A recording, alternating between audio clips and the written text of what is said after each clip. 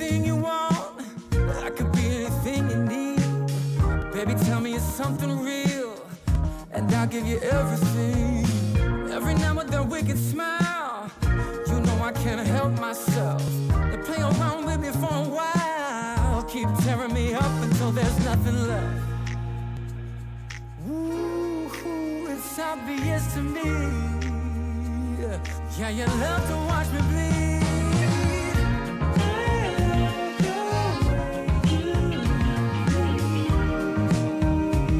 But not half as much as I love when you leave.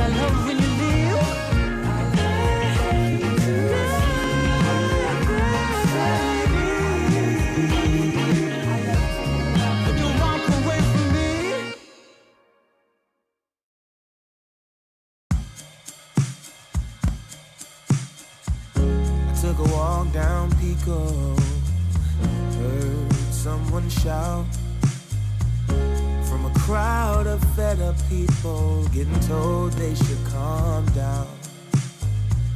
Didn't wanna fight, but the tears that fill their eyes are brought by the people sworn to preserve their rights. Oh,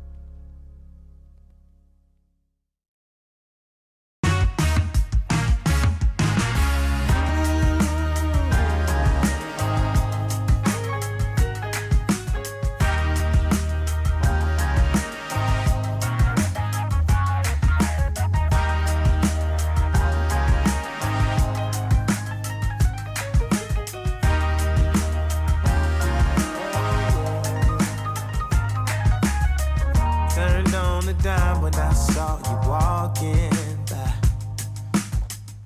Something about you caught my eye, yeah. Ain't trying to waste my time, just standing in your line. Gotta take a shot for you pass me by. So you wanna be alone for a minute? Well, come on, tell me what's on your mind. I wanna know what makes you happy. I wanna know, can I make you mine? Ooh, I wanna know if you know that I treat you right.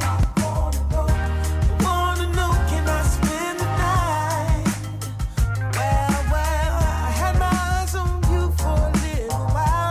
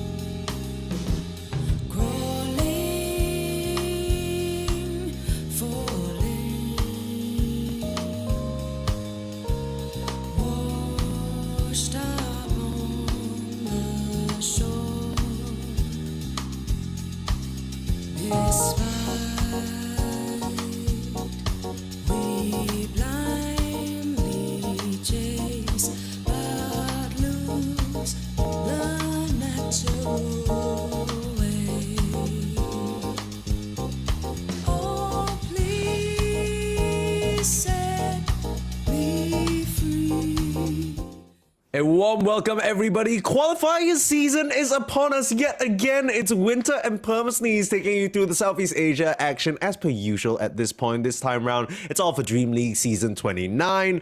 Of course, we just had our beautiful ESL 1 event in Birmingham, and the teams will be continuing to try and secure important slots and important EPT points. Winter, this Southeast Asia close qualifier is going to be a bloodbath. There are so many teams, and honestly, even though most people probably think OG are the favorites, I feel like any one of these teams could take it.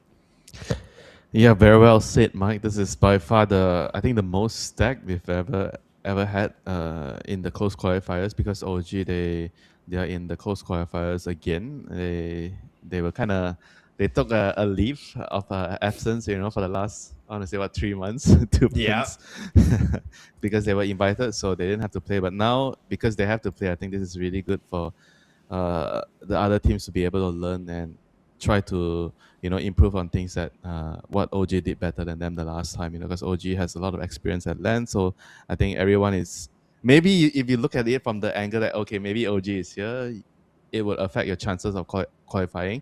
But I tend to feel like some teams will look at it, they are going to bring a lot of valuable tech back, right? Experience, and when we play against them, we might be able to learn it. So from the learning perspective, I think this is really good for the other teams.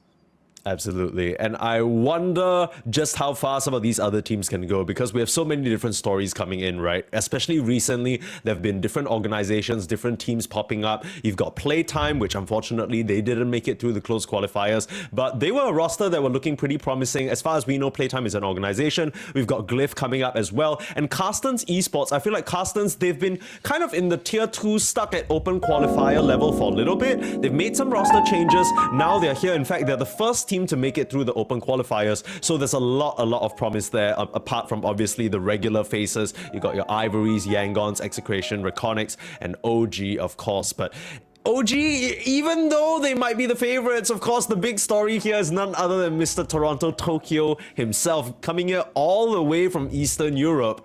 I really do wonder how he's going to fit in compared to Nico, because just straight off the top of my head, when OG were kind of hinting that they might make player swaps, I did not for a moment think it might be this guy coming to join them. I think in terms of dynamics and chemistry, maybe they're going to need some time before they get on the same page. But in terms of playstyle, like the Dota, in terms of what he does with Dota, I think he would actually fit really well on this team. I think he is a very team-based offlaner, because if you compare him to Nico, right? Nico was I think a lot more I guess selfish in a way, where if you compare that to Toronto Tokyo tends to, he's gonna be willing to take an L for his own game just to enable someone else in the team, But whereas for Nico, you kind of have to play around him more. He's like kind of like a focal point in the draft and in the strategy and in the game, and you kind of have to just deal with it. Have to figure ways of enabling him. I think they are very, very different type of offlaners. And I feel like Toronto Tokyo would give them a lot more flexibility in terms of maybe strategy and how the team works together. Yeah, well, hopefully that's the case for all the OG fans, of which there are many, hoping that they're able to turn their fate around. We will have a draft for you very shortly. Of course, the first match of the day on this stream is going to be OG versus GLYPH. Now, we've already talked a little bit about OG, but on the GLYPH side, I think this is not a team that many people were expecting to come out, right? This is a team that I'm not too sure why they started for. I don't know where. I guess it's just picking up the pieces of people that didn't have a team. But then you got Jackie, Emo, Zeal, Jokum, and Naman. And then they all just decided to come together. They recently qualified to Blast Slam 7. And then it looked pretty good. And then suddenly in the open qualifiers of DreamLeague Season 29, they start struggling a little bit. It's a bit messy. So kind of mixed feelings about how they'll do. I'm not too sure just yet. OG is going to be a real test for them, I think. Yeah, on paper, they are a team that has a good blend of players. You can call them rejects, you can call them unwanted players in C, but whatever it is, they are players that have a lot of experience, and I think they're going to be able to cook up something that's going to potentially trouble OG. I think when you put together a team where players are, caked or unwanted, there's always this big motivation that you want to prove everyone that we are actually not, as bad as you guys think, So in terms of wanting to win, I feel like GLYPH is going to have a lot to prove, a lot that they want to show everyone, this is what you're missing out for kicking us out of your team, or not wanting us in your team. Yeah, there's a bit of a grudge. We'll show you. And I will say, I think to a certain extent, maybe GLYPH have already proven some of the doubters wrong, right? Being able to qualify through Blast Slam over Reconyx, over Nemesis, that's a pretty big deal. But then there's still the Southeast Asia final boss, right? OG are going to be the ones in the way. Of course, I guess this is the best time to try and face off against OG while they're still trying to figure things out with their new offlaner. If I'm not mistaken, he only flew all the way here down to KL just a couple of days ago. So not too sure how much time he's had to adjust, not too sure how much time the team has actually had to scrim together because they're not in the same location. So there's that. There's gonna be all these complications. Also, I'm not too sure whether it's a matter of like, with the team OG in the past, they used to be able to communicate in a certain way, and then now trying to bring in Toronto, Tokyo, maybe there's this thought of, okay, we need to switch up the way that we mention certain things, maybe certain bits of vocabulary that you're used to saying in a certain way, it's different. And then it's like, okay, you say, okay, I want to rush this lane, but then he thinks that means one thing when it really means another.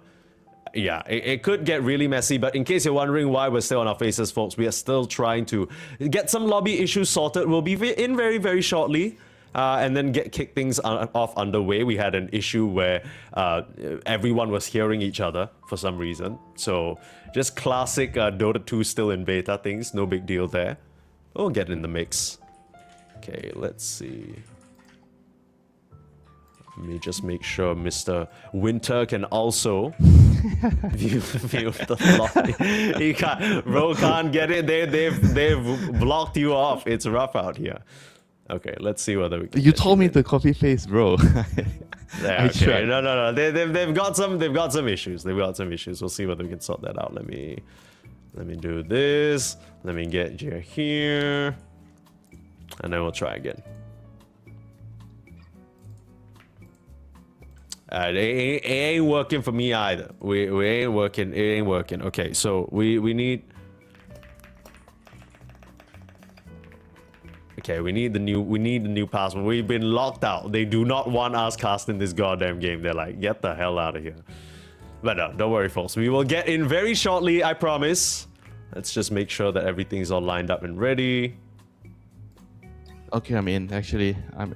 Yeah. Now I'm the one who's been locked out. I need to get back. You have to try to use your console to disconnect. No. Maybe you were stuck in the previous.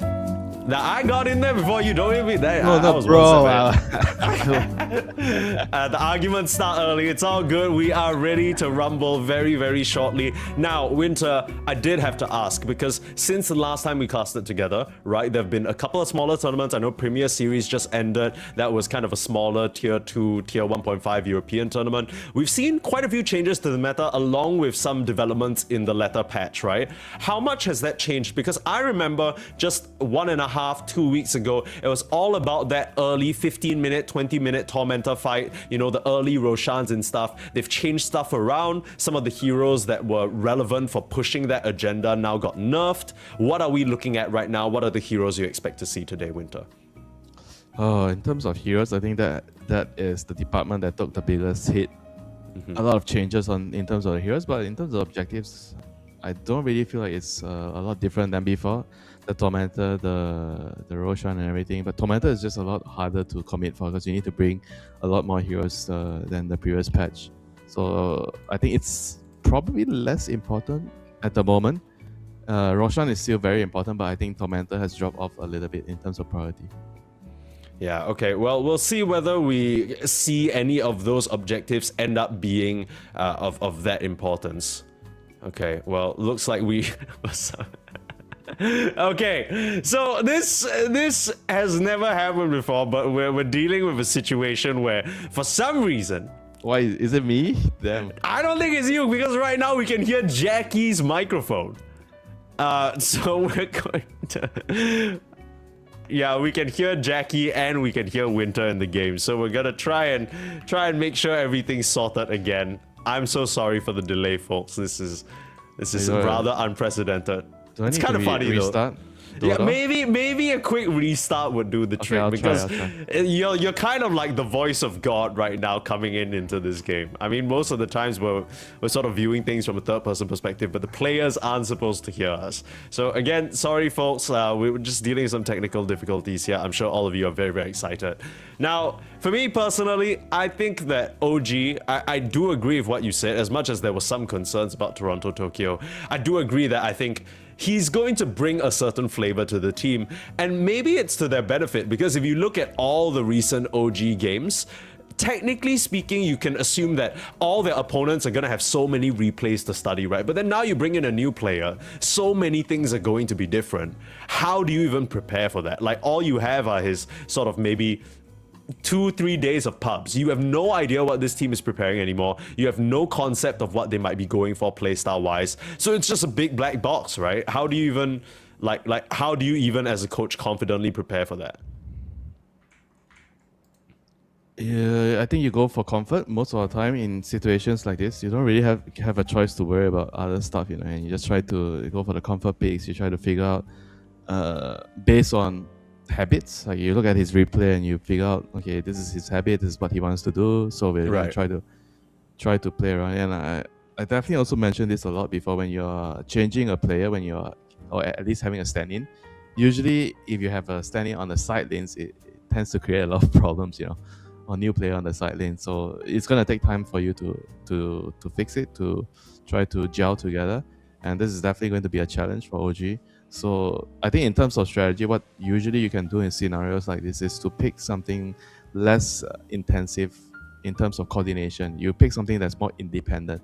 So if you look at the heroes, right, if you're talking about off-lane heroes that are more independent, so you tend to want to pick something like maybe, what's a simple one? Maybe like a Dawnbreaker or Underlord, because those are kind of like, they are just connecting, right? He's the new player, he's the standing, whatever it is. He doesn't have to coordinate so many things. Oh, I have ulti, he's pinging, okay, I'm ready, you know. This is as simple as it gets. Right. So take the burden of that decision making off of him, and in a way leave it to him to be the one to just, he doesn't need to think, right? He sees the engagement happening, he can just Solar Guardian, you know, Underlord ultimate in, it streamlines things in a way. You don't want him to like be playing something like a Mars, you know. I think Mars is probably the hardest hero. If you're on your first day at work and then your boss tells you, oh, today you're gonna play Mars.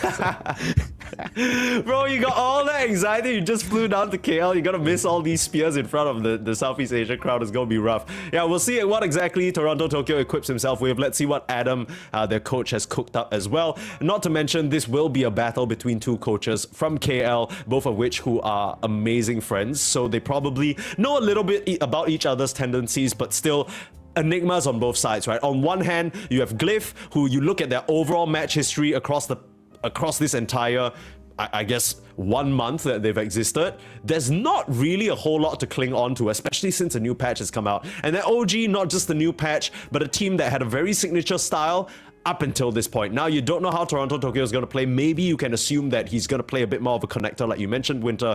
But then, you know, maybe he doesn't give a shit. Maybe he's a Giga Chan and he busts out the Mars anyway. We will have a draft finally without any voices of gods. Finally, we can only hear you, me, and the beautiful background music. No more random Jackie microphone coming in or the players being able to hear you. We have ourselves a draft, and already some unsurprising bans coming through. You got yourself an Alchemist, you got yourself a Doom, but then the Lone Druid, an early Storm Spirit being banned out. What's this about?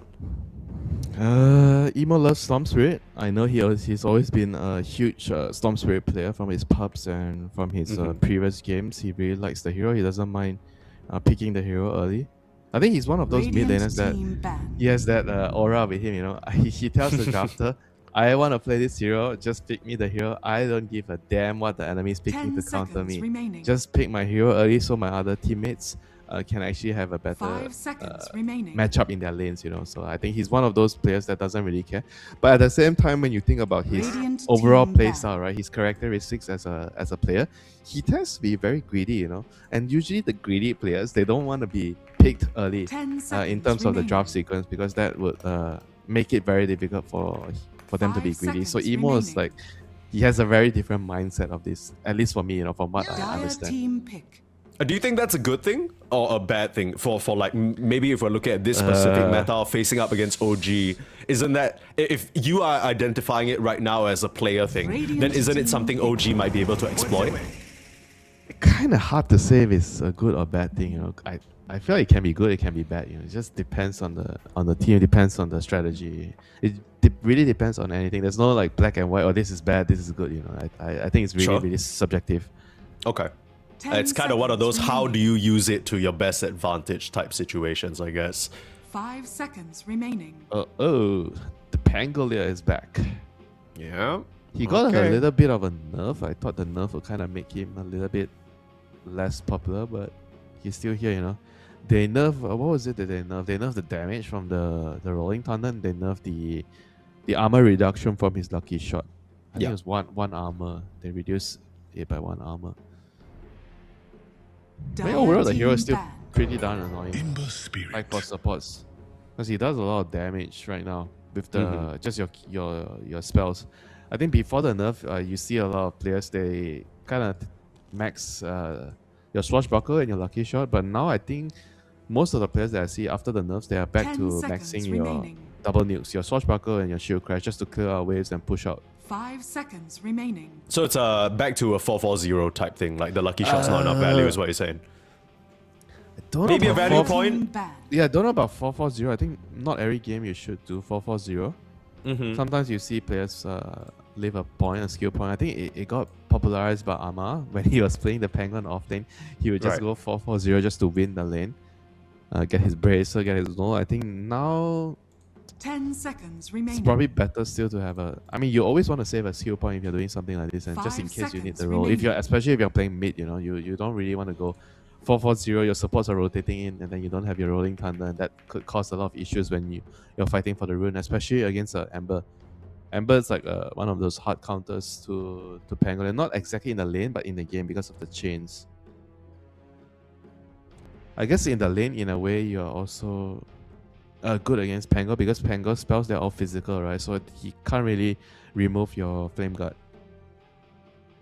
But that could also work against you in a way because you don't have a protection against his nukes.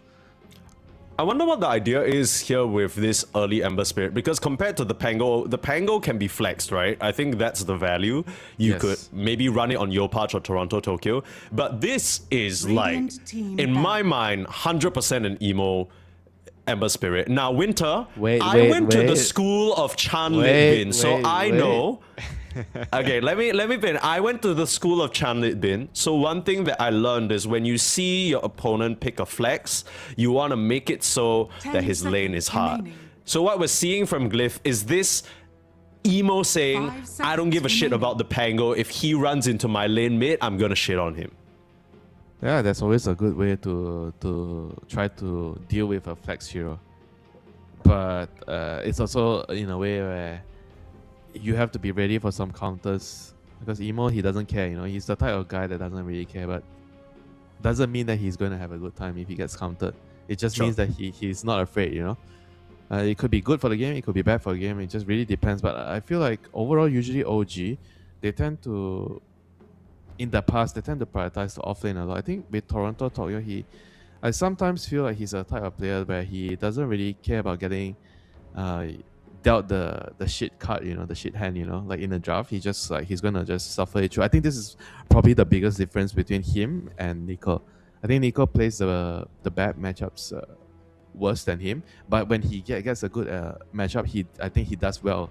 He does better than Toronto Tokyo. So they are, I think, entirely different type of offlaners. And with the opening draft here with Pangolier, so I think their mindset will probably be, if it's a really terrible matchup for the mid lane, they're gonna put the Pango on the off lane, even though it's going to screw over the Pango's game, So True. I feel like there's a very good chance that we will see Toronto Tokyo handling the Pango here, and your patch would get a very or better matchup at least.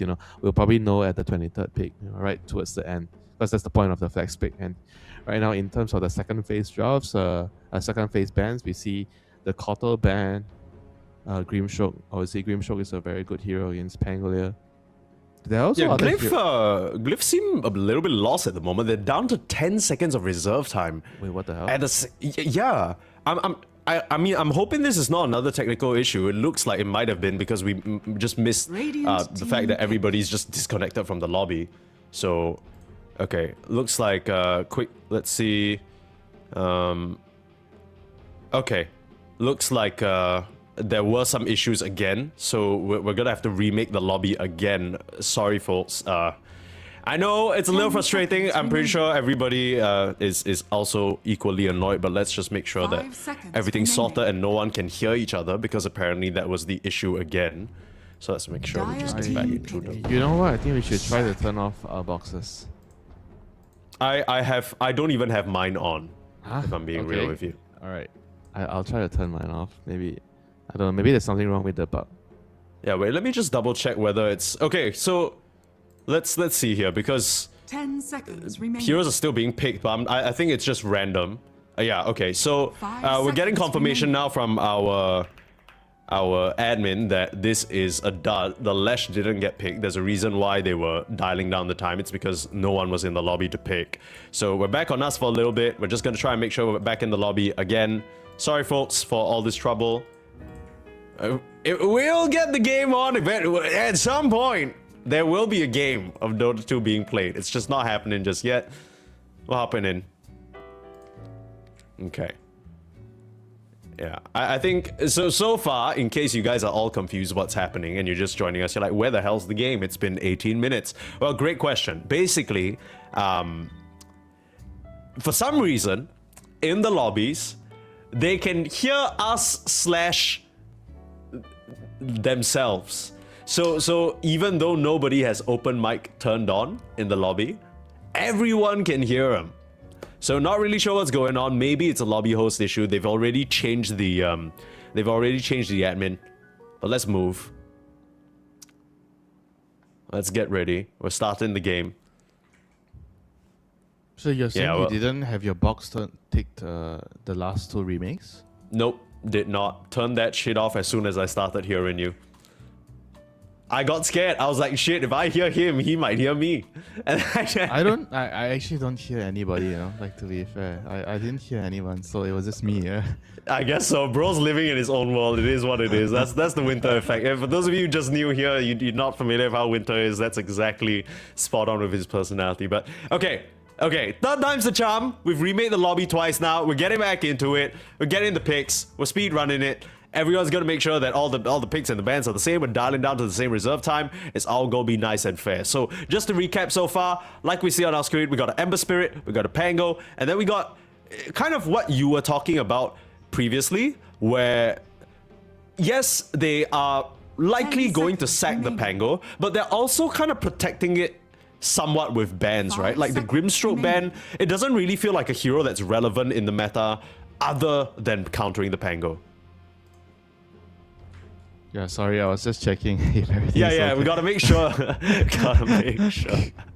Apparently it's fixed.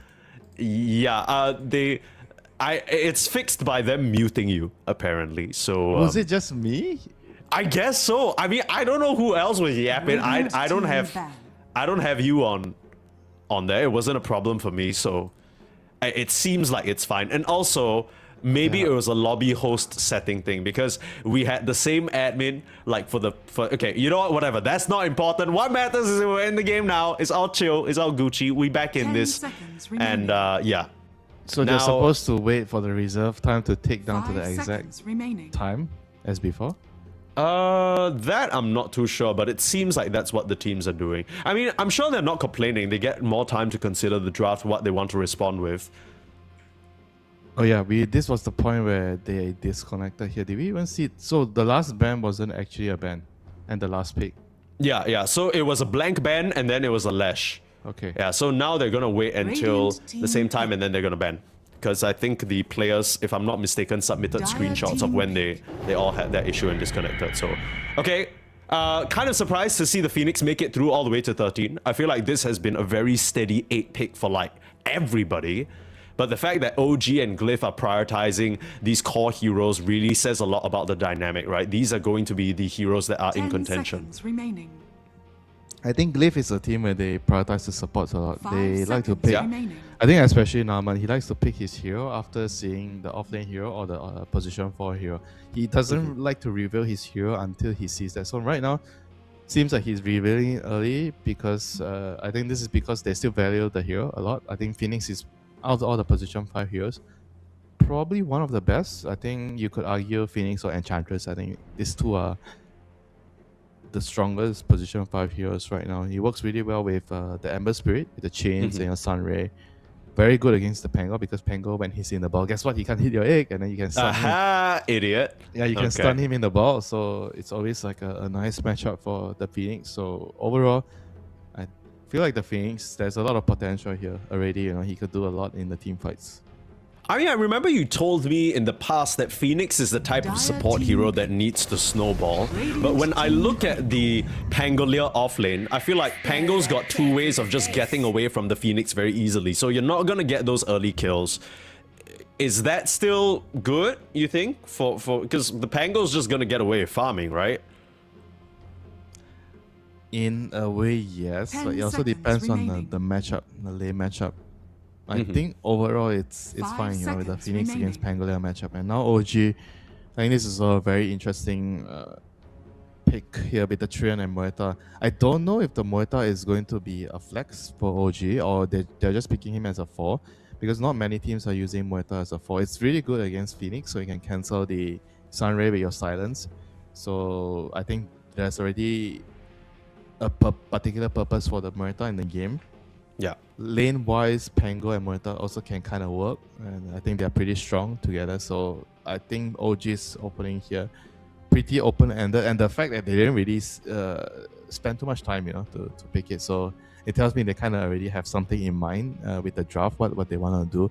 Even though they didn't practice, I assume they didn't practice a lot together. I just assume, you know, because given the time frame and everything, they can't have too many games where they practice together, but they already have some sort of setup figured out in the draft. What heroes can be Radiant flexed, what team heroes cannot be flexed. And I also really like the Trion Protector hero. I think the hero, despite all the nerfs, he's still particularly good in my opinion. You just don't buy the shot right now. That's how I see it. You don't buy the shot early. Before you would just rush the shot because the shot was so broken. Now I think you just buy whatever you need in the game, not the 10 shot first. seconds remaining. Yeah, and I think Trion Protector, especially even with the shard nerf, 5 I think it seconds can remaining. make teams very uncomfortable, right? The vision that it grants can just disjoint a lot of your team fight decision making. If you don't have a gem, you don't know when you're spotted. The trees are always in awkward locations where wards might not be, so you just don't expect it. GLYPH answered pretty quickly, a Mars and a Techie, so a pretty potent lane to deal up with what might be a Trion Protector Muerta safe lane duo as well. That's kind of one of the values of the Muerta, right? You can also put it on pause 1, even though now I'm not sure whether you 10 still want to do seconds that. remaining. No, A lot of team fight though from GLYPH. Takis is a new hero 5 right now. seconds remaining. He's a very oppressive hero in the lane. I think it's a very good matchup into Trion because Trion does a lot of right click. So now you get your shard for free on the Takis. You can put it on your teammates with the disarm. So it's actually really good against Trion in the lane. You can stop him from punching your heroes with the disarm. And like you said, it does a lot of damage. It's fantastic in a team fight. Yeah, we'll see what OG has in store for us. So they are going to pick the Tide. So it means the Pango is going to go mid. So they're going to have a new off-lane hero. And they're going to decide what to do with the Muerta. Is she going to be a 10 carry seconds or is she remaining. going to be a support? And I'm leaning a little bit more towards the support because of the 5 seconds the remaining. Mars being in the pool. Because Mars is a counter to most of the range carries because of the arena and the book walk. So Radiant team maybe they're going to reconsider putting the Muerta in the carry. And usually you want to have a melee hero against Mars. A melee call-to-call matchup. Yep. I don't know if Cass is still Yeah, I a was very thinking good hero. Kez too, right? Kez for the just absolute bullying of the Mars. Because in the 10 past, there'll be seconds Monkey remaining. King, Ursa, Kez. So really, it's just about what Natsumi wants to 5 play here. seconds remaining. I do like this Tide Hunter pickup though. I think it gives them a lot of Team back. versatility. It gives them that big team fight burst. They blow up a target maybe, and then now you have two heroes with the Pango and the Tide that can Yeah, run into this it's- mess and not really care. So he can't really die this game, huh? There's no Yeah. break mechanic. There's no And you can still pick one towards the end. 10 seconds. There is only remaining. one. There's only one hero that can break. It's Viper, right? 5 Am I missing seconds anything remaining. else? Radiant team But you back. don't really want. I don't know if you want to Yeah. pick Viper as a carry here. So Maybe you just get like a Silver Edge buyer. That's Yeah, yeah. probably the best option for the Jackie. probably he's going to want to definitely consider that. Have a Silver Edge hero. So if you look at Silver Edge heroes, and they have the thing is, I feel they want gyro, something like a gyro with their 10 lineup. You know, seconds gyro with remaining. Phoenix, the Mars Arena. I feel like there's You something. could do Shadow 5 Fiend seconds as well remaining. for the lane, right? Like I think because right now I'm thinking, who the hell is going to make this Tidehunter sweat in Luna lane? and Shadow Fiend probably. These two. Those are heroes that buy Silver Edge. I'm not sure if I'm missing anything here. But then if you go for the Shadow Fiend, then suddenly you put the Muerta in the safe lane with the Treant Protector. It looks so good, right? And then they Right. just build armor. It's gonna be a I mean, mess. I feel like Jackie is gonna want to play Gyro. I don't know. Just a gut feeling. Yeah. I mean, they that's have- that's a good guess. That's a last pick thing, so they definitely can just wait out and see what OG does with this Muerta, whether it's a support hero or whether it's a Dire core team hero. pick. Are there any good supports left in the pool? I mean, there's Lion, Shadow Shaman, Shadow Demon. Yeah. So there's quite a few if he wants to go down that route. Or he can go for Snapfire. I know teams loves playing Snapfire. It's against a Phoenix, so potentially the hero got some 10 buffs. seconds So potentially remaining. that's a good pick here against Phoenix. But Tims also does love his 5 Muerta. seconds remaining. Tims is one of the big Muerta players for sure. But do you want to be a Moita here, or do you want to be a Snapfire here against the Phoenix? Probably Snapfire. If you are talking about dealing with the Radiant Phoenix, because they don't team really have heroes that can deal with the egg. At least for me, you know, it's just the Moita that can hit the egg. So they go for the Lion, so which gives them a little bit more control, stun, damage. Because Treant Protector, I think most of the time, your position 4 partner, you want someone that gives you a little bit 10 more burst, seconds right? remaining. Because Yeah. as a Treant, you have literally no damage. You Okay, also may- don't may- have catch 5 very much, seconds right? So remaining. which Lion can help with. Treant is kind of like a catch and follow up, like setup. Maybe setup is probably the better word for it. So Right. he has some stuns, but he needs some help. Select And your so okay, heroes. Jackie loves his gyro, so Yeah, the Southeast Asia expert has logged on, folks. You're talking to Winter Chanlit Bin Dota. He knows these boys inside and out. Jackie on the 24th pick, back to his gyrocopter. That's comfort zone in a nutshell. But what are we thinking with this draft? Because you said gyrocopter, that's going to be something that he likes. Do you think it's good for this game overall? Because it's going to be a gyrocopter into Muerta matchup overall. I don't think he cares about that matchup.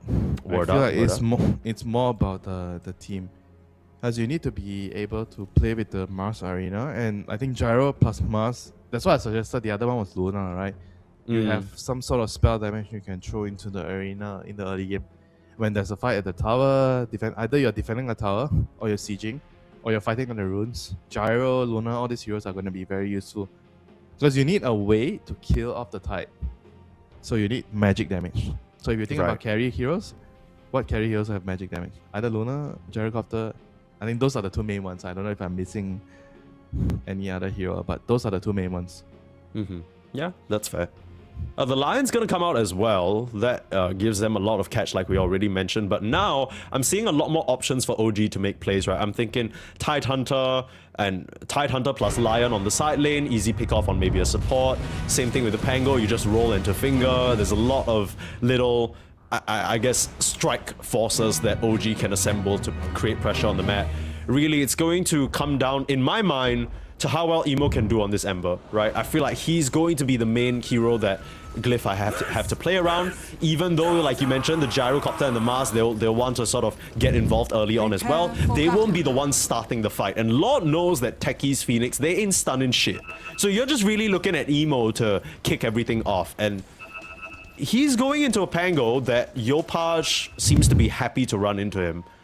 How do you feel about this matchup? Do you think any particular mid laner is going to have the edge here? Based on the matchup, I wouldn't say that's all. It's also the support matchup, Lion and Treant against Techies and Phoenix. I feel like the Treant might be able to help the Pango more than the counterparts of Phoenix and Techies because of the living armor. It got nerfed a lot, but I still feel in some of the games, at least when I tried playing, I think when you have level 2 living armor, it's still pretty useful for for your mid laner. And we see this start. The team that's trained already 30 walked top together as a seconds to team to battle. make sure that if the enemies try cutting their trees, they're there to kill them. So Yep. OG didn't decide to do that. So they placed a lane ward, and they're gonna gate with a tide all the way back to bottom. This is interesting. So is he gonna try to steal? I guess he's gonna try to steal the bottom rune. Right. Yeah, OG, they're showing heroes in the top side, trying to scare Glyph away, and then they're trying for a little sneaky play with Toronto Tokyo. He's kind of a The huge battle character begins. here. Pretty hard to miss, but will be a little bit late to the rune, so nothing lost, nothing gained here, as it looks to be 2 apiece. Yeah, like you were saying, the matchups are going to be very, very important on the mid lane, which I kind of agree with the overall setup of the Pango and Ember. The supports are going to want to help them as much as possible, controlling runes and making sure that you enable your mid laners with resources. You know, I think this is going to be a very, very key thing. Even 4 minutes, I think, in this matchup, 4 minutes if you can actually bring the supports mid to deny the water rune, it is going to be a very big deal. Yeah. What about this matchup in isolation, in the 1v1? Is it 50-50? Is it skill-based? Is there an obvious skill-based. advantage? I feel like in lane, if you're strictly talking about in lane, I think it's 50-50. Both heroes, you can definitely win. Maybe if you were to be a little bit more objective, because you have the chain setup right on Ember, maybe the Ember should have a little bit more, I would say, potential to kill with a setup, right? Because it's all about Would the you rotation. say he has a slight advantage? Yeah, a very small one, maybe 55, 40, very small, you know, it can't be that much. But Muerta was a combination that OG picked up for themselves very quickly after seeing the opening Ember Spirit. My impression of Muerta is that it's a hero that takes quite a bit of time to really scale up, right? We all have seen that late game Muerta absolutely pop off, guns blazing, you know, damage aplenty. But to get her to that point, it's gonna take a while, and that gives me the feeling that OG, they're not too fussed about rushing things, right? Maybe they are okay with taking things a little bit later into the game. And yeah, Muerta is, I think, but automatically you're going to be playing a slower game. A little bit of a scuffle here. We see the Trian and Muerta. This is why you always want to pick a ranged hero with Trian. It enables the Trian Protector a lot, even though your trees are going to be chopped off. But you can play so aggressive with the Trian when you have a ranged hero, especially like a Muerta, where you also have a nuke from the dead shot to actually help the Trian out when he's going for the trades, you know, with the right click trades against the enemy support. So things are definitely looking really good here on the safe lane for OG. Yeah, Jokum's already playing at super low HP. You were talking about how this Techies is supposed to be oppressive. He's looking to be the one being oppressed right now. Still sitting at that level 1, just cracked the 2. Yeah, and particularly you don't really have a lot of synergy with Mars in the lane. I think in the past we see a lot of, what is it, SD, you disrupt or Lion, you stun and then you spear back. But with that case, you kind of, I don't really know if you can do any of that, you know. Yeah, both of you are kind of waiting for someone else to set up, right? Like, you want somebody else to click their spell first, and then you either blast off on top of it or you spear over. But now Jokum's just looking at Zeal, Zeal's looking at Jokum. They're both just wondering, alright, any of us gonna start anything, or we're just gonna lose this lane? And for now, seems like it's the latter. First blood, a solo kill for GLYPH in the mid lane against Ember. You talk about it being a 50-50, well, GLYPH makes it a clear differential early on. I mean, in terms of CS, he's also even so far ahead, you know, 18 and 7. Holy. This is going to be a big problem. They pick the Ember into the Pango, you know, and this is happening. This is actually a very, very big problem for Glyph, you know, in this game. Because Yeah, we already mentioned the Ember and the Pango, the games that they're going to have is going to be so crucial for their own respective teams, right? How much they can do in the game. And this is like a huge head start. And now we're going to see Zeal. Rotation. Yeah, Zeal dying is a very, very nice rotation on teams. He teleported top, and Trent with the Invis kills and sets up for it. And they're going to come for the 4-minute rune. Oh, these rotations are sublime from OG. They're everywhere they need to be. And right now, Glyph, they're just one step behind. Emo has the backup of his supports, but they're far too late. Glyph, they are not playing at the pace that OG are bringing to them right now. And because of that, it's 3-0 on the board for the boys in green. I mean, this is a huge start for OG. they're gonna have a very, very good safe lane, very good mid lane, and I think even if the safe lane didn't go this well, the mid lane is already going to be able to snowball so much, you know, because Pangolia can rotate with the start that he's given. He's gonna be able to influence the side lanes a lot, and I think a lot of the burden is gonna fall on Jackie's shoulder.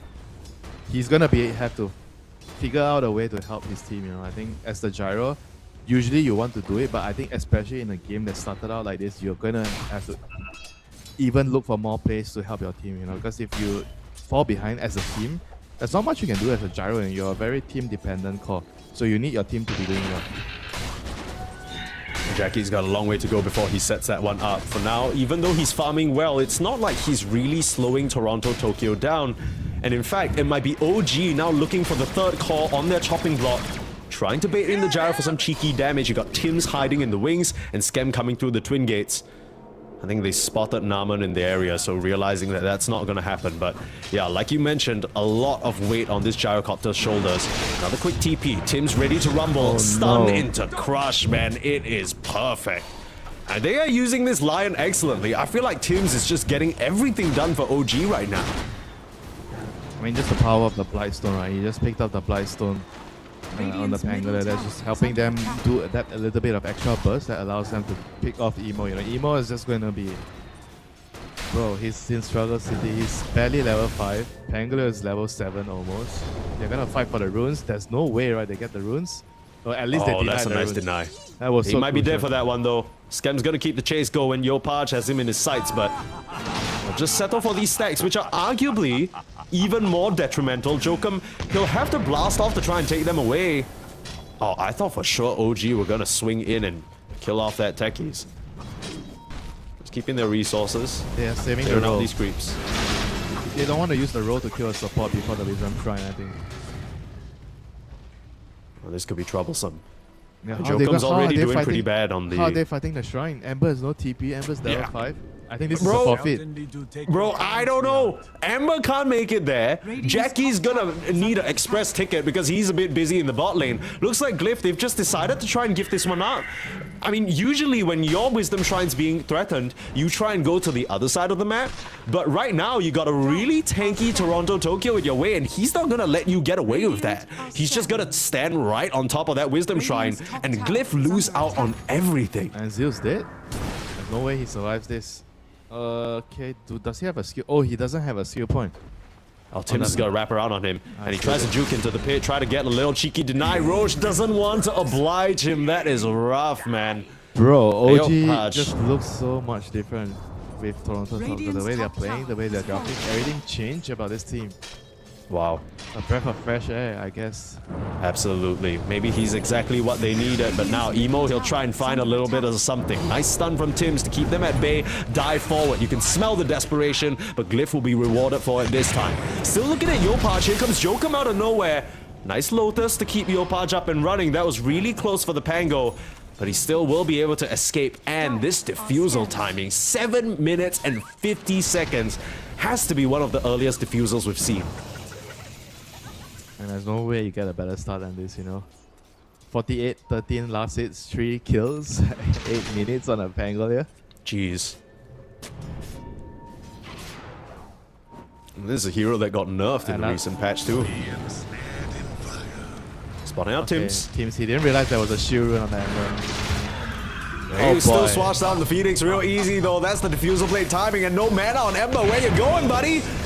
Jump in from Jokum, but just gets fingered down. OG, they are so ready for that play. Mike, I'm afraid this game might be a quick one, you know. I don't know. I mean, you mentioned Jackie needs to get involved, but he's just been fully occupied down here in the bot lane. We've yet to see this gyro really find his mark. It's kind of hard for him to rotate, right? It's just not convenient for him to make that swing up to mid. And then at the same time, Mars not really the type of hero that wants to move as well. Yeah, I mean, we talked about the Muerta being a bit more of a late game scaling carry, but with the way that OG are playing, they are looking sublime. I mean, they just got mid-diffed, I think, this game. Absolutely. The mid lane just went too poorly for Glyph. I don't see them being able to make any moves. There's no arena on Radiant's Mars. bottom tower. There's only call. There's only call down, you know. But the Gyro needs somebody to play him, either the Ember or the Mars, and they both have. I don't want to say no games, but close to no games, you know. Bro, look at their net worth. The Lion has the same net worth as Zeal. Ember is like half Pango's net Radiant's worth. bottom tower Tim's under is just freaking T-posing on them right now. And it's not like these heroes recover well with stacks, right? Like maybe you talk about some other cores. Like you want to talk about Beastmaster, Sand King. They fall behind early on. At least you can maybe say, I'm gonna go back to the triangle, get a bit of recovery. They ain't got shit on Glyph right now. They just put in all the eggs in the Jack Boy's basket, but Jack Boy's, he ain't even got an egg in his own basket right now. He's still trying to get his farm up. Jokum, they don't even need a roll to kill him. They'll just wait out the disarm, get a Toronto Tokyo fishy. This is looking real bad in Glyph. I mean, I think it's what you said, Winter. It's a bit of a mid-diff situation here from Yopaj on his Pango. He came back to C to teach the mid players here how to play mid, you know. God damn.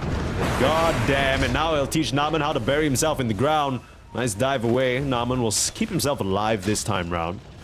There is so much pressure coming out from OG. They are not giving up a single spot on the map. Yeah, this Diffu, 8-minute Diffu is too oppressive here. They're getting so much out of the diffusal. Emo. Right, he gets out. A little cheeky with it. You got mid diff, you got diffu blade. It's all the diffs up in here. Glyph, I don't even know what they do to try and get back into this, man. You look at the OG wards even, you know, because they're so far ahead. They have lane wards at top, lane wards at bottom. I mean, all these wards are gonna net them kills in the future. Zio dies again. Just kind of left in an island there, trying to farm the lane. Just gets caught by Scam on the overgrowth. Yeesh, Yeah, this is not so a good hard look. to play. When you're this far behind against like Invis hero, like Invis support even like Trian, it's just so difficult to play the map. I mean, they have to actually figure out how to be together. They have egg, they have arena, they have call down. They need to just go somewhere, smoke somewhere, and find a kill. Yeah, it kind of feels like nobody's really talking on Glyph right now, right? Like, I think in moments like this, maybe Jackie has to be the one to take the reins and say, hey, okay, guys, look, Toronto Tokyo's been farting around down here for far too long. Everybody come here, we kill the Thai one time, at least get something done. But there's no move being made. It kind of seems like everyone's in their own struggle city and they're all just saying, okay, you know, we need a bit more time, we need a bit more time, but I don't know how to break this to you. OG ain't giving you shit right now. They're just running straight at your door. It's 12 minutes in, and a 7k gold lead at this early stage is crazy business. Yeah, I'm kind of surprised they're not even trying. I don't think they're that weak, you know, with the gyro call down, the arena with egg. They're definitely strong enough to kill off, like if they catch the Pango or the Thai, I feel like they can actually take those heroes down. They just need to make the move. They're a bit, I feel like, tentative, they're too afraid. They don't really want to do anything because of the state of the game, but because of the state of the game, you actually have to do something. You can't just sit back and farm because you have so little on the map to farm. You actually have to do something. There's no other way around this. You know, if they sit back and they just do what they're doing, they're gonna fall further behind. Yeah, I mean, the only thing I can think of is maybe Glyph, they are trying to wait for their first items, like the blink on the Mars, or at this point, I don't really know what Emo's buying. He's got 1.5k gold banked up. It seems like he's not too sure either. He's trying to farm up as much as he can. I tell you what he's thinking. He's definitely thinking of the hand. The hand of Midas. It is saying, Jackie, I'll see you in 15 minutes. You know, you figure something out, you know, you get your own farm. It's rough out here. Yeah, you have to tell him, brother. I don't even think we have 5 to 10 minutes, you know. Oh, we don't. Okay.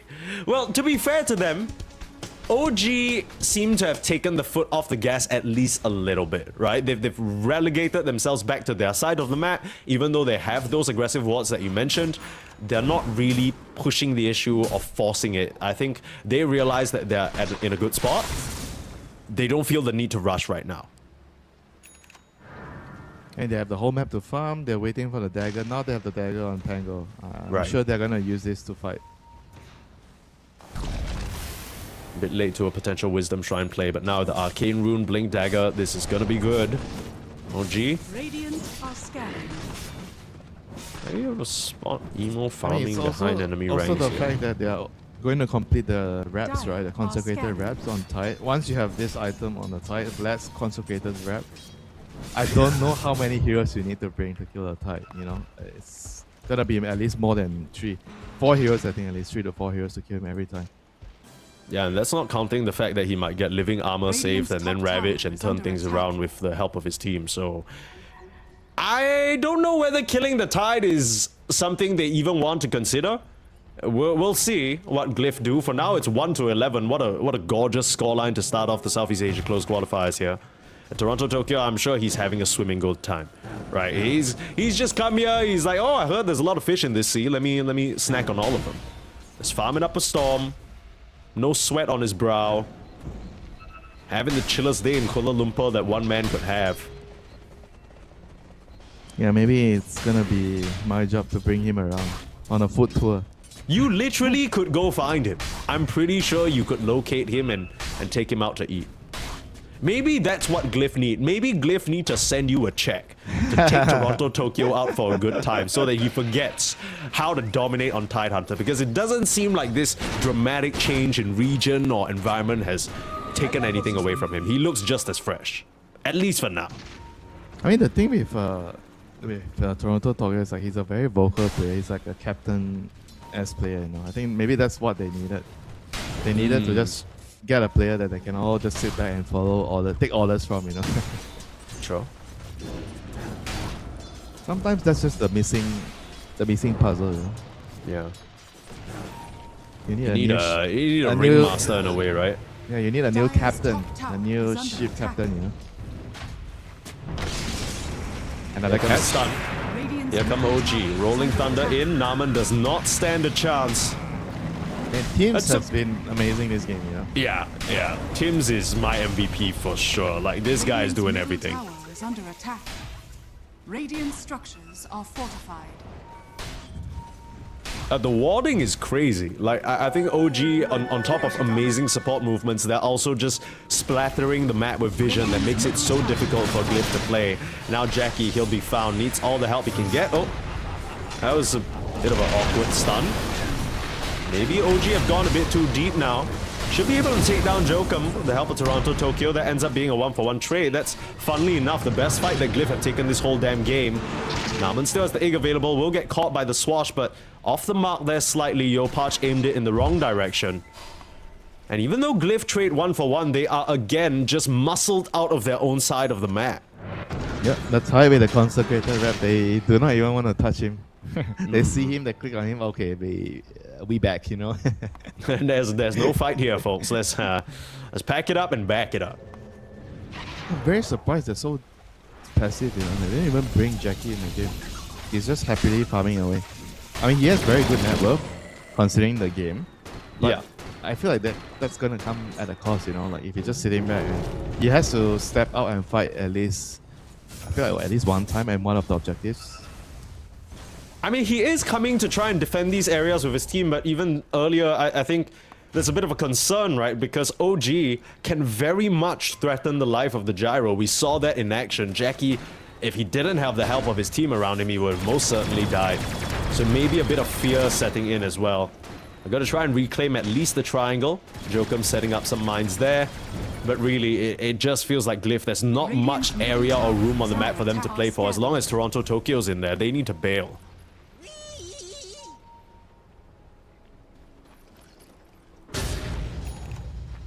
I mean, they can't give everything, you know. They have to defend something. Okay, Blink Dagger Mars, that might change things. This could be the time for Glyph to strike. Blink Mars into cooldown. Let's go. Come on. That's what we want to see. Now who can they kill here? They need to dodge the have a tide. They ward. need to get past Okay, it. they see the Pango. I mean, Pango is a good target if they can kill him first. Before his roll. Might run into some other heroes first, though. Scam Natsumi, that could be nice. Zeal. A little bit off the mark. Arena will still find Natsumi in the pit. Still Zeal, though. He's just gonna get zapped down. Jokum on the wrong side of the fight will now just get hexed up. Great rolling thunder here from GLYPH as a response, and it ends up being a 1-for-2. OG, they were kind of busy in the pit at that time, and the rest of Glyph just couldn't find a way in to connect. Yeah, couldn't really get off the egg as well. They still have the egg here. I doubt they're going to be able to use it to do much. Toronto Tokyo's doing his duty, running forward as the bouncer. GLYPH's there to back him up as well. Spells coming out, Emo low on mana, just gonna get hexed. Tims is right there, exactly where you need him. Again and again, the Lion will deliver more bodies to hell. And Glyph, they just keep falling for the trap that OG are setting. Yeah, they don't really have a choice even. They have the contest. I can't keep everything up. I mean, this is the advantage of Dire right now. You have an advantage, you can actually take the Roche before 20 minutes and then you can take the Tormentor after. Because it's on the bottom. Yeah, I just want a slight... Okay, Zeal. Now that wasn't very pretty. Oh, yeah, I hate to see these deaths and Zeal standing still a little bit there. You can imagine the frustration starting to set in for the Mars. He's 0-5-2 this game. Just has not really had the time of day. Meanwhile, you look at Tokyo on the other side. This guy's having a monster game. He is a big fish after all. He is. He is indeed. And how many fishes has he eaten? Only 3. Wait, how? Which, yeah, right, like easy.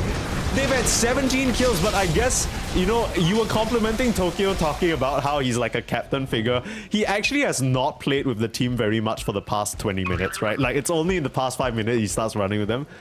So now he's kind of I don't getting need up to in their gel faces with and the whatnot. team if I don't have to play with them. Exactly. They just gel with me eventually when I get 2 items. It's chill. I mean, you look at his build, even he's going for pipe after the consecrated reps. He knows that majority of the glyph damage is all magic. I have reps, I have pipes to protect my team, nobody is dying. All Emo has to work with right now is a Mage Slayer. Looks like they're setting up on him. He gets scanned out. Yes, Tim's again slightly awkward on the blink though. This time round, Emo will rout him. Able to get back through to a Remnant, but might just have to TP out in a few seconds because GLYPH is around the area as well. Look back on the other side. Pango's already hunted down Jokum in the triangle. This is what you get. Radiant's I mean, they middle tower see is under Emo attack. here, Lion's hunting him.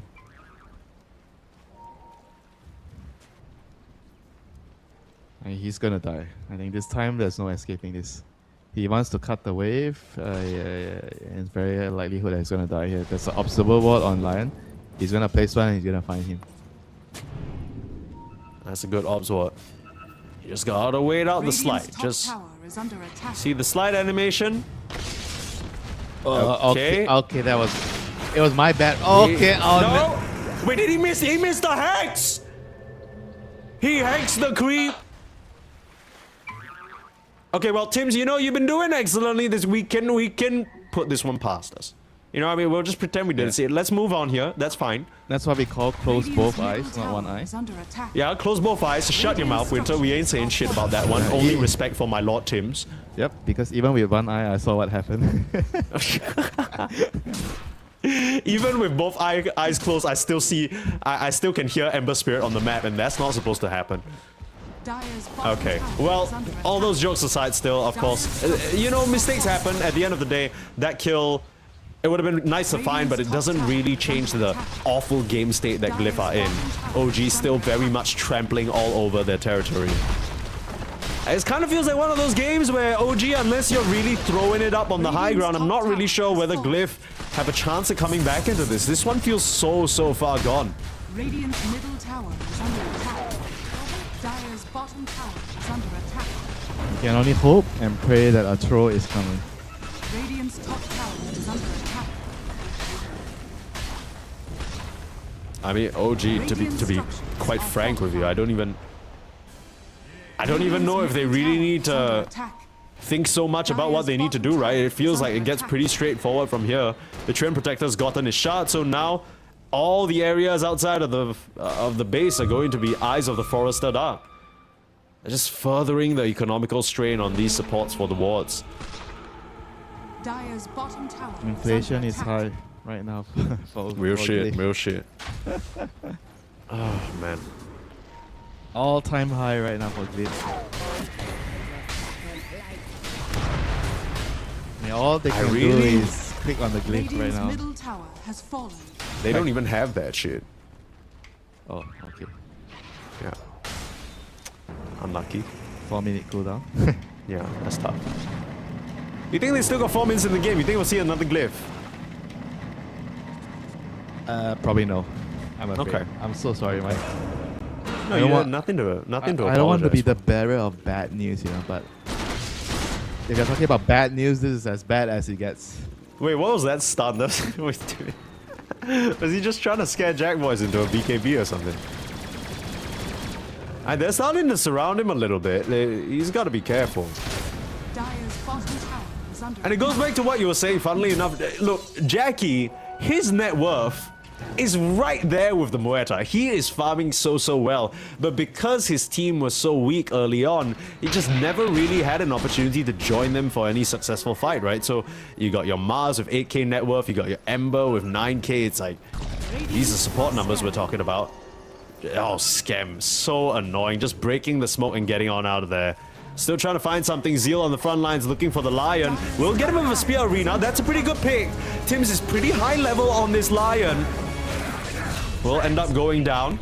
The rest of OG still trying to fight though. They know there's no arena and they gotta try and scout this high ground. Dangerous territory here for Glyph. They need to get the hell out of here. TPing out already. Tokyo, you got a Ravage. The anchor comes too late.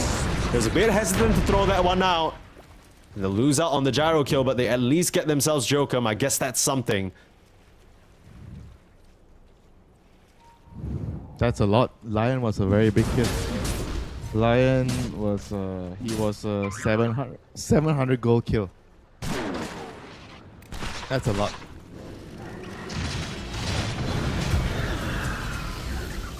Alright. Narman's just dead to 2 spells from Yopach. Very cool. Instant fried chicken or fried egg. Yummy. Yopach, you know, he's been in Europe for a little bit. He misses his Jollibee. Can't blame him. Now, Seize the a opportunity. phoenix dying to diffuser bait becomes a fried chicken. I mean, the Phoenix himself is kind of like already on fire, right? So in my mind, the diffuser blade, you know how in Chinese culture we always like to talk about heaty foods or cooling foods. I feel like the diffuser blade will cool the Phoenix down. Of course, they'll still be absolutely miserable because their Jackie is being fried up right now. Yopach serves up a second. Beyond Godlike. I mean, this game has just been the Tims and Yopach show. You talk about vintage Southeast Asia, you have it right here on the platter. Radiant's bottom tower has fallen. Yeah, whereas for Glyph, they're just not really in any position to do anything as of right now. They can only just wait, sit back, hope for a mistake, play on the high ground, use buybacks, that sort of thing. Wait for the spearbacks, you know. I think the arena spearback is the only way they can maybe turn the thing around. Radiant's bottom tower. Well, for now, they need to try and get Toronto Tokyo off of their tower. He's just been stuck right there. We haven't even begun to talk about Natsumi on the Muerta, right? Like, she is giga farmed as well. Here's a rollout. Jokum. Yopach just absorbs all those bombs and takes 0 damage. So there goes a full minute and a half of Jokum's hard work. Still don't have Jackie for 10. Glyph, I think they're just losing this Rax. I don't think there's much to do about it. Yeah, OG is probably saying, thank God it's not the old techies. Thank God. Radiant's bottom. Oh. Bit of a catch now. Skem got booted down to the low ground, still taking a lot of damage over time, will go down. OG, are you still sticking around to try and fight? Looks like the call is to retreat. Toronto Tokyo still a very tanky customer, but Yopach just able to get in there and instantly kill off the Phoenix. Now Tokyo, he ends up going down to Jag Boys though. The Gyro has shown up into the fray. Natsumi now popping his own BKB, trying to duel into the Gyro. Tim stun off the mark, still finger on the high ground, damage raining in. And Natsumi will get the job done, gets himself a double. A little bit of a... interesting. You can tell that Glyph needed a little bit more, but not sure whether that was the fight that you wanted, especially Naman going down so early. Yeah, they tried, you know. I think that was as much as they could do. They have to try to get something, you know. I mean, the fight started out well. They killed the Triumph Protector without using any of their big spells. Yeah. But they just didn't really have enough in the tank, you know, to finish off everyone else. I mean, you're 18k, 17k behind, you know. This is just going to be an uphill battle for you. And this is why I was saying, in early game when they were around 7K behind, I felt like they already should be trying to fight back, instead of just sitting back and waiting, I felt like even though the game was hard, they didn't have to play so defensively for the first, I don't know, like first 20 minutes, they didn't really try to do anything. Yeah. First 18 minutes maybe.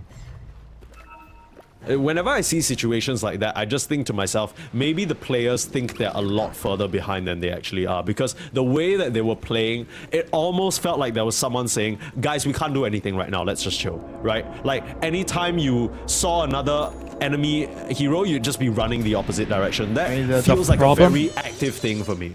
The problem with that is it doesn't get easier, the longer you farm, the longer you wait, it just gets harder and harder.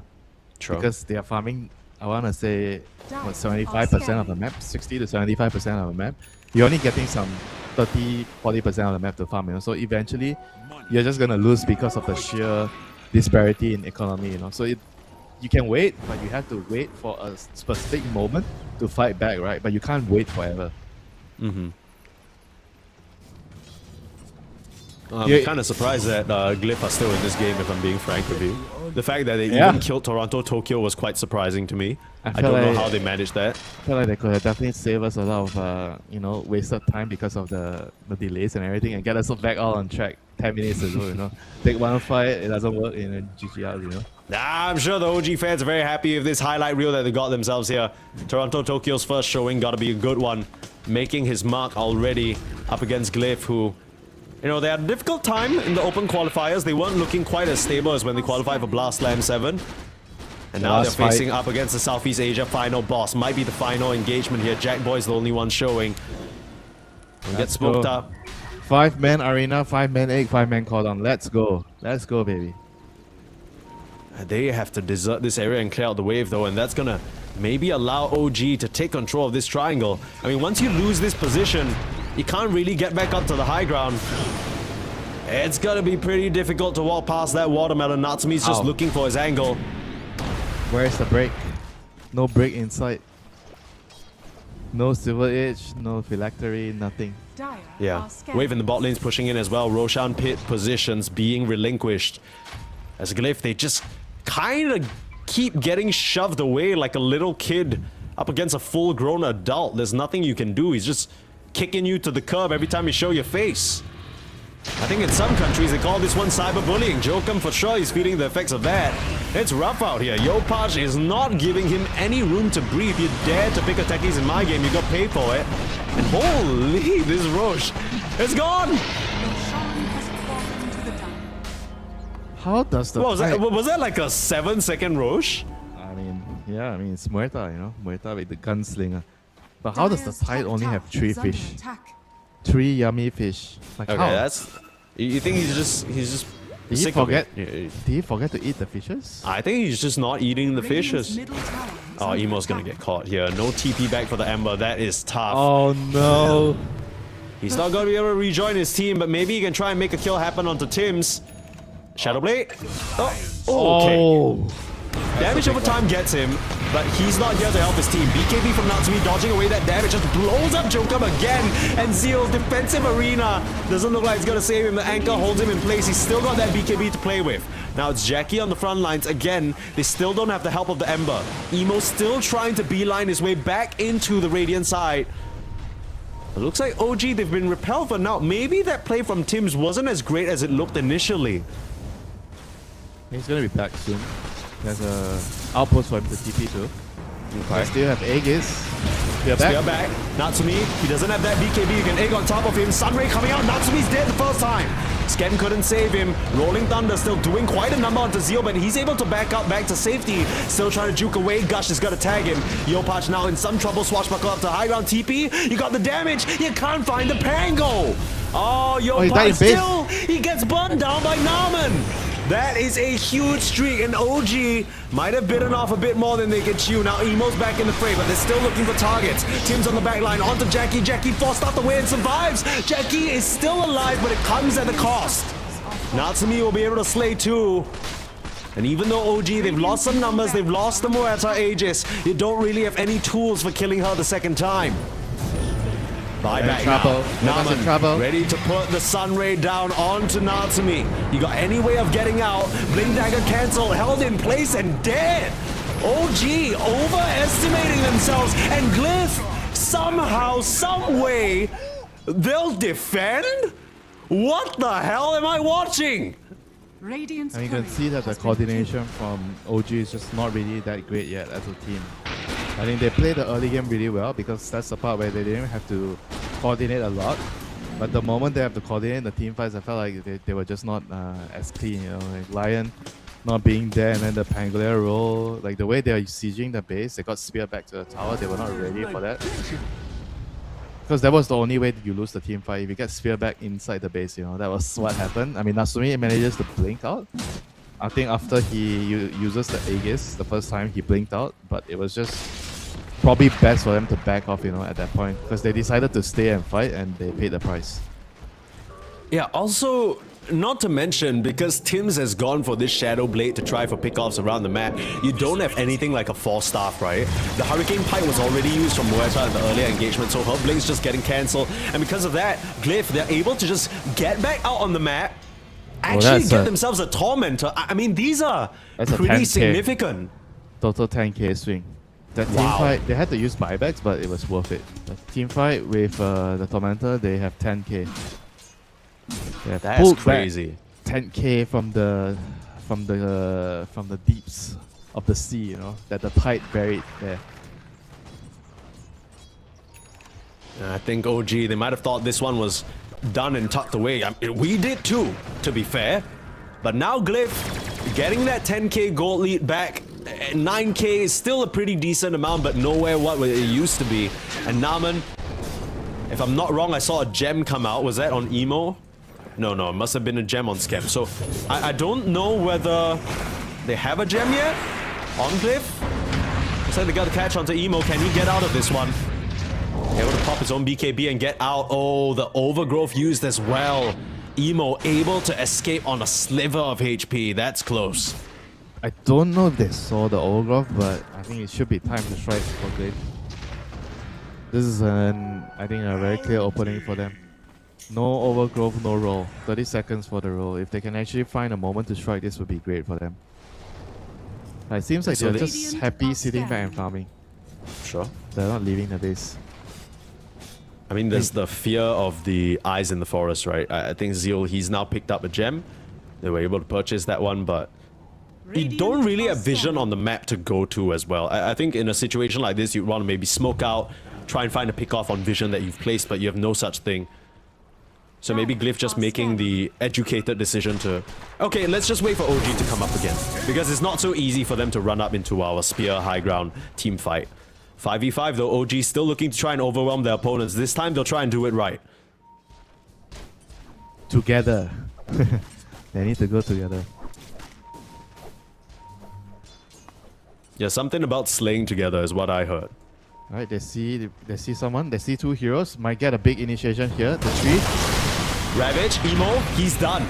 He is done. Doesn't have a what? buyback. I feel like they checked the tree. They were paying the tree, so they knew there was an eye in the forest there. No, I don't think that was actually the Glyph pings. I don't think Glyph saw that tree. If I'm not mistaken, it was an OG ping on that tree. Oh boy, that's very unfortunate. They see it now. They see it now, but it's far too late. I mean, Emo's dead for a minute. Now OG, they can just slowly rack up towards the high ground, and without your Ember, that's gonna be a real tricky hold. Not so easy to spear back if there's a lion. I mean, you have to commit BKB if you're trying to blink and spear back. So it's gonna be tricky for Zeal on the Mars. OG is also a little bit tentative after what happened in the last push. They are a lot more careful, you can see. Sitting back, just trying to wait for another pick, or maybe even waiting for Roche, you know. Yeah, why not? They're not in any rush anyway. Exactly. Late game Muerta against Gyro, that's always going to be good for you. Yeah, and I mean, you know your opponent's only play is to sit in the base, right? So you could just chill, farm the map, and even though Joker... Oh, Just wait for the lion to pick up heroes. yeah. 5 That's what- charges already, by the way, on the Finger of Death stacks. Come on, Mike. To be fair, 5 charges, 32 kills at 40 minutes, that's not a lot. Okay, but he's got 150 bonus damage. That is a lot of damage, bro. Okay. He's gonna be slapping the shit out of these kids. I mean, maybe we even see a BKB moonshot. I wouldn't mind it. Here comes Toronto Tokyo straight into a bunch of what blades. was- Spear away. Okay. Not sure about that one. Zeal now, he'll get caught, blasted down by the finger, and he wait to finish him. Right now, it's Emo into the backline, stopping them from following up. That might have just saved Zeal's life, but a bit of miscommunication there between Glyph. Not sure what that was about. They'll open the pathway up for OG to bang away on these racks. Here's Zeal again. Another spear back. Toronto Tokyo, the blubber, gets him out of trouble. Meanwhile, Emo still trying to dance around on the side. Has to watch for the Muerto damage. Will blink in now on Natsumi. Finish Emo off. It's so easy for this Muerta to just rip them to shreds. Yep, BKB Pierce Severe. Barracks are under attack. Radiant's Invulnerable. middle barracks has Nothing you fallen. can do against him. I mean, the Tide was definitely not the hero you want to spear back. Out Radiant's of all the middle heroes, barracks are under Tide I would attack. say is the last hero you want to do a spear back on with the arena. That was a bad target.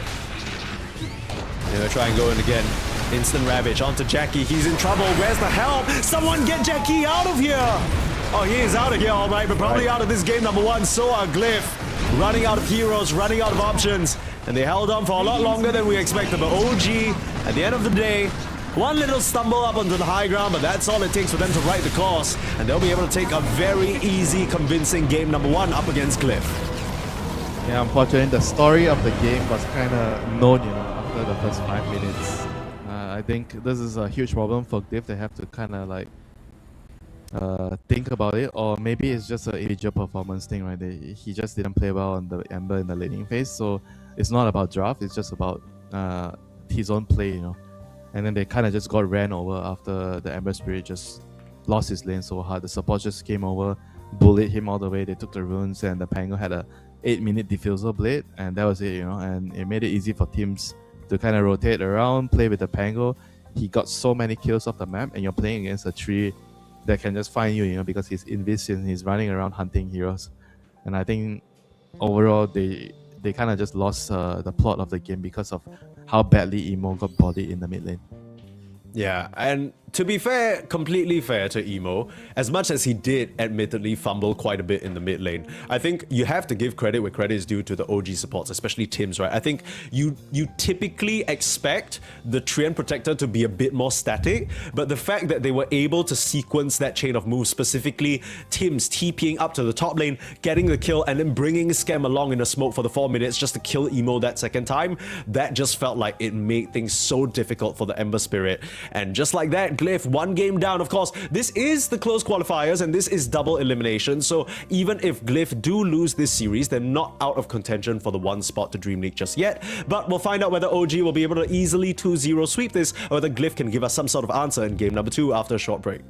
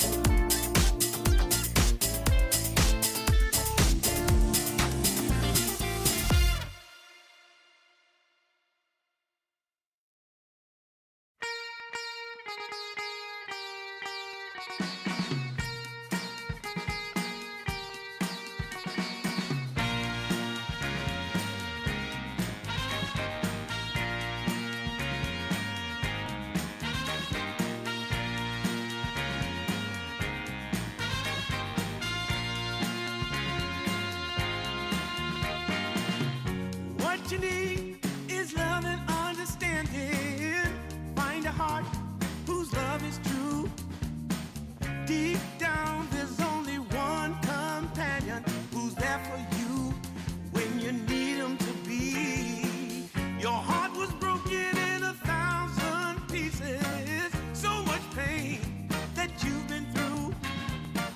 Here stands a man who's your salvation. Just ask yourself, am I ready for you? 100% now. I'm ready. 100% now. Yes, I'm ready. Eyes wide open. I'm ready to move. 100% now.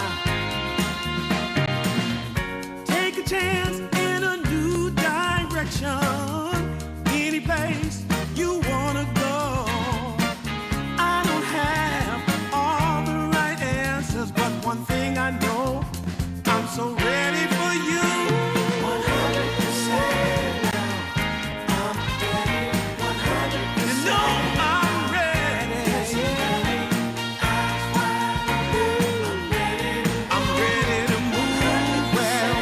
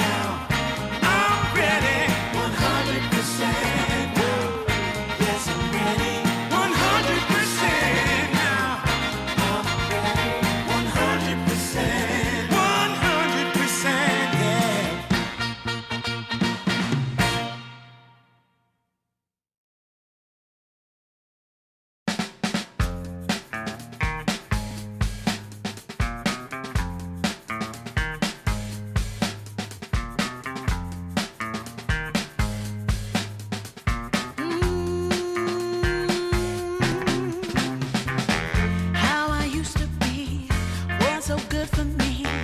In my mind all the time, no one I could turn to. Now that I can see your love has set me free. You came along, made me strong. I've waited such a long time,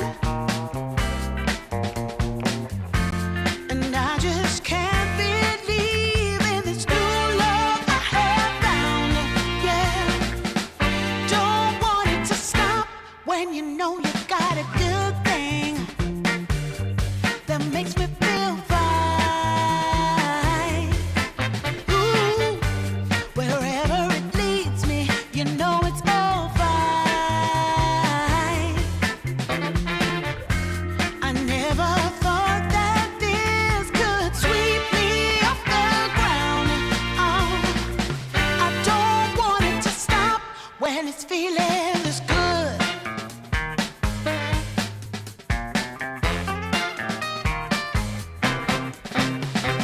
Whenever you're around, my heart begins to pound. Though I know you'll take it slow, no way to stop this feeling. For every single day, whenever you're away, in this place there's a space where I'll be waiting for you.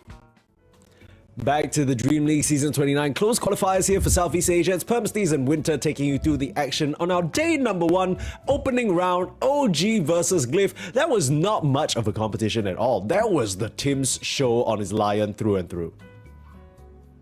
Oh, you could say it was the emo show, depending on how you want to look at it. Depending on who you want to watch, right? I guess. Okay, for those of you who did not see the spectacle, Winter, maybe you could explain what you mean by that, because Oh, why me? maybe people Why- think why you. me? You Hey, were in the you're, the same one who, game. you're the one who said it, brother. I said it was the. I said it was the Tim show. You said it was the emo show. What makes you say that? I mean, it was just. Okay, he played bad, okay? do you want me to say? Okay. Nah, that's fair. Yeah, I think it was rough. It was really rough for Emo. I think for those of you who missed out on the draft, obviously OG started out with a very early pick Pango, and then you kind of saw Glyph respond with an Ember, but then it doesn't really Radiant make team sense back. if you pick an Ember into a Pango and then the Pango just shits all over you anyway. I think at some team point back. the Pango had like 5k net worth and Emo was sitting at like 2k net worth. Which is really not where you want to be, which is why Glyph have banned out the seconds Pango. They've remaining. banned out the tree and they Team don't want to deal with the same shit. Now they have the opportunity to maybe first pick something juicy for themselves. Perhaps the Phoenix. That's been something that they've liked. Doom, yes, also in the pool. Very, very big deal.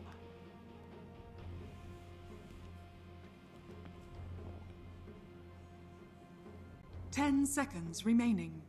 There's some flex potential with the Doom as well, right? I've seen it played on carry and on pos 3. There's the Doom. You gotta stop shipping this Wraith King shit, bro. Listen. You've been saying this for like 1.5 weeks. We are not seeing that hero. If we were gonna see that hero. 10 seconds remaining. That's true, that's true. 5 seconds We're remaining. talking about not Doom related matters, because I think Doom fits into that category where he's just eternally banned at this point, right? After all the buffs that he received just in the recent forget? patch. I mean, did they just forget about him? Or I don't think they forgot. I don't think they forgot. It's I want to possible. believe that Mr. 343 has a plan in mind. No. Sometimes, you know Dire what? team back. Occam's razor. Sometimes the simplest solution, the simplest reason is actually that's the reason. You know, they just forget. Wait, the Moeta comes out. This is I'm interesting. telling you, they definitely forgot about Doom. I'm telling you. I don't think they forgot about. I don't think they forgot. I don't think they seconds forgot. remaining. But we'll see. We'll see. This Moeta coming out, still 5 seconds a potential remaining. Natsumi hero, still a potential Tim's hero, and in a way, it kind of soft blocks this Phoenix pick that Glyph like to go for, right? I feel like the silence was so troublesome for Glyph in that previous game. Like whether it was the techies trying to find an angle into the fight, all these other emo spirits also now feel a little bit awkward, right? You don't really want to pick your embers, your pucks, that kind of thing. Yeah, they banned out Meepo. I'm sorry. I just wanted to highlight that. Meepo is the What? Doom counter because we were talking about Doom counters. 10 seconds Sure. remaining. You Why are don't- you apologizing for doing your job, Winter? You don't like my Brave King? 5 seconds remaining. I'm sure you like the Meepo. I don't mind the Meepo. I feel like Meepo's had a pretty tumultuous past 1.5 weeks because people were telling me at the start of the patch, they said, look, Meepo's changed so much, he's unplayable. Then suddenly everyone's picking him and then it's coming the out as a build. carry. It's the build. People figure out the build, and then now he's back into wherever he came from, the dumpster. And why are we still seeing a ban here? Is it just that good into Doom even in the dumpster? I'm not sure though. I mean, I think conceptually it's definitely good. Against Doom, you have four. Radiant team You have back. 4 heroes. Doom can only do 1 until he gets Aghanims. Sure. But I don't know Radiant if OG team has. pick. Dire Does team OG even pick. have a Meepo player? I'm not really sure. I've seen Natsumi practicing it in pubs. Oh, yeah, So yeah, I would Natsumi. assume that he's the one who's going to be piloting it. Yeah, but then again, I feel like the nerfs were pretty substantial. I think the hero is just kind of. It's difficult to play the hero right now. Yeah, that's fair. There was some SNY 10 build going seconds around remaining. with some insane status resist. I don't know. Okay, whatever the case is, it's not going to be a 5 factor this game. seconds Glyph, remaining. they ban out Tusk, which is another common Muerta bodyguard similar to the Trien. That's already taken out. But OG take this opportunity to lock in a very early Yopaj puck. Ban out the Void Spirit to protect it. They're not dealing with the Storm Spirit. So what is Emo's answer going to be here now that he sees his matchup? Usually Huskar. Usually. Okay. But I don't think he's gonna pick it right away. I think if he's not picking his hero now, he's picking Huskar. On the 18. Dire team pick. That's it. Okay, he's picking his hero now. Because normally you see the enemy mid, you just pick your own mid, you know? So if he's Yeah. not picking a mid now, it's Huskar at 18. But why wouldn't you want to maybe, let's say, Huskar here, since you're going to pick out 18 anyway? Is it just to try and bait out your opponents to pick things that 10 aren't too good seconds against it? remaining. I mean, there are also some supports that can counter you, right? AA, for 5 example. seconds remaining. Sure. You don't really want to yeah, give your opponents a good reason to pick AA. I mean, it's not particularly a strong hero, but AA is definitely a huge problem for Huskar if you pick it right now, 16, Radiant team 14 and pick. 15. They go for Grim and Ember. This is actually a very nice Grim stroke combination. Ember, Grim, and Doom and Grim. Double Doom plus the Ink Swell onto either Doom or Ember Spirit. Those are fantastic heroes for Grim stroke. So this is already a very good 10 Grim stroke game. And seconds the counter to Grim stroke is Oracle Dispel. 5 seconds remaining. You still could go for that. Yep, Oracle is fantastic against Grimstroke. You dispel the ink swell, then you can block out a lot of the damage coming from Doom and Ember. The magic damage with the what's the spell called? Fate's Edict. Is it Fate's Edict? Did I get it wrong? Yes. Radiant team pick. I think you're right. Here's a Clockwork. That's a schem special. So the bodyguard for the potential Muerta. What is the interaction between the Doom and like a false promise? Do you still get the healing at the end if Doom has already expired? Because I know- if the Doom is already expired at the end, then you still get the heal. But if you time Okay. it and then at the end of the heal, the Doom's still on you, then you don't get the heal. Okay, that makes sense. OG quick picks here, Clockwork, Rubik. That's probably going to be the spot duo, which means the Muerta again is a pause 1. So OG very clearly coming into this series with a concept 10 around this seconds Muerta. I remaining. believe they think it is the premier carry hero because last game 5 the setup seconds for remaining. it got themselves a pretty good start. And then now they go so far as to even 9 pick it into a Doom. That's very, very It's interesting. not the same without Treant Protector, I think. Treant enables Muerta a lot in the lane, in the game.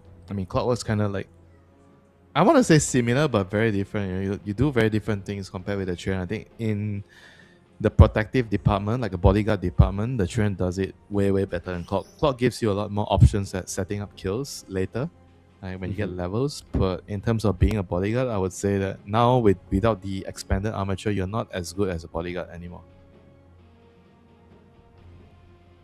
It's good against Grim. I would say that if you're looking at the pos 4 against pos 5 matchup, Clockwork definitely can bully Grimstroke.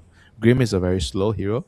You can definitely Dire catch team the back. Grimstroke in your power cogs if you get. I don't know if you want boots. You're probably gonna have one wind lace. I think the wind lace should be sufficient for the Clockwork, but then the Grimstroke, I think you're gonna most likely want boots against Clockwork. So we'll see how they play the matchup. And with the Tide, it means the Doom is a carry. So I think Jackie is going to play 10 seconds the remaining. Doom here. So it's a Grim and Tide lane. I think a much, 5 seconds I would say a remaining. much stronger lane at Radiant level 1 and team level 2. back. Doom is strong with Grim when it's level 3, but level 1 and level 2 Tide is definitely stronger.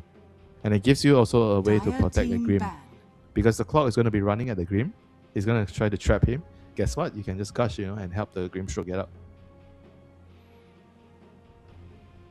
I don't know how I feel about this Doom carry though. I know I said at the start that it could be flexed into different roles. It's okay. It's not bad, I've seen a couple of teams do 10 it. I seconds think, remaining. I mean, even in the You just past... don't really have a lot of objective pressure on this Glyph 5 team right now seconds is my remaining. issue. Oh, you mean there's no tower hitter? I mean, Doom can kind of be a tower hitter if you get the damage aura. I mean, it's not so straightforward, but it's possible. Okay. Radiant Right. team back. I mean, I'm just thinking like the Roshans and the Tormentors and stuff, it's gonna be a little bit awkward.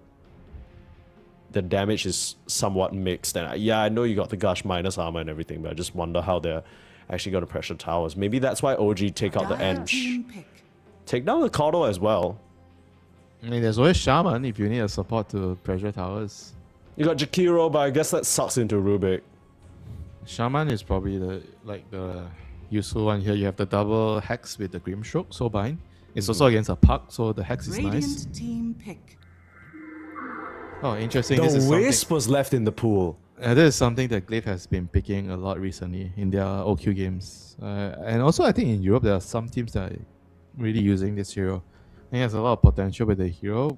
Aggressive potential, you can play really quickly, 10 ball together. seconds remaining. So you're mentioning about, okay, they don't really have a way to hit the buildings, but with Io, you 5 give seconds remaining. a target sustain and you just hit the tower. So this is one way to look at it. And whereas for OG, so how are they going to be able to deal with this, right? Glyph kind of has this overwhelming team fight with the Tide, Grimstroke, Soulbind, with the Doom, double Doom, and then you also have the IO to relocate, right? Because if you can't team fight into the enemy, you are forced to split up, right? But how can you split up if there's an IO in the game? It's also going to be tough. So Yeah. OG, they have to kind of... I feel like they need to pick some sort of team fight hero to allow them to be able to, group up and fight, something like, I don't know, like Brew. Maybe Brew gives you a dispel for the Grimstroke, so it could be useful. I'm not sure what else there is, some team fighting off laner. You could go for the Mars, protect the Moeta, I guess you could. force the Doom and Ember into earlier I don't know if BKBs. Centaur is Choose your a hero still. So they go with the Stara, so it means that they're not particularly interested in playing the team fights. They're just more interested in splitting up because they have Puck, Sada, Clock, even Clock. They're very good at catching heroes on the side, right? So the game plan for OG here is to, I think, do well in the lanes because they have very, very strong side lanes. If you look at their draft, it's tailored for the side lanes. They have very strong lanes. Clock, Moeta, Rubik, and Sada. Kill potentials galore. They're going to be using the gates and pressuring the side lanes. And obviously, they also need to control Rune because it's Ember against Puck. It's a very skill-based matchup. Rune-dependent matchup. So it's all going to come down to that runes and the side lane pressure with the gates, So I think this game is going to be very interesting. It's going to be a lot of action. In the first, I want to say 10-15 minutes, you're going to see a lot of moves being made. And then someone is going to get on top. If Glyph ever gets on top of the early game, it's going to be very straightforward for them because they have the global potential with the relocate. When the enemy cannot contest you, it's easy for you to play the map because you have global presence. I'm just trying to figure out what Glyph can do to try and release some of this side lane pressure that you're talking about. Because I completely agree. I'm looking at the safe lane duo, the off lane duo. This is terrifying. Gate bots, I think. You need to have gate bots because their Okay. support duo, Grim and Io, they are significantly weaker than Clock and Rubik in the early stages. They're strong later, but they are very weak in the lanes. I would also argue that they're not as strong in the rune fight, right? You imagine the Clock and Rubik coming over to the rune fights. There's a lift and power clouds. Yeah, you're And your basically Grim, cooked, right? You're done. Your Grimstroke and Io, what are you gonna do at the runes? So I expect the rune fights to go in terms of OG's favor. They're gonna be able to fight for the runes, get the runes, and they're gonna be able to pressure the side lane. So, but not to worry. I think OG's lineup in the team fights they should be stronger. Soulbind, Double Doom, Tight Ravage, Prepare and for all battle. that all that ink swell damage as well. But in the early stages, I do feel like OG is going to have the significantly better, early start, with the runes and the gate rotations. Sure. And we'll see whether Glyph can actually get to that point of the overwhelming team fight that we mentioned. Because OG, just like in game number 1, there's the chance for them to destroy it all and tear it down. Break it all apart before we even get there. Wait, look at this. This is interesting. Glyph is using the gate right away. They're walking through the river, using the move speed, getting to the gate. And they're going to come in from behind and I presume smoke and try to backstab here. Oh, here we go. Okay. So really using the river move speed, maybe they can upset the balance of these side lanes with a cheeky first blood. The Tide This already is- skilled. 30 He already seconds to skilled. Gosh, he's full committed. He's full in. He's full in. He wants to get this kill. Oh, this is very nice. They're going to come in from behind. Oh, this is a high chance that they will kill off the Moeta here. I think that's a significant chance. I mean, everyone's getting used to the wards being placed up front, but Natsumi, he doesn't see any heroes, neither does anyone on OG. The comms have got to be going crazy right now. Where exactly are Glyph positioned? Natsumi's gonna run back all the way over to the river area, and just because of that slightly aggressive move, he might have saved himself. Now, Natsumi, he's still gonna get spotted.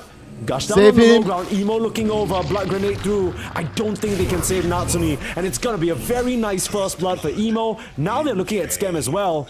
Have another Gush coming off cooldown. 1 more second, pop that out. But the Cogs in a great position. They can't slow Scam down enough, even with the blood grenade, and they'll just settle for that 1 kill. So a lot of expended effort and time for Glyph. They get themselves the Emo first blood. I guess that's worth it. Yeah, for sure. Definitely worth it. Who got the kill? Emo got the Emo, kill. yeah. So this is the best outcome. They lose 3. Yeah, they lost 3 runes. So I mean, I think overall there's still a victory for Glyph. That was an excellent play. That I'm definitely going to be copying one of those moves here. That's a nice one. Yeah. They just kind of went from an angle that OG did not see coming, and I thought maybe near the horn, OG would start to play a little bit more cautious, because really the only thing you've seen is Emo on your screen, right? But Glyph just kind of catching them by surprise there. Nice little planned maneuver. Now we'll see what they can exactly do with it, because you already mentioned that the rune fights are going to be pretty OG favored if the supports show up. Emo, he's gonna have to make this first blood walk a mile for himself. Yeah, after what happened last game, he's gonna have to redeem himself. It's a totally different matchup. This matchup is actually very favorable for Amber in the game. In the laning phase. I think in the game, it could go both ways because the call is good against the Amber Spirit, but in the lane, Amber will have the upper hand. Puck has low armor, so the slight harass is gonna do a lot.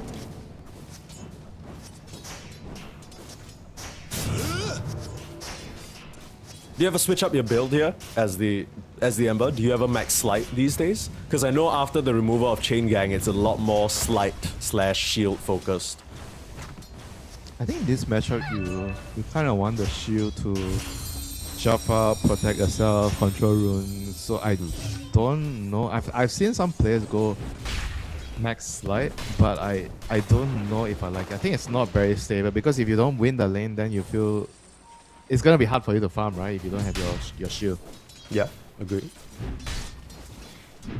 So I kind of like Emo's 2 points in shield. It's more stable and just secures his farm. Glyph have also chosen to switch things up. I know usually the IO is kind of played by the pause 4 player, but it seems to be something that Naman is more comfortable with. So now they have Jokum in this safe lane, the Grimstroke Doom, a combo that we see frequently in games, not really in the same lane though. Maybe why not? On the offlane, this is quite a... Right, I guess you like, usually just see it on the other side of the map, right? Yeah, 3-4 years ago, it's quite common, you know, Grim and Doom. It's a strong lane, you Inkswell, he runs in with the Scorch Earth, and then later in the game you have the double Doom. Because Grim showed you, I feel like when you pick this hero, he's weak in the lane, right? So you always want him to have some sort of kill potential in the lane, so you can kind of offset being weak in the lane. True. Well, not much happening so far. Jackie just trying to get the CS up. Well, they've got good damage onto Natsumi. My goodness, still got 2 Fairy Fires and a big one. Try to keep the distance. Zeal now taking some damage, but the Battery Assault actually doing quite a number on this tide. They gotta watch themselves, but there's always going to be that IO regen, and the Spirit's coming back in for another round, I think.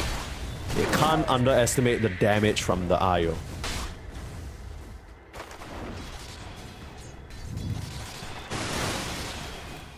They also have the sustain with the headdress, so the Tide is allowed to play very, very aggressive in this lane. Just like trades and pressure, you know, and it's going to also come down to rotations, right? The gate gangs, like whoever can actually find a move here. With how well the lane is going, bot, I think the Tide is actually having a decent time. Not super well, but 17 and 2 compared to the Moeta's 22 and 3. But they definitely have kill potential with the Gush, and if the Grim comes in from behind with the Inkswell, that's definitely a way to kill off the Moeta.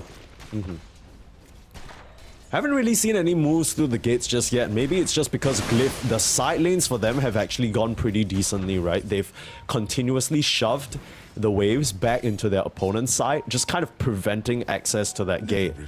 So not really something that either team has had to worry about just yet. Yeah, this is good for Glyph. If there's nothing happening, it's good for Glyph because OG has the more aggressive early game lineup. Nighttime is gonna kick in, so I expect the game is gonna get even faster now, like with the runes and the gate gangs maybe coming into play.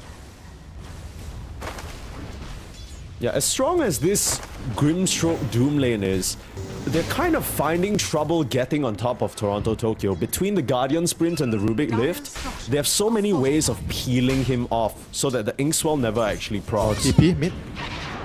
Emo. Way too over-aggressive, getting punished by Tims a second time. And he was doing so well up till this point, and now it's Yopaj with the advantage again. Gonna try and punish. Saw the Rubik in the mid. Going on the Slada now are Glyph, but Toronto Tokyo should still be able to walk his way out of this one. Way too quick with the move speed and the Fairy Fire, and he'll be able to survive. So nothing found for Glyph as they just lose their mid laner basically for free. Trying to contest on the 6 minute, but now Naman, he'll find himself a coil with no backup. 3 supports, or rather 3 heroes from OG collapsing into okay. this area, and That was Emo okay. will at least secure himself the invis. I got the rune. I think this is actually a good trade for GLYPH. Getting the rune and sacrificing a support for it, this is fine. I think I'd much rather get the rune and lose a support now. Because usually when you don't get the rune, it means somebody else might be dying. And you're worried that it's a call going to be going down to the rune. Look at these quick plays. OG moving the supports to the bot lane. Trying to get a kill into maybe contesting the Wisdom Shrine. They got the IO backing him out, but not enough sustain this time round. Lotus, last minute, back up, not there. OG swarming the area, and these early game moves, same as game number 1, they are all over the place. At GLYPH, they need to try and answer back. Emo's making a beeline right now. Fresh Urn picked up, looking at Toronto, Tokyo. This is a pretty tanky Slada though, with his fresh boots picked up. He's You gonna just know. give this location up, yeah. Yeah, he's gonna know. At least they're getting a 1-for-1 trade, so he's not gonna risk it. Dire's middle tower is under attack. And Emo has a remnant in mid, so he just goes back after securing the top shrine. Not wasting time. Zeus getting baited in a little bit. Tims, he's low, but he has the backup of Scam behind him. Here comes a TP. Grimstroke looking to get involved as well. But OG, seeing that TP, will decide to back off. So really well calculated moves, I want to say, from the OG trio so far. Yeah, the other ones that are more active right now, trying to force the hand off because they have the stronger heroes, right, with the stronger supports, Rubik and Clockwork, so they have the upper hand in terms of trying to be more aggressive, whereas, I mean, GLYPH is also responding well, you know. I think they're not losing their shrines, they're getting the runes, so I think all is going well so far. So now 8-minute rune is going to spawn. Ember has the Remnant in bottom, so they are going to want to fight for it again. 3 heroes already here, so I think GLYPH should be able to get it. They have the supports early. Oh, GLYPH too quick on the fingers, has the illusion rune, gets rid of the silence, and now Naman's in trouble. Coiled up as well is Emo. He has no way out of this. Live to break the coil. Very That's nice. nice. Still sliding away. Last second Remnant. He's out to safety. That was very, very close. That was a bit of a good individual play there by GLYPH. Getting the rune, using the rune to dispel the silence from the Grimstroke, the Phantom's Embrace. It was 3 points, you know. 3 points on Embrace. So that was a huge, huge deal. Scanning. Dire's middle tower is under attack. Yeah, you see all these little room fights, you know, mattering so much. Rubik TPing, even though he was late, but he felt like he needed to come. Still, you know, committing for that. My other players know how important it is, the runes for the Puck or the Ember Spirit, you know. They definitely want to use whatever resource they can expend to get it. Top lane, Doom. Oh, he didn't get the cast off. That was unfortunate. Yeah, if he got the ultimate off, probably could have killed Toronto, Tokyo, but a bit too quick on the reactions is the Slada. Now, this is what you were talking about at the very start of the day. You were talking about how Toronto, Tokyo, he's kind of changed to become a bit of a team-based offlaner now. He doesn't care whether he's dealt the shit hand. So even now, he's not having the best net worth, but he's just happy surviving and soaking up this pressure while his team gets more done on the other sides of the map.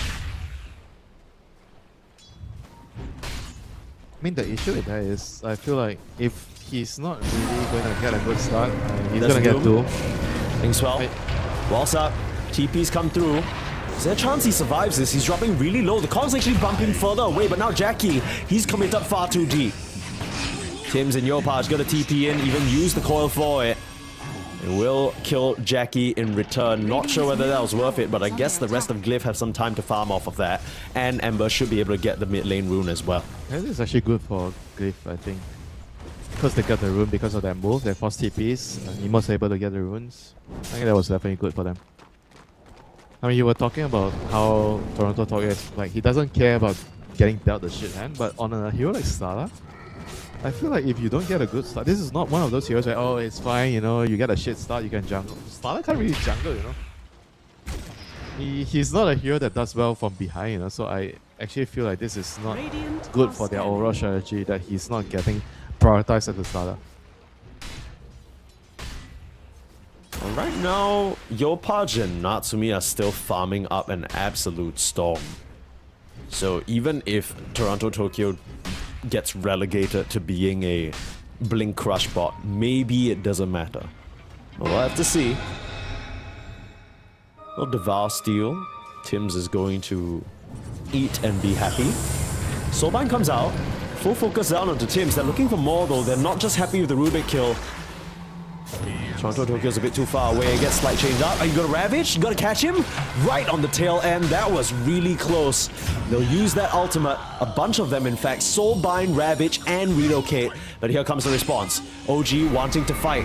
There's no Doom available for the Park. They don't have any way of controlling Jackie. In big trouble. The damage just raining in from both GLYPH and Natsumi. Again, we're seeing that even though Toronto Tokyo is the one dealt with the shit hand, the rest of his teammates are just coming through and clearing house.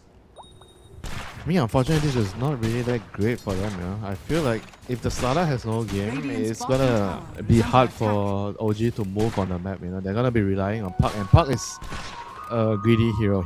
He wants to farm more than... You can help your team once in a while, but you generally need to hit creeps and get your items, you know, on this hero. Whereas for... If you look at what GLYPH has right now, they're happy with the trades because they have the much, I think, greedier scaling heroes. I think if you go into the mid game with Doom, Tide, Amber, Dreamstroke, your team fight is significantly better. They found Zeal. He's gonna get caught out. Nice little AD rune means that watermelon stands no chance. GLYPH on a killing spree. Yep. I mean, with the way that he's going, he's not gonna have much trouble getting to those items you were mentioning. Witchblade done soon. That's gonna be your first timing as Puck. What you need? Witchblade, Dagger. You're probably gonna need Lincolns also at some point, I imagine, against the Doom.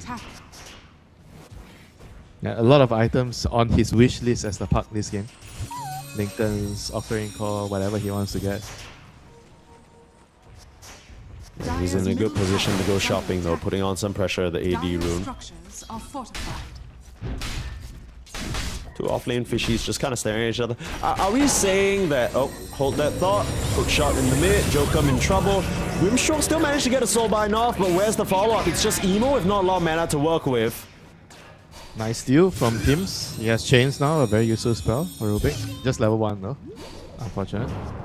Is it really that good? You can't really get in range, right? Usually, I guess you could lift them back to you and then. Yeah, you could. Yeah, you could always lift them to you. That's why it's nice. I mean, if you look at their heroes in the early game, if you're talking about non-ulti spells, it's probably the chains that's going to provide you. Maybe chains or the ink shot. You know, those are the two best spells you can get. Yeah. Unless you can somehow get your hands on some max level stroke of fate, you know, that would be nice for Rubik. Oh, spirits could be pretty juicy as well, right? Like from the IO, just to farm and everything. Yeah, obviously, if you're a Rubik player, you're thinking about stealing spells to farm, right? Obviously. Yeah. If I'm not getting the kills, I'm getting the farms. Absolutely. Classic. Every Rubik player ever. Oh, haste. Full focus down, emo. He just doesn't really have the appropriate help around these rune fights. And you gotta wonder to yourself whether GLYPH actually considered this, right? You look at the trio, the Grimstroke, Ayo, and the Ember. They do not pair up well together, and because of that, even though GLYPH lost out on some of the initial runes, he is still looking on fire. Their setup is supposed to be playing on the side lanes. They cannot really be playing around the mid section of the map, you know, they're just not really strong enough in their lineup. Unfortunately, I'm sure this is going to be the last time this happens. They're going to know that they should be playing on the sides. I mean, they have relocated in 50 seconds, so yeah, they definitely want to abuse that. You can't fight the runes, but you can fight in the side lanes.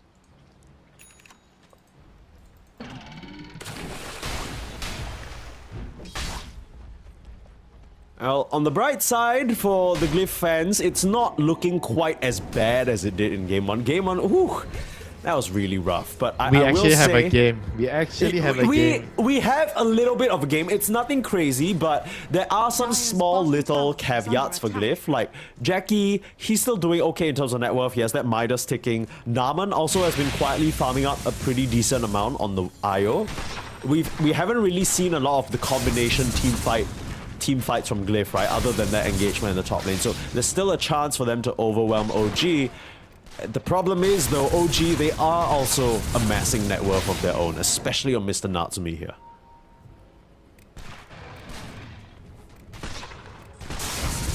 When you're up against a Doom, though, like late game, he's just gonna Doom you, you know. So I don't know if it's like oh, I get late game, I'm gonna carry as Moita, that type of game, you know. Radiant are I think the Soulbind double Doom is still very, very scary.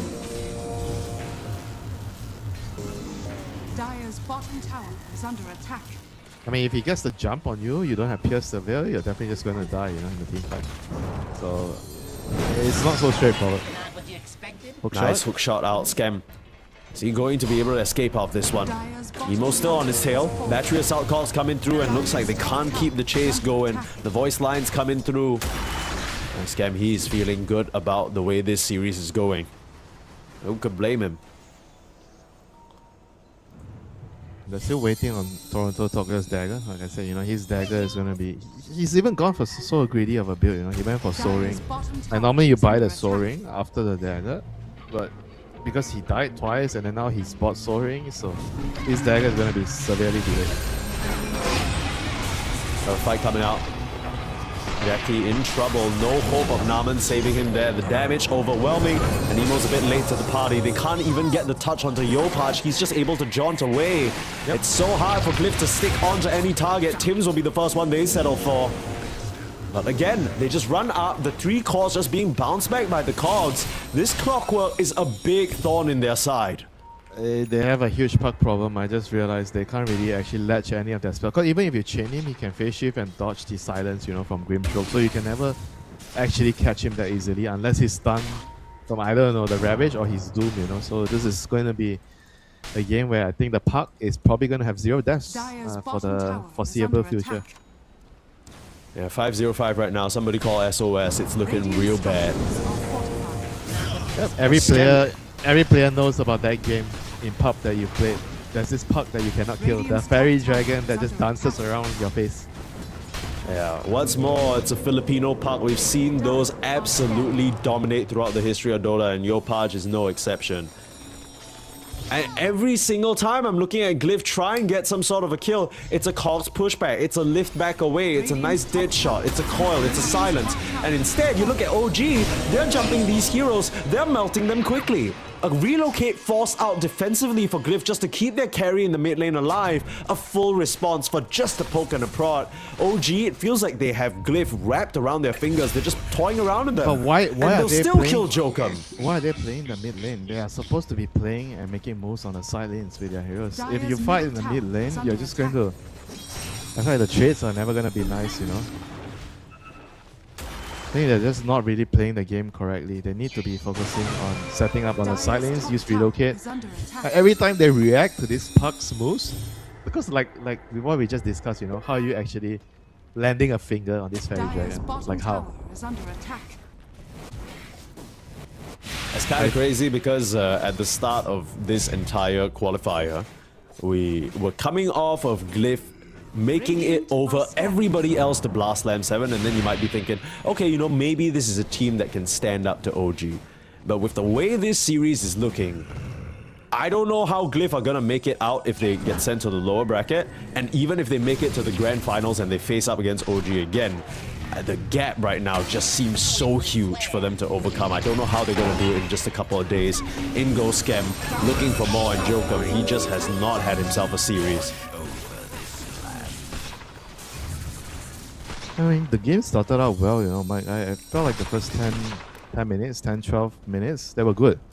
But then once they get out of that phase, the laning phase, then I feel like they were not sure if they should be fighting for runes. You remember that death when Amber died, when it was like, I think, what, 10 minutes or 12 minutes rune? I think things started to just falter, you know, for the Glyph side. They weren't really sure what they needed to do. They decided to help the Radiant's middle Amber, tower the is subsequent under few attack. runes, which I felt like it wasn't really the right thing to do. You know, they need to set up on the side lane so they can use relocate to kill heroes and force the OG side to speed up. But every time something is happening, OG is the one getting the jump. They're always forcing some rotation. Look at Tims now, that's the easy target right in front of them. Natsumi able to make it through the twin gates. They'll settle for that support kill. Relocate coming in just to find really nothing. It's a Slaughter and a River, and he's able to get out with ease. So It's not maybe Glyph can try and take advantage of this location, at least get themselves a tier 1. Radiant's bottom tower is under It attack. doesn't Yes. feel good to be using Yeah, so no. much just for a support kill though. Fortified. Nope, definitely not. Puck farming top, farming mid. Moeta's farming top. OG's happy. Salah's even gonna TP mid to try to set up on Emo here. Emo's in Oh, trouble. Emo's in trouble. Dire's top Here tower comes the is under fish. attack. Smells him coming from a mile away. Emo, I think he'll be able to escape this one. Nice slide. You need a remnant out though, but maybe just a bit too deep. The TP response is coming in from Glyph. It won't get caught out this time. Yeah, GLYPH, they have to do a better job at finding the bigger fish, you know, with the relocate. They need to get big kills, tall kills. Other than the Slada. Slada, Puck, Muerta. Like Clock and Rubik, if you are dedicating so much to run a hero down using relocate, it's not worth it.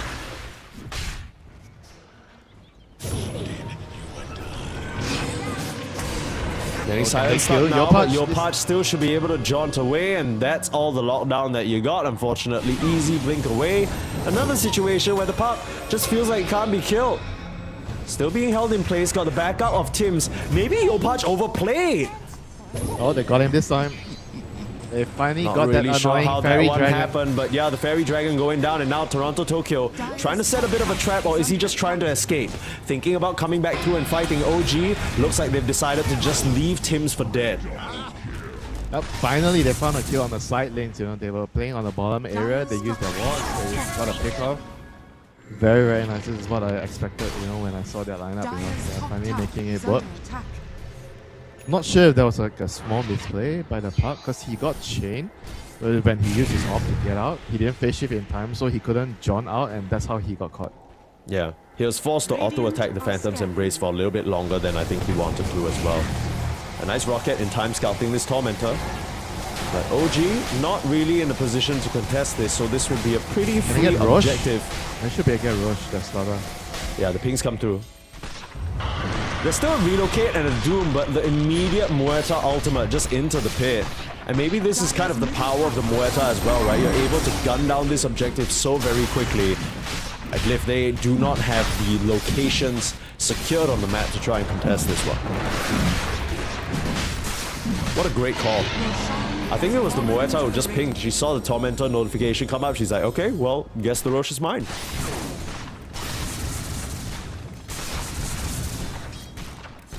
Is the IO shot actually more valuable or the Aegis? I feel like the Aegis is more valuable than the IO shot. What do you think? I think it's the Aegis.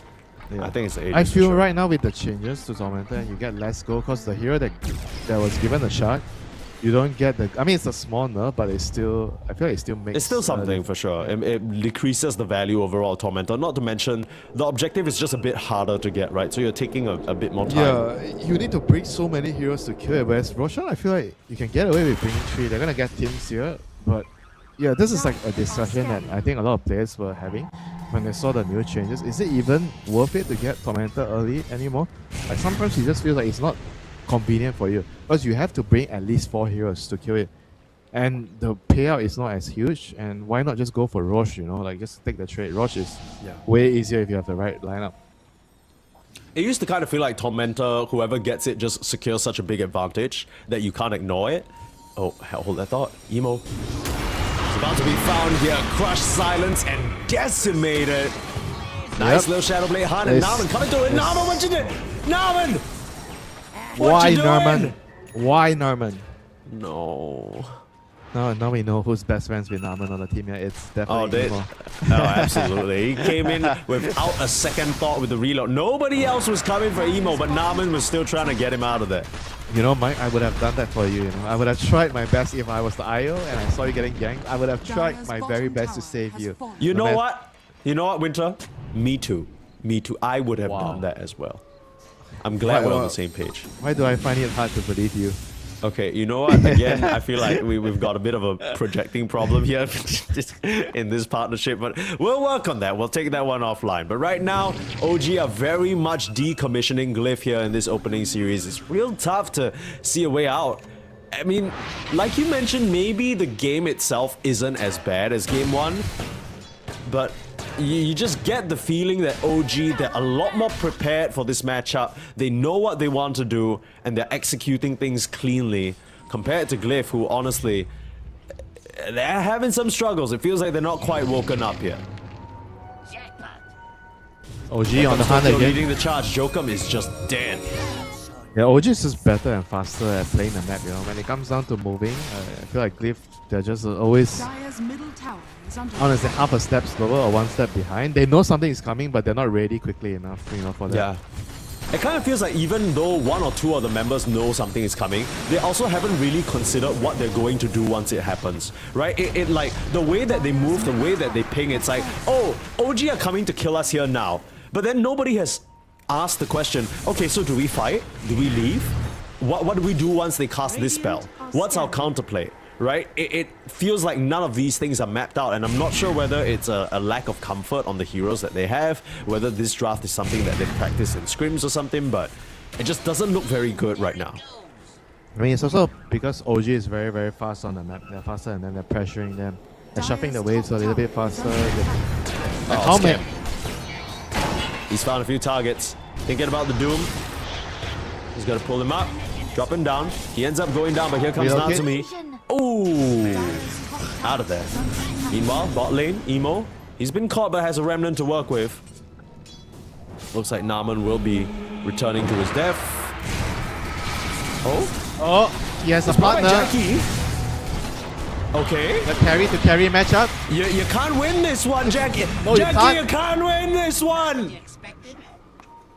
Oh boy. That was a huge boo-boo. Probably should have ran away. Why did they do that? Why did they do that? Okay. Jokum's now going to try and set up on Yopaj. There's a soulbind. Toronto, Tokyo can't get close. They find themselves apart, but Natsumi backstab. Now Emo's in trouble. Zio looking for an opportunity to use his Ravage, but he just doesn't have the mana. Emo dies in front of him. A complete mess here from Glyph, as it's, I can't really tell where on the map they're trying to fight. They're confused. They bring the IO back in with the Doom to fight a Muerta they have no chance of killing. Yeah, but also they weren't even in any danger of dying there, you know, initially when they used to relocate defensively. I just felt like this game they couldn't really be the ones on the aggressive side, you know. Like how many times have they used relocate into killing someone? I think only once or twice, and it's a support, both occasions. Yeah. Because OG didn't let them get anything else. The retreat was too clean. This clockwork is proving to be such a problem for them. Oh my god. Look at the damage. Is Jackie just dead? Jackie's just dead. What the hell? What is that damage? I don't know. I mean, maybe this Muerta is some sort of secret sauce that we're going to see a bit more in Southeast Asia, because it's looking pretty impenetrable right now. You got yourself a Grimstroke illusion of the Muerta that gets very quickly dealt with. And there's that. Okay. Oh gee, they're gonna slowly heal Toronto, Tokyo up. Yopaj still very much untouched. Just 2 deaths in this game. 1 or 2 sloppy moments, but that's about it. Yeah, OG is such a different team right now with Toronto Tokyo. I could tell so much difference between how they're moving on the map. They have a lot more belief, they have a lot more confidence, they're a lot more aggressive. And this is very, very nice to see. When Glyph, unfortunately, they are a victim of this newfound confidence from OG, you know. Yeah, I mean, OG fans, I'm sure, are very, very happy about this new charge forward. I know, and understandably, right, you think about Toronto, Tokyo coming in, there's no previous connection with any of the players. We were wondering, were there going to be communication issues? How were they going to? There was a connection. What was it? Okay. Well, not that kind of connection. Not the connection that typically wins you games together. Maybe the connection that makes you hold a bit of a grudge, but I mean, you'd be I'm sure surprised, there's you know, a lot of players actually just shit talk each other in pubs, you know. right, like just for the love of the game, right? Isn't it? It ain't that serious. Well, either way, OG, they look spectacular right now, and Glyph, they are left high and dry. They don't really have many answers. I feel like Jokum, he's been especially quiet this series, compared to sort of what we usually expect from someone we consider to be, I want to say, one of Southeast Asia's finest position 4s. The finest. I might be biased, but he's the finest position 4 player we've ever had. Well, he certainly doesn't look very fine in this series. I don't know whether he's off of his usual comfort heroes or what the deal is, but maybe it's a bit too early. Maybe they haven't woken up yet. I'm sure I'm gonna be getting a target on my head, you know, when I'm saying Jokum is the finest. Actually, maybe you'll get support because people love Jokum. The Indonesian fans love him. You know, Yeah, but we only know you are the best if all the fans from the SEA region support you. You know, even the Malaysian, Singapore, Thai fans, Filipino fans. Sure. Who do you think the fans would also put up in contention for best pause for? You think people would say Teams? Yeah, probably teams. That's definitely. If you look at history, there's also Afu. I think Afu was also one of the best pause 4 players we've ever had. Sure. I think nostalgia factor, people are going to say DJ as well. Yep. And you're Can't telling me forget I'm old? Mr. DJ. Oh, hang on. Okay, well, there's not much to hang on to. Yeah, there's nothing. Zeal and There's Joker nothing happened there. It was just business as usual. Heroes Yeah. running into Muerta and they become ghosts.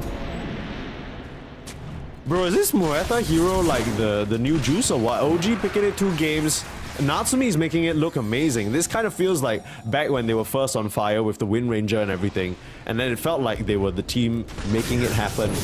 They just kind of picked Muerta the whole way, and Glyph, I don't think they've answered it very well. The sheer amount of damage coming out from this hero. Are fortified. How do they kill her? I'm afraid I don't think you do, you know. You don't only have a Muerta problem, you also kind of have a puck problem. You know? Like there's 2 heroes that's so difficult to kill. Yeah, we didn't even mention the puck much in the past sort of 5 to 10 minutes, but Yeah, after the 2 deaths, I was saying, oh, this might be a 0 the death unkillable puck. puck game. Yeah.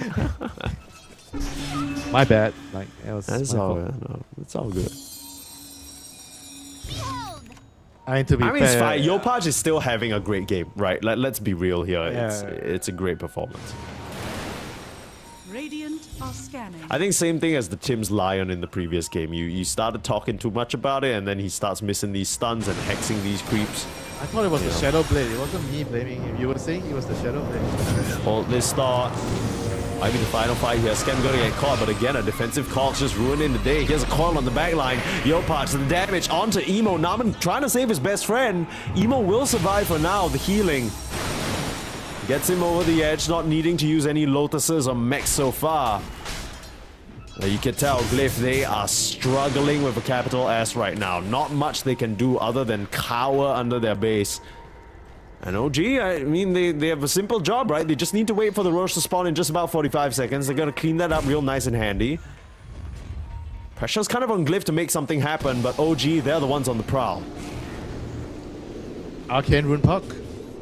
Scary business. Into the back line. They found Naman. That's a big target, but onto Jackie instead. Hook shot in, blocked by the Tiger. Doom comes out, but already BK beat up his Toronto, and Natsumi is ripping them asunder. You're going nowhere. They got guns, they got firepower, and they're gonna shoot you all down, Glyph. Nothing else left to stand on. Natsumi with a triple kill, and Toronto doesn't even die. And Glyph, they ain't got buybacks, they ain't got any hope left in this series. The G's are probably gonna get dropped. There they are. And Emo and company.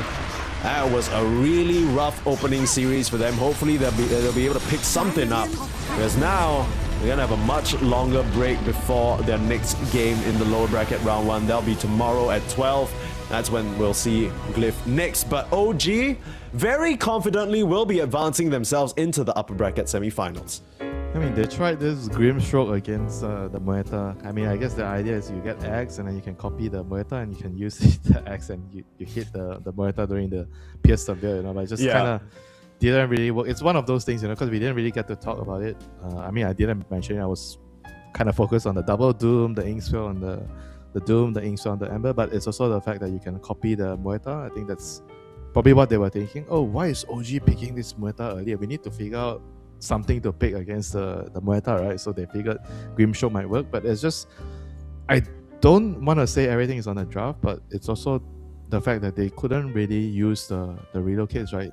I think that was primarily my issue with how they played the middle game. After 15 minutes, they couldn't really use relocate to get pickoffs, and I don't think they were limited with their heroes. You know, they could do it, but they just didn't really play accordingly to it. They were fighting around the mid section of the map to contest runes, which I felt was a very bad idea because they were not really in position to fight for runes with their heroes. You know, so I think that was the biggest fumble that they've had, in my opinion, this game. Yeah, the decision to go for Naaman's IO at the very end was also kind of them saying, okay, we're going to try and play our own game, and then we don't really care so much about dealing with the puck. We're going to leave the Moeta to our own devices. It just didn't really work out. They couldn't keep up. 2 games in a row where it felt like OG, they did what they were famous for when they were first sort of picking things back up again.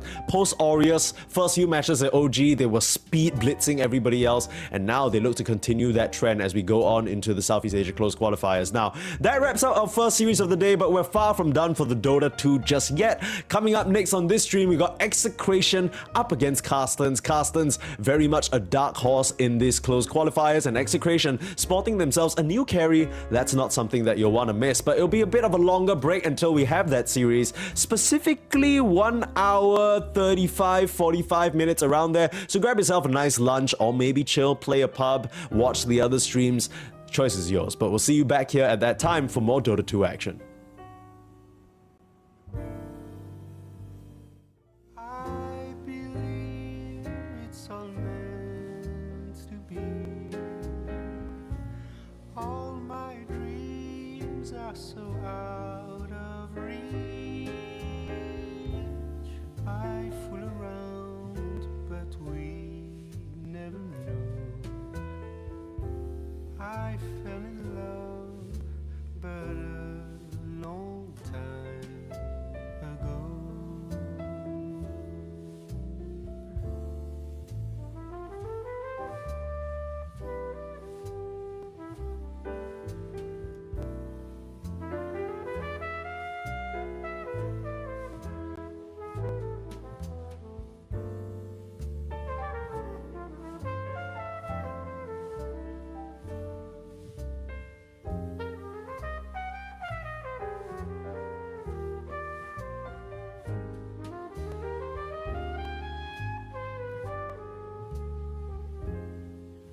I sing the same old song, been going on for far too long. I hope and yet again, what do I know then? I believe we're all meant to be. All my dreams are so out of reach. I fool around,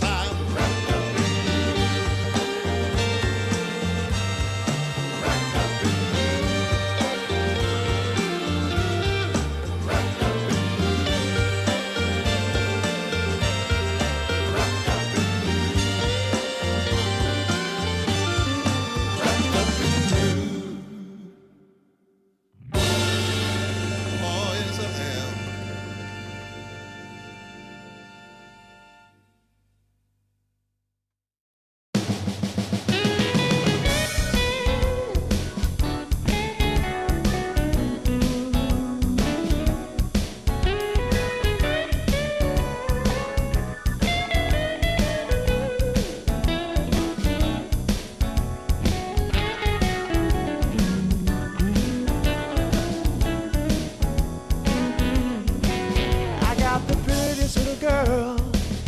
She's as pretty as can be. Yeah, yeah. I got the prettiest little girl. She's as pretty as can be. But what I don't understand is what she sees in me. Ooh, I've been drinking too much, staying out all night. I can't remember my left from my right. I'm kinda blurry from my head to my toes. It might seem like nothing, but there's one thing I know. I got the prettiest little girl. She's as pretty as can be. But what I don't understand is what she sees in me. Oh yeah, yeah.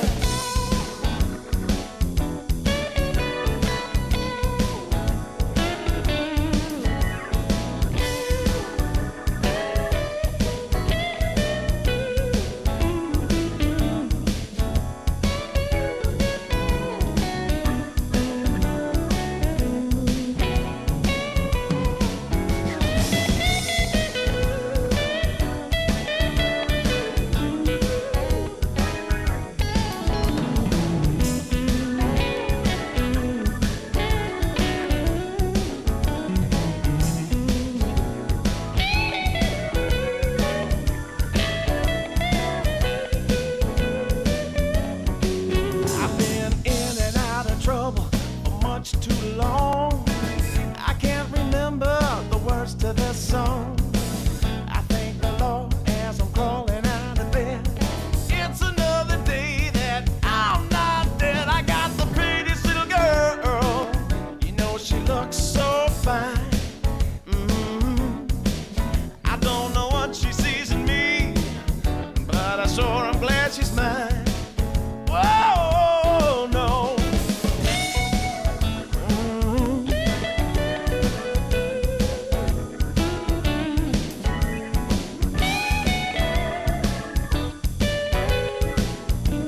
Oh, yeah.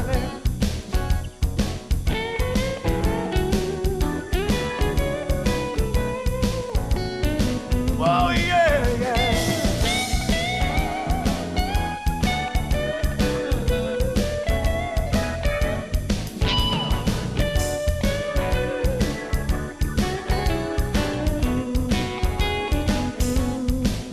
I got the prettiest little girl. Sure I'm glad she's mine. Hey.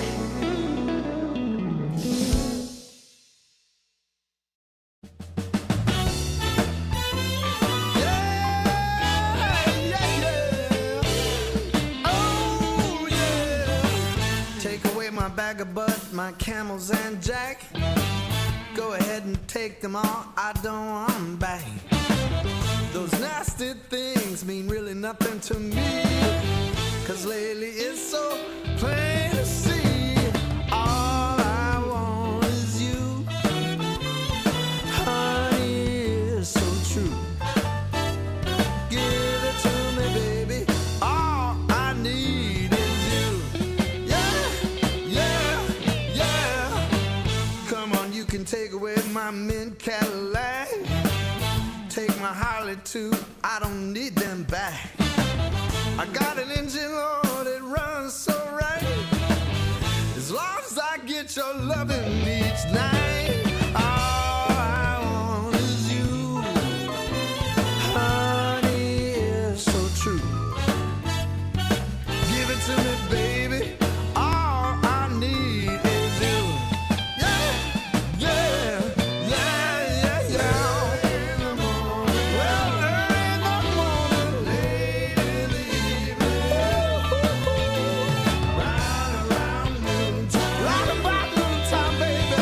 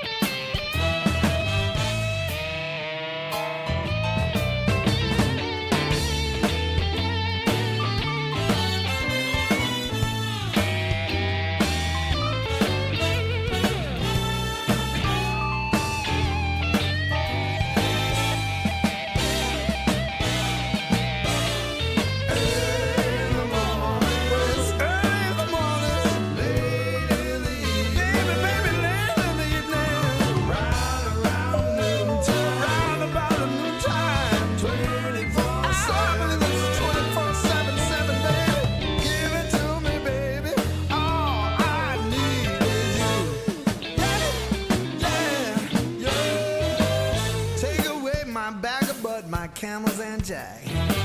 Go ahead and take them all, I don't want them back.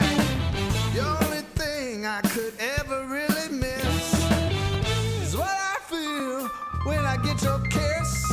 All I want is you, honey, it's so true. Give it to me, baby. All I need is you. Yeah, yeah, oh yeah. Early in the morning,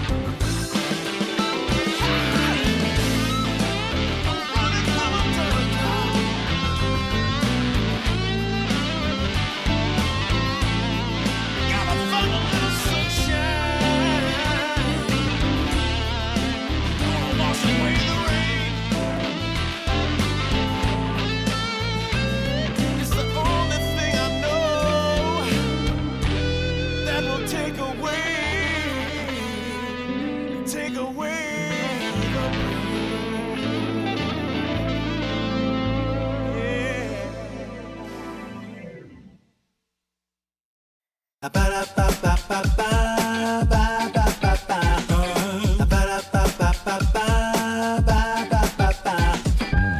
you wanna get with me, all you gotta do, call me when you need me. I'll be waiting for you.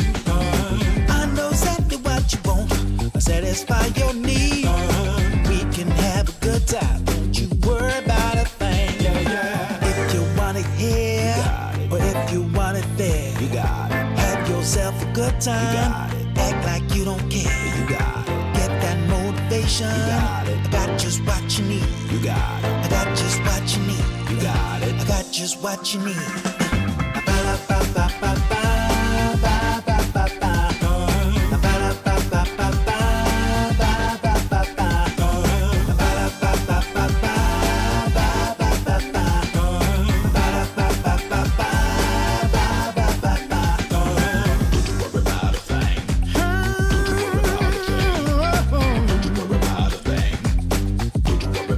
Don't you know you got it, baby? Don't you know you got it, baby? If you want it here, or if you want it there, you got it. Have yourself a good time. Act like you don't care. You got it. Get that motivation. You got it. I got just what you need. You got it. I got just what you need. You got it. I got just what you need.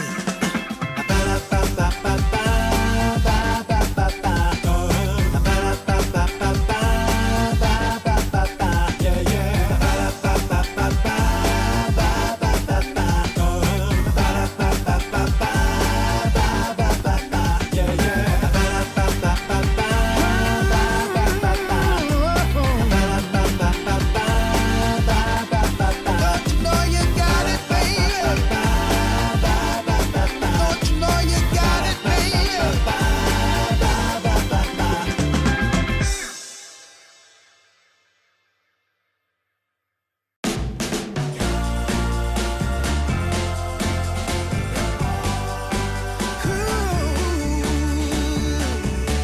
I wake up every morning at the break of dawn. Get out of bed with a stretch and a yawn. Wondering what the day ahead might bring. Then I remember you and start to sing. See, I know I made the right selection to keep me in the right direction. You got the ability, and I know what I need. You're everything I want. Got everything I need. Everything I want. Got everything I need.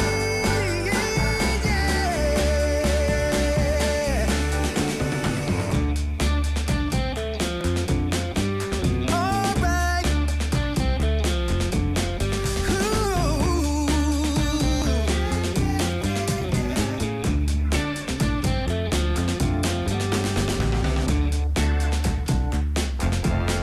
You're my desire. Yeah. Ooh. You're everything I want. You're everything I need.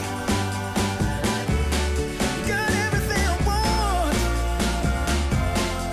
Everything I need. Yeah. Everything I want. Got everything I need.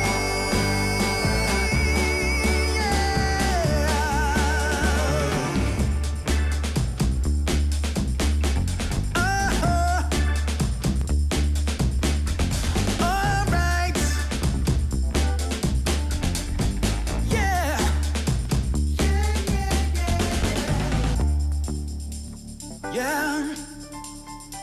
Yeah. Yeah. Yeah. Ooh. Everything I want. Everything I need. Got everything I want. Everything I want. Everything I need. Everything I need.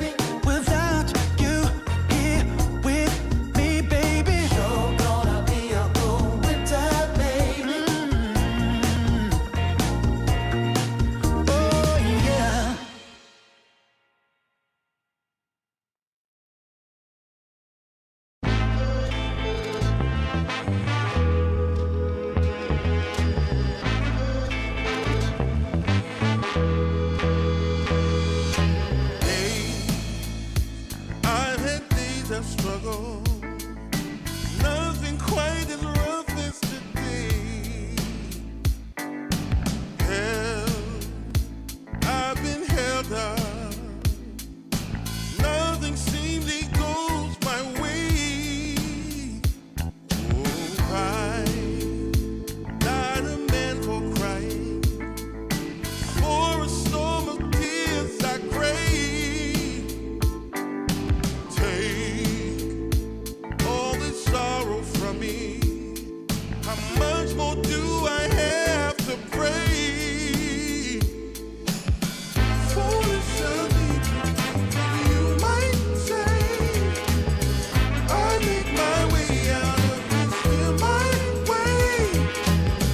All reservations I have come to bear. It's clear that I'm not going anywhere.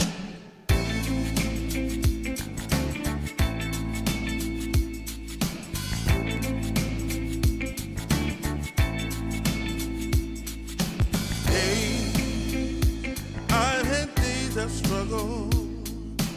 Nothing quite as rough as today.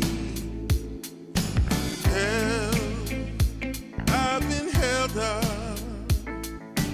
Nothing seemingly goes my way. Oh, I not a man for crying. For a storm of tears I crave. Take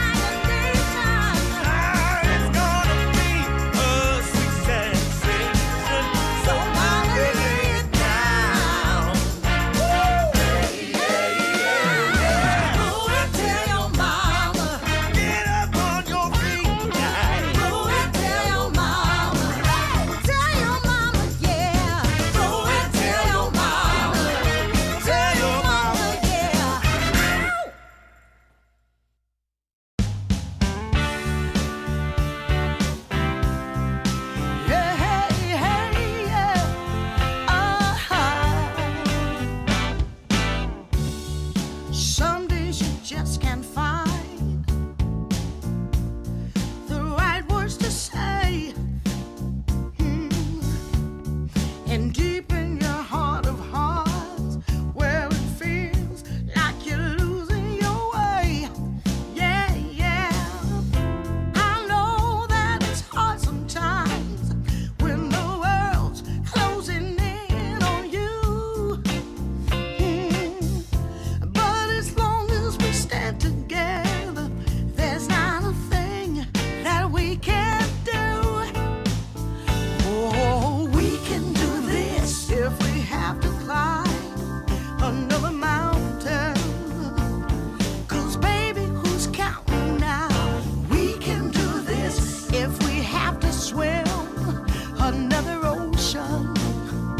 As long as we got the notion, yeah, we can do this.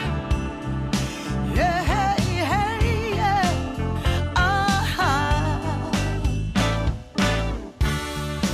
Sometimes you just can't see your way through the dark. And sometimes you're deeply hurt by some innocent remark. Oh, well, I know that this too shall pass, though I don't know exactly how. Yeah, 'cause as long as we stand together, there's not a thing can stop us now. Oh, we can do this if we have to climb another mountain. 'Cause baby, who's counting now? We can do this if we have to cross another river. Got to stand and deliver now. We can do this. Hey, hey, hey, hey.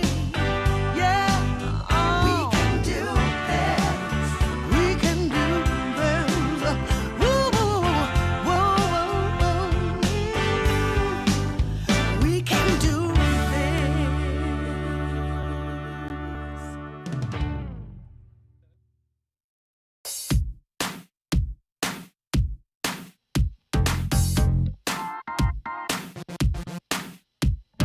Girl, shake that body, shake it down to the ground. Whoa, girl, shake that body, show me how it's gonna go down. Don't be late to the party, don't be afraid to scream and shout. 'Cause when we dance to the music, you know that's what it's all about. Yeah, yeah. Hey, girl, shake that body, shake it to the left and to the right. Yeah, girl, shake that body. We're gonna shake it all night. We're going down to the nightclub in my stretch SUV. 'Cause you know, girl, when we're dancing, there's no place I'd rather be. Yeah, yeah.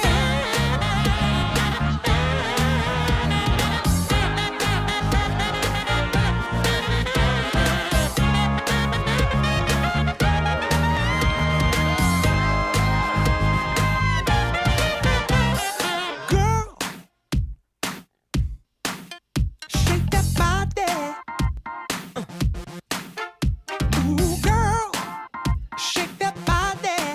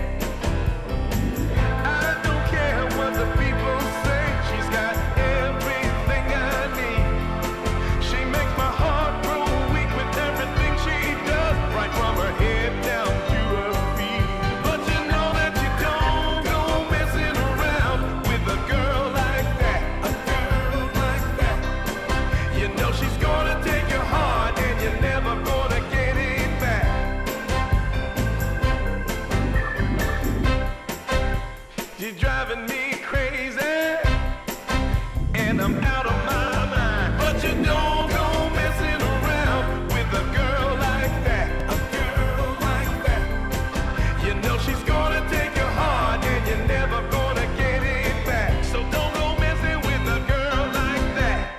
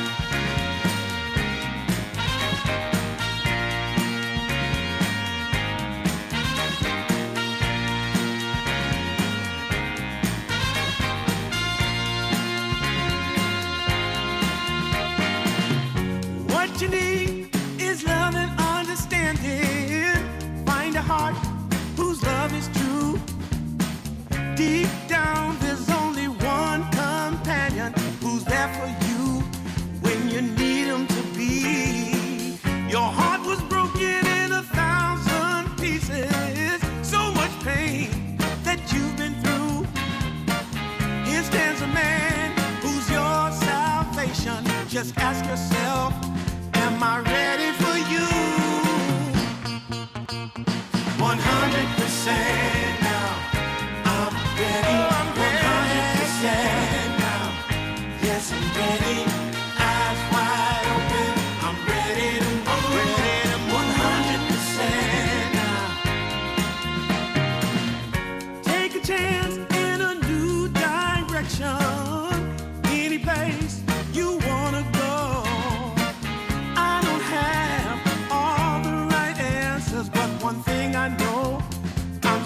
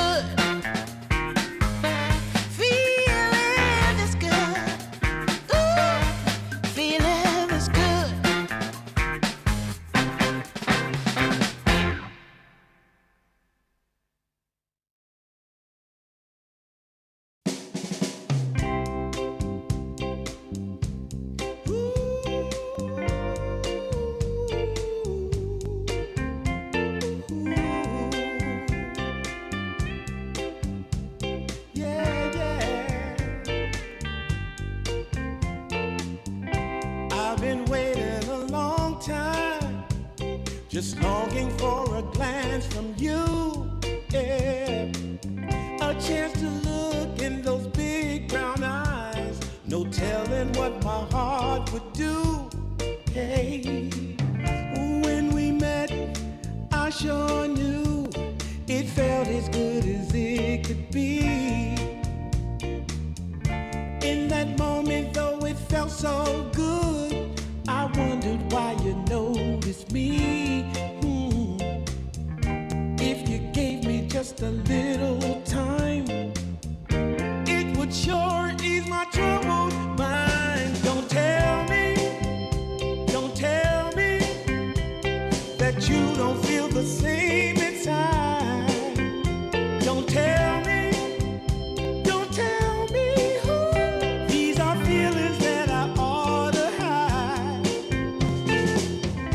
I don't care where you came from, just tell me where you wanna go.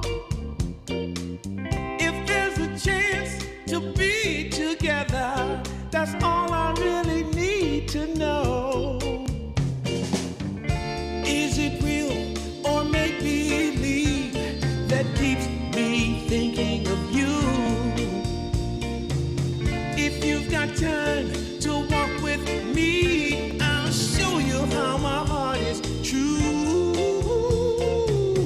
And here I stand waiting for you. Tell me, baby, what I gotta do. Don't tell me that you don't feel the same inside. Don't tell me these are feelings that I ought to hide. Don't tell me that you don't feel the same inside. Don't tell me these are feelings that I ought to hide.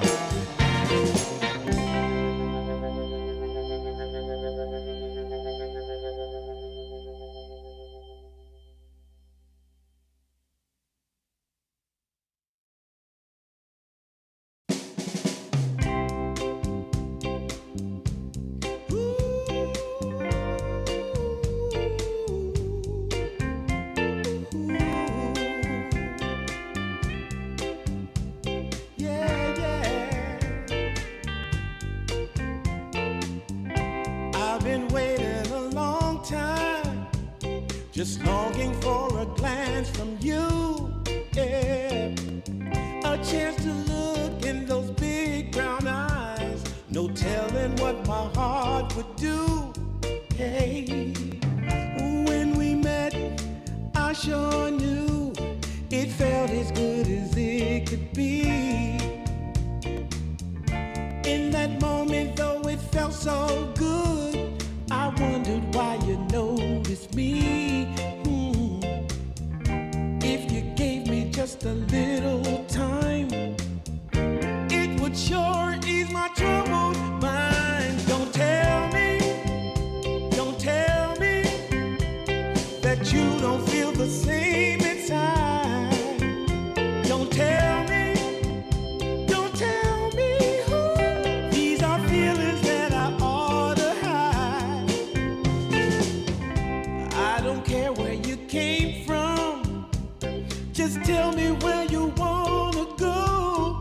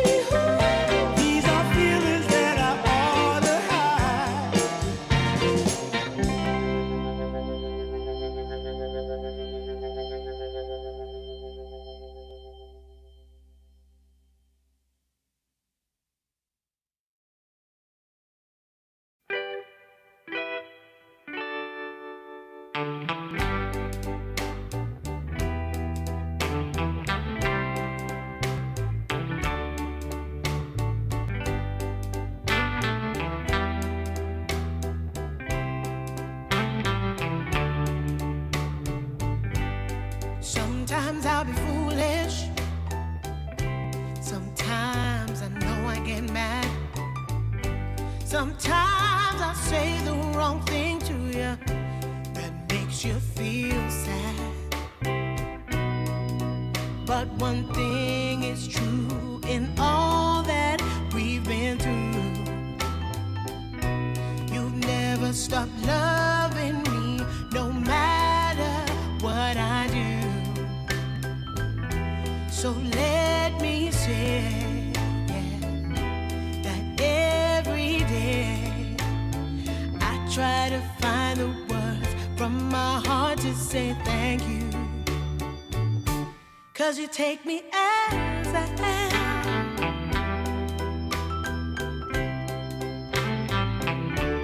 You take me as I am. Oh, baby. If you stop loving me, well, I would understand. But I won't take you for granted, no, no.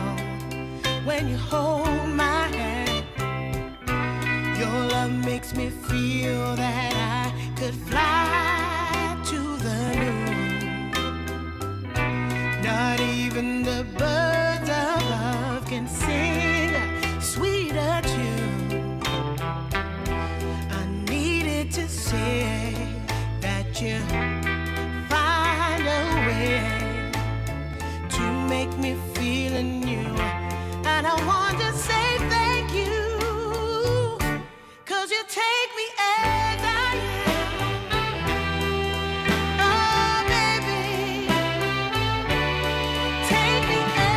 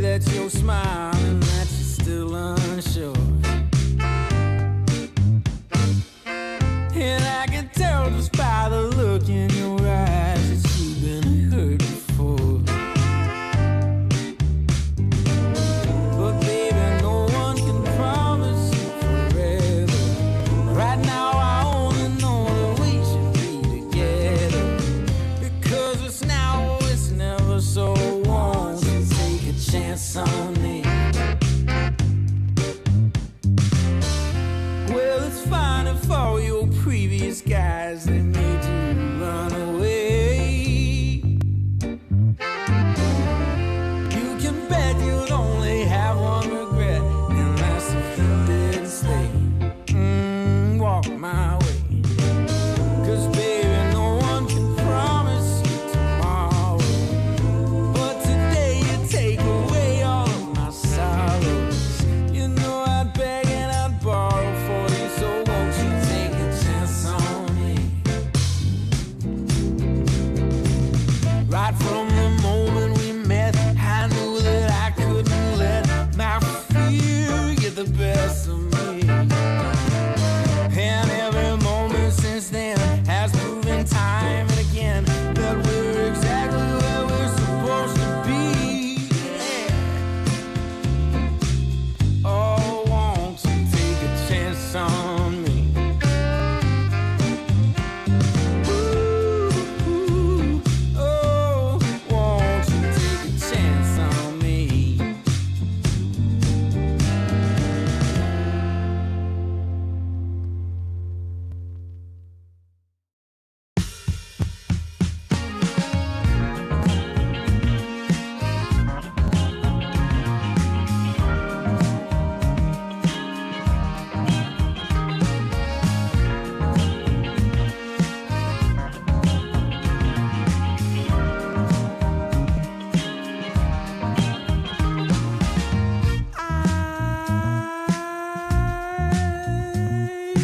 My eyes are closed so long after the sun comes up. We do a dance in the dark, down the hall, pictures fall, even the neighbors call. But then you rip out my heart, every artery, a part of me. Ooh, it's obvious to me that you love to watch me bleed.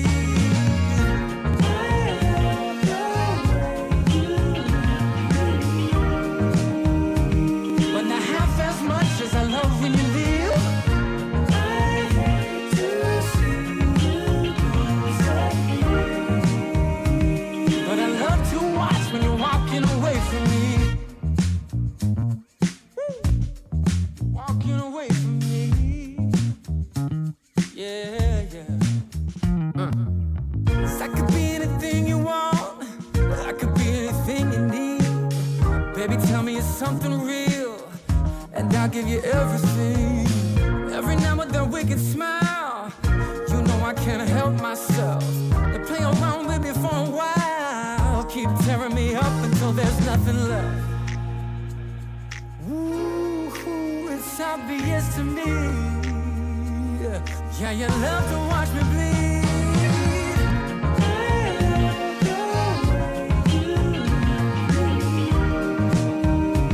But not half as much as I love when you leave. I hate to see you go. But I love to watch when you're walking away from me. Yeah, yeah.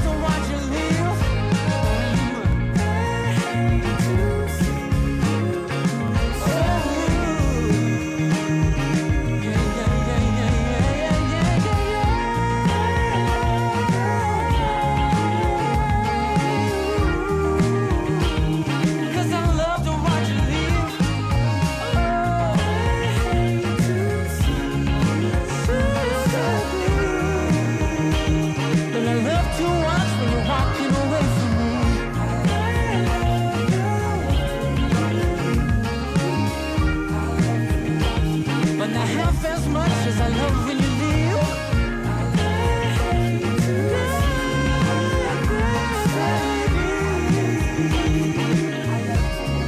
You walk away from me.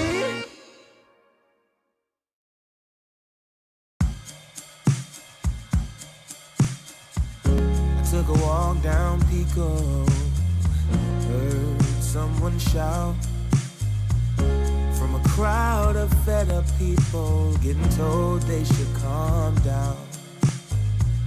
Didn't wanna fight, but the tears that fill their eyes are brought by the people sworn to preserve their rights. Oh,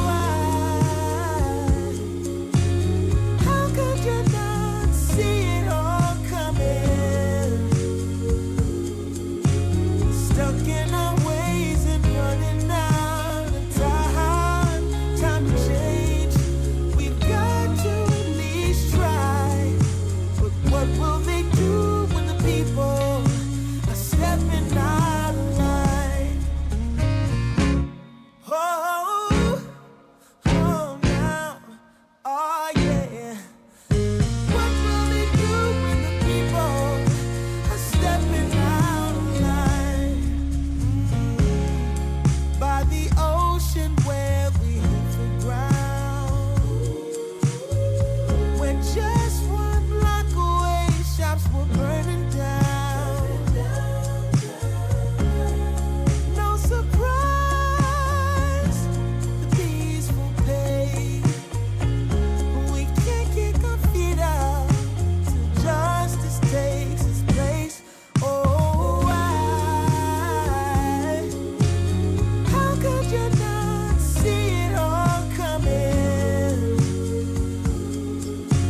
Stuck in our ways and running out of time.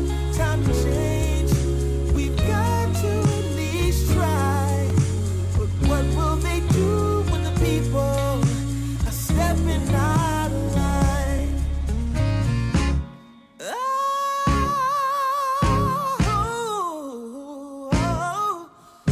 What will they do when the people are stepping out of line?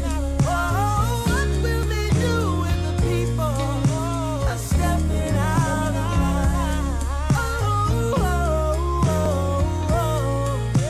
Stepping out of line. I wanna know when they're stepping out of line.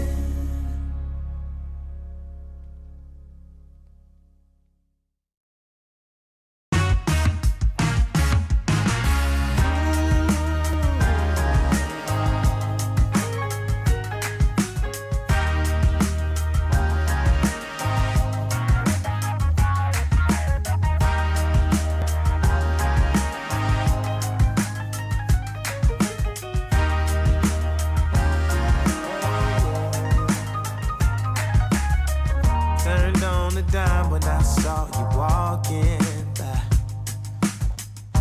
Something about you caught my eye. Yeah. Ain't trying to waste my time, just standing in your line. Gotta take a shot before you pass me by. So you wanna be alone for a minute? Well, come on, tell me what's on your mind. I wanna know what makes you happy. I wanna know, can I make you mine? Ooh, I wanna know if you know that I treat you right. I wanna know, can I spend the night?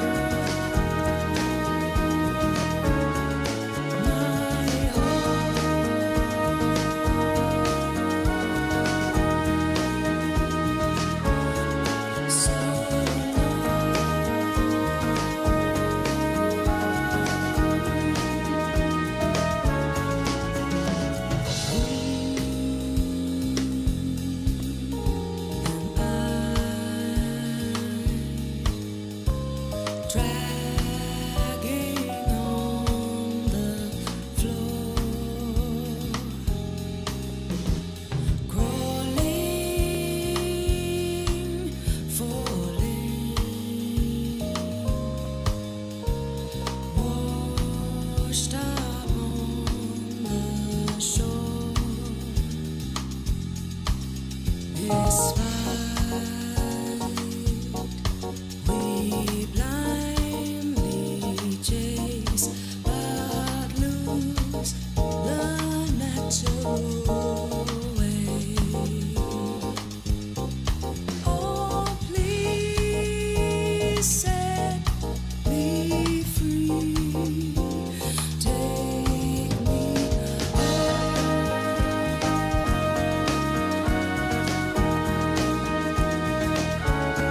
So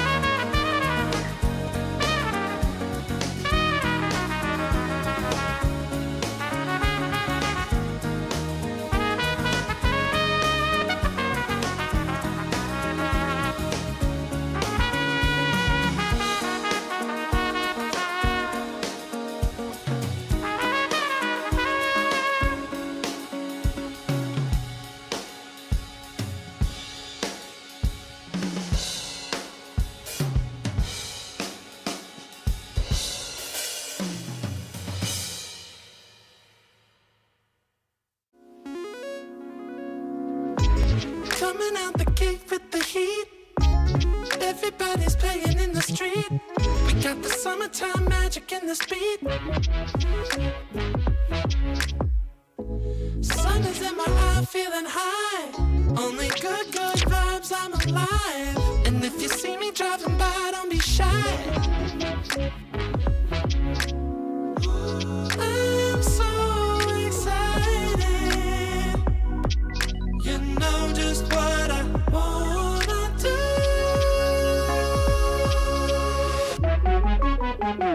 I'm glowing on up, I'm glowing on up, I'm glowing on up. I'm glowing on up, I'm glowing on up, I'm glowing on up. Don't it feel like summer? I'm glowing on up, I'm glowing on up, I'm glowing on up.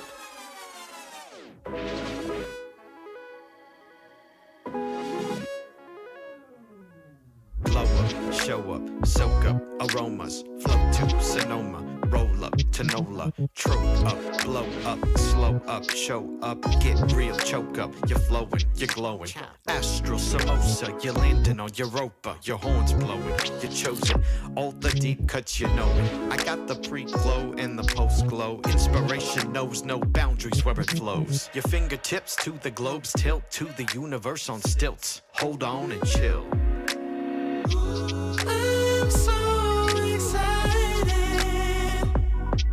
You know just what I wanna do.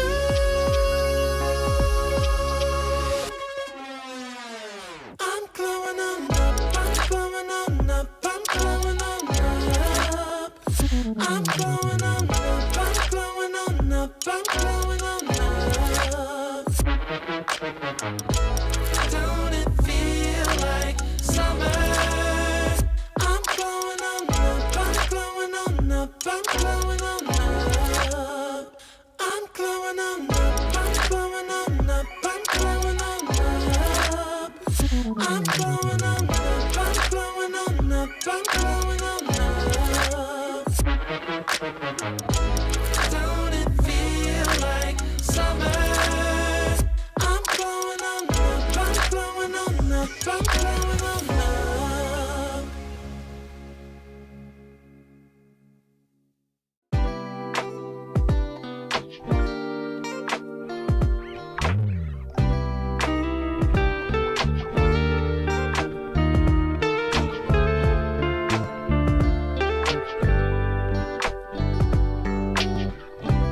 We're gonna keep it going. We got this now, you know. We're getting closer now. We're ready for some more. Now is the time, reaching for blossoms in the sky. Sun setting low, making us golden as we ride.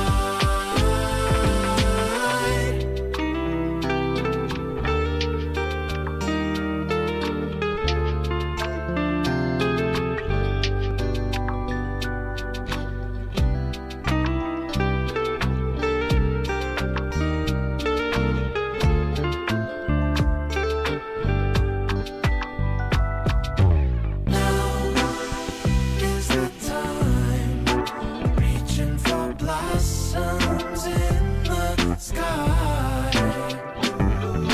Sun setting low, making us golden as we ride.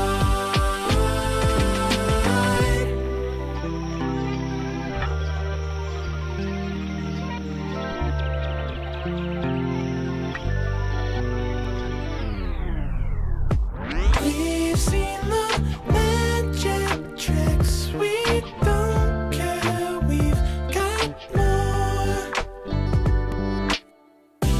We know we're on the tip. We're ready at the shore. Now is the time, reaching for blossoms in the sky. Sun setting low, making us golden as we ride.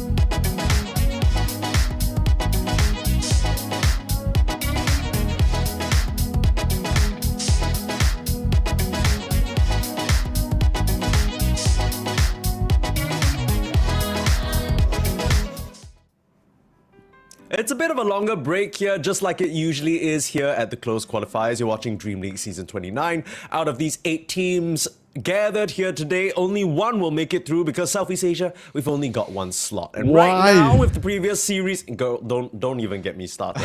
If I could write a whole essay on that, but Winter, at the start of the day, we already mentioned, we felt like this iteration of the closed qualifiers, probably the most stacked it's ever been, right? Usually there's a few, maybe tier 2, tier 2.5 teams that creep up through the OQs, and then they don't really put up much of a showing. This time round, I think I'd wager to say maybe 7 out of 8 of the teams have a good chance. The only one that I'm not super convinced about is maybe Yangon Galacticos, but everybody else, I mean Carstensz especially, with the recent changes they've made, they've looked really solid. Oh well, I think the qualifiers have not been so stacked since the 1990s. This is by far the 1990s? He's banking on the fact that most of our audience wasn't even born back then, but you might be onto something. Man, Carstensz, they are. I mean, I don't want to say new because they're not exactly new, but this is like their latest roster. They've added Salamat, and I mean Hard L has been playing with them since I think January. Salamat is the most recent 5 seconds remaining. Azad teammate. I think they've been doing really well since they added Salamat to the team. Let's go. Yeah, really early cast pick, but before we dive a little bit more into the hero selections in this pick and ban phase, let's talk about the teams, right? Because early on today, we saw OG very swiftly decimate GLYPH. GLYPH, of course, coming off of qualifying for Blastland 7, so that's probably a pretty disappointing result for them. OG are going to move on. While now, Carstensz, this is a team that people who don't usually watch the, I guess, tier 2 Southeast Asia scene, they're not super familiar, but they started out as a mostly Indonesian team, right? And then over the course of, I want to say, the past 6 months, they've slowly gone further and further north in Asia. They brought in a couple of Mongolians, Seme and Ace 12, and then Salamat now. So the only remaining Southeast Asia is Dreamcell. And then you talk about North Asia, you look at Execration, you'll notice Palos isn't there anymore. They've swapped him out and went for Krish. So this is really, really major, I want to say, 5 seconds remaining. Team character defining roster changes that are coming out for both these squads. I mean, on paper, I think Execration with the change, they should be like having like a downgrade because Palos, like if you swap Palos for Krish is I think more inexperienced, and in terms of like I think in even individual play, like Palos seems to be like the better player. And also curious to know why it happened, but for now we will only be able to look at the games and see how they play together as a team. I would say that Krish is more, it's quite similar to Palos in the way he plays in general, a carry. He's very team-based carry. Palos is also like I think a very team-based carry. He plays for the team a lot, he moves around, he enables Bob, especially, you need to enable King Bob. If you don't enable King Bob, there you go, the game is over. So you have to play for King Bob. And I think Krish definitely feels like he's a very suitable replacement, for Palos. There's a bit of concern that you raised that I think is very valid though with Execration. Of course, Leon Arthur, their coach, left a bit earlier in the year to form GLYPH. And then at the same time, we know from previous tournaments that in terms of drafting, it was mostly Leon Arthur and Palos coordinating on that front. So this decision to bring in Krish might be kind of like switching captaincy, switching direction of the team as well. Maybe we're going to see a new form of Execration led by CML, who seems to be drafting right now instead. Pretty interesting that Carstensz snatch up that Kez this early on, and then Execration respond with a Tidehunter, because typically I would think that the Kez does well into the Tidehunter in a pause 1, pause 3 matchup. Not exactly. I think Tide is probably the best hero against Kez. If you are talking about off lane, lane matchup against Kez. Because Grimoire is the best Kez player, I think. Maybe just him and the other guy. Jigroy? Yeah, Jigroy. Those are the two best Kez players. Like people usually don't give Kez to Carstensz, but I'm also thinking that maybe the Kez is like a flex pick, for Carstensz, because Kez, I feel like his true role in the current meta is actually mid, but I think for Carstensz, they're one of the few teams that actually still run him on carry. I think the hero is not exactly a carry hero anymore. He is considered more of like a 10 spirit seconds type remaining. hero because of the introduction of like the change to Mage Slayer. That's number 5 one, seconds and remaining. to the nerfs to the other heroes as well. So I think Cass is Radiant very good team at mid. You know, if you follow Gamer Legion closely, you are going to be able to understand why Cass is a very good mid hero. Yeah, we've got the pleasure of witnessing firsthand RCY dominate a bunch of different teams and opponents with that hero. Just the laning is pretty surprisingly 10 solid. seconds Right, you got a lot of physical damage that comes out. We'll see how Carstensz choose to run it because 5 yes, seconds Kaz remaining. mid could be cool, but you also have one of the best Kaz safe lane players that exist in Mr. Dreamercell. This is not just talking about Southeast Asia, we're talking about probably the entire world, even though I'd say most of the world is starting to catch up. We got a Hoodwink, so a break on the side of Carstensz to perhaps deal with that Tidehunter. And on the Execration side, they go for a very classic CML pick, the Witch Doctor early. Now this is interesting because I feel like when you pick Witch Doctor, it's to win that safe lane super hard. You usually do so when you see like a tanky aura buying offlaner, but they kind of snatch it up pretty early. I'm not sure what that's about. 10 seconds remaining. Yeah, no idea. It's just a CML thing. Like Witch 5 Doctor, if you don't seconds actually win your remaining. lane, the hero just feels you're completely useless. Even if you win your lane, I still feel the hero is kind of useless. Not gonna lie, you know, I'm just gonna say it out. You know, this hero. There's a reason why nobody picks this hero except CML. It's a very Sure. it's a very just lane focused hero, right? It's all for the lanes, and if it's not doing well in the lanes, then you're gonna have like a useless hero in your team. You know, not doing much in the team fights. You can't really. The problem with this hero is you have to be near to cast your spells in a team fight. That's a problem, you know. Yeah. To me, Witch Doctor feels like a lemon slice. You know, when you want to spice up your drink, you get yourself a lemon slice, you squeeze it in. No, but then no. Bro, after you do got it the wrong. initial squeeze of 10 lemon, seconds there's not remaining. much else that he can give you. He's just dry. Witch Doctor is the 5 seconds calamansi. remaining. Oh, Not that lemon. Okay. Okay. After you burst out all the juice, he ain't got nothing left, is what you say. You just. It's that No, I think we're saying the same thing. Though I am pretty intrigued by the Execration follow-up picks. So we got a Lash, we got a Razor. Hey, what the hell am I looking at? I think the Lash is probably a support here. Post for Lash. I mean, I don't know if I like it or maybe it's just a mid hero. Because you want like some sort of like AoE. Like Lash is good into the cast. You can kill him during his form.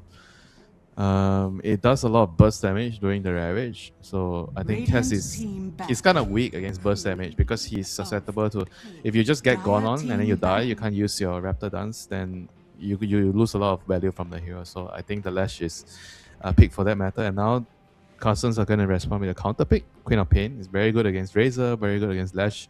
You don't really have a mid hero against Corp, because those heroes you cannot lane into Corp. So I think what will happen 10 here is the seconds Lash remaining.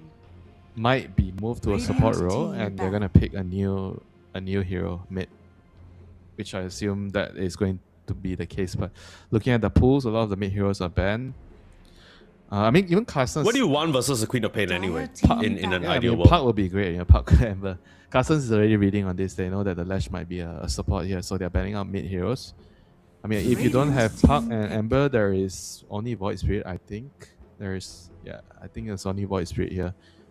Other than Void Spirit, because there's no Viper, so there's not many unless you want the Huskar. But I don't know if Huskar beats Corp anymore because you don't have the Dispel from Cauterize. 10 seconds remaining. Yeah, people seem to have gone away from the Huskar entirely. I have 5 yet to see seconds that hero remaining. come out in a while now. Yeah, the hero It is. feels weak. like the nerfs got hit him a little bit too hard. His laning nerf got hit a lot.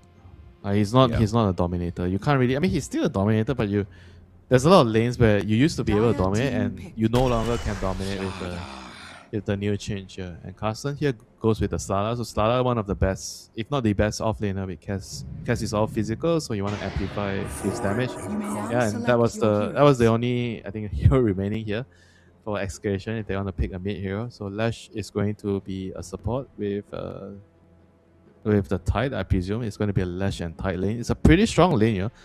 you just go on the support with the Gush and Edict, and you're just gonna kill them. So you have to be careful when you're playing into this tight Leshrac lane.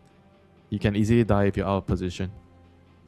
What's the merit behind this Lesh support? Because I feel like Witch Doctor Lesh support duo is so far away from my understanding of what's important in the meta right now. Like, what's the idea here, you think, from Execration? Just to win the lane. Execration has always been a laning team. They only play for the lanes. They pick strategy to dominate the lane and snowball.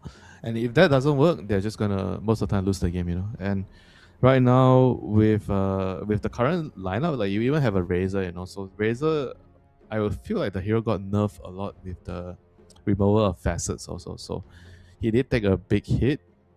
I mean, late game, you're not going to be that strong. I feel like in this particular game against Kaz, Co-op, Sada, I mean, maybe in the laning phase, you'll be able to do well. Maybe.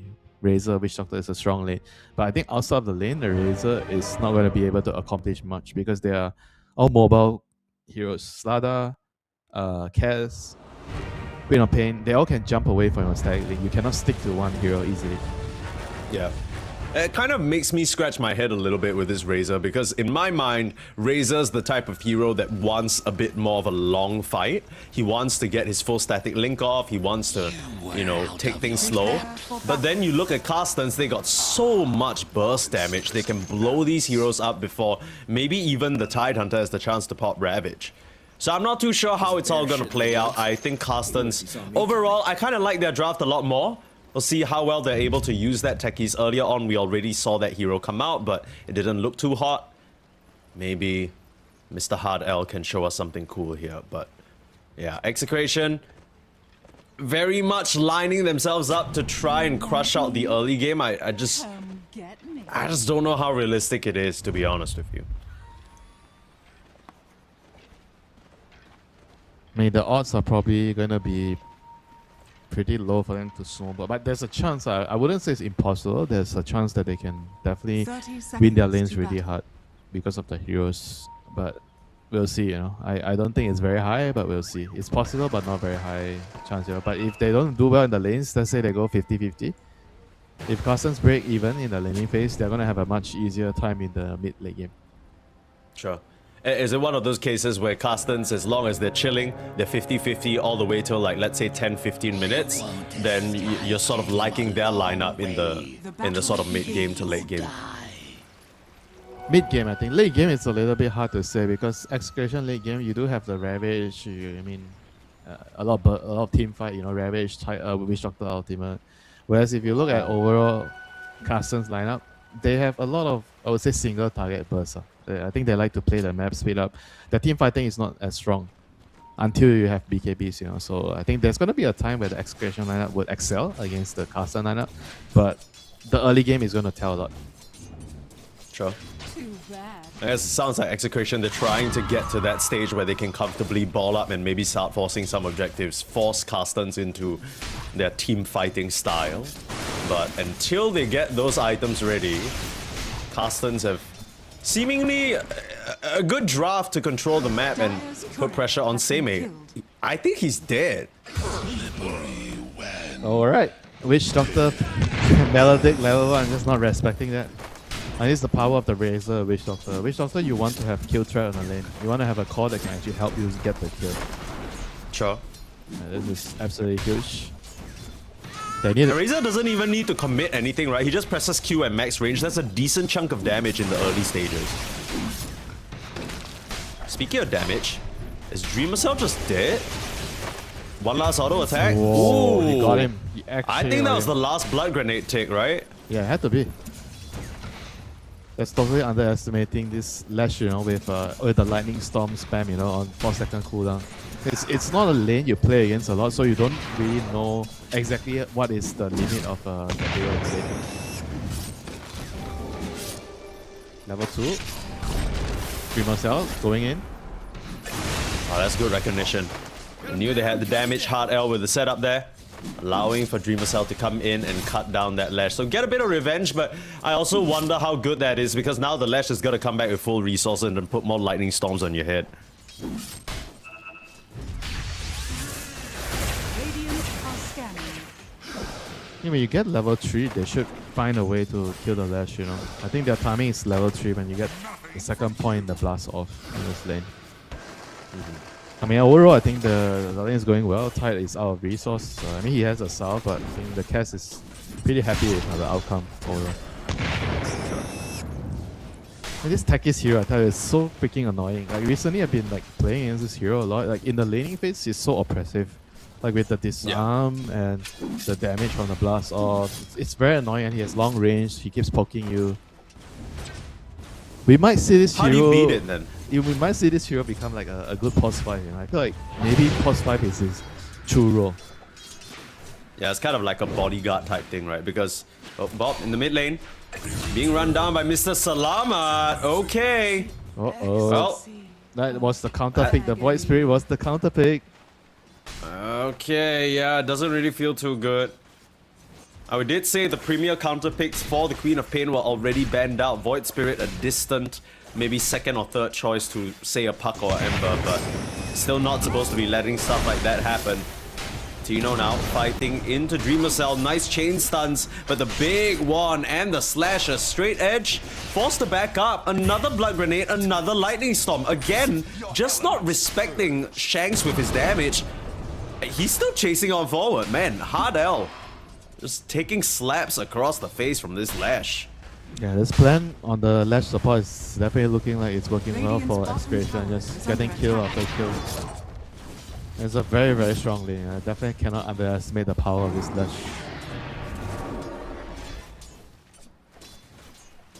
This is by far a very, very good start for the strategy that they've employed, you know, for Execration. They got kills on the safe lane and off lane. And I mean, the only bad news is Void Spirit dying to the top solo, you know. Yeah. I kind of understand it though, the amount of damage that he's taking from level 3 Shadow Strike. He also didn't dodge the Shadow Strike, so that's a pretty big deal. Yeah.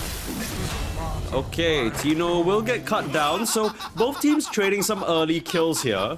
Level 3 Overall, I think but the thing is, it's not so bad, right? Because all the cores are farming. It's not like anyone's really being pushed out of EXP range or anything. But the kills I feel like the kills would favor the Cass and Takis, you know, like, especially as a core hero like Cass. Cass is a hero where he does a lot of damage just by getting levels, you know. His spells, you get more points in his spells, he's just going to just push you out of the lane. So I think overall the trades are definitely looking good, you know, for Dreamercell.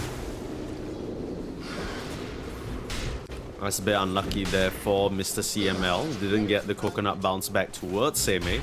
So the Slardar will survive. Not a lot of HP to show for it though. I'll just sell back up.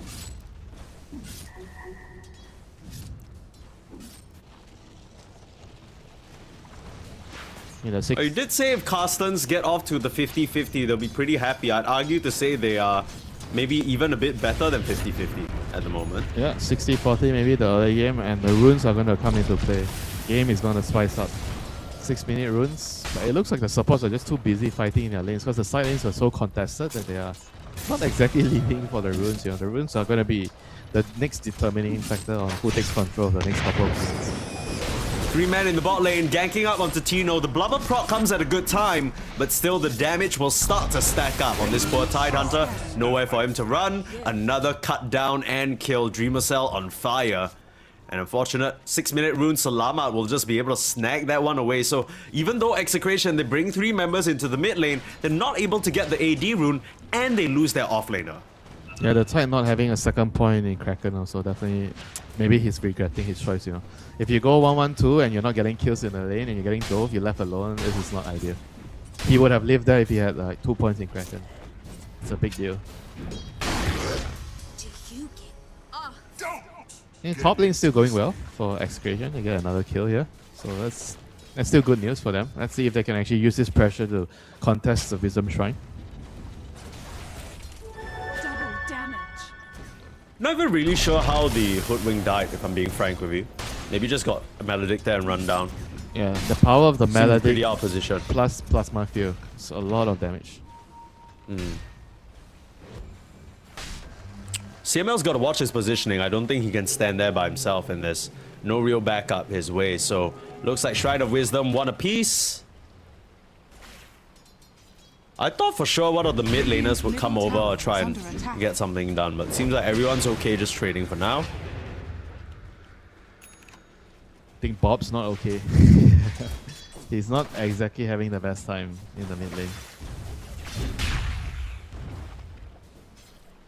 I mean, overall, this is really good for Carstensz. If Execration is not running over the game with the Witch Doctor and the Lash supports, this is good. And they're going to bring in their techies. Hard L is coming through the gates, but it's warded, so Execration know it's coming. It might be too late though. CML's in a really rough spot. Nice coconut bouncing between the both of them, and now Seimei will get zapped down. Shanks there to assist. They get the kill on the Slaughter, and now they're looking for the supports. Slowed down by the blood grenade. Shanks has them in plentiful supply, and they'll find themselves another. So Execration, they're the ones who got wrapped around upon, but their response was clean and perfect. Yeah, that was also a slight mistake there by Carstensz. Every time you make this play through the gate, you gotta have to bring a sentry. They didn't have a sentry to check if the gate was warded. I think that was probably the main reason why they failed the gank. And it's very, very important. Something small like this matters a lot. Tip of the day, Mike, always bring a sentry when you're going through the gate. Oh, that's real.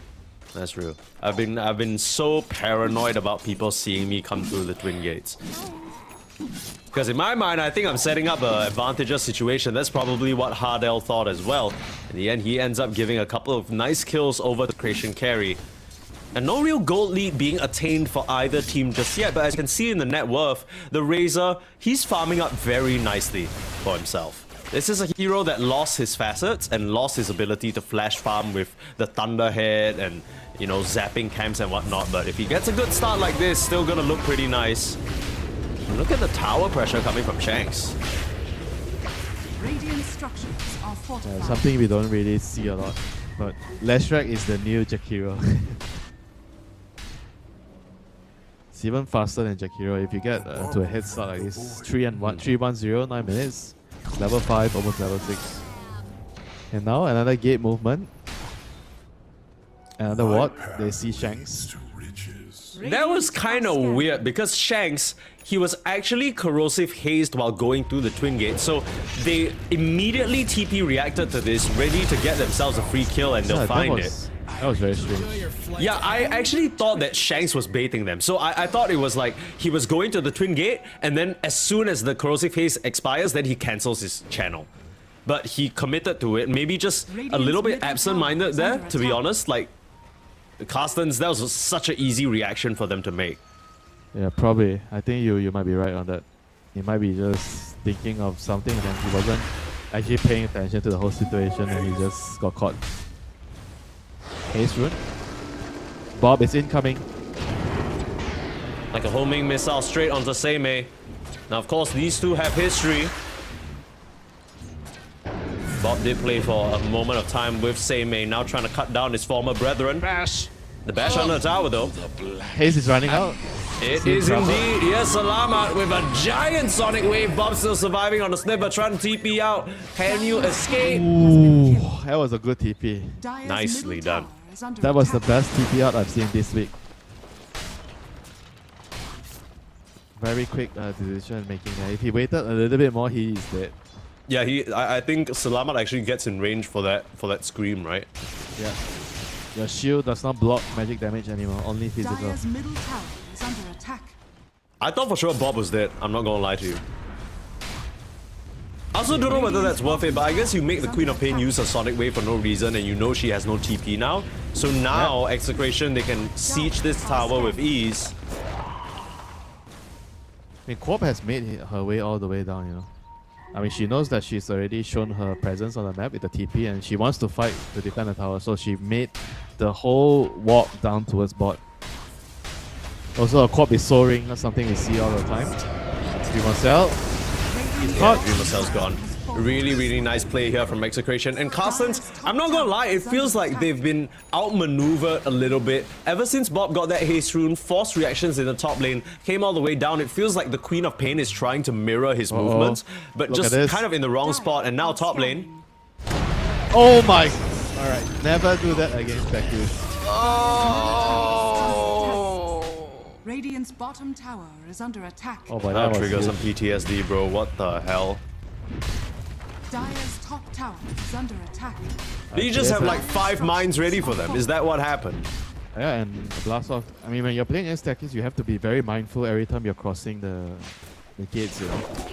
I think players are gonna start to get used to this new play Sure. or old I mean, play. At this point, Execration, those 2 cores are definitely full of mines, I'll tell you that for free. Very, very painful stuff. I mean, that, funnily enough, just evens out the game. Right? Like, the fact that he just gets 2 kills there. Now, Quich will finally get some revenge, but it comes as a 1-for-1 trade. The question is whether Seimei can escape. Slowed down by the plasma field, last strike is there. CML will have to pay for it with his life, though. Another notch for the hood.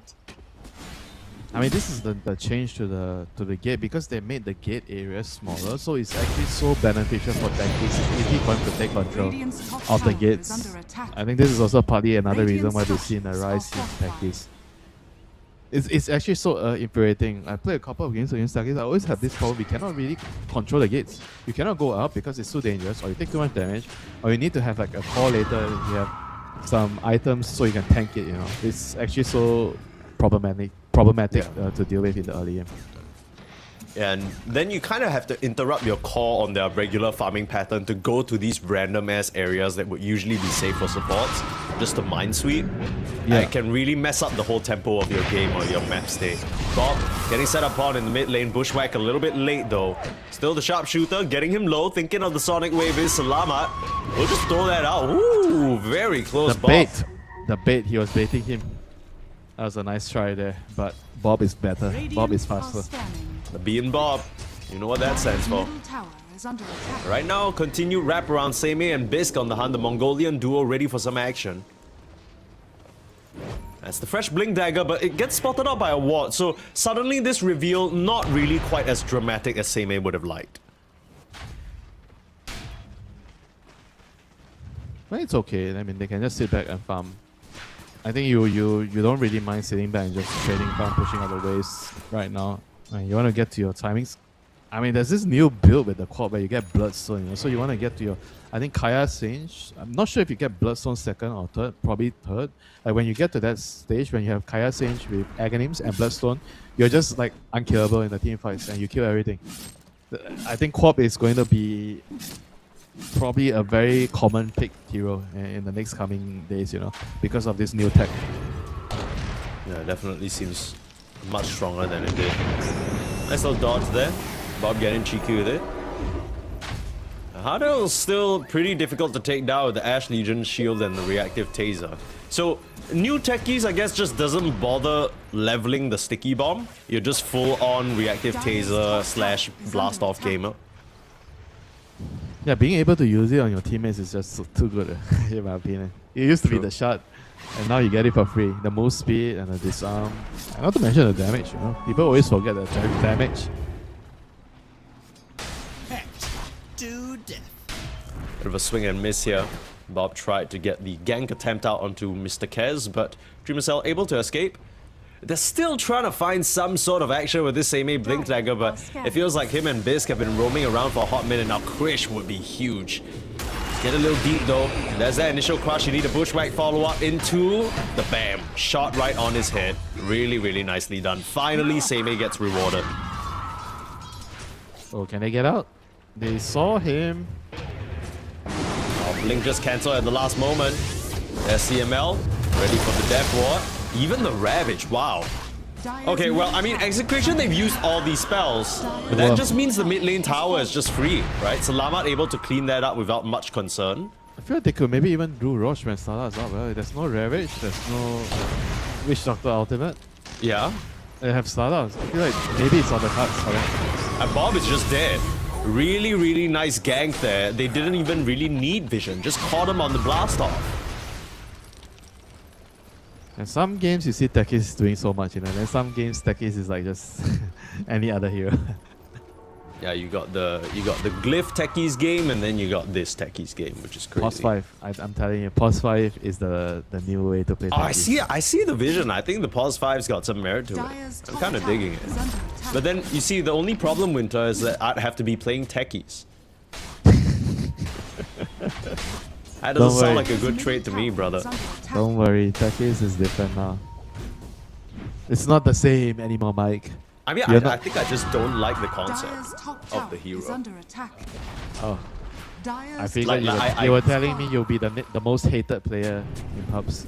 Bro, I play Venomancer, you know, I'm no stranger there. That's not a problem with me, is it? And it's not about being hated, it's just the idea of his cheeky little bum just running around planting mines that don't sit right with me. But I'm sure Carstensz very happy about this current game state. They've not only 50-50, but they've come out on top somewhat of this early game. Sada has shot after dagger. This is a big timing with the Cass. They can definitely look for kills. Cass working onto his Aghanims. I mean, this is also like the new thing people are doing with the Cass. You get Mage Slayer into Aghanims. I mean, he has a Yasha up also. You want to basically play with your Aghanims as soon as possible. I see a Kaya Yasha being built up as well. And I'm not sure about that one. I think it's probably legit. It's his best hero, you know. He definitely knows what he's doing, you know. We just didn't really see it before. So what I've seen before, I don't know whether this is legit, but because Raptor Dance is pure, right? So you kind of want to get the spell amp there, which I can kind of understand. Mid lane, again, Bob just continuing to be bullied here. Astral Step, escape, finds himself a mine. Sonic Wave! Oh, they hate him! Not this time. They hate him, dude.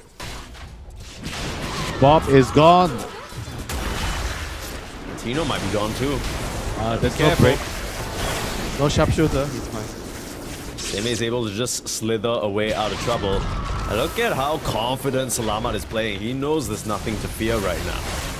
The only way they kill him is if they ravage into Death Ward full chain stun, but then even after that, it's like, what do you even do? Shanks is dead again, gets caught out by Dreamcell. Yeah, I feel like after the early laning stage, I haven't really felt the presence of this Lash, man. This Witch Doctor and Lash, they're only for the lanes. When the game breaks down, the laning phase breaks down, then you see the weaknesses of Witch Doctor and Lash. They don't really offer a lot. They can't initiate. They're very reliant on your teammates. And if your team is not getting anything done, then the supports are also not going to get anything done. Regeneration. I'm not really a big fan of supports that are only primarily used to win the lanes, you know. This is why. Yeah. It's a bit too one-dimensional, isn't it? Especially Carstensz. I mean, now they've reached the stage in the game where none of that early advantage even matters. Even the supports are getting their first few items. You got your Hoodwink Rod of Athos. A lot of tank here.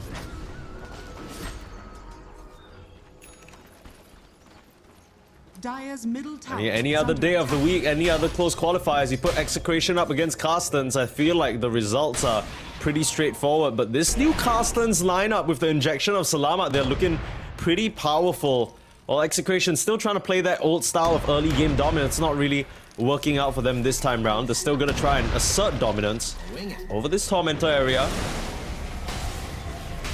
Try and rush this objective. They got the healing of the Witch Doctor.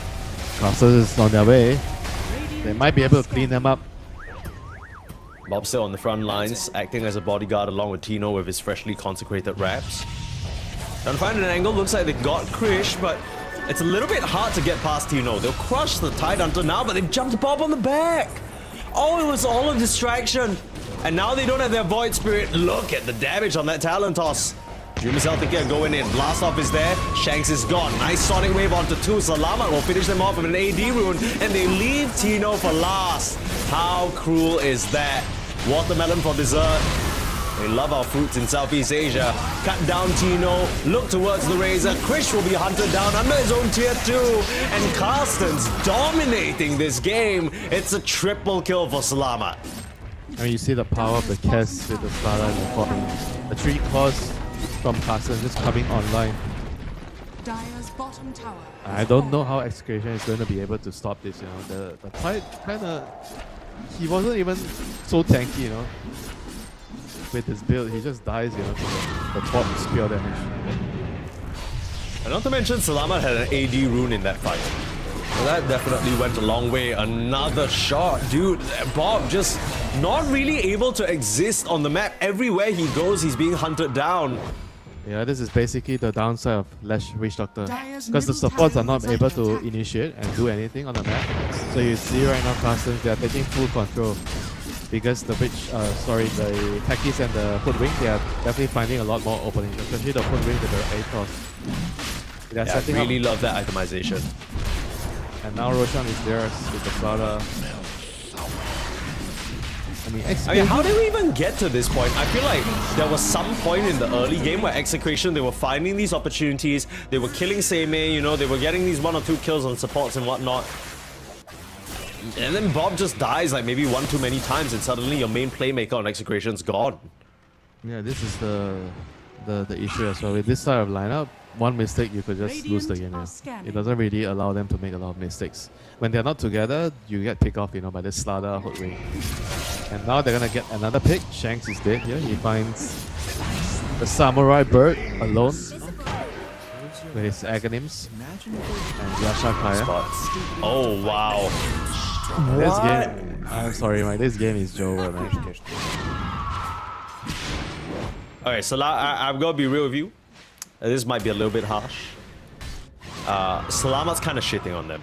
Salamat is absolutely taking a dump all over Execration right now. This Queen of Pain performance has been sublime. He hasn't even gotten to the Bloodstone yet. He's already killing everything right now. He's gone Ags, right? He's gone Ags just because he knows he's that far ahead. So many builds working out nice, man. Bloodstone is next, you know. Have you ever seen like a Fog with Bloodstone, Kaya, Sange Kaya with Aghanims? Bro, it already looks so bad right now for Execration. I don't know how much worse it can get. Oh, I tell you, it can definitely get a lot worse. I mean, it's kind of tough. It's just their lineup. They don't really have any other play, you know. They can only group up, hope to group up and fight, but they can't even fight right now. And if they split, they're just gonna die to the Slaughter and Hoodwink.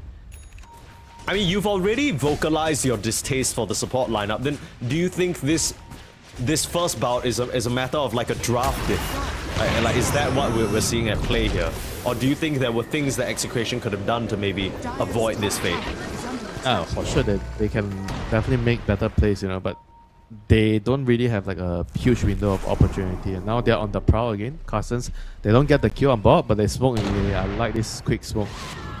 They are going to find a big kill here. The Bomb's just spotting them out entirely. Bomb's going to try and get some vision. Seimei on his heels. Who are they going to decide to go on? Of course it's Bob. They don't let him have a chance to play the game. Sonic Wave plays perfectly to kick both him and CML. And now the Witch Doctor ain't going to heal himself out of this one. Krish going to try and steal some damage, but wrapped up into the trees with no help on the horizon. Just cut down. No mercy shown at all by Carstensz. No time for mercy at all, Mike. This is going to be a very painful end for Execration. Their lineup has expired. There's no moves that they can make. I mean, they can only try to farm and wait for, I don't know, like the BKBs on Razor. But even with BKB on Razor, I don't think he can actually just run into the middle of the team fight and latch onto a target and try to kill them, because he's going to die to the Kess physical damage, pure damage, and then there's the Corpse Sonic Wave, you know. So BKB doesn't even save you. Dire's middle tower is under attack. I just feel like nobody on Execration can actually get into the fight right now. No. Everyone's just dead before they can even walk up and press a spell. Their best bet is to initiate with a tight dagger and hope they blow someone up.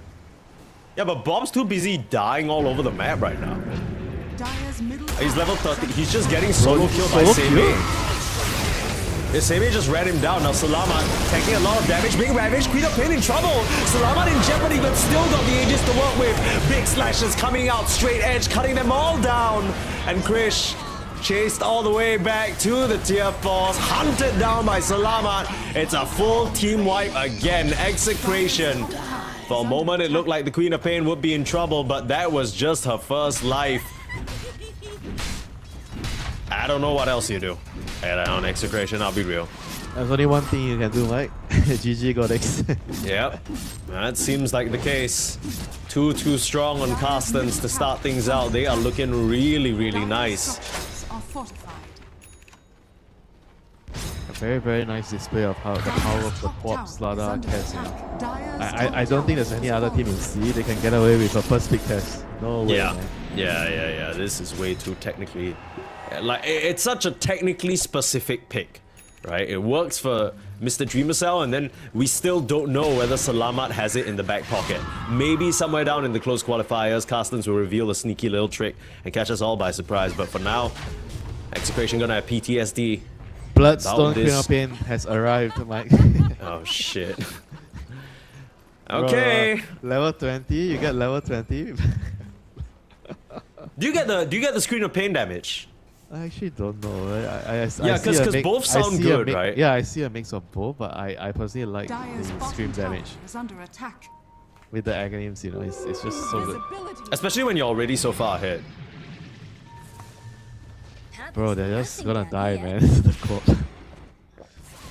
Radiant can you do? are scanning. I think whenever you get to co-op at this phase, like Dire's before 30 bottom minutes, tower is the under game is attack. just over, man. You can't fight the hero. I mean, even without the Bloodstone, she was already pumping out truckloads of damage thanks to that early eggs, right? Maybe there's some merit to this Soul Ring build. It looks really nice, right? It's allowed Salamat to keep up in terms of farm, keep screaming these waves. Christian... Oh, what? Okay. A bit of a parry situation. BKB trying to fight. He's alone. Dire's He bottom is tower alone is out under here, attack. but he should be able to escape with the Raven's Veil. Okay. That looked a little bit hairy and weird for a moment there. He was grappling, hooking to some random groups. Yeah, same mate. Get the catch out. Witch Doctor just gone and killed. Immediate buyback there from CML, but Execration, I don't think this is a fight you want to take. I mean, maybe they're trying to find an opening because they know both the BKBs of the Slaughter and Kez have been used. That could be something. If they can land a fat Ravage, maybe Krish can come in and clean up, and maybe Bob can play the game for the first time in 20 minutes.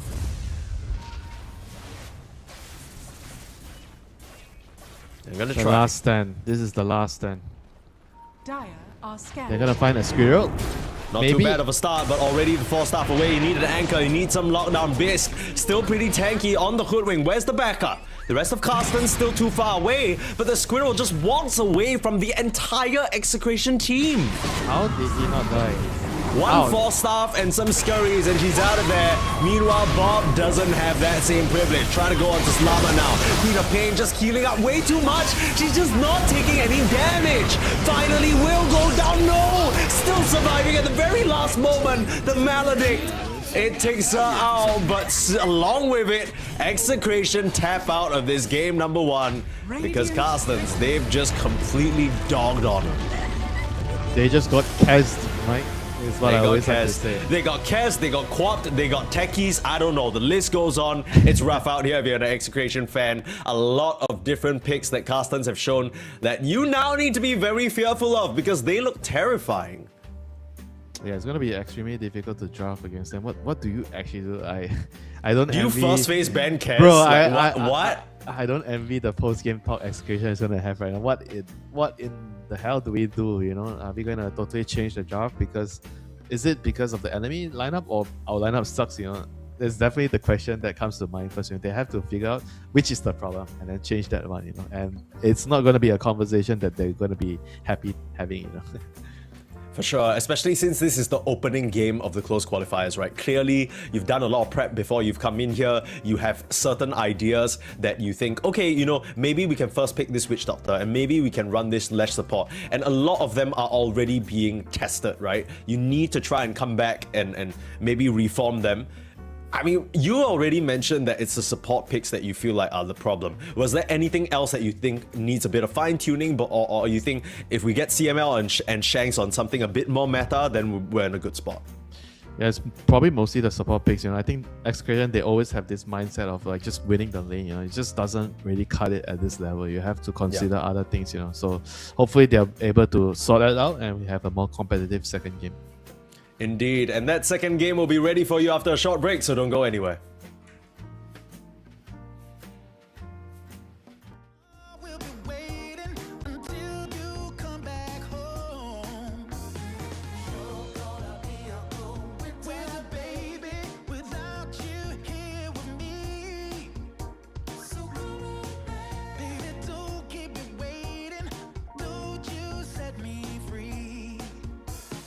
Baby, pick up the phone. Baby, pick up the phone.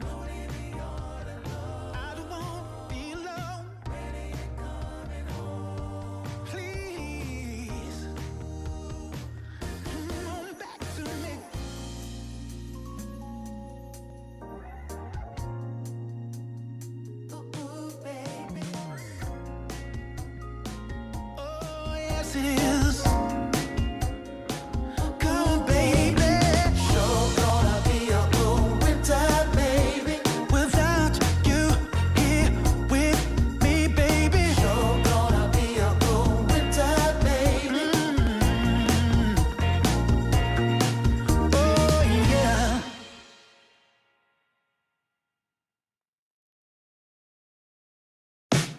Sure gonna be a cold winter, baby, without your loving around.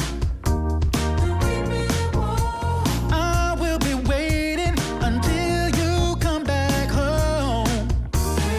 Sure gonna be a cold winter, baby, without you here with me. So don't keep me waiting, I need your company. Ooh, I know I did you wrong. I'm hoping it won't be too long. Oh, come back. Tuesday, you took my heart and then you ran away. Now it's been 16 hours and 7 days. And now the hardest part is begging, baby, begging, baby. People say it's just a waste of time and you don't care. But I'm holding on and hoping that will be another chance for what we had, what we had. Never gonna be another way. No more windy days. Come back, I'm gonna find a way. Yeah, back to me. Sure gonna be a cold winter, baby, without your loving around. Baby, I will be waiting until you come back home. Sure gonna be a cold winter, baby, without you here with me. So baby, don't keep me waiting, don't you set me free. Baby, pick up the phone. Baby, pick up the phone. Don't leave me all alone. I don't want to be alone. When are you coming home? Please, come on back to me.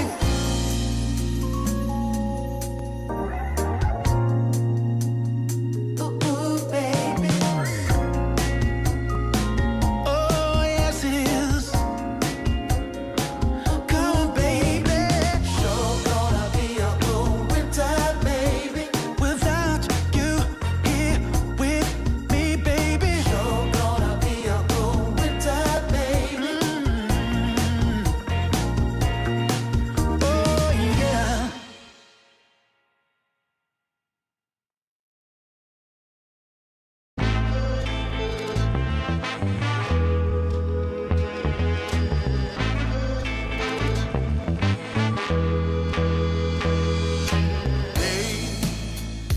I've had days of struggle, nothing quite as rough as today.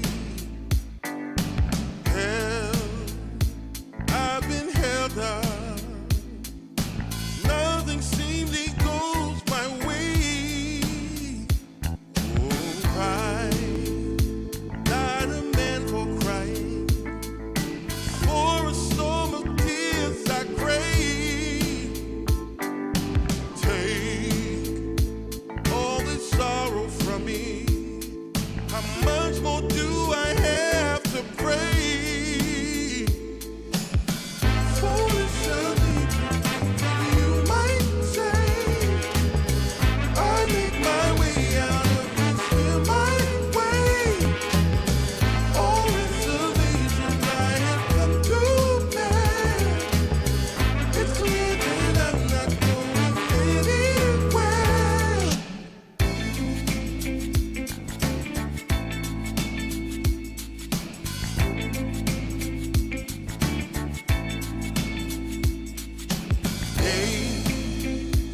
I've had days of struggle, nothing quite as rough as today. Yeah.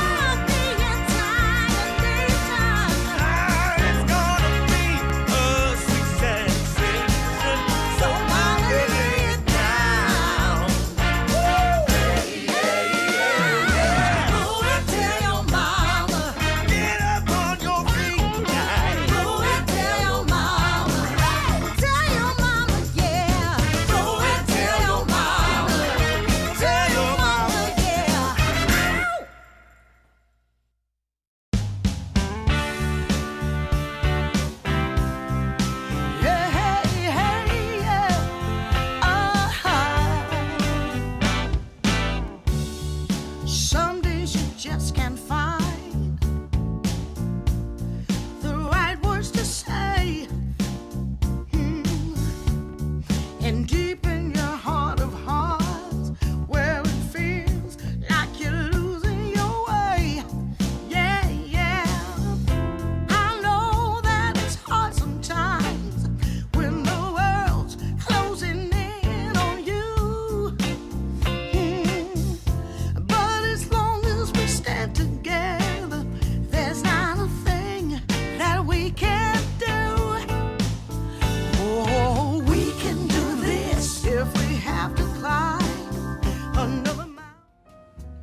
When we started the day today, Winter, we were talking about how this Dream League Season 29 Southeast Asia Close Qualifiers felt like the most stacked it's been in a long time. But all throughout today, all we get are stomps. Everybody's leveled up.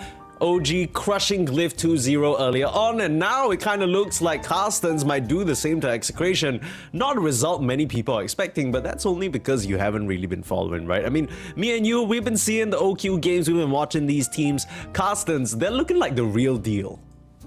Yeah, they are. I think for some time now, since 1 or 2 weeks ago, people are already saying that this is a team that is no longer a tier 2 team. You know, they are kind of like a close to tier 1 or maybe already tier 1. You know, people are already closely monitoring their progress, paying attention to the strategies, what heroes that they're playing. And yeah, maybe see here in the OQs they did a fantastic job. And right now, getting a 1-0 lead against Execration, definitely no small feat. Dire team ban. Absolutely.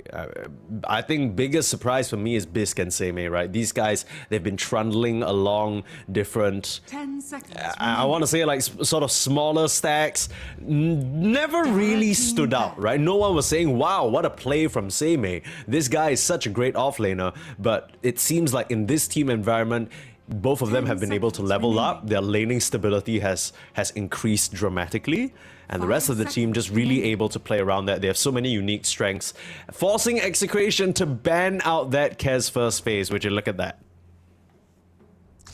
Well, that means something is going to... Wait, who has first pick? I'm pretty sure something is going to leak out if they have to use a ban like this. Okay, so we got Doom, Team ban. Bristleback's taken out, you still got your Alchemist, you still got Treant Protector, which we know Carstensz really, really likes. 10 seconds remaining. I don't know whether there are any like mid bans that need to be first phase. 5 Timber Saw is seconds still remaining. available. That's a hero that got Giga buffed.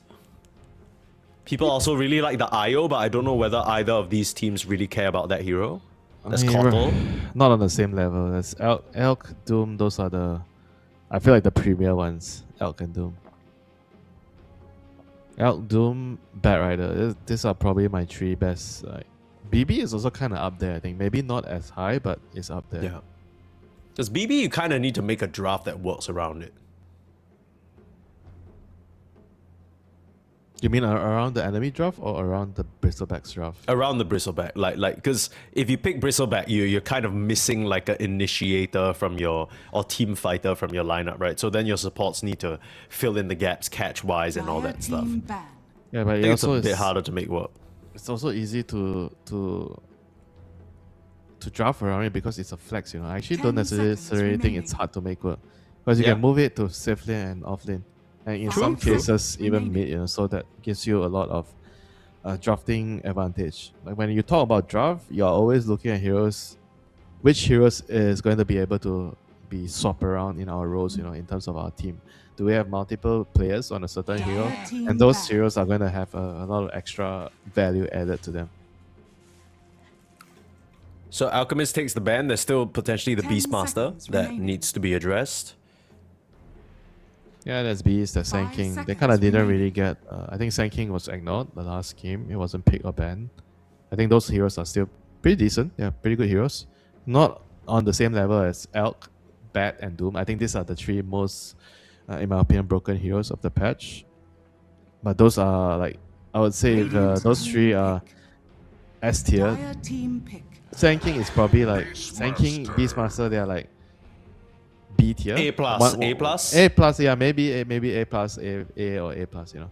One rank below. Yeah, kind of. Those kind of heroes feel a bit less like you pick it and you win. It's more like you need to have players that can 10 flex it plus seconds remaining. specialize in it in a way, right?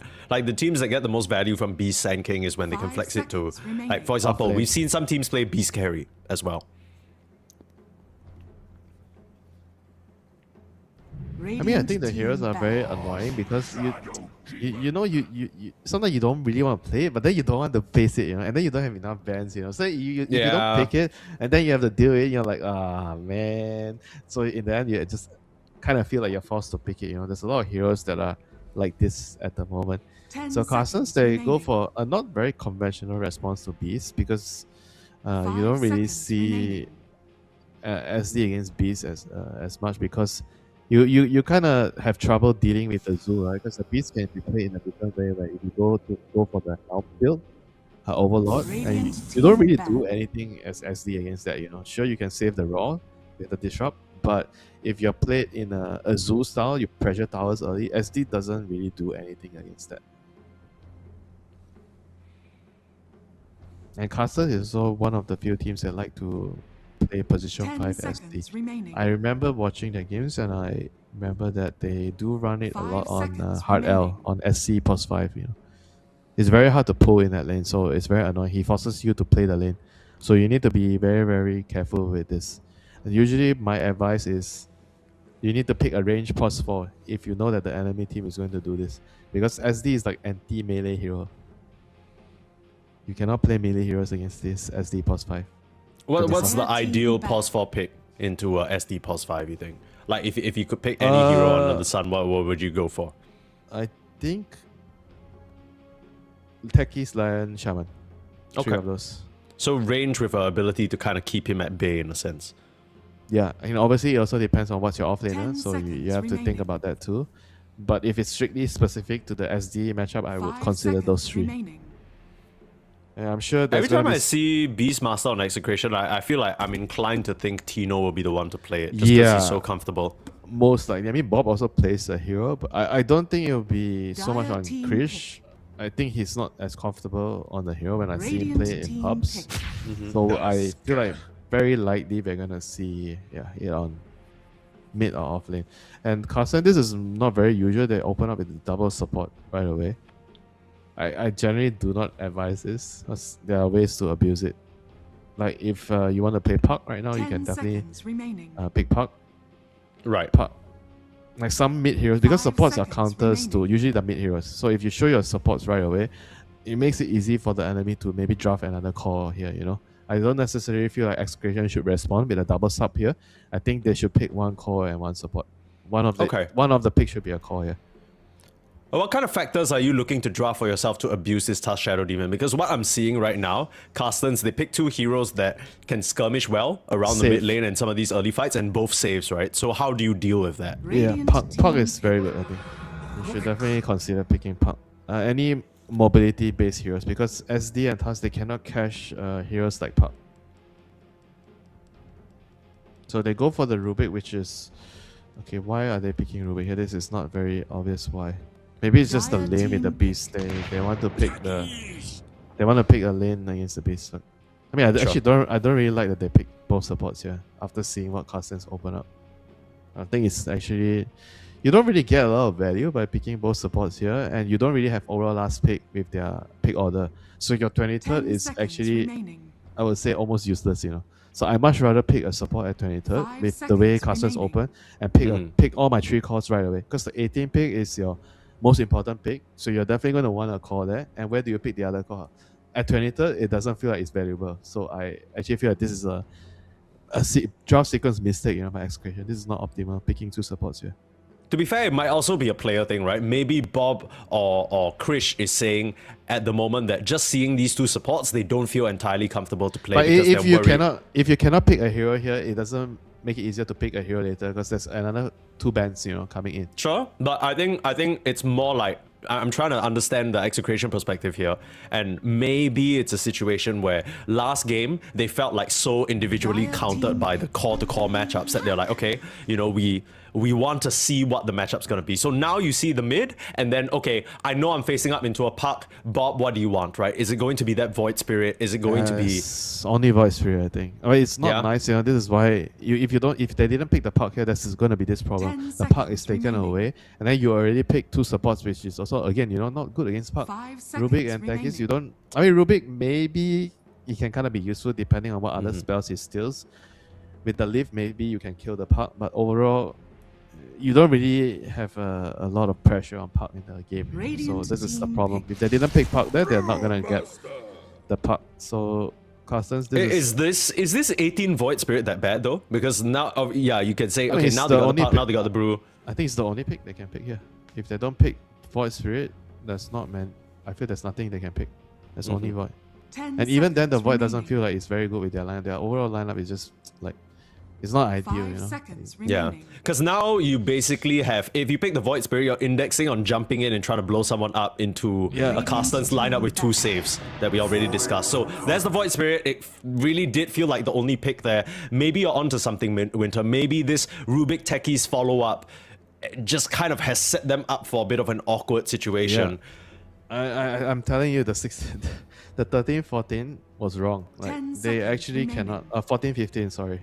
The 14-15 Rubik Tekis was just not ideal. It's wrong. One of the picks is wrong. They cannot actually draft like this because you cannot find... So Void Spirit is not your win condition. And I don't know if the Beastmaster can also be a win condition. So your win condition has to be the 23rd pick and you're not overall last pick. So how can you play the game? This is my take on why the draft sequence is so important. So they cannot find a pick in 23rd that I think you can win the game with. And you're stuck with...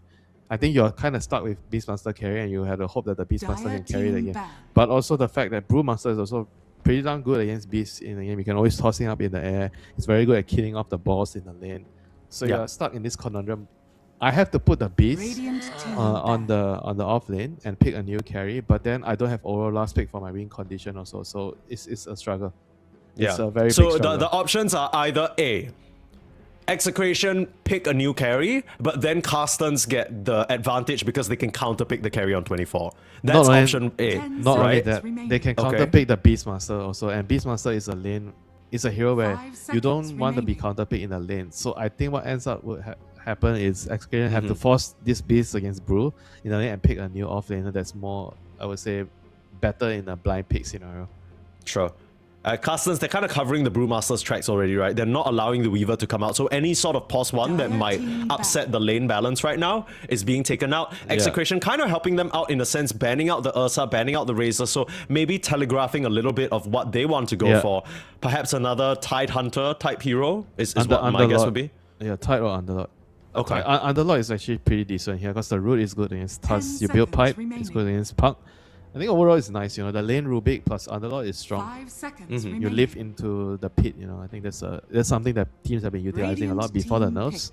And they chose the ban Tide because Underlord is, I think, conceptually a weaker hero right now compared to Tide. So they leave them the Underlord. And then that is not an Underlord, that is a tiny... It's Beast off lane, Beast Rubik, so Tino is playing the Beastmaster, but then he's just going to get counter. I think they just need to pick a counter. Like either there's no Gyro, so what are the counters? Because Gyro Bristleback already taken out, right? So what other... There must be something. I think Monkey King. 5 seconds remaining. Monkey King could be tricky though, right? You get lifted out of Wukongs or tossed. I think it could work. There's no Weaver. Yeah, a lot of the heroes are banned. Maybe that's what Execration were banking on. Maybe they already saw that so much of the Beast's counters were banned. And then they snag this Tiny that can very much become a win condition for them. Lone Druid.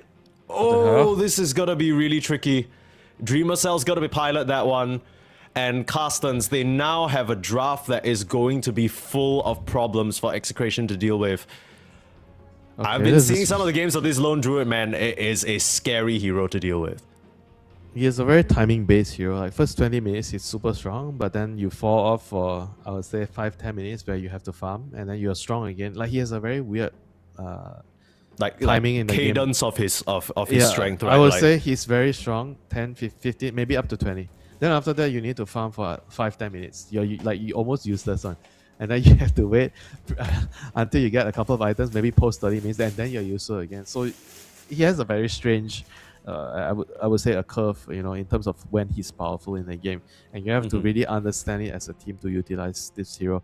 But if you look at their overall composition, right? So do they have what it takes to survive the time when the Lone Druid is weak? I think definitely they can. With Puck and Brewmaster, 20 to 25 minutes, say you have some sort of like Aghanim's on Brew, right? You can definitely play on that.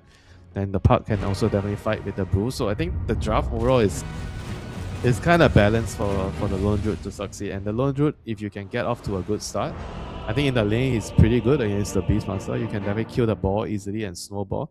So I can see this pick working, and it's fantastic with Tuska. Tusk Lone Druid is super crazy lane. You don't want to even step foot in this lane. If you're not tight, you can't really step foot in this lane. Yeah, they kind of switch things up a little bit, right? Now you have the Shadow Demon going into the POS 4 role. So it's not that POS 5 Shadow Demon that we were expecting, but now you have a lethal setup. This bear is going to cause major problems. They got the double bear, triple bear, actually quadruple bear. Wait, they got bears non-stop. Bro, they can make so many goddamn bears in this team. Brewmaster can split into 3 pandas. Those are bears. You got a panda bear on Lone Druid. You got the actual Druid. Then you got Tusk, who's a walrus, probably like I don't know, a distant relative of a bear. And then you can Shadow Demon Disrupt, make more bears. You're digging your own grave. Why am I digging my own grave? It's a never-ending bears. It is, it's just Bear City. I mean, Carstensz, their logo is a mountain after all. That's where bears live.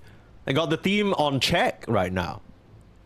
They're gonna overwhelm this Beastmaster with bears. It depends on which bear. If you're a polar bear, you definitely don't live on the mountains. Okay, well, that's because of global warming and the ice caps melting. Rest in peace to the ice caps. No more mountains of ice for them to be on. Very, very sad. But I'm worried for Execration, Winter. I really am. I feel like this Lone Druid is just gonna run rampant, and I don't know what a Tusk, rather, I don't know what a Rubik and Techies can really do to protect themselves. It's gonna be tough out here on the streets. Once again, if they don't do well in the lanes, it's going to be very, very difficult for them. So you're telling me that we came all the way through that draft, we went through that painful experience of game number 1, just for Execration to bring us back here where if they don't do well in the lanes, they're cooked. Are you telling me that's the same situation we're in right now? Not as bad, but something similar. I think Techies and Rubik, they're more diverse in what they can do compared to what a Witch Doctor and Lash. Yeah. But this game is not so much of the support though. I think it's more of the core matchups that they have. It's gonna be difficult for them. I think late game is not something where you want to go into. As Beast and Tiny against Shadow Demon, Tusk. I think the supports are just very strong on the Carstensz side.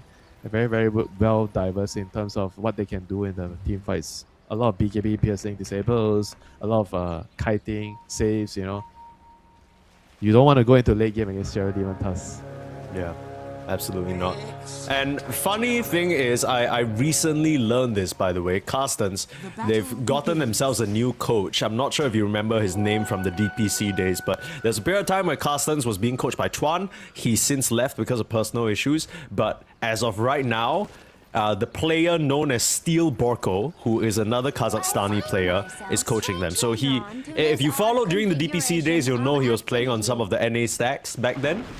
He was on Felt, he was on KBU, US, never really found major success, but was always kind of active in the community. So now they got like an additional force on their side, drafting and coming up with strategies that works for them. I mean, so far I've been really impressed with the Carstensz lineups. I agree, Mike. I agree. I like the way that they're picking heroes. Like the sequence, the sequence of the heroes. You know me, and I enjoy breaking down that a lot. I feel like they have something like the other teams don't have right now. Radiant's courier. It's such a underserved topic, right? Because people always think, okay, I see this hero, then I counter the hero. But this game might be a great demonstration of why maybe that 14-15 sequence was so important. You revealed your two supports there, and you just kind of allow Carstensz to take advantage. We'll see whether this puck takes off in the way that we think it will. Because Salamat, at the end of the day, no matter how good he is on the puck, he still is being faced off into a counter, right? On paper, we know that most mid players love to pick this Void Spirit into the puck. Yeah, it's definitely one of the best counters in the game. But it's also very skill-based. I don't feel like it's a matchup where you cannot even play at all. I think you used to have like some matchups like the tiny mid where I think it's so difficult for the puck to play because you cannot dodge the stun from the avalanche. But now against Void Spirit, I feel like it's annoying, but you can definitely play around it. Yeah. And not to mention, you're also a counter to Void with the coil later in the game. So it goes both ways. Kind of seems to be the trend with a lot of these mid lane matchups now. It's like, instead of just one hero outright countering the other, there are these ebbs and flows where they can kind of pressure each other. It's kind of nice, right? Yeah, I think it's better that way, right? Instead of like, oh, you pick this hero versus my hero, so I guess I just don't have a game. Like, it just feels so boring. Yeah, I freaking hate the Husker Vipers. Yeah. Bro, Husker is the worst. Husker is the worst. I'm so glad that No, hero no, is gone. same. I'm so lucky. Like, that hero has been on my perma ban. Like, you know, ranked, you get 4 bans. That guy has not left in like 4 years. Ever since they introduced that feature, but yeah. I'm glad I can finally take him off because I don't think he's much of a threat anymore. Yeah, Husker is just... I don't know. I think I hate the hero more than Techies. Damn. No, Or that's Tink- valid. That's or valid. Tinker. I think they are At all least in the against, same. Bro, against Techies and Tinker, I can still play the game, you know. Against Husker is like fucking impossible. Can you play the game against Tinker and Techies? Well, now you can play against Tinker because now he is some like weird ass, funny turret ability. I don't even know what the hell that does. They tried to buff it in the letter patch. I still think it's garbage. The way it comes down into the map, like the way he summons them is kind of comical as well. Like they just drop in and then they like, they kind of push you away a little bit. So, again, to be fair, I'd much rather have this version of Tinker than the one that is nothing to say-esque and terrorizing my pubs. I want the double rockets back, bro. The rockets. What the hell are you? You're disgusting. You disgust me, Winter. I'm sorry. That's fine.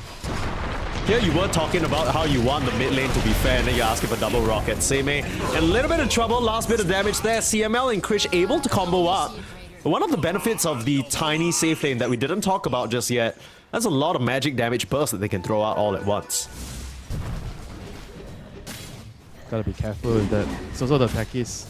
He's chosen to go for the... You were saying that, oh, most Techies, they don't get sticky bomb, right? But CML chose to go sticky bomb, you know? So he's able to have more damage in the lane. Yeah, maybe some lanes you can actually do this. It seems like if you can have a kill threat, you should definitely skill it. Doesn't look too bad. Oh, Hard L, he's taking a lot of damage to these balls. DreamLeague's trying to deal with them. Needs to roll over to the creeps though, doesn't get the distance and will slowly but surely get run down. Not much DreamLeague can help him with, and honestly, if Tino's still got mana, maybe DreamLeague gets run down too. Axes up to the high ground just to try and pressure the bear out, but they're doing a good job just forcing the side of Carstensz to react. Bisk actually TP's up here. Has the disruption, a little bit more mana to work with, but Tino will be able to walk this one off. So altogether, Carstensz kind of floundering a little bit in the top lane.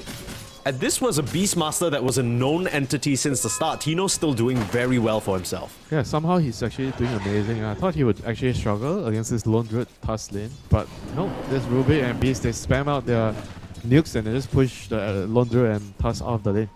Yeah. It's very, very good news for Execration.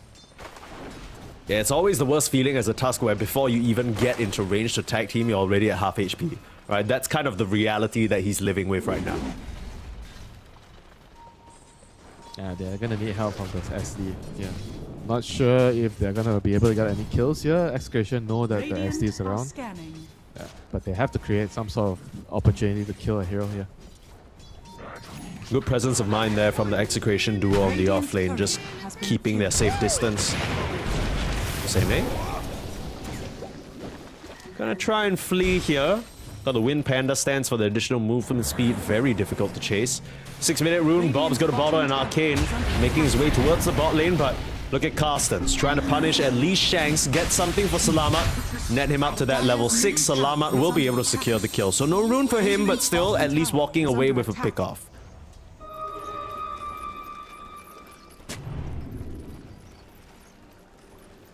Yeah, the shrines are gonna be up. Let's see if Bob can actually use the rune to Are scanning. pressure. I think there might be an angle for them to look to pressure the bottom because the Tiny is winning his lane. Maybe they can try to steal the shrine. They spot out Bob. They know he's in the triangle, trouncing around looking for his first earned charge. Middle tower is under attack. I mean, Seimei is still level 4. He's very much going to get dived here. Charged under the tower by Bob. Enough magic damage. Last minute disruption saving him momentarily. Maybe they can turn around and get the kill on CML. Seimei still will get struck down, but they're able to get that kill on the techies and defend their own shrine. So pretty important stuff. Yes, they lose the Brewmaster and it's pretty painful, but at least they don't lose the Wisdom Shrine as well. Oh, this is so annoying. This Lone Druid, he forces the beast to stay Is there. under attack. Waste his time. And this is something also you can really do with the Lone Druid. And it's a pretty nice buff, you know, so you can use the bear to deactivate or... So you force them to waste a lot of time on the shrine. And then he just TPs out. It's kind of annoying.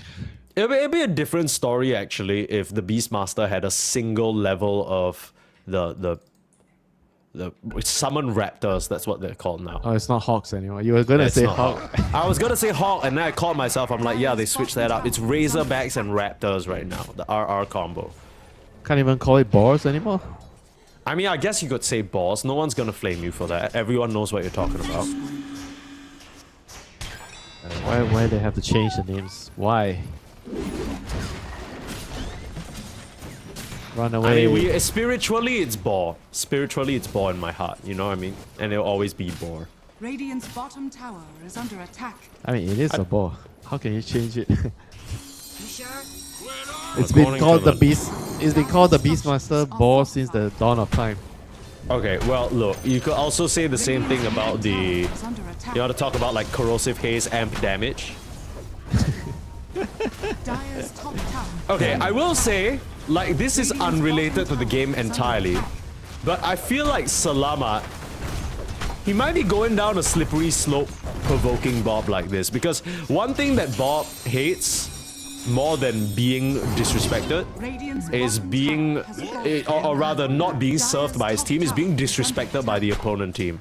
There have been so many times where Bob has been flamed or tipped or provoked and then he just fires right back. So you don't want to take things too far. You don't want to activate Prime Bob. Dire's top tower has fallen. Maybe Bob is not the person you have to worry about. It's Shanks and Tino, you know, on top, you know, they've already taken the tower and Tino is so damn big on the Beastmaster. Absolutely.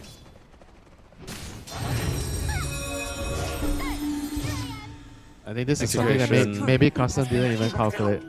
They didn't expect the Beast to have such a good time against this Lone Druid. This is not a hero where you pick and you can lose your lane, you know, so I think Carstensz, they are in a lot of trouble right now. Yeah, maybe in their mind they thought, okay, the Beast is gonna farm, but Lone Druid's gonna farm as well. But the problem is the Lone Druid, he needs a bit more time to get up to that level. Like you mentioned, the curve for him is a bit awkward. He has a bit of a dive onto Bisque. Tino's got him surrounded. Very easy kill. Dire's middle tower is under attack. And yeah, the Beast is just gonna start doing Beastmaster things, right? Mopping up the map, using that Helm Dom creep and the boss to, rather the Razorbacks to put pressure on. Carstensz, they're gonna just have to try and throw spells out to clear this creep wave, but I don't think they can actually stop this push. This tower's dead. Yep, the Beast with the helm timing too damn strong right now. Dire's middle tower has fallen. Execration, slowly but surely putting their hands, you know, onto their opponent's neck right now, like squeezing the air out of them. And this map is going to be really, really small in the next couple of minutes. The Beast, he's going to have his Overlord in, say, another 4 minutes, 4 minutes around there, 14, 15, and they can get Roche as well, you know. If you're on the Radiant side and you can get Roche when it's going bottom, it is going to be a huge problem for the Dire team. Yeah. We were talking a lot in the draft about how maybe the Execration supports were picked in a bad sequence, but at the same time, the Lone Druid, as cool of a pick as it is, if it's not addressing the Beastmaster that came out at the very start, Execration will still be able to further their game plan and play aggro. This is not a pick that they are unfamiliar with, right? They've played thousands of games with this Tino Beastmaster. They know exactly what they need to do. And now Bob, he's on the map trying to pressure out Seimei to pop up a defensive primal split. He's poking, prodding. A bit more damage. Biz thinking about that disruption, trying to scare Bob away. He won't commit further for the kill. Nice attempt though by Bob. Trying to force it out, but Seimei was very calm there. Didn't really. Radiant's middle tower I feel like is he under was in attack. any danger, so he didn't use it. But overall, Execration, they are very, very happy with the outcome of the early game, and now they go through the gate and then move towards top. They see enemy heroes trying to kill the Helm. Okay, they get it, but they're gonna smoke in, try to get a punish. Oh, Dreamer Cell will be a huge kill. Lone Druid on their sights. Bob in first. Pulling back immediately into the blast off. It looks way too easy. And Carstensz, they got 2 safe supports, but none of them were ready for that one. Way too quick, Mike. That was way too quick. Too much burst damage. Yeah. And I like what Execration are doing, right? In a way, they're almost dodging the response from Carstensz. They try and make a move in the bot lane onto Brewmaster.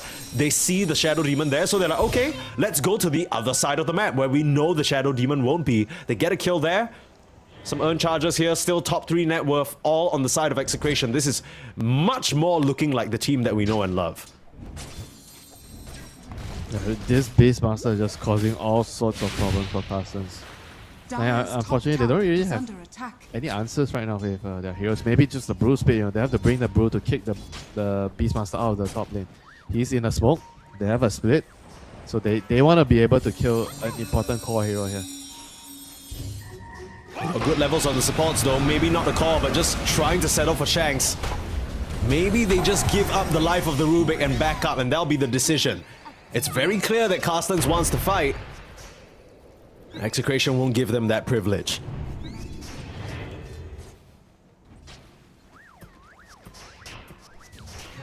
And that was a very high level Rubik though. Shanks is level 8 at this point in time.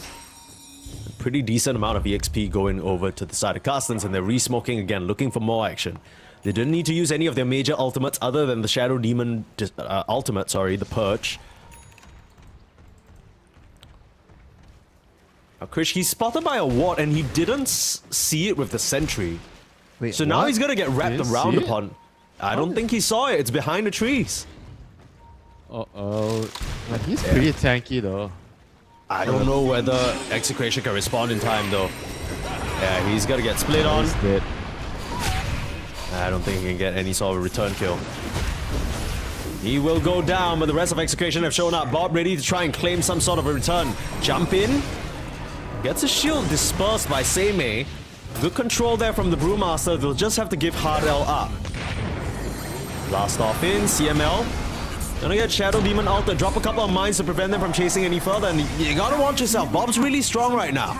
Shanks still on the chase. Full retreat there for Carstensz. They got what they came for in the Tiny.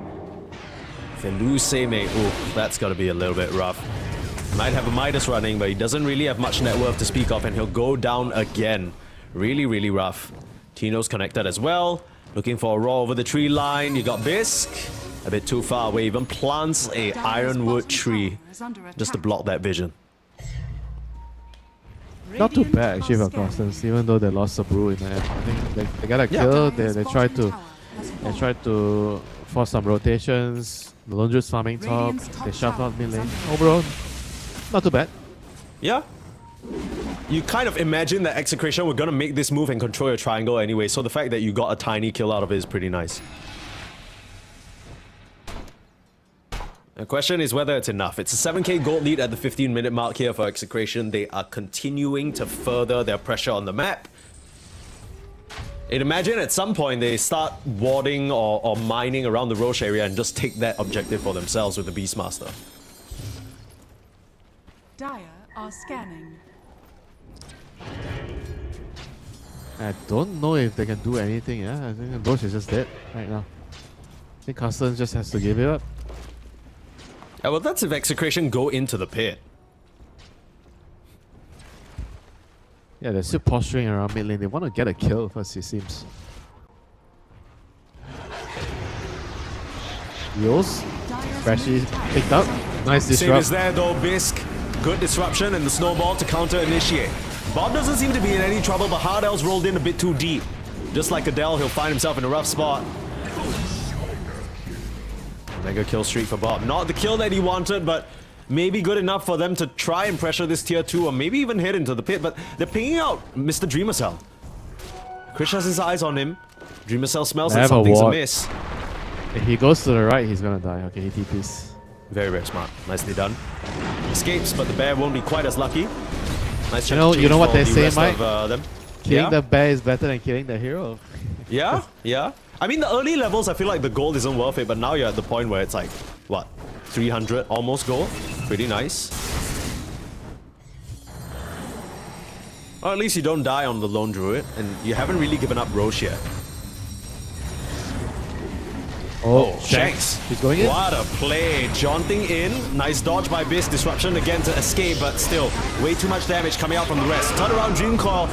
Raw is there as well. Salamat is just there. Now you do have the split to maybe punish Bob. He's still able to dissimulate. Tino will be the one targeted down instead, and CML now caught. The Krish around the tree line ready for a big disarm. avalanche. Rocks out onto everyone. Disarm as well. They can't respond. Carstensz, they're getting wiped. Whoa, Out Bob. in the chat. Bob, he's feeling angry. All those tips you had for me in the earlier part of the game. You think this series gonna be easy? Absolutely not. Bob, he's feeling himself, and that's why you don't tip Bob. He manages to middle catch the tower puck, has fallen. before the disable, and I don't remember which disable was ending. Like, he caught him with the use, and then he caught him before the roar came out. He caught him with Dire's the middle remnant tower with the is use, under So attack.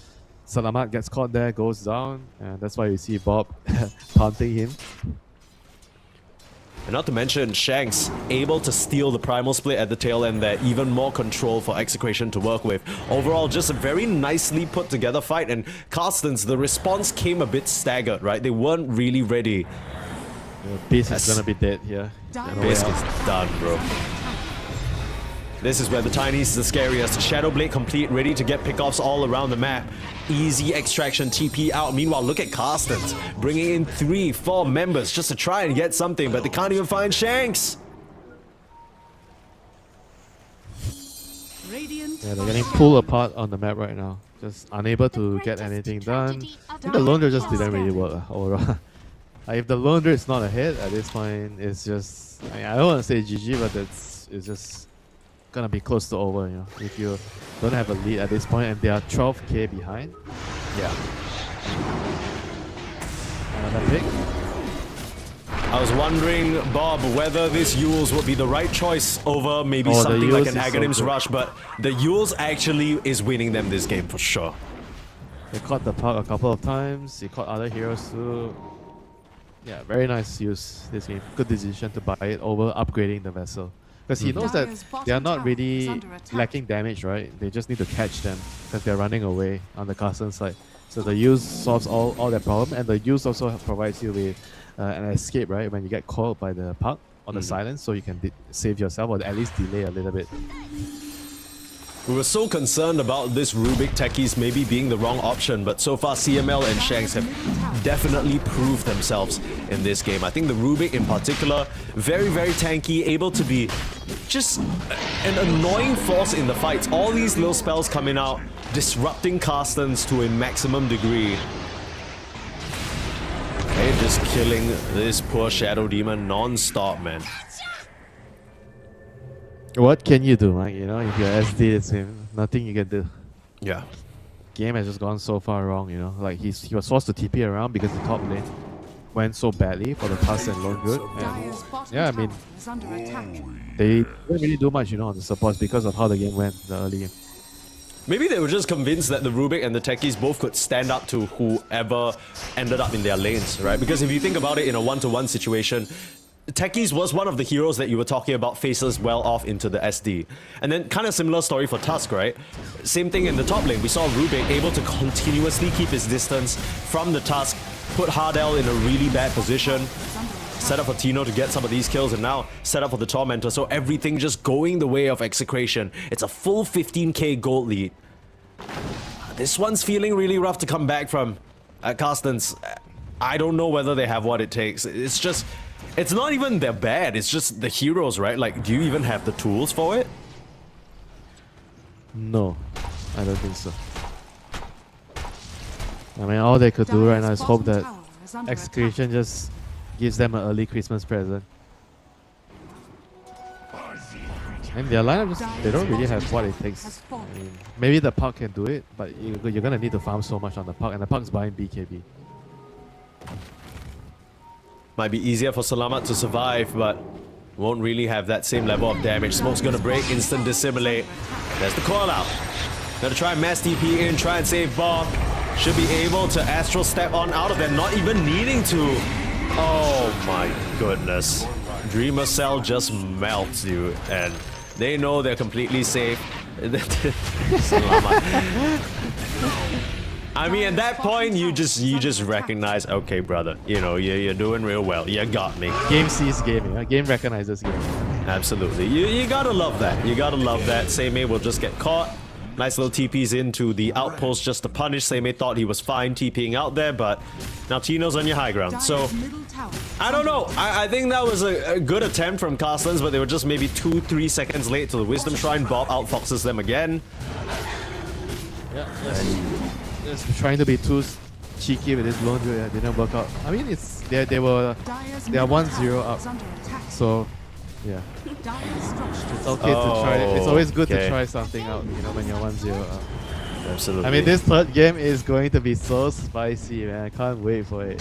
Yeah. I mean, not to call it early or anything, but you can already see Bob, you know, he's drawing the line. He's saying, look, we ain't buddies.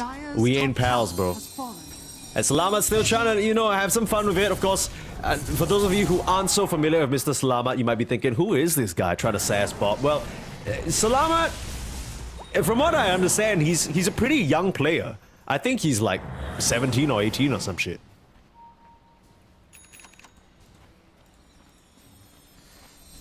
Definitely difficult to find new talents nowadays, you know, in C. So you have to go across the borders of Europe. Dire's top tower is under attack. All those 17-year-old players just itching to taunt your opponent, you know, to show who is the king of the mid lane. Sure. Salamat, he definitely showed Bob in the previous game. This time round, not too sure about that. We'll see. There's still time, maybe for Carstensz to pull off some sort of insane reversal. All their heroes are up, but I don't know for how long. Being poked and prodded away at easy Rex take here. Krish wanting to use that Aegis. They'll just toss back Seimei, blow him up. Snowball save not going to be successful. In comes the Dream Core, but Salamat just being controlled. The Tiny loses his first life, but look at the AoE magic. Carstensz just cannot stand up to it, and GG is called. We're going to a game number 3, Winter. We are not just going to a game number 3, Mike. It's going to be a very spicy game number 3. You're not going to want to miss this episode of Bob versus Salamat. Game 2. Dude, some of the ultra, that's the thing. That's what I'm saying, right? Like, even though Execration, they look a bit shaky at times, I feel like you never want to provoke Bob. Why are you provoking Bob? You know what's the weird thing? In every other interaction, you know, sometimes we have the pleasure of getting these post-game interviews and stuff like that, and we get the chance to talk to Bob. He seems like a nice and jolly guy. You don't want to provoke the sleeping, angry tiger inside of his jolly personality. You know, I mean, he's out here saying, we're not close in all chat. My God. Okay, brother, like, whoa. You better show him what's up, because if you lose this third game now, Execration is going to be real embarrassing. Yeah, just can't wait for the game 3, Mike. Let's go, man. Let's go. We'll have it ready for you after a short break. You don't want to miss this spicy action.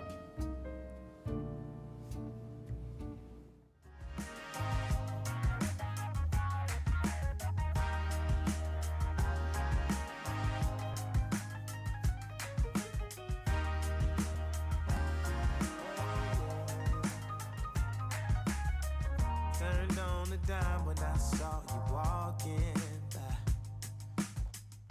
Something about you caught my eye, yeah. Ain't trying to waste my time, just standing in your line. Gotta take a shot before you pass me by. So know you wanna be alone for a minute. Well, come on, tell me what's on your mind. I wanna know what makes you happy. I wanna know, can I make you mine? Ooh, I wanna know if you know that I treat you right. I wanna know, can I spend the night? Well, I had my eyes on you for a little while now.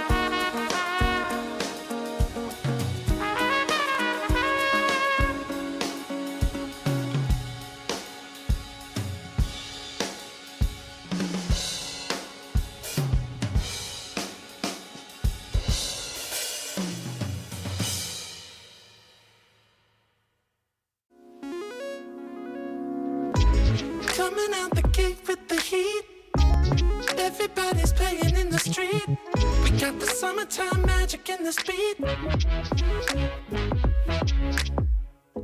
Sun is in my eye, feeling high.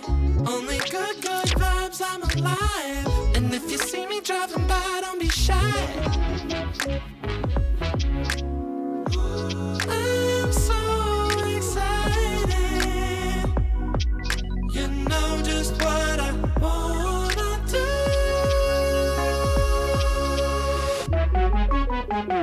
I'm glowing on up, I'm glowing on up, I'm glowing on up. I'm glowing on up, I'm glowing on up, I'm glowing on up. Don't it feel like summer? I'm glowing on up, I'm glowing on up, I'm glowing on up.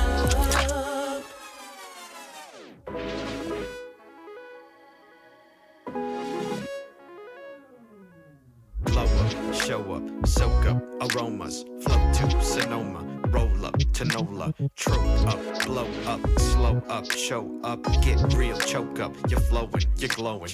Astral samosa, you're landing on Europa, your horns blowing, you're chosen, all the deep cuts you know it. I got the pre-glow and the post-glow, inspiration knows no boundaries where it flows. Your fingertips to the globes tilt to the universe on stilts, hold on and chill. I'm so excited. You know just what I wanna do.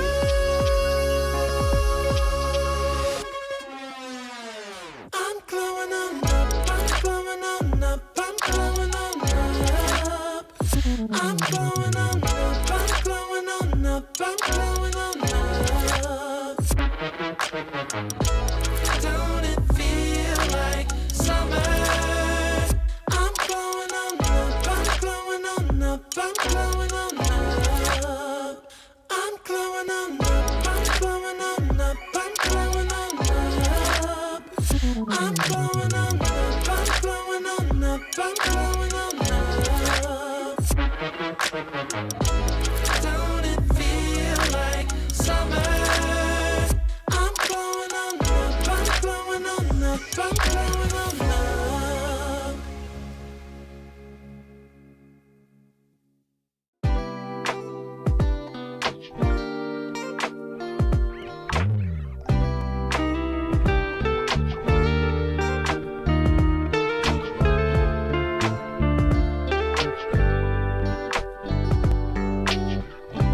We're gonna keep it going. We got this now, you know.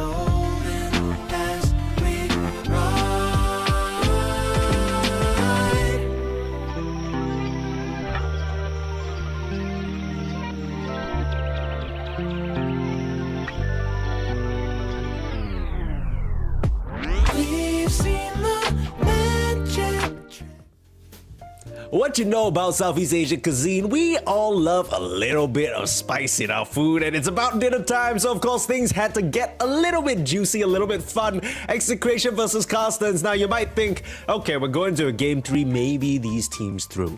Maybe, you know, they didn't play their best. Well, what we have is a little bit of a spicy showdown between the mid laners, Mr. Salamat 1 and Bob. So earlier in game number 1, Salamat kind of got the better of Bob, tipped him a whole bunch, kind of, I want to say almost tilted Bob, but the problem is when you tip Bob, he's gonna fire right back, and he got his sweet revenge in game 2, had a couple of spicy all-chat lines traded back and forth, and now, this isn't just about upper bracket, this is about pride. Alright, so who is going to get an upper hand in the draft here? Execration, they have first pick this time. Dire team ban. Radiant team ban. Yeah, I bet you both mid laners spent the entirety of the 10-minute break asking their drafters, please, just let me counterpick him, man. It's important. Execration have 18, but I think Carstensz will pick their mid hero in 16, 17 or even earlier. Yeah? Probably 16, 17. I think Execration, if they want like a good mid laner, they have to like be ready to risk it. Yeah. Pick the puck earlier. I think puck is something that I think both mid laners really want. Bob and Salamat. So 5 seconds remaining. I don't feel like anyone wants to be the Void Spirit. Everybody wants to be the puck, even though the Void Spirit is the puck counter. You can see that in the draft sequence. They're trying to, oh, you want puck? We don't need to ban it because we're gonna pick it one step ahead of you. So then you're gonna go into the next game. So do we pick it one step even further ahead, you know, and then risk the enemy picking supports to counter you? So a lot of mind games going on in Execration. They go for the Pango. I think this might in fact mean that Bob is going to be playing the Pangolia. I don't think Pangolia is a very like Tino hero. If it's not a Zoo hero, it's not a Tino hero. Yeah, I can see that. But that opens up Carstensz to go for their signature hard L Treant Protector. I will say this is probably their best hero on the POS 5. I'm trying to think of what other Southeast Asia teams also run it well. I think the closest other player hero combination with this Treant Protector would be Zhao from Nemesis, right? Like it's these two players, Hardel and Zhao, that really like this guy. I agree, Mike. I wholeheartedly maybe Scam is like a third, but they kind of use it in a different way, where Scam plays a faster paced Treant Protector, while Zhao is a bit slower. It's not about fast or slow. It's about greed and not greedy. Yeah, that's fair. Zhao has to account for the fact that all 3 of his cores wants to farm for 40 minutes, right? So he doesn't have a choice. Scam only has to account that he is a core, not a support, so he True. That's pretty true. That's pretty true. Okay, well, this opening pick from both teams just kind of says to me that they're more focused on their own game, right? Like Carstensz, this Treant Protector, I don't know whether you would consider it a good counter pick of any sort to the Pango. Why not? Root the ball. Sure, but you know, I feel like most of the time when the Pango was rolling in, he wants to disrupt backline.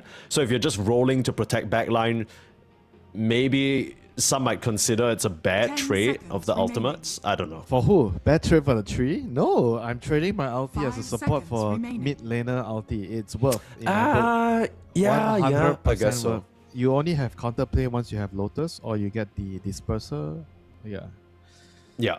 So okay, well, yeah, that makes a lot of sense. Okay, and I guess a lot of the Pango's damage is physical, which Living Armor's gonna help against. So, pretty convenient.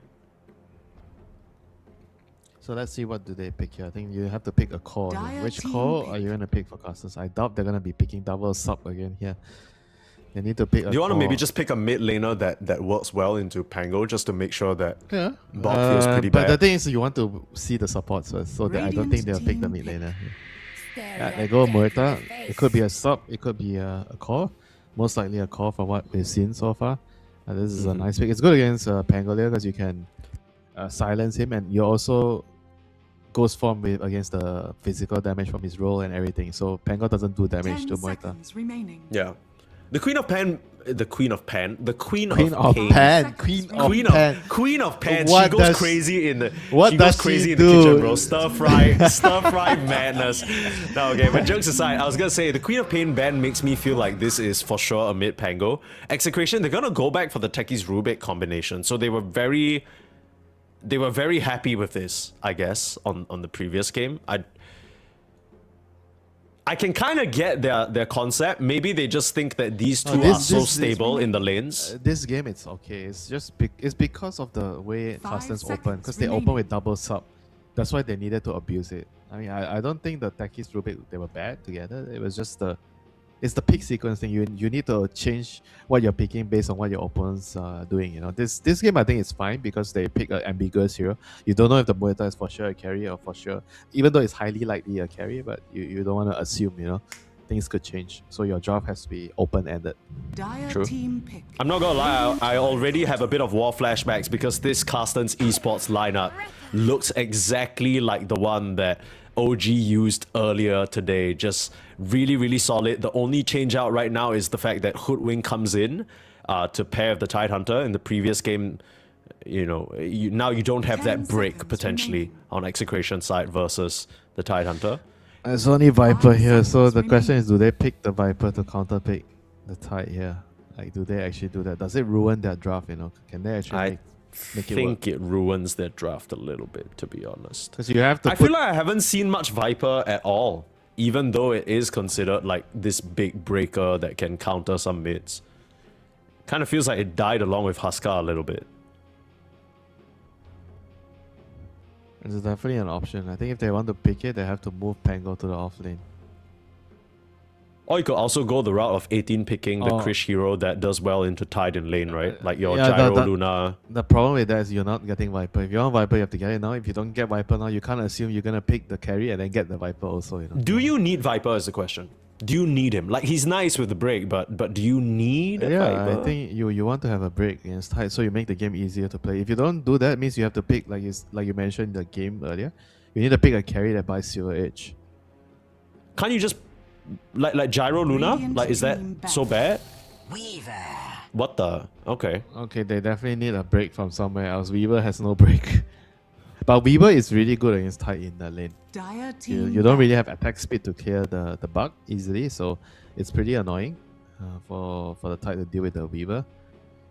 Later in the game, I would feel that the Tide definitely matches up well. The longer the game goes, you get items, then you get more fishes, the Leviathan's catch of the day.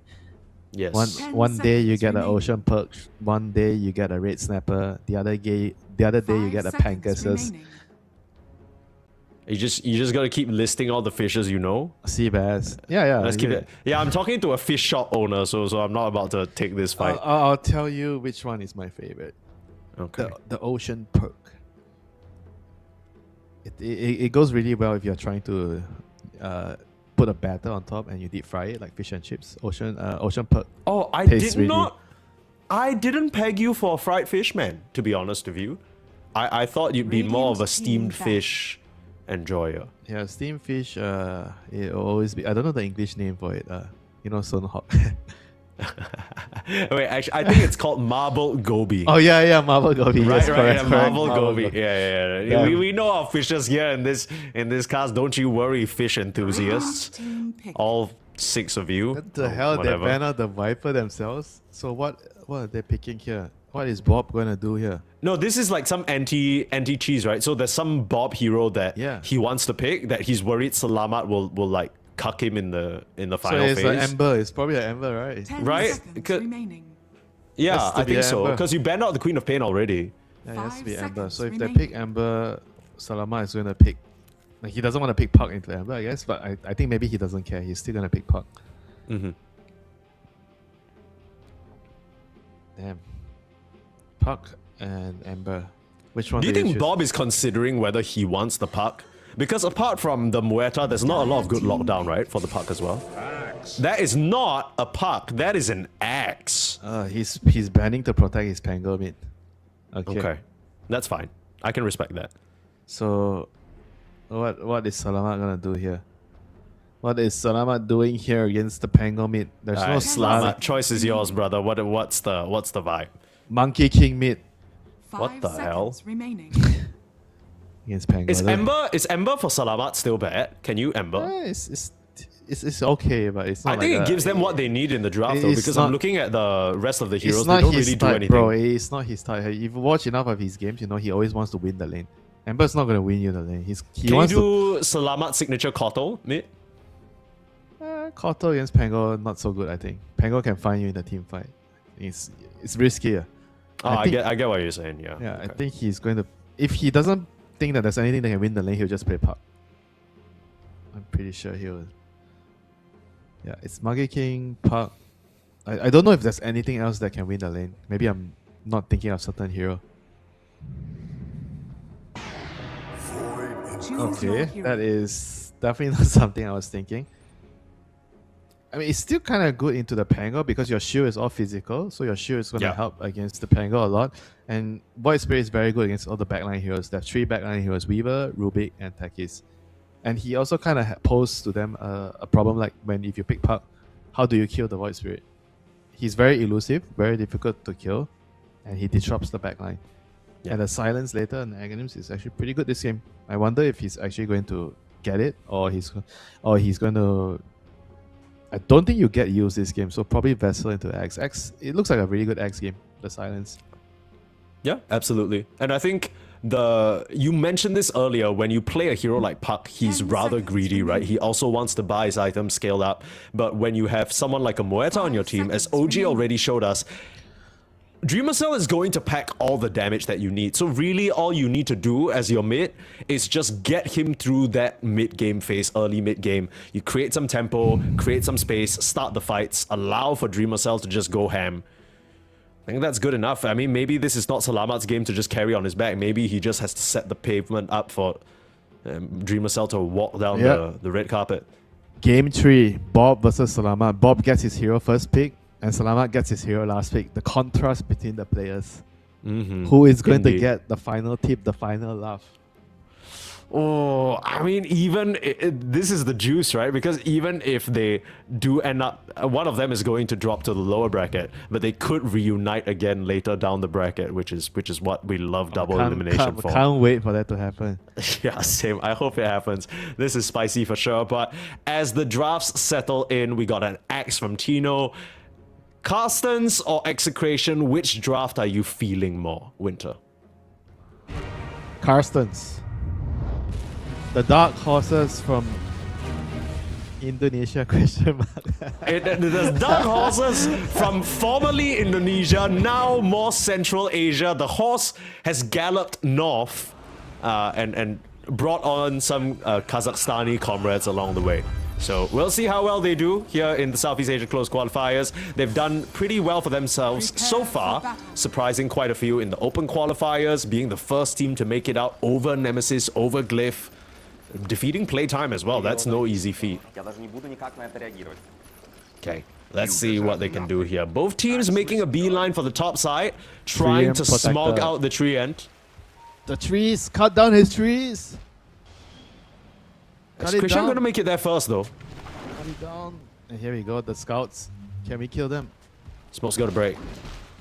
They have Gush level 1. Somebody's gonna get Tino's Gush. gonna get set up upon.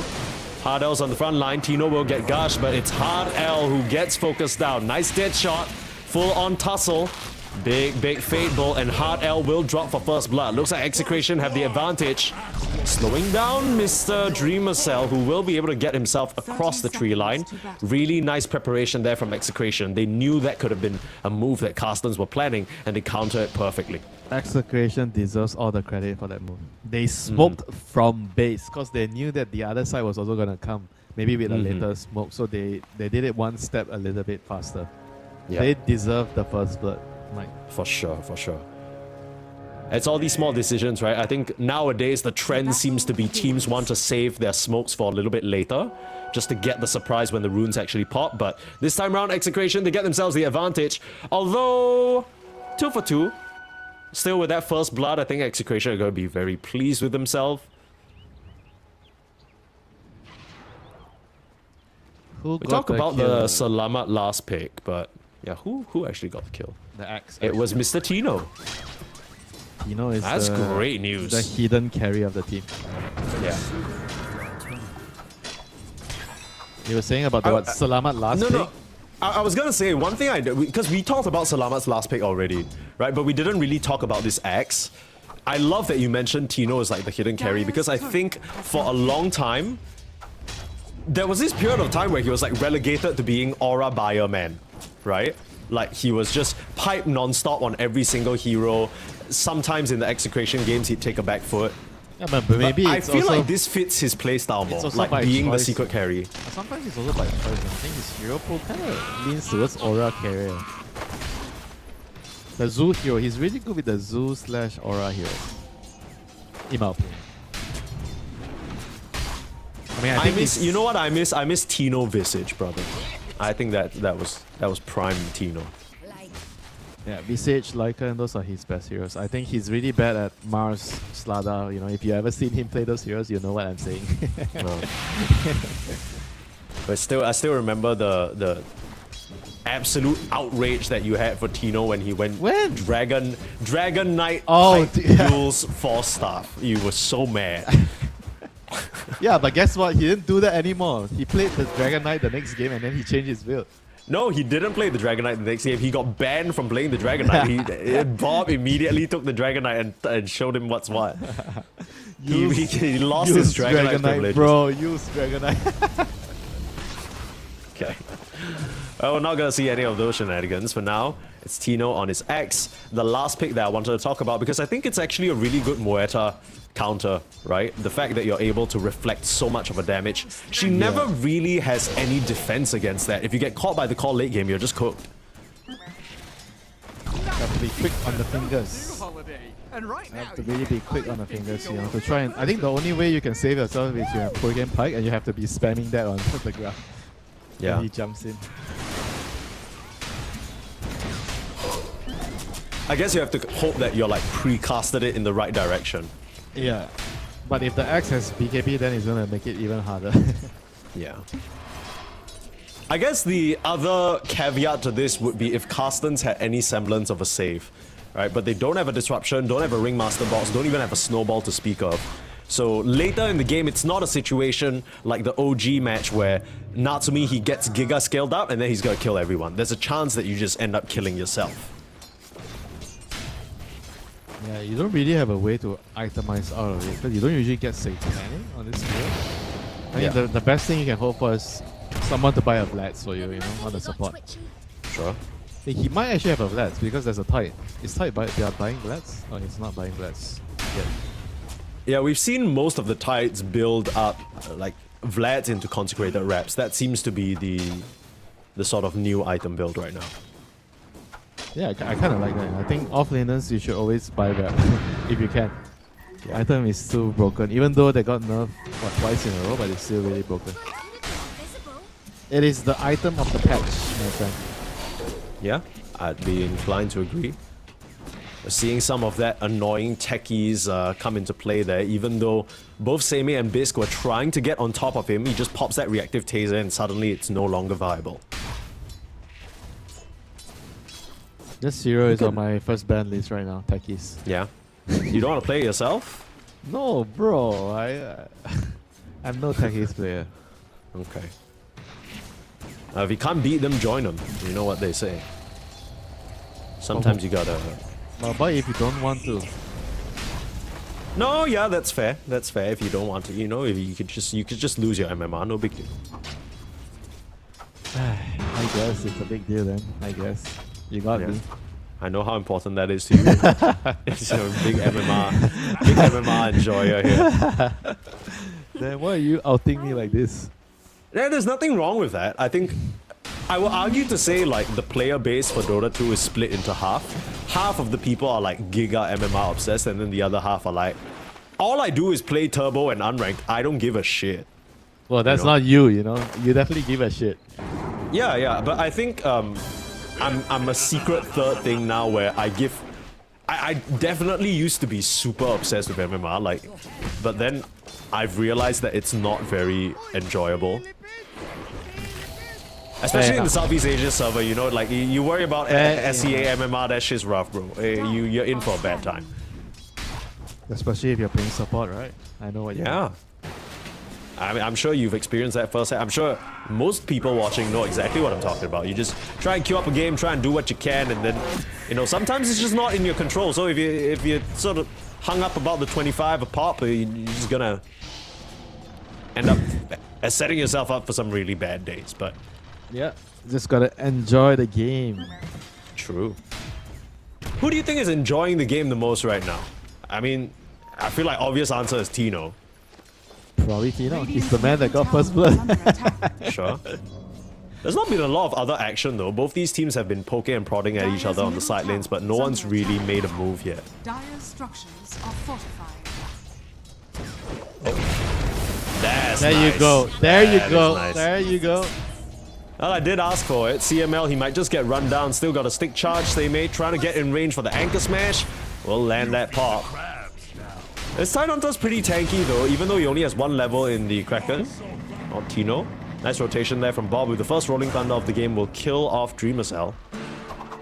Dire's courier And the has been courier. killed. Okay. Radiant's Nice moves middle there from tower Mr. is Bob. under attack. Precious bounty.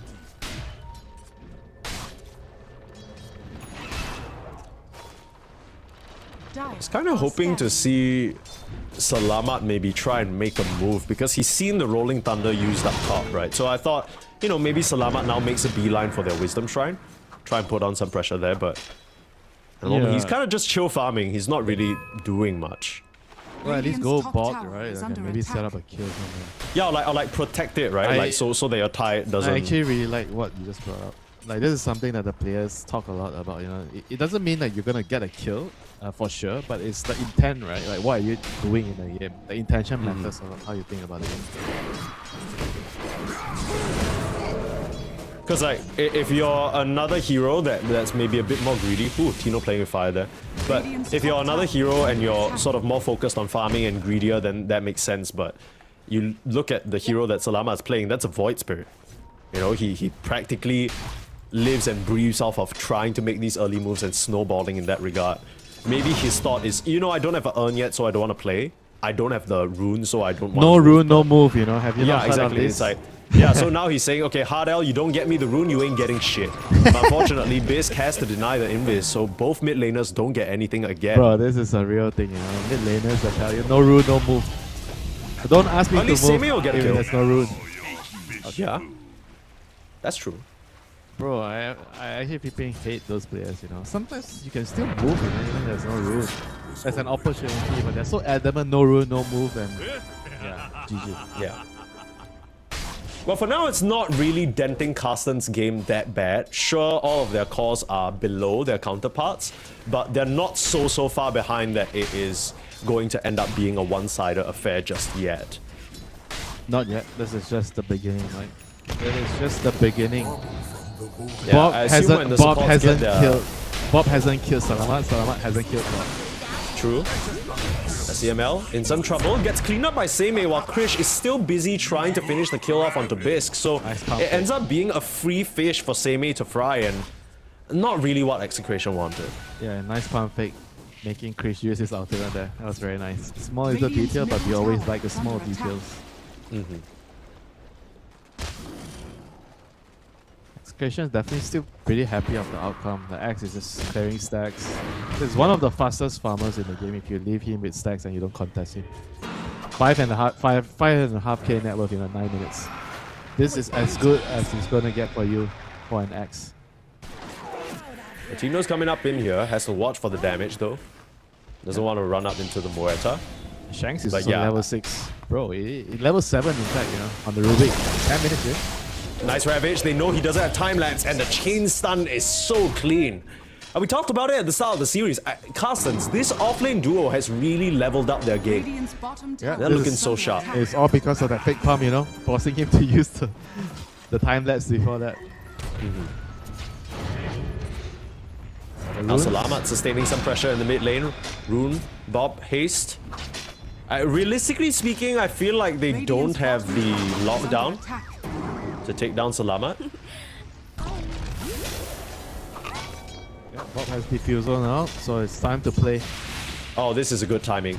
I mean, both Execration supports just running mid, casting spells non-stop on Salamat, forcing a reaction, trying to push him away so he can't clear the wave and allow for this catapult to start going to work.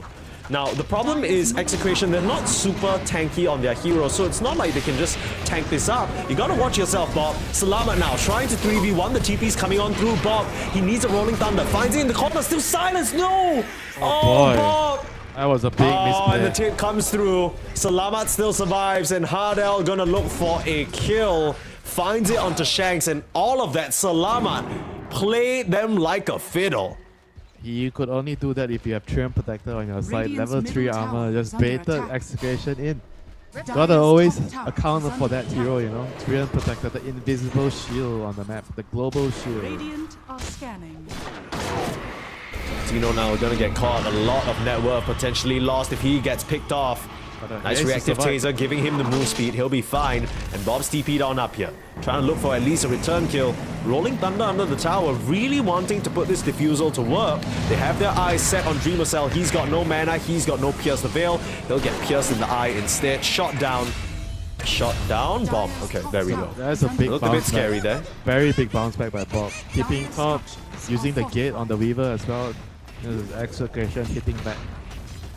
We are going to not go down lightly, you know. This is a game tree. We're gonna fight for everything.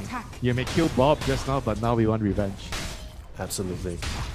The problem is they haven't really slowed down Seimei. They haven't really slowed down Salamat, who now is gonna get a return onto Bob. So Bob puts his body on the line just for that AD rune, but now he's given a kill over to Mr. Salamat, his arch enemy. Is under attack. That's not good. That is definitely not good, right? Losing a carry. Silence. Krish, push back into the silence. Time lapse available. Whew, that was close. Because of that, the tower will get denied right in front of his face, but at least he keeps his life intact. Surprised he actually didn't go for the tower. I felt like he could have just got the tower before he really time went up. These little things don't matter a lot, you know. He was a bit too scared there, you know, like panic and just use his ulti to run away.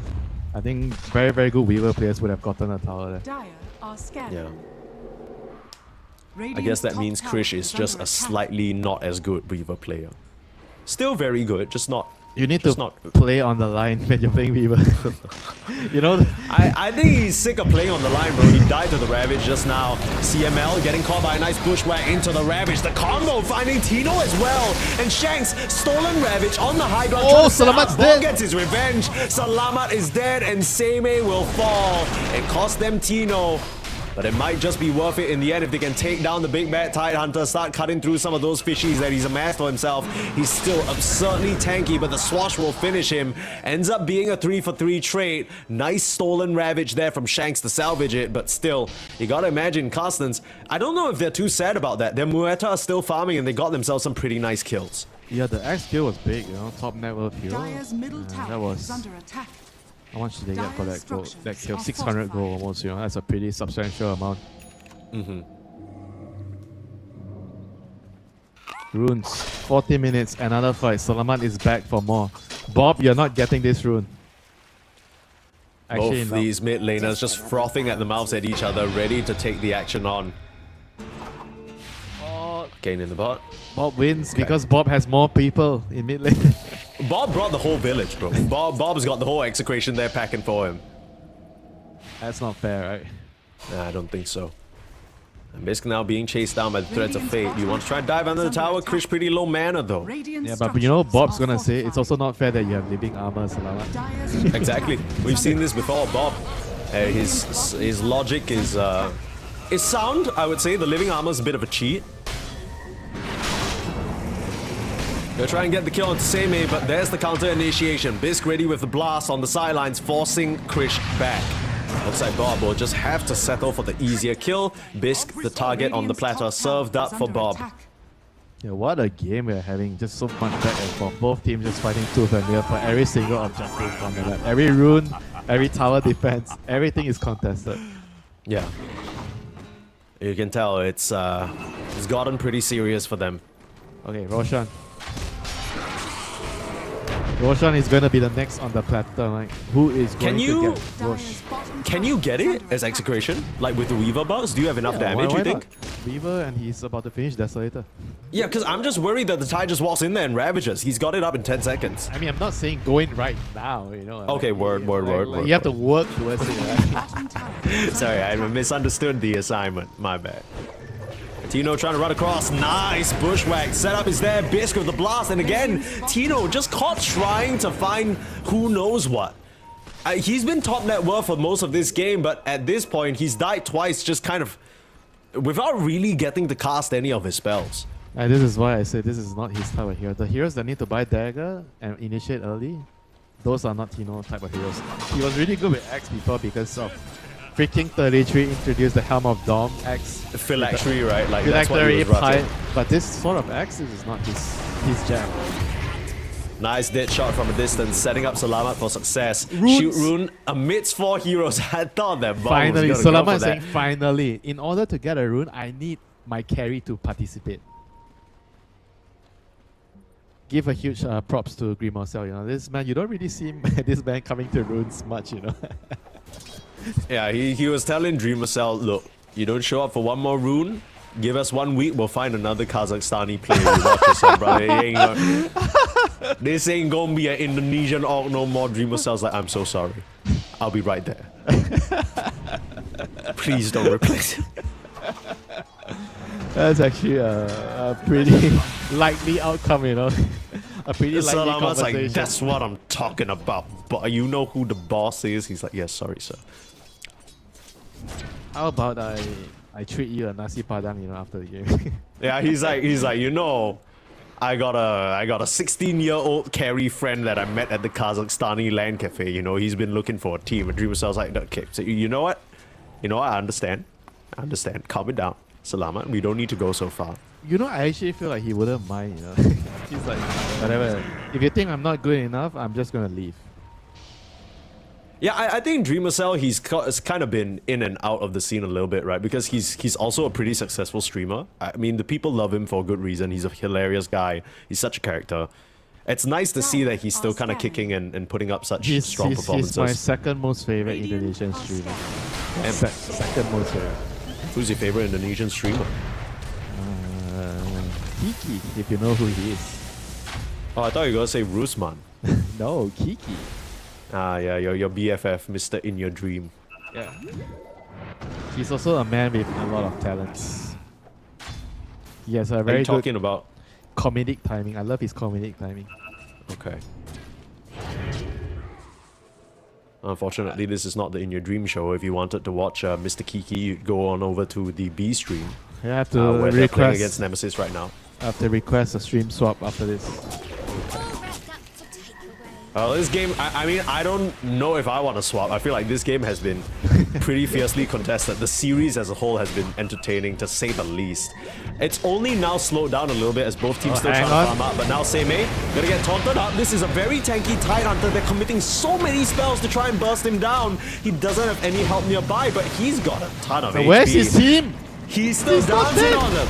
He's not dead just yet. He's still surviving. Finally chopped down. That took them 20 seconds and 3 ultimates. That took them 10 millenniums to kill. What the hell? Like, I swear, if somebody was nearby, maybe they kill them all? I guess the question is whether it matters, right? Because Carstensz, they got this Moeta just hyper scaling right now. Do you think they're in a rush? Nope, they are not. I mean, so far, Execration also haven't been able to.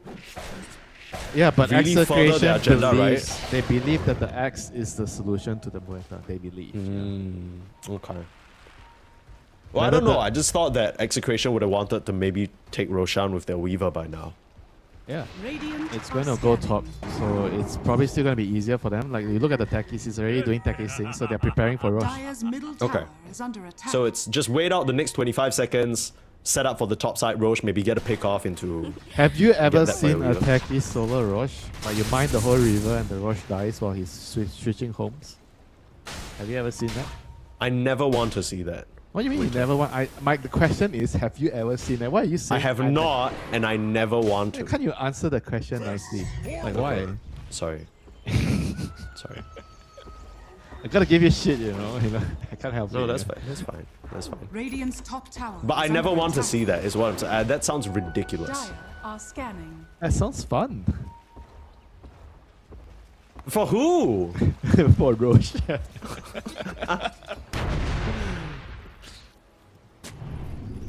Alright, mind the Tormentor now. Oh Bro, no, Biz sees him. Biz sees him. Get the hell out. Ooh. Alright. Oh my god. Wait, he's not No, down. Techies is fine. Techies is so fine. Oh, never mind. I lied. Sorry. Roshan is dead. Look at that. The Roshan walked Okay. across top to die. Okay, that had nothing to do with the Techies though, but I guess he gave them What the you mean information there's they nothing needed. to do with the techies? The techies scouted them out. What do you mean? The techies was part of the play. Just because you dislike the hero doesn't mean the hero is not doing anything in the game. Okay. I can accept that. Sorry, CML. You did great by dying and scouting out everybody so that your team could go for Thank you, Roche. Mike, for noticing the efforts of the techies player. Yeah. To be fair to him, also, I think he almost made a valiant escape, right? Carstensz were like, it was like one of those action movies where someone's running across a battlefield and there's just bullets flying, bombs going off and everything. They shot like multiple ultimates at him, so Llama was like full committing and everything. But now you got yourself an Aegis on the Weaver. Execration haven't really been able to cement a larger lead than 1 to 2k. Maybe it'll get dented here as well. Carstensz looking for a fight. Have themselves the Ravage, the Overgrowth ready to rumble. Krish on the front lines. Couldn't get bursted down. Still caught up. Ready for the Ravage. The lift to interrupt. Not able to get the time-lapse off though. This could be troublesome. Where's the backup? Execration, they're nowhere nearby. Silence is there. You got yourself a Ravage. Not even needed. They save the Overgrowth, they save the Ravage, and they make Krish look like an easy buck to splat. That is not good news. Very, very bad news. They got the Aegis for nothing. I'm so confused. What do you think the plan was there for Execration? Because they were like, they had a Weaver with an Aegis hitting the building, but what nobody else was there. What if I told you there was actually no plan? No, that's maybe fair. maybe That's they fair. just didn't have a plan. I don't think they did. It did not look like they had a plan. They were just kind of like, oh, wait, Carstensz are fighting us? Radiant's middle tower And then is they under look across the attack. map, no one's ready. Why Yeah, are they- what's happening? Why are they contesting us? We have Aegis. Why? they couldn't make it make sense. Yeah, maybe because you Dire's showed on the bottom other tower lanes, on is the under other attack. heroes. I don't know what exactly happened there, Radiant's but top yeah, tower it seemed like is under Execration, they were attack. not expecting that move from Radiant are Carstensz. scared. Radiant's top I'm tower loving it, has 22 fallen. minutes in, still neck and neck. Dire's bottom But this definitely favors Carstensz. Rules? For sure, I mean, they're continuing to find these pickoffs. CML. Give me that fish! Wait, why is he running away from the fish? Bro, Eat your fish! Oh my god, bro! don't piss me off. Don't piss me off. Eat your fish! Bro, get back there. Bro! There's a marble Gobi ready for you to bro. yeah, okay, wait. This is huge. This is a big pickoff. Nice catch. Nice catch. Where's the Leviathan's catch? Yeah, okay. The love that's a good catch, but Radiant's God, he's middle walking tower away. is under attack. You should be able to pick it bro, up. he doesn't even know it's there. He has no No, idea bro. it's there. The Treant Protector pinged it. He pinged. And the tide is saying, I'm full, you know, next meal. Oh my goodness. I 8 think- yummy fish is not a lot. No, That's top- like half top- your kills. Top bro. 3 criminal things you can do in Dota. Not eating your fish at height. Oh my goodness, this. Look at that damage. Ravage out. Krish in big trouble. Time-lapse still available. Gets it off, and in comes the axe ready to punish. Got the chop off onto Biggs. Now looking at Seimei. Tino trying to chase away the backline while they deal with the Tide Hunter in the front. Execration surrounding the Tide. They still don't really have the damage as he's dancing away from them. Oh my god, Symphony of Spells. Oh my That goodness. means all the Okay, spells. at least Bob will get this kill. But it ends up just being 2 supports going down compared to maybe a big Tide pickoff or maybe even another core. Yep. Would have loved a deep fried watermelon. Definitely would have preferred that. How did he even get the blink out? By the way, the fish is still there. Shanks, deny it. Yes! Come on! I'll show him. Idiot. He blinked out because they missed their spells. That's why. Yeah, no, I got that part. Have you ever... I think I was in disbelief. Set up here onto Krish. Time-lapse available in 2 nice 4-stars. Salama looking for the backline, looking for the easy kill. It's gonna be a blast and Wait, shot what onto the Shanks. hell? He didn't let the Tide get the kill. There goes his fish. Okay, well, I think we've established that Seimei doesn't give a shit about fish. He should. Bro. Infinite scaling. Well, just because he should doesn't mean he will, right? He clearly has other priorities on his mind, like taunting them in their face.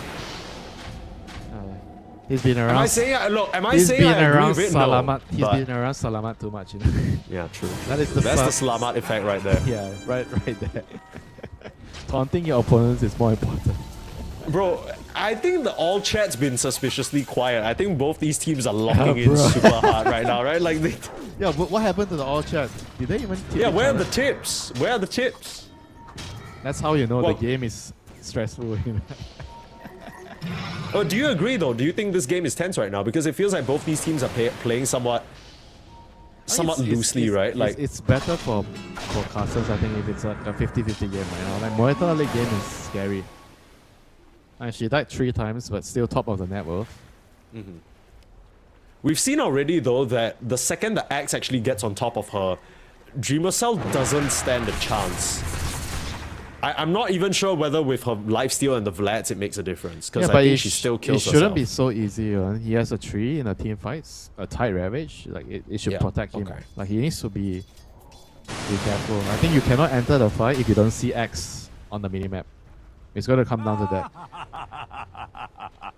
That's fair. It's got to be one of those weird games where everybody else is trying to help you play hide and seek. Like everybody on Execration is trying to seek out the Muerta for the X to jump, and everyone on Carstensz trying to scout out the X so that the Muerta can position. Maybe that's why we see so much tenseness right now, as both teams just kind of settling One in fight. a little bit. We might be in for a bit of a longer one. No, I think it might actually just be over in one fight, you know. This Yeah. sort of games, I feel like one big team fight, you wipe the X messes up or the Muerta messes up, you wipe the other team and then it'll be over. Isn't it more stressful for the X? Yes, everything is in your hands though. Radiant's bottom tower is under attack. Our Trent's gonna get caught. Infinite scaling on X as well. Yes, all 3 of his armor. Wow. Dire's top tower is under attack. Me with nothingness. Dire are scanning. These off-laners got all the tools to infinitely scale, but they ain't doing it. You know, they're not picking up their fish, they're not Oh, getting Krish the chops. in trouble. BKB. Nice go Scepter, try and TP out. You gotta punish. Blink up to the high ground, go for Semi instead. They missed the call onto Dreamercell, so he should be able to do the damage from afar. Ravage not gonna connect, they still got the time lapse off. Tino with his BKB, they're turning on Salama, but the damage coming out from Dreamercell. They need to get the X on top of him, but they can't. Execration, they're losing members as Dreamercell able to free hit. And that is not the recipe for success there. Now trying to burn out the mana, but still a lot of damage to work with from that Muerta. Now Bob will get hunted down. I mean, this is why I say Krish is not a very good Weaver player. He used his BKB when the Hoodwink showed and tried to boost track. And after that, he didn't have BKB to take the fight. Radiant's And he bottom couldn't play tower is aggressive. under attack. And he just couldn't stand up, you know, like without the BKB. I felt like he wasn't really in any danger of dying there, you know, and he popped his BKB. Like, these kind of things matter a lot. I kind of also felt like Execration were a bit... I don't want to say the word confused, but they just didn't have the same No, I think focus in the I fight. actually Like- think the fight was okay, you know. If the Weaver didn't use BKB, that would have been a good fight. Because he can just run in and charge in, and he can use time lapse safely, right? Then he can play really aggressive. But because he Yeah. didn't have a BKB towards the middle of the fight or early beginning of the fight, and he's playing very timidly because you don't have BKB, you can't hit. So then they're losing out a lot of value on the damage. He couldn't charge in, so I felt like that made the fight really awkward for Execration. And at the same time, they wanted to initiate because they were in a really good angle, right? They were surrounding the opponents. I'm just... the reason why I say confused is not that I disagree with you on any of that. I thought the whole point of the fight was that the Axe can only jump if the Muerta shows, and then the Axe basically used his jump on the tide. Yeah, that too. That is a good point too. Like, he should never try to jump the tide.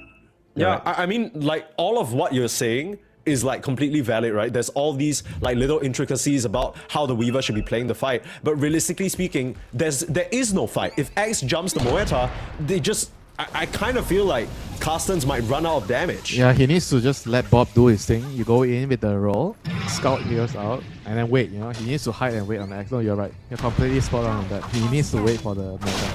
He only has what one do you think jump. is the... what do you think is the idea here? Because obviously he jumped the tide, but he also thought the Muerta was there. So if you miss that call, is it just pop all your spells and then try and back up and try and jump again? Or is there still another chance? Like, can someone else get on the Muerta perhaps? No, I think he's the only one. That's why he has to wait to be sure. Okay.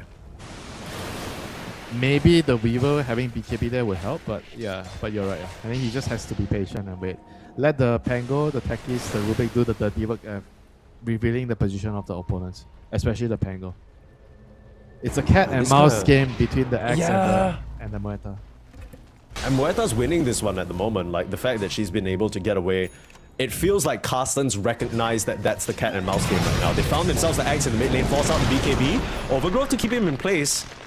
Kind of gives you the feeling that Carstensz wanted to still try and chase. BKB's gonna run out for the Axe, but Salamat just coming through to get himself a shield room. Don't think he'll be under any threat whatsoever. Yeah, that's really good for Carstensz. They forced out the BKB on the Axe again. You know? And they're doing a really good job like playing the map. I think the Axe you cannot really show, like you cannot push waves, you know. This is the thing, like inherently Tino likes to play Dota like this, you know, shove wave, like show, be greedy, and you just can't do that on the Axe this game, you know. It's not a hero that you can play like this. And he needs to be very mindful of what he's doing in the game or they're gonna lose. This is one of those games, I think, where as a third-person spectator, it seems very clear what needs to happen. But when you're in the game, there are probably so many other factors. I think Tino, to a certain extent, he's also feeling some pressure that he needs to be the one to initiate, right? Maybe Bob saying he doesn't want to go in until he sees this hero. And that could really disjoint what the overall that's why you have to be be very clear as a team. How are we taking a team fight? Who's supposed to go on what hero? Who's supposed to go first? And who's waiting for what hero? Everything needs to be crystal clear so you can execute. Because you have no time to think in the game. You just have to know. Yeah. And right now, just from how the fights are going, it looks like Carstensz knows, but Execration doesn't really. So they need to bridge that gap quick. If not, they're gonna get gapped by Carstensz. He found the Muerta! Onto Muerta, he found it, but the instant Yules! Oh, Dreamercell should be able to get out of this situation. Now Execration, they have to try and retreat. They get the Trio Protector on their way out. But look at Dreamercell, he's looking for a target. Get the shot out onto the Rubik. Shag's still able to jump out. They could go again. Seimei and CML on the front lines just bruising each other up. Look at the Muerta, too scared to show right now. Tino looking for an opening. It is daytime, so they see each other across the lane. Tino, he's trying to make the big wrap around to look for an opportunity. Oh, he cancelled the dagger. Blink. Really nicely done from Biz. Straight edge, still needs to find an opportunity to start doing the damage, but look at Tino, waiting for his chance. Watch for the call, the Yule's still there. The shots coming through, Dreamercell doing the damage, but still lifted up and controlled. Now they have him surrounded. Maybe they don't need the Axe. The call comes through, Dreamercell's in trouble, and all the kiting in the world, Carstensz, they knew what was coming, but they couldn't stop it. This time round, Execration figured it out, and they got on top of their man. They knew what they needed to do this time. They knew it. They waited. They were patient. And both teams were doing a very, very good job at kiting and protecting each other. You know, like just Muerta, I think, unfortunately, just baited a little bit too much. Didn't get his BKB off and just gets caught by the Axe towards the end. But very, very nice. This is one of those. Yeah, they're very, very nice team fight by Execration. I was just gonna say, this is one of those fights where I feel like the fact that it's daytime actually screwed Carstensz over. Tino just had clear line of sight of the Muerta throughout most of that fight. And that just allowed him to be such a threat. Now this Roche is theirs. I mean, just like that, Execration. What a clean fight from them.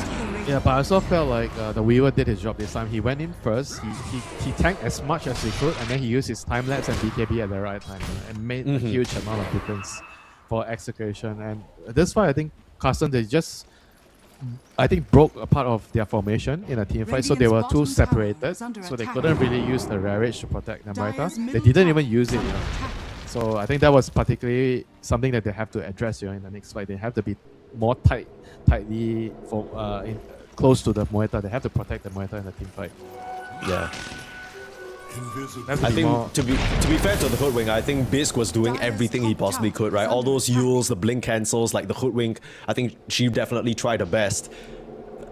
Execration, they all were such pesky little rats, just poking around, squeaking out, you know, getting out of trouble, wasting so much time and energy from Carstensz, and before they knew it, Then Moeta got caught. Radiant's middle tower is under attack.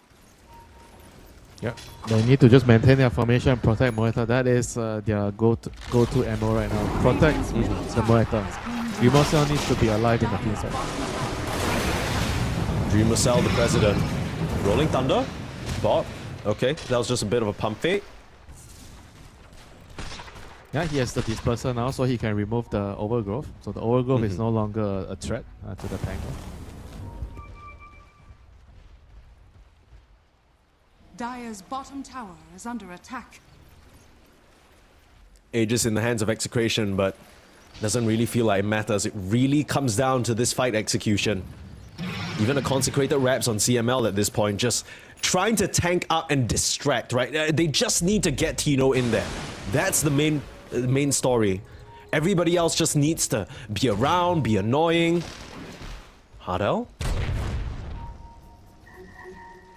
They didn't manage to clear out the wards up here. I think the Axe spotted it with a gem. There you go. Bob's on the high ground. Ooh, that was close.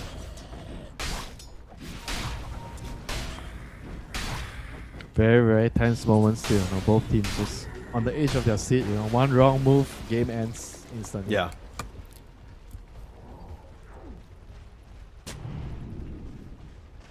Carstensz still feel like they can fight, even though they're up against the Aegis on the wall. I actually kind of agree with them, and they have to try to fight. If they give up everything, they're gonna just lose more ground. So we talked about what Execration need to do, right? They need to pave the way for Tino to connect onto the Moeta with the call. But what about Carstensz? Because it's easy to say, okay, we just need to protect the Moeta, but if you're all grouped up, you're all gonna get called. So what's the sequence for them? What do the rest of the team need to do? Is there a target that Salamat needs to jump, or? It's the formation. I think Salamat, you can definitely do what you want in a fight. I think it's not really set in stone what you can do on the void. You can go and find the Rubik, the Tekis is up to him, or the Axe.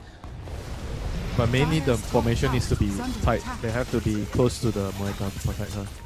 Okay. Maybe even get... What's the ideal way to use the Ravage, you think? Because that's something that was missing in the previous fight, If Moeta right? can't hit, you can't Ravage. You only Ravage when Moeta is hitting. Okay. So you kind of need to use it as a tool in a way for her to do the damage, and that's it. Yeah, precisely. I mean, the use... The Wind Waker is going to come into play too. And if they can somehow get Wind Waker to save during the call, that would be good. And nice use the previous time onto the Axe. That was quite problematic. But Bloodstone complete items lining up now for the side of Execration. Another catch on Fisk. Just an easy pick off, nothing crazy. Carstensz, they were in a position where they were seemingly in control of this game, but now, after a really nicely played team fight from Execration, it feels like it's in their hands now. I mean, Carstensz by no means still out of it, totally out of it. They can still fight back with the Moeta. He's getting to his Daedalus. Daedalus is a big timing on Moeta. Very big. The neutral item Prophet's Pendulum might actually be a major difference maker, right? Because when you get called, if you're able to delay all that burst damage coming onto you, you might be able to pop the Pierce the Veil and get the Mask of Madness lifesteal off. It could be really significant. That's pretty smart, actually. You don't often see this item. It's really good this game on the carry. I mean, I would say normally you pick this item a lot more on supports to survive. Yeah, supports or like frontliners, right? Because then you can soak up that much more damage. Yeah, but pretty interesting that Mr. Bob went for the Enchanter's Bauble. That's not really a neutral item I see very often. Going for the Alert. So just more night vision, more attack range, and more attack speed. Yeah, he wants to kill.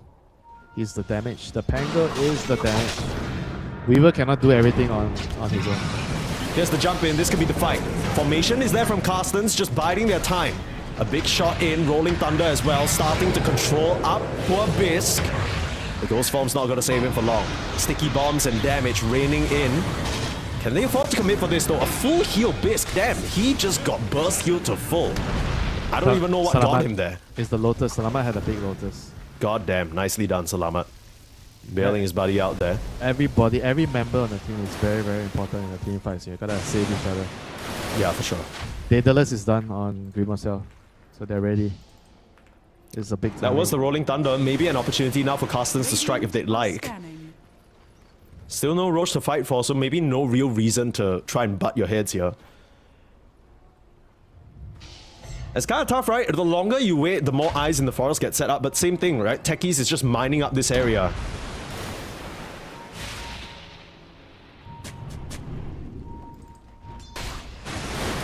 Runes? Are they waiting for the runes? Are they waiting for power runes here? Or what are they doing here? Both sides are just standing across the hill. Daring them to come over.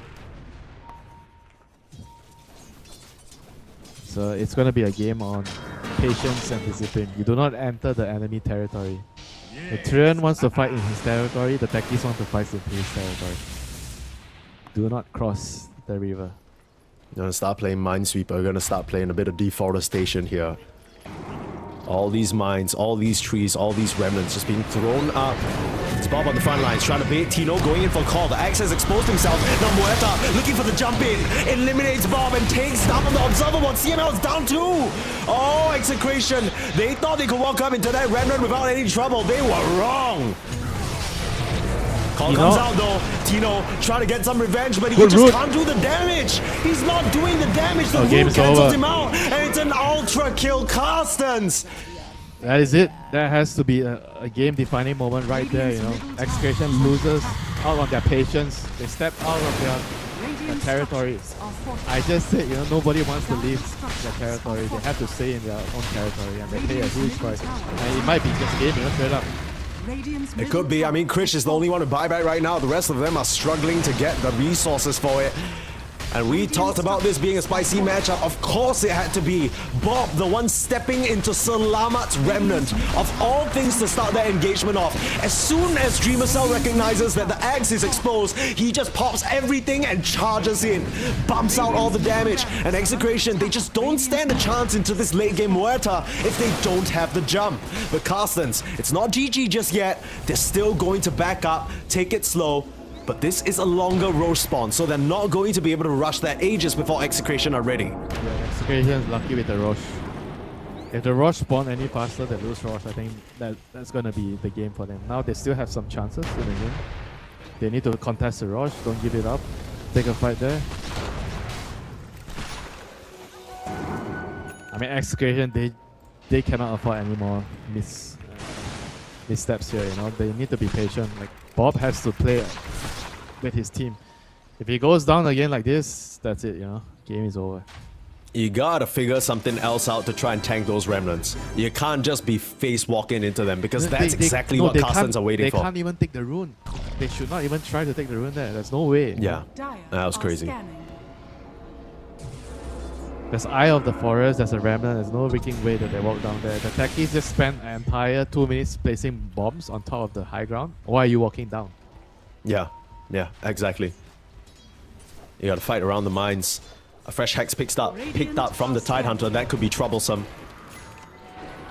Again, it still is daytime, which means Carstensz. This might be the one. Go out onto the high ground. CML instantly hexed and eliminated. That is a dead techies. Rolling Thunder coming through. They spot the Muerta. Tino trying to find its target, but Seimei is in the way. The bouncer of the Tidehunter. Please collect that fish for Christ's sake. Thank you. My soul can rest easy now. My goodness. And how can you forget to collect the fish? You know, that's literally what I'm saying. Bro, you know, that's like a very satisfying like sound when you eat the fish, like nom nom nom. You know. Yeah. And like when it's out, it's like there's a splashing noise. How can you ignore the splash? Okay, you know what? We're getting too much into it. We've got more important things at hand. Carstensz, they might be dealing the knockout blow here. We talked about them being the dark horse in these close qualifiers. And to take out Execration, that'll be a big boost of confidence in the right direction. Had a good showing in game number 1, got dragged out in game number 2. Bob got his revenge, but it seems like Salamat might be the one with the last laugh. Still, Execration are not out of it just yet. Gotta fight the Roche. They have to fight the Roche. Oh, Krish is spotted. There's a ward. They know the Weaver's around the area. He's gone in to pick up his Satanic, but they see him. Krish, having to pop that BKB, you have to TP out and no way of stopping him. I mean, it means the Nightfall out. It means Roche is forfeit. You don't have BKB on Weaver. Like, how can you fight? I mean, Carstensz, they don't feel confident to rush it. They're happier to maybe control this area. Maybe they're thinking, this position is still pretty difficult for us. We want to wait until the Roche goes bot before we secure it. Or not. Or just head into the pit.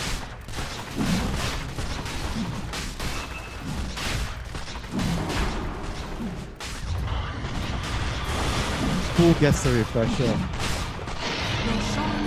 Surely the Tide, right? I mean, I feel Moeta with the double Pierce the Veil is also pretty good, yeah?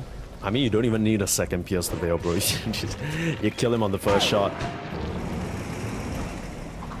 Should be able to TP out on Bob. Yeah, Bob's out. Sorry. Sorry. I mean, Bob might be voice lining, but I can assure you, Execration, they can't be feeling too good about this current situation. Yeah, they're Map's feeling, starting to get smaller. they're definitely feeling the heat. The end is near, you know? But for Now, on the who? bright side, it's not like they're out of the tournament if they lose this one, right? There's still a lower bracket, but... Bro, you think it's about the tournament? It's about the ego, man. It's about yeah. Bro, It doesn't... After what happened in the first two games, you think the tournament is on their minds? No. They're thinking about true. not losing Radiant's top tower against has each fallen. other in the Salamat and bot. If you ever have a mid laner, a young mid laner, you know this. It's always about winning the lane. And obviously winning the game, you know. The tournament position, whatever it is, it doesn't matter. Radiant's top tower Yeah, is if you under win the attack. lane and then you lose the game, you get an intro boys in your all chat. That shit's rough. You can't be having that. I think intro boys probably transcends language barriers. Shanks stealing the gush is pretty nice for them for clearing creep waves though, and you got the techies mining up the base. This is Shanks and his Tide Hunter cosplay.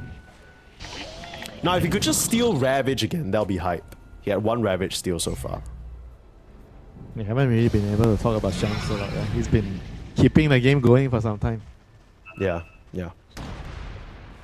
Oh my god, look at the Takis and the Rubik. So disgusting, brother. What is this? I don't think you're pushing into this base, guys. Oh my god.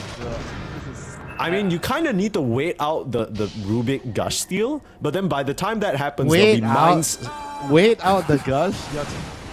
They are 12k ahead and they have to wait out a Rubik gush? Okay, they'll put out a banner. They'll start to get to work. They've had enough of this bullshit. Where's the initiation? The Muerta's exposing herself, but she has that second life, so Tino, can you afford to jump in? Big bullet stolen by the Rubik. That's kind of annoying. Gush and the bullet. Rolling Thunder, heard it wound up. Gonna try and disrupt the backline, at least try and force some sort of reaction. Carstensz, they aren't pressed just yet. Forced up away. Oh, she That's quite a popped bit the of ulti. damage, but She Salamat's popped the going in. pistol. She popped the ultimate, that's the call in. Uh-oh. Chop down Tino. He's used his BKB though, and he doesn't have a refresh or anything. Seimei looking for the setup. DreamLeague might be able to come in. Ravage onto Bob. Bob in trouble. Bob, he's gonna get shot down and killed. There's no backup for Bob, but he does have a buyback. BKB used already for DreamLeague. He doesn't have that second life. There's the call. Pull him back in, but there's the Wind Waker. Big overgrowth on the back line. Hardel's found him, but no follow-ups. Lava's gonna come in, try and make his sacrifice worth it. The second Ravage doing them dirty. The buyback's coming in. Execration. They're trying their best to fight them off. And now DreamLeague in a 1v1 versus Krish, but DreamLeague can't win. The Weaver stands up tall. No Tino, no problem. And the call comes through. Execration with the buybacks. Somehow, someway, they defend. That was a crucial misplay there by DreamLeague. He should have just died without popping his Pierce the Veil. He would have killed everybody there if he had Pierce the Veil in the second life. The game would have been over right there. DreamLeague gets a bit too hasty when the time needed him. Bro, why did he pierce the veil then? He had 5% health. Why did he pop it? Oh boy, that was a very, very costly mistake from DreamLeague. I mean, in his mind, maybe he thought that Pierce the Veil would help him survive versus Bob, because really it was only the Pango that was showing. But in that final moment, Tino blinking forward with the chop, I think that just caught DreamLeague completely off guard, and now Execration. It's a small little gap that they've pried open for themselves here. What looked like would be Salamat's last laugh. Instead, Execration. Dire's middle tower Heading up to the high ground, they're seeing tier 3 towers for the first time. Are fortified. It'll be hard into a glyph and a treant protector though. There's only so much they can get. They have themselves a banner protecting those creeps. Heroes and Carstensz gonna come back up. You gotta be careful on Krish. Dire's middle tower is under attack. Watch for the jump. Salama in. Magic burst damage aplenty. Krish going to get lifted back out to safety. Good save there from Shanks. Dire's middle barracks are under Damn, that was a bit risky there. Right, they get out. I felt like there might be trouble there when the Weaver walked up to the Remnant. Yeah. Nothing good has ever started with a Execration hero walking into a Remnant on purpose. They've regretted it every single time. The Rex is still alive for Carstensz, but the Rexes, I don't know how much they mean right now. It's more about the buybacks. Roshan, you know, all of these are the more important ones. The Rexes doesn't really matter as much. Now here comes Execration. They smell blood. They're smoking in. They're looking for a pickoff. They know they're not ready on the Carstensz side. They're split up. Estino on the front line, Salama on the low ground, able to dodge out. Smoke's gonna break, but they have that very nice high ground vision. This Rubik Need to clear that one out. This Rubik's so annoying. He has gotten to late game stage. Dead shot Aghanim's and the gush. So bloody annoying. Oh my god, this Rubik is he has to die. Like, Carstensz has to kill this Rubik. They have to get his ass. But they have to get the axe as well. Rolling on to Seimei, starting out as a Tidehunter. He might be in some trouble, able to pop his own Minotaur Horn to call back though. Dreamercell being slowed down by the bugs, he's not able to enter the fight. Slama's gonna look for the backline onto CML now, but the big bullet again pushing Dreamercell away. The Muerta just can't find an entry into the fight at the moment. And this long-range artillery from Shanks and CML, it is proving to be a problem for Carstensz. Aether Lance Dagger for stuff against this Rubik is the public enemy #1 for Carstensz right now. They have to find him. Like Void Spirit, Scrutino, Shanks is the yeah, problem. Void Spirit has to just find him. I don't know if the other heroes can actually do it. Maybe the Tide, maybe the Dagger, but realistically, Void Spirit should be the one looking with the double Dire's step. middle barracks are under attack. And this Rubik is just insane right now. Like, there's no way they can approach the team fight if you don't find the Rubik.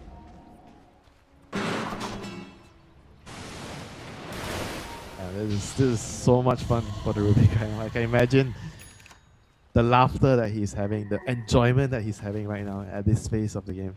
With Rubik, Aether Lance, Octarine Core, with the Aghanims, with the I dead just shot. wonder if the rest of his team is having the same amount of fun because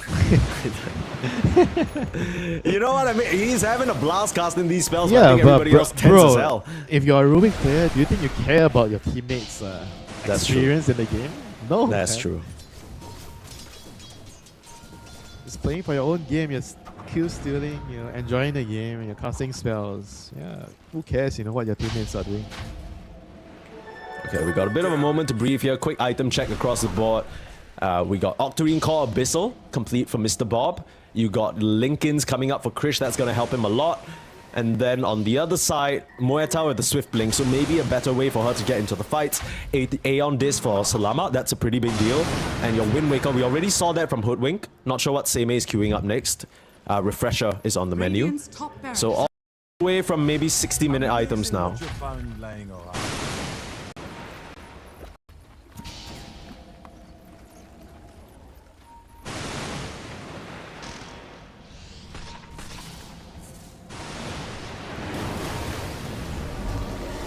Could all end with a single fight that might just start now. Into the backline, Ravage is there, Shanks is there! No buyback! Public enemy #1 and he's gone! No buyback on both sides. What? What? Oh Game my is over. gosh.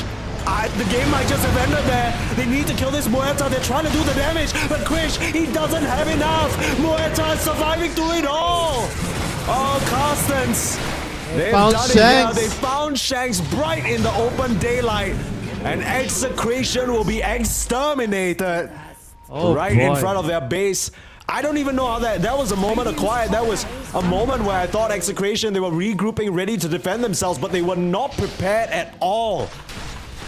They were completely unaware of what's happening, what's coming over. And the tips begin. It's back, Salamat. He's going to have the last laugh. Yo, bot, he says, smiley face. Bob can only give him a smile because this one, it's all over. The spice has resulted in this. Carstensz straight out of the gates. Round 1, top of the open qualifiers, coming through here with a brand new reformed team. DreamLeague, the pride of Indonesia, alongside a couple of Central Asian players with Kazakhstan and Mongolia representing, taking down Execration. What a fashion to do it in as well. There were some really tense moments in this game, but they kept their composure. GG is there. A couple more all chats, a couple more tips just to really rub the salt in the wound. But Carstensz, they will move on in the upper bracket in style to face off against Nemesis. Yep, they found the public enemy Rubik. They figured out the Rubik's Cube. They found the solution and they won the game. Like, I think they totally deserve it. You know, they played well. There are some mistakes here and there. I think DreamLeague, like, notably made a couple of big errors in the team fights, but they found a way, you know. I think when you're a tier 1 team, you need to find a way. Sometimes things are going to go wrong and you got to be able to find a way to solve the problem and come back, you know, and they did this game. Yeah, I think, again, I've already been saying this throughout the series, but I think that Seimei and Bisq, they have really leveled up their game, right? I don't know whether it's a team environment thing. I don't know what changed, whether they just grinded pubs, whether they did something specific, but this was an offlane duo that didn't ever really look very impressive across the different rosters that they were in, and suddenly they're up here doing really well. Seimei sort of having these monstrous performances, and he will continue to do so as they'll be facing up against Nemesis. But for us, we're gonna go for a short break because we have another upper bracket match to catch for today. It's OG returning up against Ivory. Let's see whether Ivory can put up a fight against these Titans. We'll be back in just about 45 to 50 minutes or so. So grab yourself a nice drink and a snack, and we'll see you here for more Dota 2 action.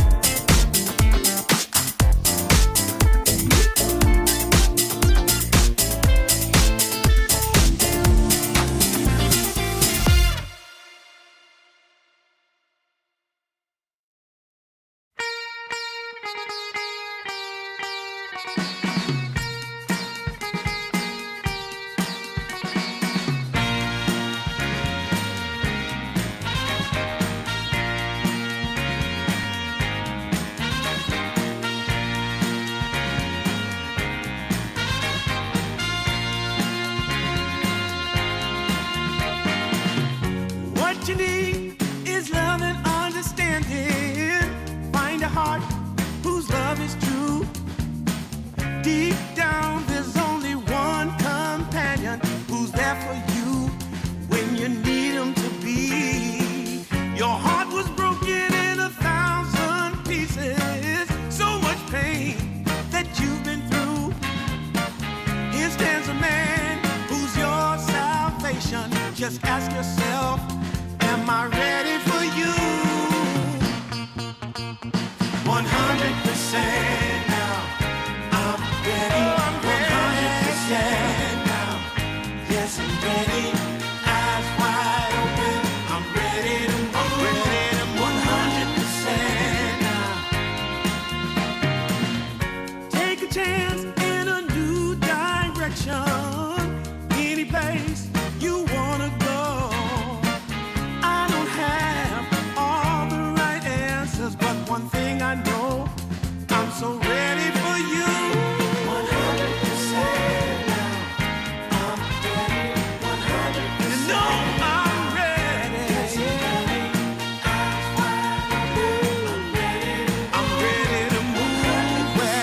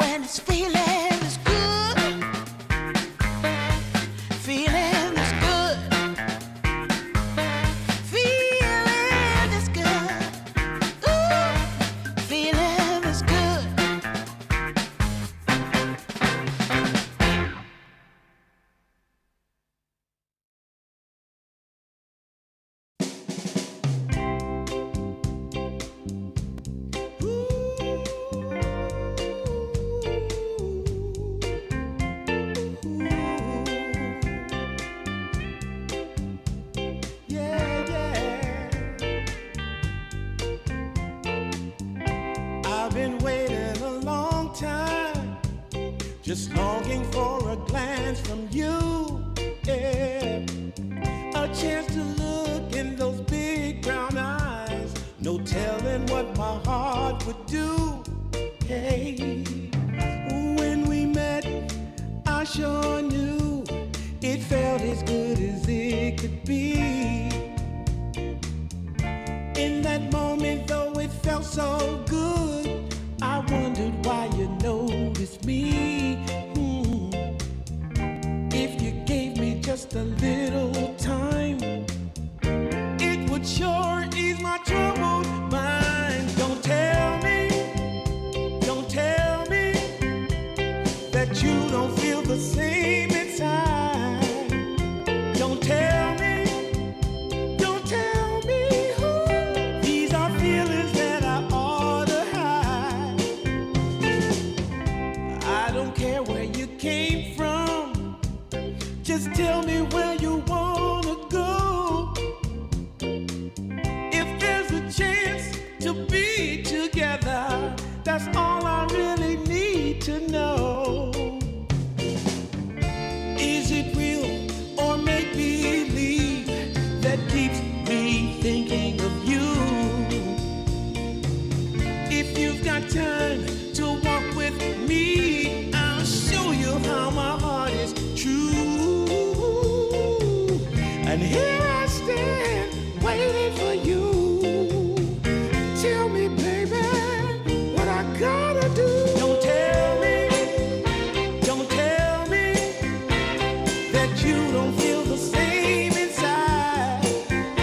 Don't tell me, these are feelings that I ought to hide. Don't tell me that you don't feel the same inside. Don't tell me, these are feelings that I ought to hide.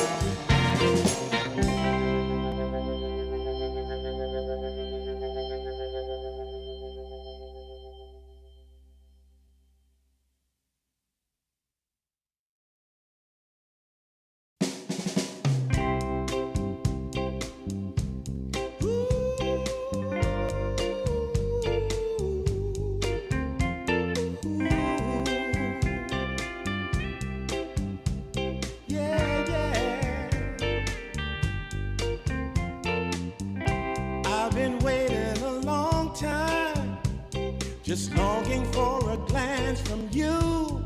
Yeah. A chance to look in those big brown eyes. No telling what my heart would do. Hey, when we met, I sure knew it felt as good as it could be. In that moment, though it felt so good, I wondered why you noticed me. If you gave me just a little time, it would sure ease my troubled mind. Don't tell me that you don't feel the same inside. Don't tell me, these are feelings that I ought to hide. I don't care where you came from, just tell me where you wanna go. If there's a chance to be together, that's all I really need to know. Is it real or make believe that keeps me thinking of you? If you've got time to walk with me, I'll show you how my heart is true. And here I stand waiting for you. Tell me, baby, what I gotta do. Don't tell me that you don't feel the same inside. Don't tell me, these are feelings that I ought to hide. Don't tell me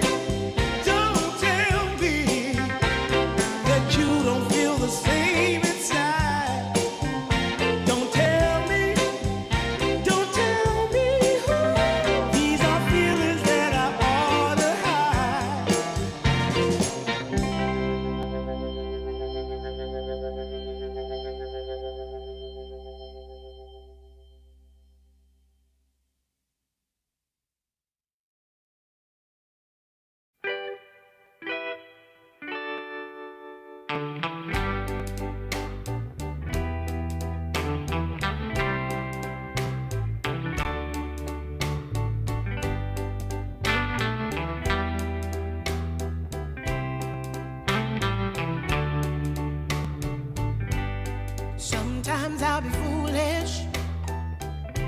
Sometimes I know I get mad. Sometimes I say the wrong thing to you that makes you feel sad. But one thing is true in all that we've been through. You've never stopped loving me, no matter what I do. So let me say, yeah, that every day I try to find the words from my heart to say thank you. 'Cause you take me as I am.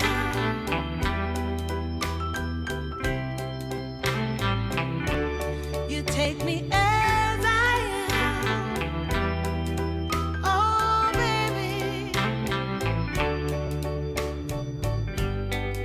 If you stop loving me, well, I would understand. But I won't take you for granted, no, no. When you hold my hand, your love makes me feel that I could fly to the moon. Not even the birds above can sing a sweeter tune. I needed to say that you find a way to make me feel anew. And I want to say thank you, 'cause you take me as I am. Oh, baby, take me as I am. Oh, no, no. Take me as I am. Oh, take me. Oh, take me. Yeah, take me. Take me as I am.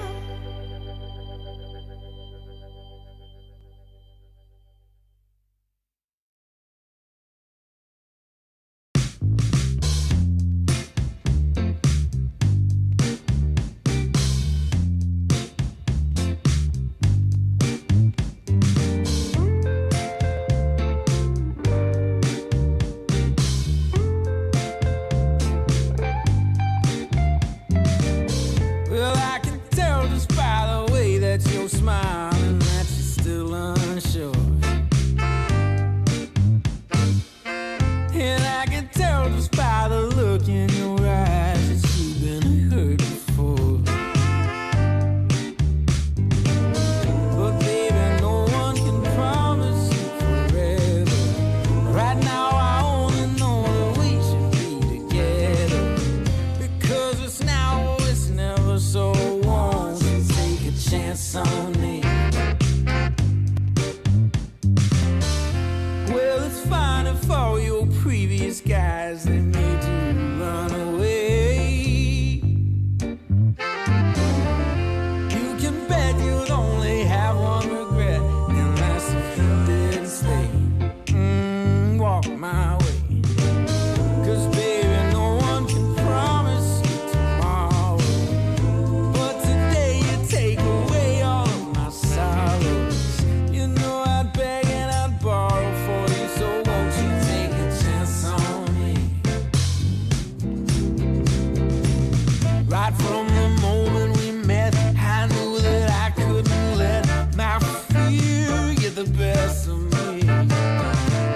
And every moment since then has proven time and again that we're exactly where we're supposed to be.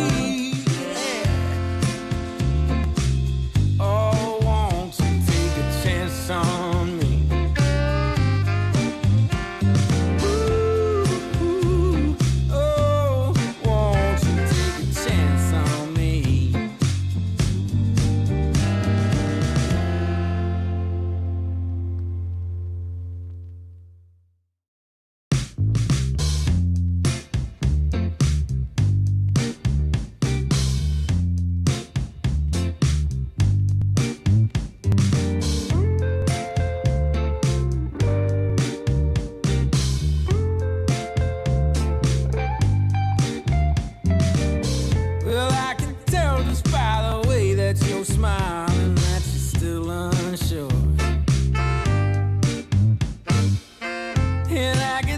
just by the look in your eyes that you've been hurt before. But baby, no one can promise you forever. Right now I only know that we should be together. Because it's now or it's never, so won't you take a chance on me? Well, it's fine if all your previous guys, they made you run away. You can bet you'd only have one regret, and that's if you didn't stay. Walk my way. 'Cause baby, no one can promise you tomorrow.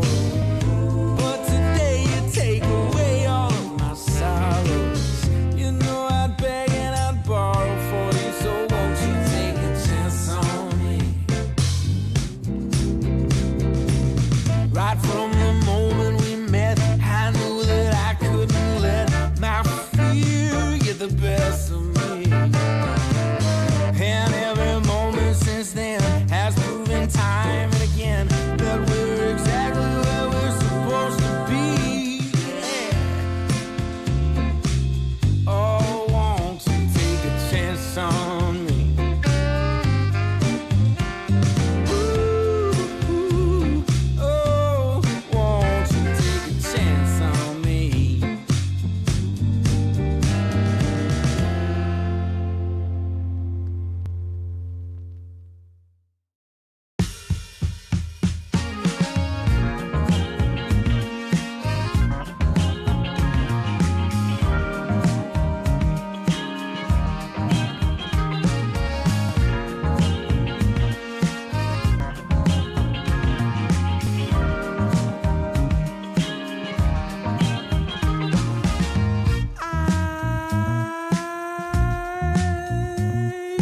My eyes are closed so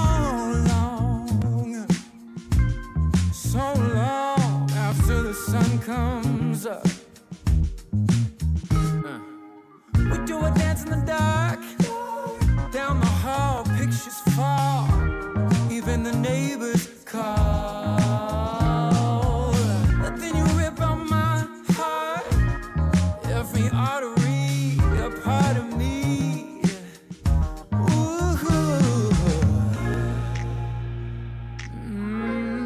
It's obvious to me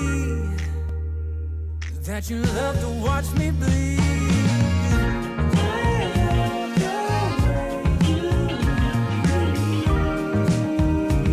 But not half as much as I love when you leave. I hate to see you disappear.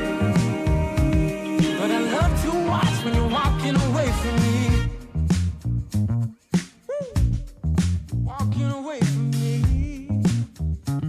Yeah, yeah. I could be anything you want. I could be anything you need. Baby, tell me it's something real, and I'll give you everything. Every now and then wicked smile. You know I can't help myself. They play around with me for a while, keep tearing me up until there's nothing left. Ooh, it's obvious to me. Yeah, you love to watch me bleed.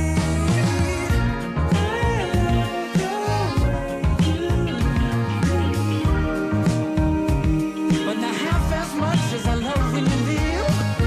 I hate to see you disappear. But I love to watch when you're walking away from me. Yeah, yeah.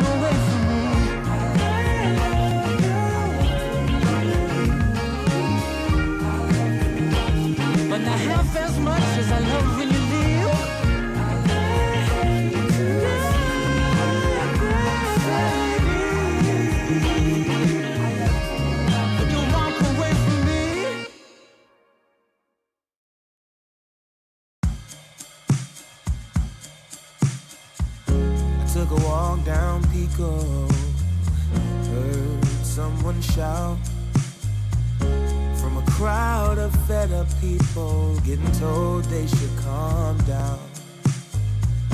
Didn't wanna fight, but the tears that fill their eyes are brought by the people sworn to preserve their rights. Oh, how could you not see it all coming? Stuck in our ways and running out of time. Time to change. We've got to at least try. But what will they do when the people are stepping out of line? Oh, oh now, oh yeah.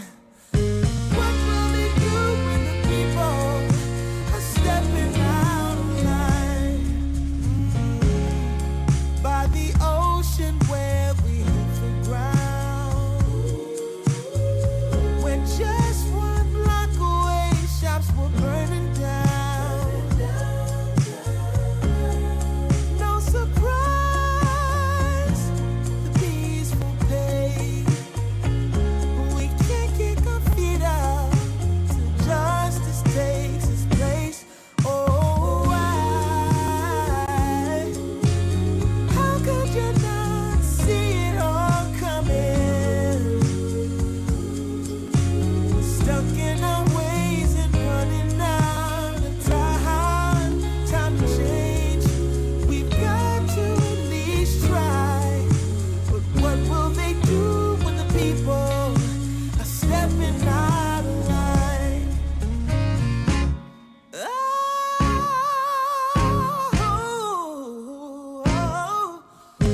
what will they do when the people are stepping out of line? Oh, what will they do when the people are stepping out of line? Oh, stepping out of line. I wanna know when they're stepping out of line.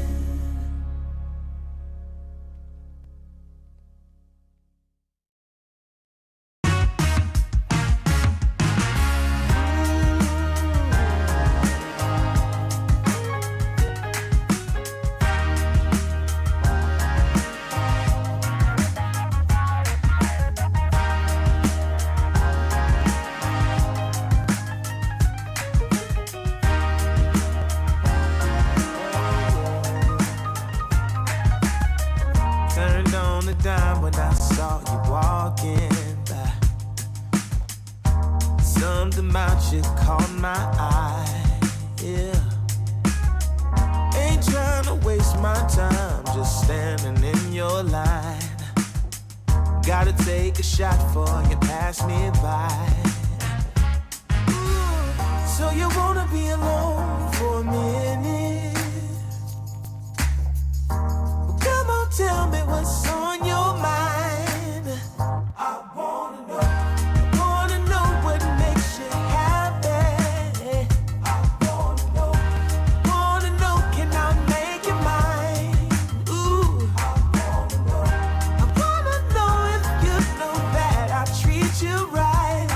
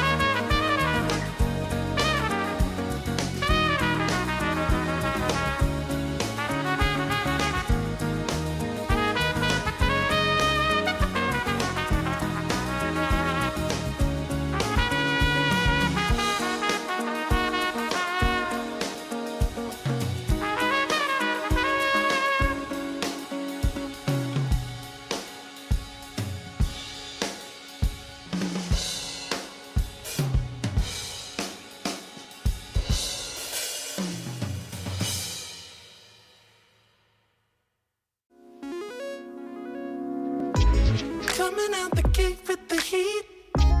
Everybody's playing in the street. We got the summertime magic in the speed. Sun is in my eye I'm feeling high. Only good vibes, I'm alive. And if you see me driving by, don't be shy. I'm so excited. You know just what I wanna do.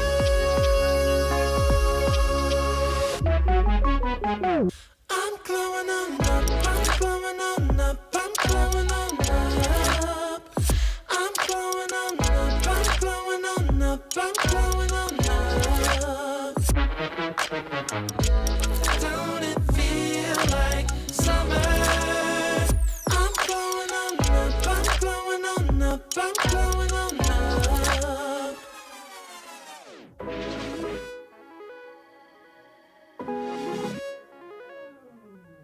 Glow up, show up, soak up, aromas, float to Sonoma, roll up to Nola, trope up, blow up, slow up, show up, get real, choke up, you're flowing, you're glowing.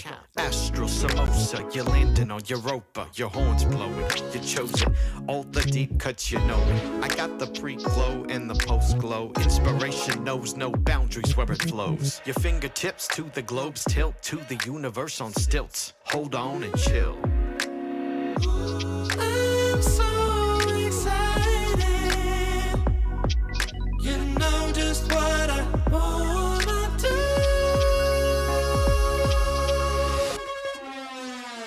I'm glowing on up, I'm glowing on up, I'm glowing on up. I'm glowing on up, I'm glowing on up, I'm glowing on up. Don't it feel like summer? I'm glowing on up, I'm glowing on up, I'm glowing on up. I'm glowing on up, I'm glowing on up, I'm glowing on up. I'm glowing on up, I'm glowing on up, I'm glowing on up. Don't it feel like summer? I'm glowing on up, I'm glowing on up, I'm glowing on up.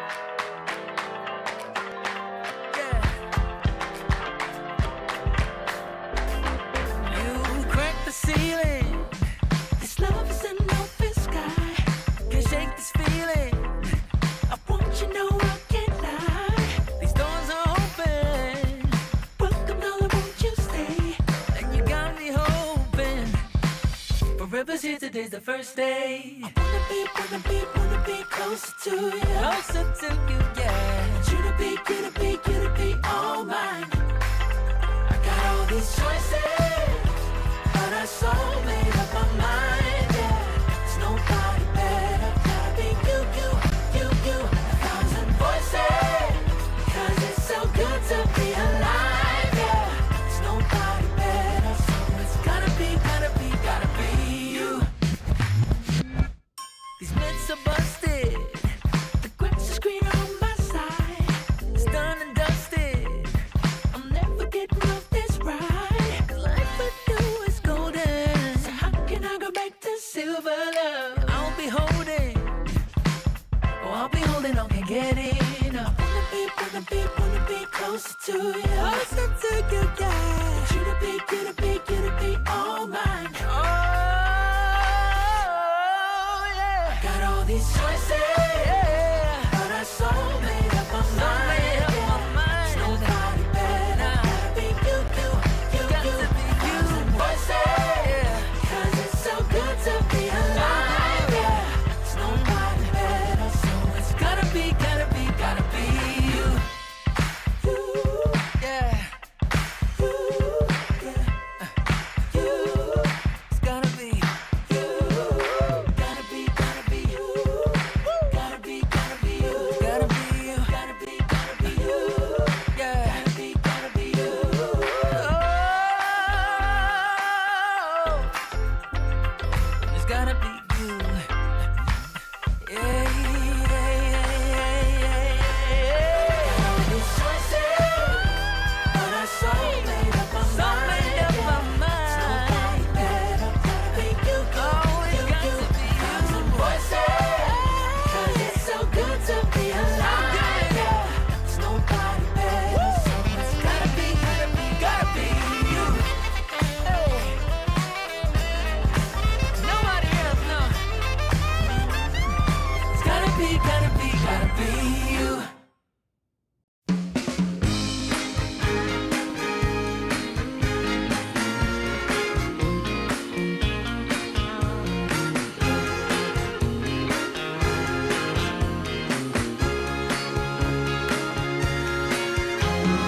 I want music, good music playing and dancing to the groove, and I want to sing at the top of my lungs. The evening has just begun. Hips are swinging and feet are stomping. Happy people gather round. We will party all night long. This will be Oh, magic. magic night to remember. A joyful celebration for a whole new generation. This will be Oh, magic. magic night to have together. No more limitation. We united as one nation. I want Keep on moving. keep on moving. The sweat is dripping. I want Oh, shake it. shake it to the beat of the drum. No need for hesitation.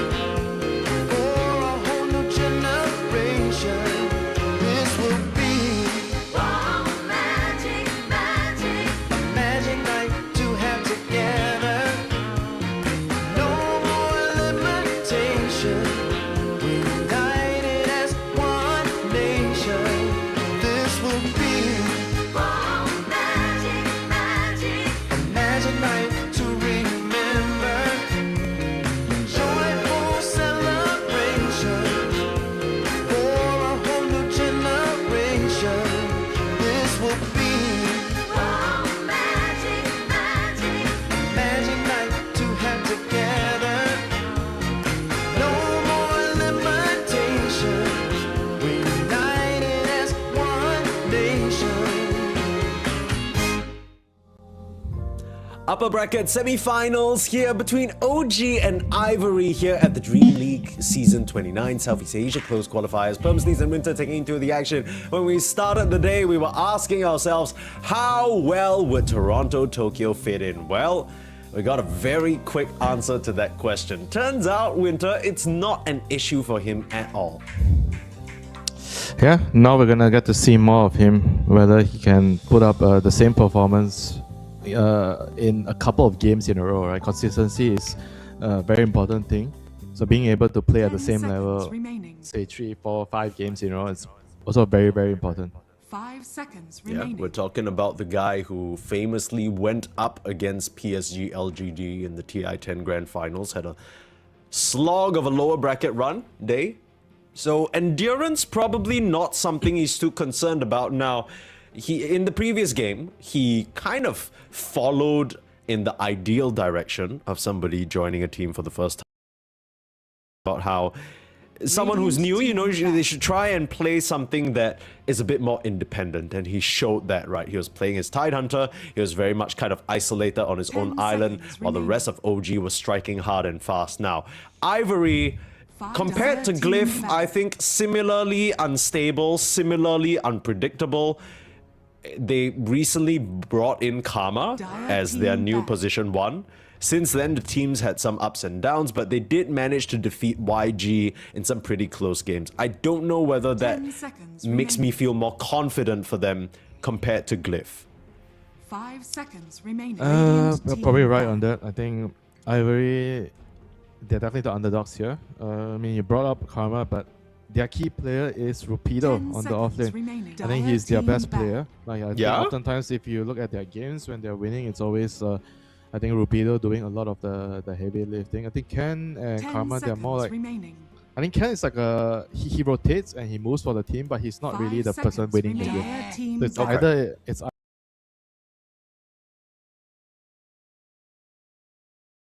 does a lot of the burden of Dire carrying the game, you know. team So I pick. think if you want to beat them, Radiant team he's the back. player to watch. He's the key player. And OG, they have Storm Spirit. their Pangolier right away, and Ivory is going to respond with one of Ken's signatures. His signatures are the Ember and the Storm, the Spirit Heroes. So they pick it up right away. Sure. And after watching some of the 10 previous seconds games and remaining. even some of the games from the other region, it's starting to appear 5 that seconds Muerta remaining. is first phase ban worthy. This hero is proving to be very strong on the carry position, pretty difficult to deal with. And Ivory want no part of a Natsumi Muerta. They take that out. Still, OG, they could play this Pango on both Yopaj and Radiant probably team Toronto, Tokyo as well. A lot of focus on the mid though. The ban of the early puck, maybe sort of respecting Ken there. Seems like they're not too fussed about Rupido or his potential hero pool. They're just worried about what Ken could bring out. Dire team back. I mean, they ban out Beastmaster. Beastmaster is one of his best heroes, in my Yeah. opinion. Like Rupido, like he can play the other offlane heroes pretty well too. But if you're talking about winning the game and dictating the game from offlane, I think Beast and Bear Rider, these are probably the two best heroes to do it, and not to mention Doom. So he's gonna have to find something else 10 seconds remaining. to be able to do that. I wonder what is he going to play. Is he going to be a little 5 bit more seconds greedy, remaining. or is he going to play more like a team hero, right? Like Mars, for example, or something that can help the team a lot more. Yeah, I'm so surprised actually that you mentioned you think Rupido is kind of the secret carry of the team, because my impression of Rupido has always been like he's the team aura guy. I feel like if you talk about popping off, I've seen Ken pop off. I don't know whether I've seen Rupido pop off, like ever. It just kind of feels like he's stable, you know, he's the anchor that holds them in place. He gets the team items, he does his job, but I've never Dire thought, team. man, Rupido's really crushing this game for them, but maybe I just haven't been paying close enough attention, you know? It's always the unsung heroes playing the difficult roles. Yeah, Ivory, if they're you gonna go know- for the Treant Protector. If you know, you know, you know. Okay. Ivory's key player, Rupido, I think even though he plays the aura boards, the less flashy heroes, but he's the backbone of the team. I think a lot of the moves are available 10 for the team seconds remaining. because he is reliable. You can't have 5 flashy players right on the team. 5 seconds. I think if you were remaining. to calculate and distribute the players, you want 1 to 2 flashy players, usually 1 or 2, like the post 4 or the mid player. Radiant And then you team want your pick. off laner and carry to be the more stable, reliable players, and your post 5 just to be a sacrificial player. Like you need to have some sort of balance, but it doesn't mean the flashy player is always the most important player, in my opinion. Right. Yeah, it has to be an even distribution. We've seen teams Dire explore team. different, I guess, combinations of that. When you talk about flashy off-laners, of course, Falcons, Amar, that's got to be the top one. But then as a trade-off, you got Crit and Snaking, who are very much less flashy themselves, but they're the stable, reliable sort of old dogs. Let's see what Ivory can do with this Treant Protector, though. It's proven to be pretty 10 strong, but so seconds remaining. has the Phoenix, so has the Lion. OG, they already showed us how 5 much of a seconds terror remaining. Tims can be. Setting up all around the map, crazy early TPs, high impact as well. He's going to feel very comfortable with that one. Some good team fight as well with the Rolling Thunder and the Egg already available for OG to work with. Yeah, the Phoenix, I really like this hero against Treant. In the team fights, the tree kind of wants to, you try to take an area in the team fight with the overgrowth, and the egg kind of counteracts it, right? You put your overgrowth down, you try to hit my teammates, so I put my egg behind, so it's a battle of fighting for areas in a team fight. And you can also kind of break trees, so it might be useful in some situations. So I kind of really dig the idea of having the Phoenix against the Treant. So now Ivory, they got to figure out what they want to respond to this Phoenix Lion, because the Lion is also a solution to the Storm, right? Every time you see this type of Storm, Park, Ember hero, you want a Hex, the Shaman and Lion is always going to be behind your bind. You want to pick those heroes. Yeah. It's pretty interesting to me that Ivory prioritized the Treant Protector over the Phoenix. I know in a previous series we already talked about the Treant kind of being a soft counter to Pango, but I can think tell we were you, they suck at the hero in the previous games that I watched. Phoenix, you mean No, Ivory? no, Ivory with Treant. They don't really use this hero, so it's not an easy hero to utilize on the team level. I think if you're just talking about playing the hero, a lot of players can play the hero. But whether your team knows how to utilize the hero well is an entirely different story. Because Treant is a map hero. You need to know how to play the side lanes, distribute a farm across the map. You have to play the map, farm. It's more like a slower pace. I don't want to say just greedy, but it's somewhat like a 10 greedy seconds hero. remaining. Pick. You are playing for the mid-late game. You want to play the map. You want to farm, and then once you shove off the waves, the enemy is forced to react to push, de-push the lanes, and that's when your Treant can catch heroes, right? If your team sucks at pushing lanes, then you won't find opportunities to catch heroes on the Treant, and then you will feel Radiant redundant team in the game. That's why Treant Protector is not a pub hero. Yeah, agreed. It's really hard to get the juice out of this hero that you need to make him... Basically, the potential is really high, right? But you need to know how to get the most out of him. And it's not one of those heroes that plays itself. It takes a lot of practice, takes a lot of clear map movement and resource splitting that sometimes we've seen in the past, especially close qualifier level. Some of these maybe tier 1.5, tier 2 teams, they kind of struggle with, right? Assigning the wrong people to the wrong lanes, getting caught out, pushing one too many waves, all that stuff. That's something that you can suffer from if you're Treants in your team, just sapping up space where you're not used to. Now, OG, they had the option to maybe counter-pick the Tidehunter in the lane, maybe something like an Ursa, a Gyro, but they opt to go for the Leshrac instead as a counteract to Storm Spirit mid. But that might leave them a bit dry on carry options. Let's see how the bans go here. Ivory now have the option of last picking overall their carry versus whatever Natsumi comes up with. Radiant It can team be back. kind of a good idea to counter-pick the mid hero when you're playing as Treant. Because like I said, Treant Protector is a hero that he's not really good at fighting at the runes. He wants to play on the side lanes. So if you can get a good mid matchup, you bully the lane, you can play your game through the mid lane. You pressure, you take runes, and you try to force reaction on the mid lane. Because Dire Treants, they don't team really back. want to go to the mid lane. So this is, I think, an interesting idea for OG. We'll see how they run out their draft, because they're going to have a off-lane Pangolier, mid Leshrac. I feel like they have a lot of backline heroes, right? So the carry kind of needs to be a body. He needs to be some sort of frontline hero that can actually tank. 10 seconds remaining. Lifestealer usually is a nice hero with Leshrac, you can save him. Something along those 5 lines. seconds remaining. What are you kind of looking for your carry other than the body? Because is it one of those cases where you have enough damage on the rest of your Just team? body. they don't need stuns. Then I mean, stuns can be nice if they can pick another stun, but I think they already have sufficient stun. They have sufficient damage. They have they basically have tower damage, so they have everything. They just need a tank. Lifestealer starting to sound better and better by the minute here. Might not be the best in the lane versus the Tidehunter, but doesn't get pushed out either. Yeah. You Is either it Natsumi hero though? That's the question. I think he's kind of better at the 10 range seconds heroes, but remaining. I don't know if I feel like the draft needs another melee hero, not a range hero. If there Dire are 4 range team heroes, like okay, this is kind of sort of like a decent pick as well. It's a frontline hero. It's good in the lane with the Phoenix. It gives you a stun. It's pretty decent against the Storm. You can catch him with your Avalanche. So I think overall it's kind of nice. Because Tiny has overwhelming 10 damage, right? seconds Because on remaining. paper you might think, oh, he's a melee hero that does a right click, right? Doesn't anchor smash 5 counter seconds Tiny. remaining. But because Tiny has so much damage that you actually just kill heroes, through the anchor smash. You may now select your hero. Also a natural silver edge buyer, right? Tinies love to go the Shadow Blade these days. But Karma is gonna round things out with his Terror Blade, so high armor, decent chance of getting the Sunder off if OG don't manage to burst him down. And most importantly, at least for me, gives them a lot of map play options, right? Now you have the Treant Protector and you have the Terror Blade Ghost Push. It might be pretty difficult for OG to get opportunities on the map like this. Well, the thing is, it's very slow, with the TB. And TB is, I feel like Lash is like one of your worst matchups to play into in the early mid game. He kills your illusions quickly. He bursts you through your armor. He doesn't care about your armor because he's all spell. So he can be definitely very vulnerable in this game. If his team doesn't do a good job to protect him, he's gonna be relying on Rupido, Treant, like Tihi and Drake.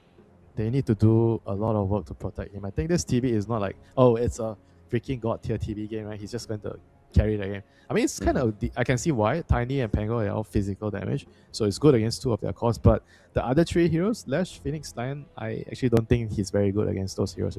So he is going to have to rely on his Tree, his Tide, and hoping to protect him in the early game against the Phoenix, Lion, and the Leshrac, especially the Leshrac.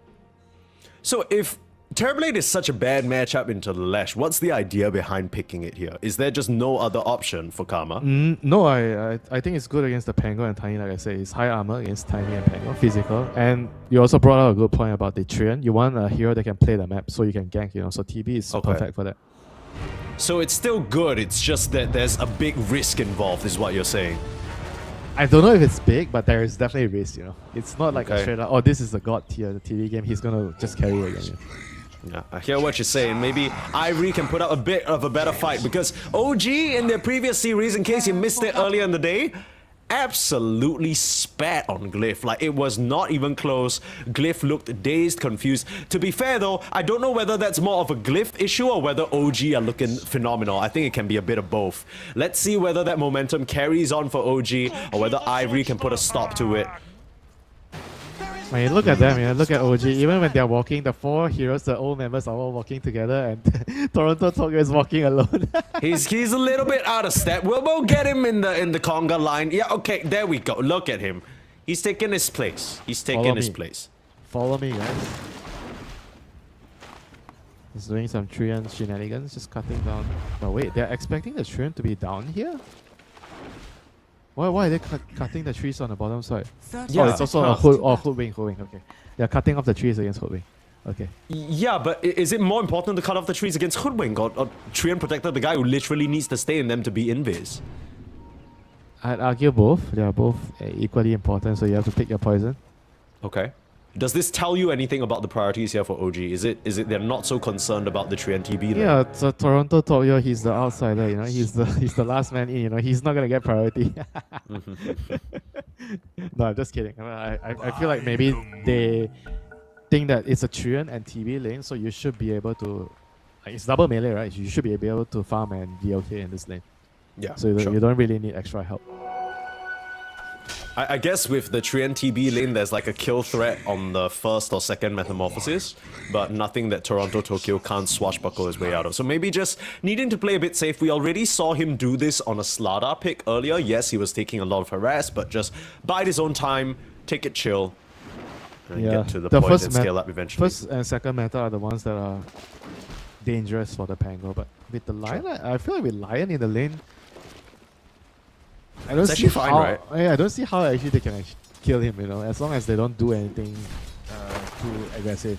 If they're just playing the lane defensive and they're just trying to farm and get to your level 3, because this lane, level 3, you're definitely stronger. Lion and Pango against the TB and Shrem. First 2 levels, maybe you're weaker, but after that, the lane is completely different. So they just need to chill for the first 2 waves, first 2 levels.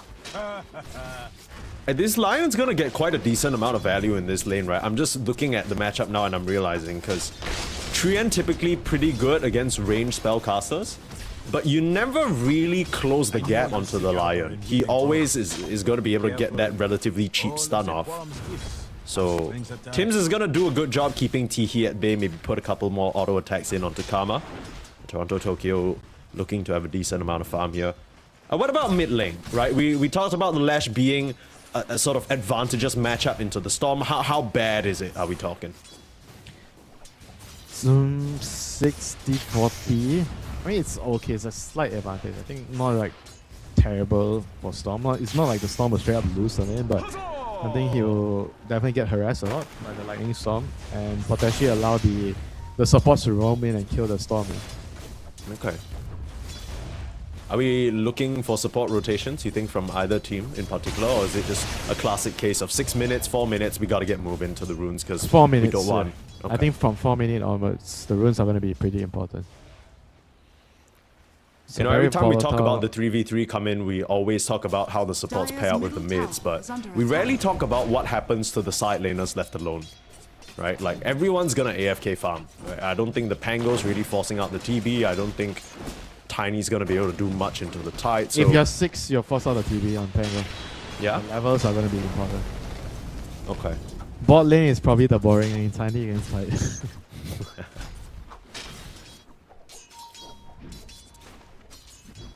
You can't move them out of the lane. The Tiny doesn't move the Tide out of the lane, and vice versa. We saw Yandex use this Tiny Phoenix combo to great success at ESL 1 Birmingham. The concept's sound, right? You have such a high HP hero and you got the Sunray backing him up. If they try and commit in onto him, they probably can't burst him, which gives you a lot of time to put the egg down. I like the combo quite a bit. Cool to see OG borrowing it for themselves here.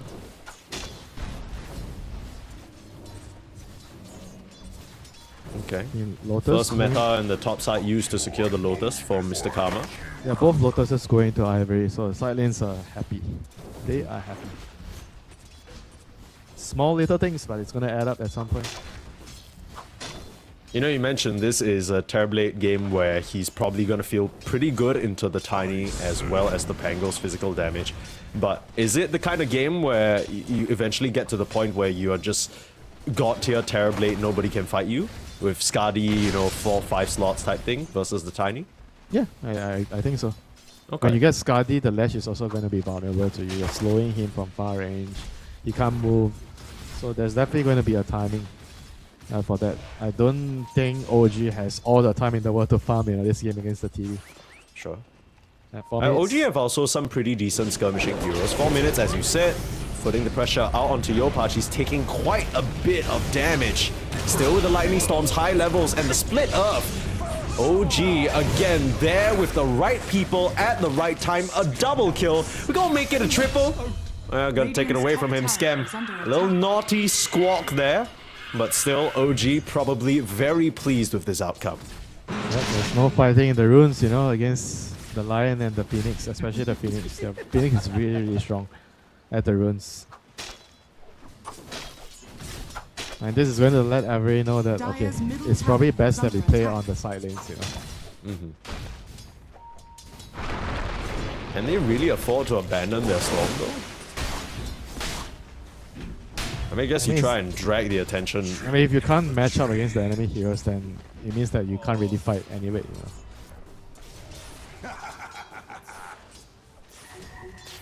I feel like the more they try to force issues like this, once you take a bad fight, it's just going to be bad, I think they're probably better off just farming and maybe sacking the runes if they have to, the 6 minutes.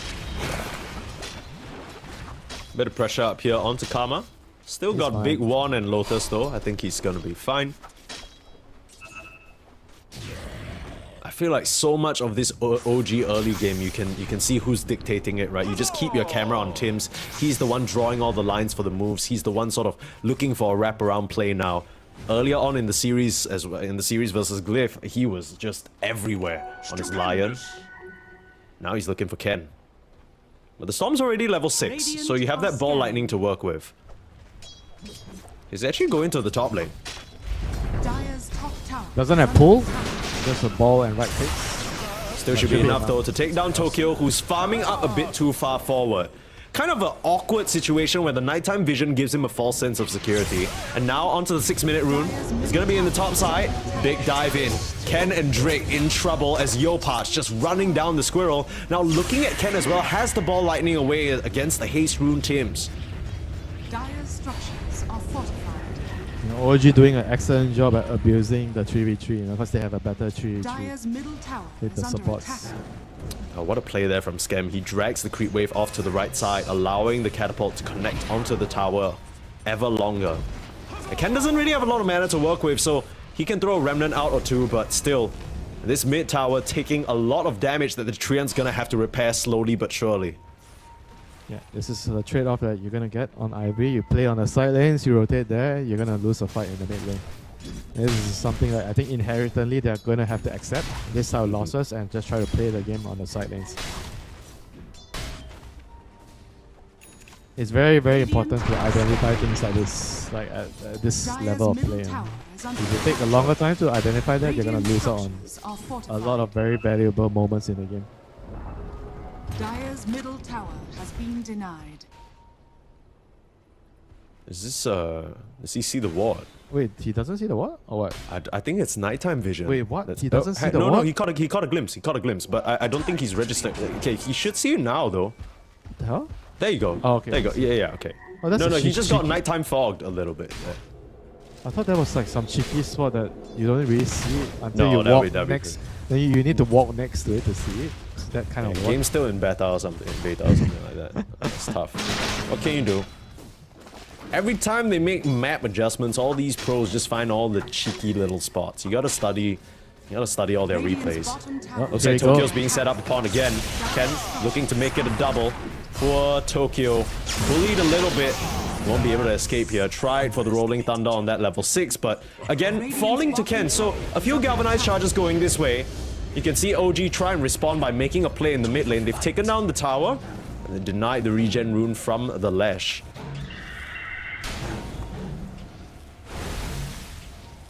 Even the Phoenix pushing the tide out of the lane.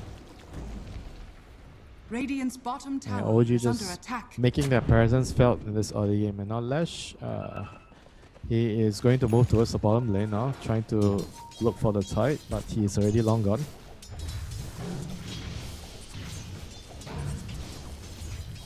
I'm curious to see what does the Lash do this game. What is his build? Do you go dagger at some point, or you just go like full Like frontline tank? spell damage Yeah. type thing.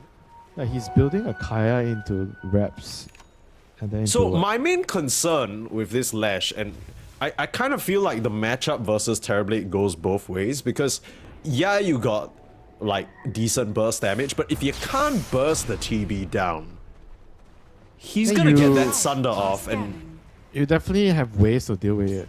I mean, you can go for the axe, or you can go for what's the new Ghost Scepter item. I think that's also really good against TB. you mean Krella's Crozier? Yes, sir. I don't even know what those words mean. I'll level with you. What the hell's a Crozier? It sounds like a French pastry if you ask me. It is a French word, right? I wouldn't be surprised. Things are going well for, like, considering everything. Ivory is getting to farm on the TB, the Tide, and the Storm. So, despite the pressure on the mid lane, I would say they are still happy with the outcome of the early game. Yeah, I guess this is what you were mentioning. Even though it's quiet, it's nothing flashy. The fact that Rupido has been able to dodge many of these attempts on his life, it has kept the game somewhat stable. He's still farming up. Even though OG are trying to force the issue, big dive in from Skem, can't find any purchase because they have no stuns though. They got the rune on Rupido. This is very huge, actually. This is very important that the off laner actually connects to the runes just to deny it. Even though he doesn't use it, but it's so important to actually stop OG from getting the runes. I mean, hell, even Karma's coming in here with a couple of illusions just in case a fight breaks out. I think Ivory are fully aware about how important these rune timings are. I set on Tokyo again, really hoping to give him a welcome to Southeast Asia. Welcome to C003 Toronto Tokyo. 10 minutes in the game. He had too good of a first series, you know what I'm saying? He had to be Hey put bro, in you his place, but got to target the TI champs, you know? that's what I'm saying. That's what I'm saying. I mean, OG, Natsumi through the gates. He's really tanky though, but they should be able to burst him down. A bit too far forward, trying to make a move that OG just weren't ready for.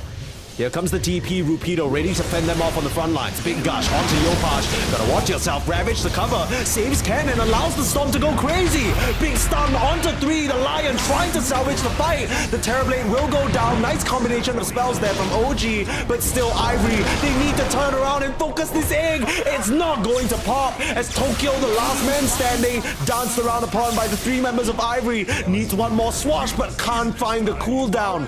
What a close fight there, OG. They almost got away with murder thanks to Tim's, but because of Ivory's heroics, they're the ones who come out on top. And that move by the Tiny there was a little bit too early. You know, his team wasn't in position. Natsumi just, I guess, got a little bit impatient. He thinks that he could, you know, run over and somehow connect to his team, but that was such a huge blunder there. No vision, no sentry, nothing. Walks through the gate, gets caught out and just dies immediately, and the Tide does the very, very sensible thing, immediately TPs to the fight so they have a numbers advantage.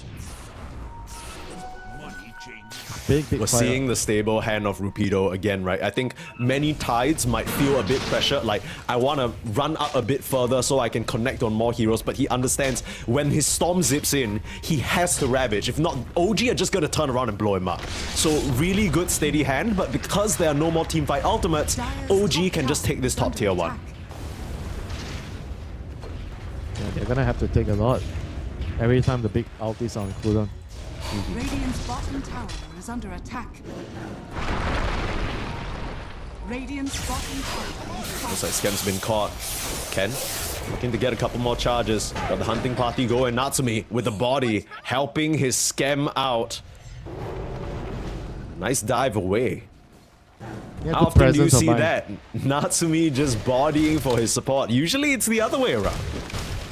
No, Natsumi is always the guy that would tank for the supports. I actually think he is the one that always plays and enables the supports on this team. And he's no longer the greedy Natsumi, what, 3, 4, 5 years ago? I think he plays for his team a lot more nowadays. I think since 2 years ago, he started to make the shift. He realizes that he can't really do everything on his own. Yeah, Rolling Thunder escape here, Tokyo, by the skin of his teeth. He has been a prime target up here for Ivory. They have really committed to trying to bully him, and he's pretty aware of that. He's going to be able to escape. No roll though, so might be an opening here for Ivory. They have What Ravage kind of right now. objective can you try and fight for though? Maybe the tier 1 tower mid? Is that something that Ivory can try and grab? It's kind of awkward, no? Yeah, they're probably Like you need to bring the happier. Terrorblade. They're probably happier just farming right now. Because their heroes are very, very good at farming on map. With the Trian scouting, you have the Ghost push from TB, you have the Tide pushing away, Swooping as well. So Oh, them- Scam. He's got to get a cheeky steal. They are not prepared for this Ivory. No, that's tough, dude. Radiant's It's top not really tower the is under end of the attack. world. The 40-minute Rhythm Strike, I think this game, it doesn't really matter so much. Some games it matters, but not this game. Look, I get what you're saying, but like, why was no one there? Like, what were Because they they are so busy farming. doing? They're just playing the map. They're farming. Sometimes it just happens, you know. Like, you don't want Okay. to TP and relinquish your post on the map, so you can't push out the wave, right? Just to come back and pick up a rune. I mean, they don't see the Phoenix, right? So they don't know what's happening. So you can't just go there and, you know. And Right, waste right. time. It's not like you knew it was under threat. Yeah, it has. I get it. You're playing by looking at the information you have, right? Because we are looking at it from a bird's eye view. We see everything, so it's easy Right. for us to say, hey, why didn't they go there? You know, because they, Right, they right, just right. didn't know. They didn't see it. For They're just playing all the map. well aware, they might still think there's a wisdom shrine waiting for them when they go back 2 minutes later. They have no idea it's been stolen from Well, under they their find nose. Rupido. 4 heroes here. Toss up. Sunray, very tanky not on the dead. tide though. The blubber working for him. Is he going to defensively ravage? What He's still the hell? surviving. Is he going to get out? Bushwhack, Fire Spirit, you need to Fire finish Spirit- this tide off. Ooh. You'll find him. You'll find him at the very last moment. Scam makes it happen. Bro, if he actually ravaged, then he would allow. He was hesitating whether he should ravage because he doesn't know if he's alive or not. He didn't Yeah. trust himself. Nah, but I get it though, because if you ravage there and you still get caught, it's gonna be rough a few minutes ahead. But you're right. That was a risky play, you know. But even though it looked like the correct play, but it's understandable why he didn't ravage. That he was hesitating. do you think he should have ravaged to live though? Yeah, for sure, bro. He's worth so much. The 600 gold kill, you know. Yeah, I guess so. But now he has the ravage for this potential fight. I guess it's not gonna matter if the Treant just dies straight up. In goes Ken looking for the backline, but getting bounced around by Toronto Tokyo. Good team fight control. They found themselves a support for support at the start. Ivory defend their post. Dire's bottom tower is under attack. No rolling thunder now. Maybe an opportunity for Ivory. I feel like I keep saying that, but it doesn't seem like Ivory are really in a rush to do anything. No, they're not. They have the Terrorblade, the late game powerhouse. Even into like a 5k HP Tiny, you think? Dire's There's no bottom way tower Tiny is under outfights attack. a Terrorblade. No way. No Okay. way. So is it in OG's best interest to try and pick up the pace then? Is it on them to try and get things for moving? Sure. For sure. They need to pressure. They need to be the ones playing on the white pieces. They need to attack. And they need to initiate. Ivory is the black pieces. They are the ones waiting to react. Well, let's see whether they're ready for this one. Natsumi leading the charge. Rupido's gonna get spotted. Narrowly died at the last moment there. Now with an overgrowth to cover him. Still, decent amounts of damage. They got a finger of death available. Tim's getting turned around upon though. Here's the Ravage, ready to catch. They're onto Yoparts. That's a big target. Scam gonna try and save him with the Sunray. Rupido's gotta watch himself. There's still Natsumi around the area, and Ivory, it seems like they're just happy with that. Rupido's gonna survive. They get themselves a support kill. I Not guess too this bad. is fine, right? Because, I mean, you said that OG need to be making things happen. If they're not finding these kills with the ultimates, maybe it's okay for Ivory. Yeah, it's also not too. The thing is, it's also not too bad for OG. Ravage was popped. They only lost the support, so now they can look to make their next play. Right, try to find another play somewhere else. Sure. They still have the egg. They still have the rolling thunder. Well, throughout all of this, the Terrorblade is still farming though. He's getting to that raid boss status slowly but surely. He's gonna need a bit more time. Natsumi is coming in. He has his brand new Shadow Blade. He is ready to rubble, just looking for a target. Could be Ken in the mid lane if he's not careful. Step out of line and you're gonna be caught, but Drake instead will body that gank, reveal the Shadow Blade, almost survive, but surely will get How burned down is- here. How is he not there in the combo? What the hell? He's so tanky. You know what I've realized about New Hoodwink? Oh, he A has the combination of the living armor and that stupid ass doubling of the passive. Bro, from he Scurry. also has a shawl. Like, it's very, very good to have a shawl. He has a shawl, he has a fluffy hat, and he has the level 10 HP talent already. Oh, that's true. That's true. And his searing signet is plus 30%. I don't think that affects the brawny though. Yeah, okay, it doesn't. I'm tripping. But yeah. Man, he took so much damage. Yeah, bro, there. I'm like, what the hell? Why is he not there? It's just a hoodwink, you know? And then I click on the hero. Oh, okay. Fluffy hat, level 10, shawl. 1.4k HP, you know. Had living armor to help him out as well, I think.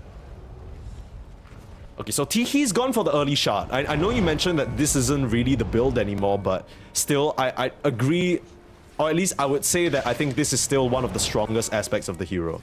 So, Yeah. not too upset about it. I don't think it's necessary to buy it. I mean, you can definitely buy it. I think if you can get it before minute 20, it's always useful to use it on the Roche. You look at where he's placing both at top because he knows that they can't take Roche now. Roche is going to move top at 20. So they're going to try to prepare for it. You know? He's already taking preemptive action before it happens. Yeah, that's what you like to see. Radiant's top tower Yeah, is OG, under attack. Radiant can they are take the scanning. Roche, you think? Do they have the damage and the heroes for it? On first glance, it doesn't no seem way, that no way. No way, no way. With their heroes, no. So how do you progress the game in this case? Do you just need to keep trying to smoke and find pickoffs on your vision? Kill heroes. They need to kill the enemy team. They have to smoke soon. Right now, actually. Okay. If they go for the Tormentor, I think Ivory is going to be happy. Because they're going to get Roche. Dire are scanning. I don't want to give it away for now. It's just Rupido down here in the bot lane. The rest of Ivory have repositioned themselves closer to the top side where Roche has relocated. And yeah, it looks like OG, this should be an uncontested Tormentor. It remains to be seen whether Ivory can just bum rush the Roche as a result. The thing is, there's still a tier 1 for OG to TP up to, so they can immediately reposition and prepare themselves for that grab. Wait, what? Nasumi gets the shot? Support's already bought the shot. Oh, Phoenix already has his. Yeah, Phoenix has his. Is that... I guess that's... It's nice. It's a good shot. It's good, right? Like, It's as crash compared landing. to like maybe the Lion. It's the freaking crash landing. Shot is imbalance, I think, on the hero. Too good. Yeah. He went from the most useless shot to one of the most useful shot. For sure, for sure. Is it worth 1.4k gold, you think? Like, just straight up buying it as a carry tiny? Yeah, I mean, if you don't get it from Tormentor, I think you should buy it. After Echo and Shadow Blade, I think you should get it. Well, now you can skip that and head straight for a more expensive item. Silver Edge being lined up, it seems like. Yeah, gotta break the watermelon. You know, Peter's been pretty difficult for them to kill so far, but overall, you take a glance at the net worth, everybody's doing pretty well in terms of keeping up with each other. You kind of get the feeling that OG need a bit more to happen on the map right now, and sure enough, they'll smoke out, but Ivory seem to be prepared for some sort of engagement. They're all positioned on this high ground, ready Dagger to on break the type. smoke. Rupido has a dagger, they don't know that. Rupido's gonna try and catch them by surprise. Jump in, straight in onto the left, but do they have the damage? Trying to focus down the Tiny. They've got the full auto attacks coming Asumi out down. from the Terrorblade, and they got him. Tiny is down, huge overgrowth in the middle, keeping the ledge in place, and the sun can't really help him, but they've killed off the Storm. So ends up being a 1-for-1. Looks like Ken went a bit too deep. The way that fight started was ambitious to say the least. Rupido with a blink down low ground Ravage. They found the Tiny under some vision, and Karma able to exterminate him. Somehow it ends up being just a 1-for-1 on both sides. I don't know who this favors though. I mean, once the Metamorphosis is down, OG are gonna make their move. OG have an AD rune on the lash, still ready to put it to work. Here's Rupido jumping in onto Tim's. The damage, my goodness! It's still TPing back in with Toronto Tokyo though. Ivory, it's time to flee. Gotta show that respect to Yopach. Toronto Tokyo still in the chase. You got yourself a Glimmer Cape, but you're right under a sentry is the problem, Drake. Nice turnaround Bushwhack. Gush to slow him down, and still trying to mess around. Still trying to poke at Toronto Tokyo. Is this really the position you want to take? Ken's come back from the grave, but a nice Sunder. Might have just given up his life. Karma now has to retreat, but it allows Rupido to stay at the front of the fight. Toronto Tokyo will be dealt with slowly but surely. The Mage Slayer, the Bling! Tokyo's still alive. Tokyo, he's trying his best to keep himself up and running, and he's still going. He's still being healed. Someone kill Tokyo. The Nut will find him, but it costs Ken his life. Oh boy, that was so close. And LTE will be found as well. So much commitment for the Pango. I mean, Ivory, they've made their intentions clear this whole game. They want to bully the hell out of the new import on OG, but OG, they've taken full advantage of that fact. I don't know if the Sunder actually coming back to fight. I guess he didn't have Metamorphosis, so he felt like he couldn't fight. So he chose to Sunder and save the Storm Spirit, but the Storm still died in the end. Yeah, that was a huge fight for both sides again. I mean, I really felt like they had the advantage, even though they didn't have Ravage. They jumped in, they tried to kill the Pango, but it took so long for them to kill the Pango, so they had to lose so many heroes for that kill. Dire's top tower is under I mean, attack. part of it, you're really wondering if Karma didn't have the Metamorphosis, then shouldn't it just have been a full retreat, right? At some point, Ivory, they were trying to turn that fight. And now Drake, he's been caught, but still playing around with the Scurry. Too many members of OG in this area, though. They'll have to give up the Squirrel. Now, Karma. I thought Toronto Tokyo was chasing on for more, but he understands there's no point.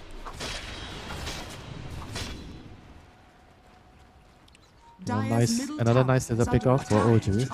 Yeah. And they have to keep the ball rolling. Roche is going to move back to this bottom now. So I think this is going to favor Ivory if they can actually find a moment to kill the Roche. They have Blast, they have the Tight Gush, they have the Metamorph. If they can somehow finish Roche, this would be huge.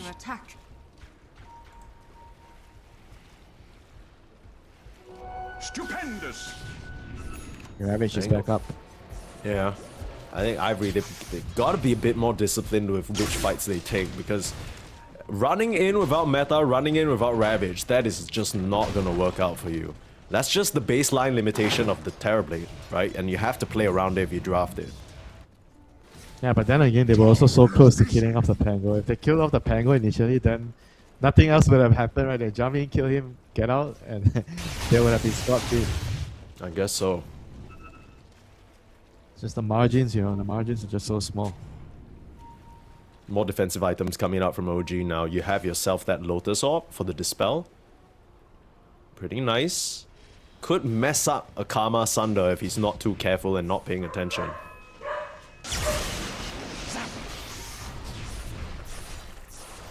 Ken's being hunted now. Shadowblade on the prowl. I know he's in the area, but do they see him is the problem. Nighttime vision gonna allow him to escape.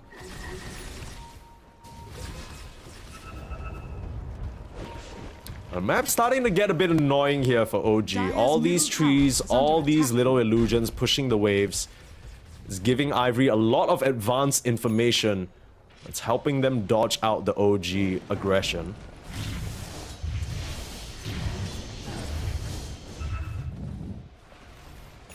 I mean, OG is still keeping up farming on the map pretty well. They're pushing all the lanes against a Trion and a TB.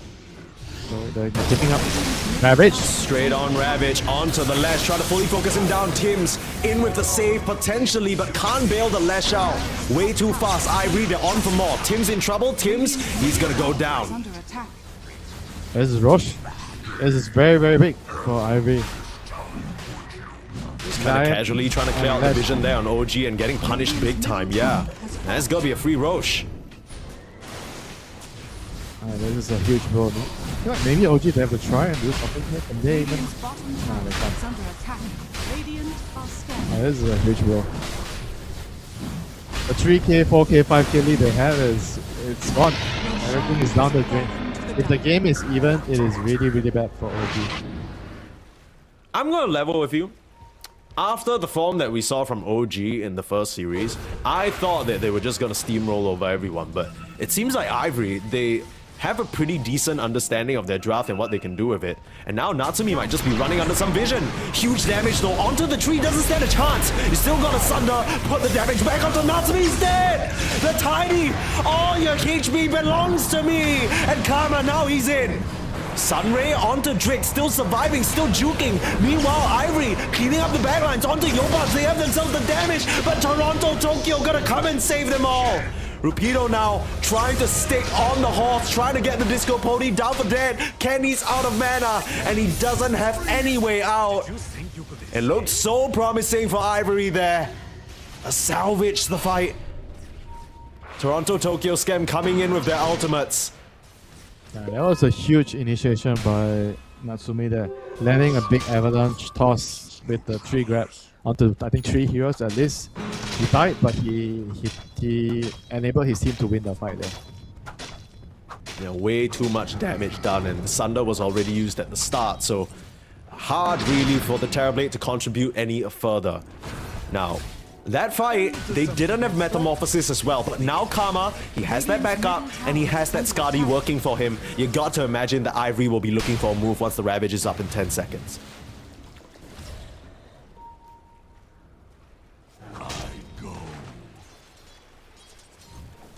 It's kind of weird though, right, Winter? I almost felt like with the way that Ivory were moving near that river that they knew Natsumi was coming, but they kind of placed the sentry half a second too late.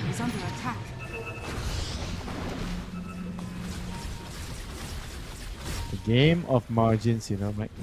Very small little differences. Yopach, they gotta see him, but they don't react in time. Gotta try and slow him down. Okay, I thought it was gonna be an instant jump, but look at this wraparound. OG, they gotta strike from an angle that Ivory are simply not expecting. There's no sentries covering this area. A ward up on the high ground, they see Ivory.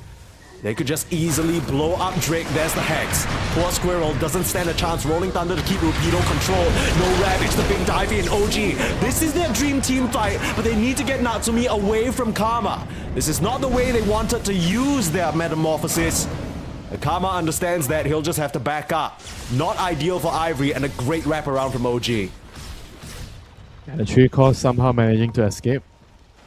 At least they didn't lose any of the cores, only the supports went down.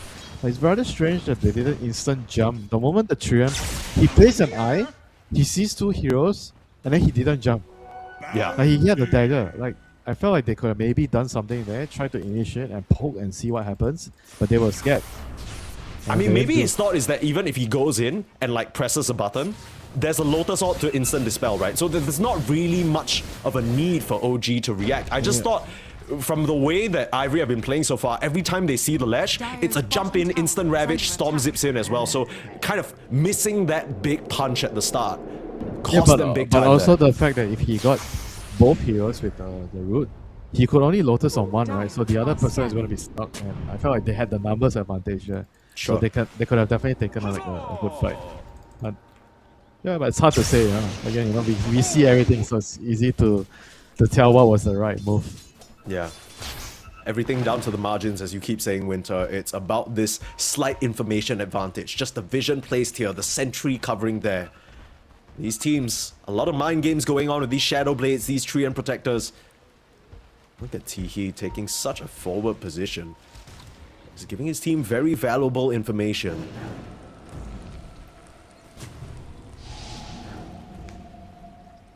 Oh, Natsumi was BKB complete.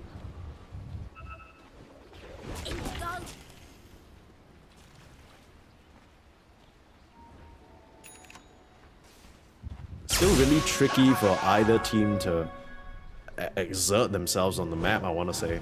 Yes, they've got their items. Yes, they've got good vision.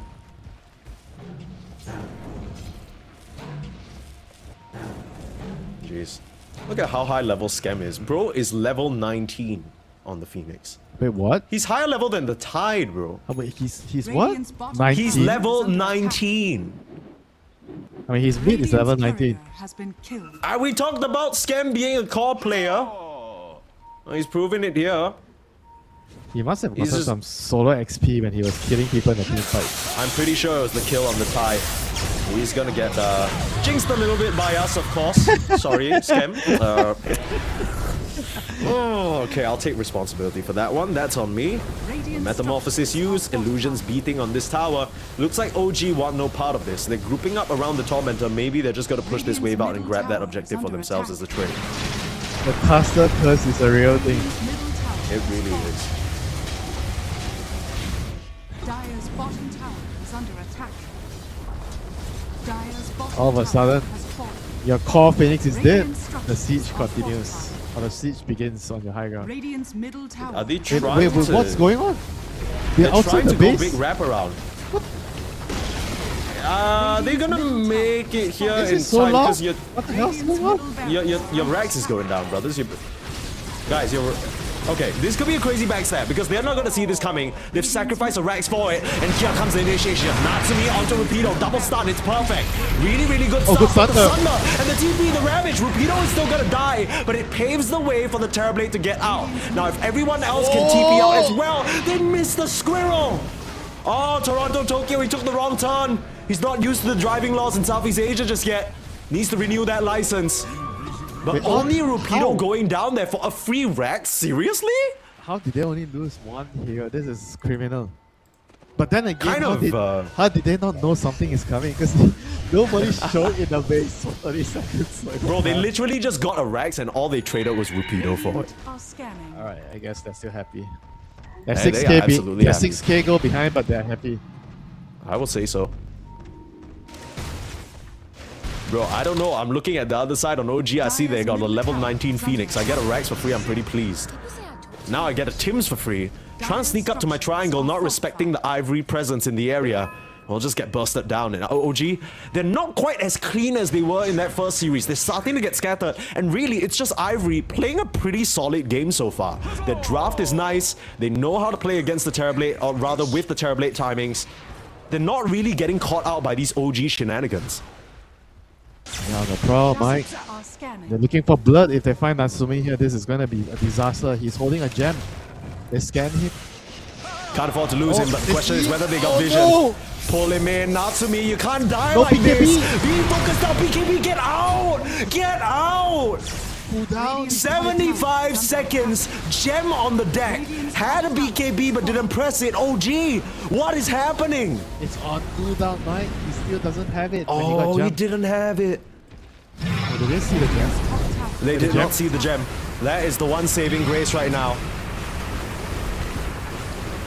And this CB is online, Mike. BKB, Manta, Scully, Dragonlance, Daedalus, Radiant's 35 top minutes in tower the game. has fallen. 26k net worth. And they don't see the gem, but they got a Parasma Storm coming in. Ken, he's looking on fire, straight in onto Tim's. Nothing you can do on the Lion. And now you got the left straight bound. Buybacks forced out. Gotta watch yourself, Ivory. You don't want to overcommit and give OG the claw they need to get back in this game.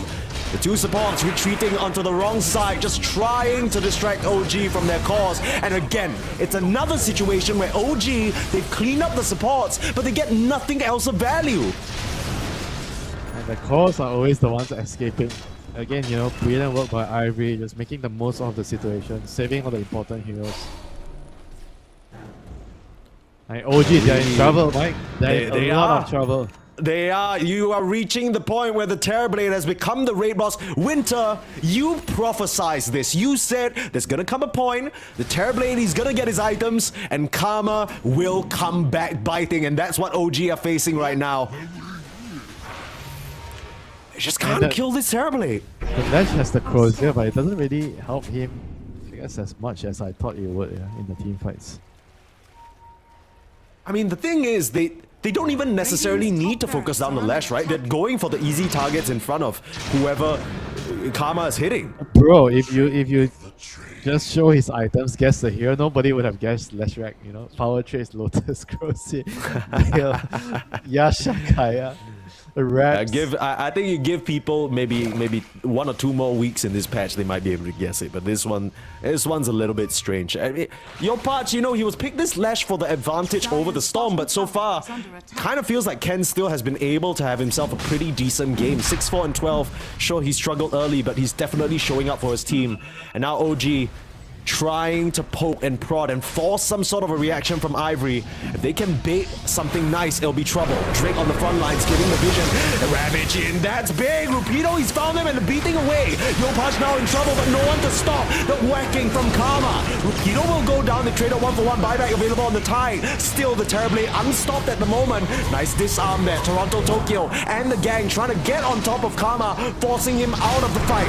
Nice harpoon back in. They found Drake, and they will kill off the squirrel, but Ken's back in. Pulling in the Lash. They have the full focus down. Yopaj in trouble. Yopaj again going ethereal, but the Remnant will finish him off, and they still can't get Karma. Nice bump through Toronto, Tokyo. He might come up big for the team.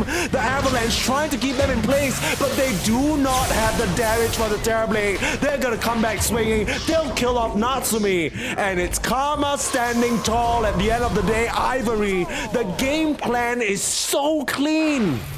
It is going to be close to the end here. It might even be the end. The Terrorblade has no answer. He's unstoppable. He's going to end the game. We were worried about the Karma Terrorblade. We were saying this pick is not without risk. It's not one of those god tier Terrorblade games, but Karma slowly but surely making his way to this point with the help of his team backing him up, and now the buybacks. OG scrambling to try and come up with some sort of an answer.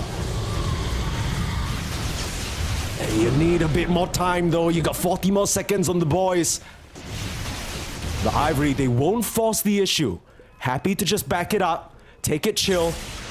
The Roche is available, and that's the way safer play. Ken is level 25 with the shard. Storm level 25 with the shard is another piece, you know. It's not just the Terrorblade, the Storm is also a problem.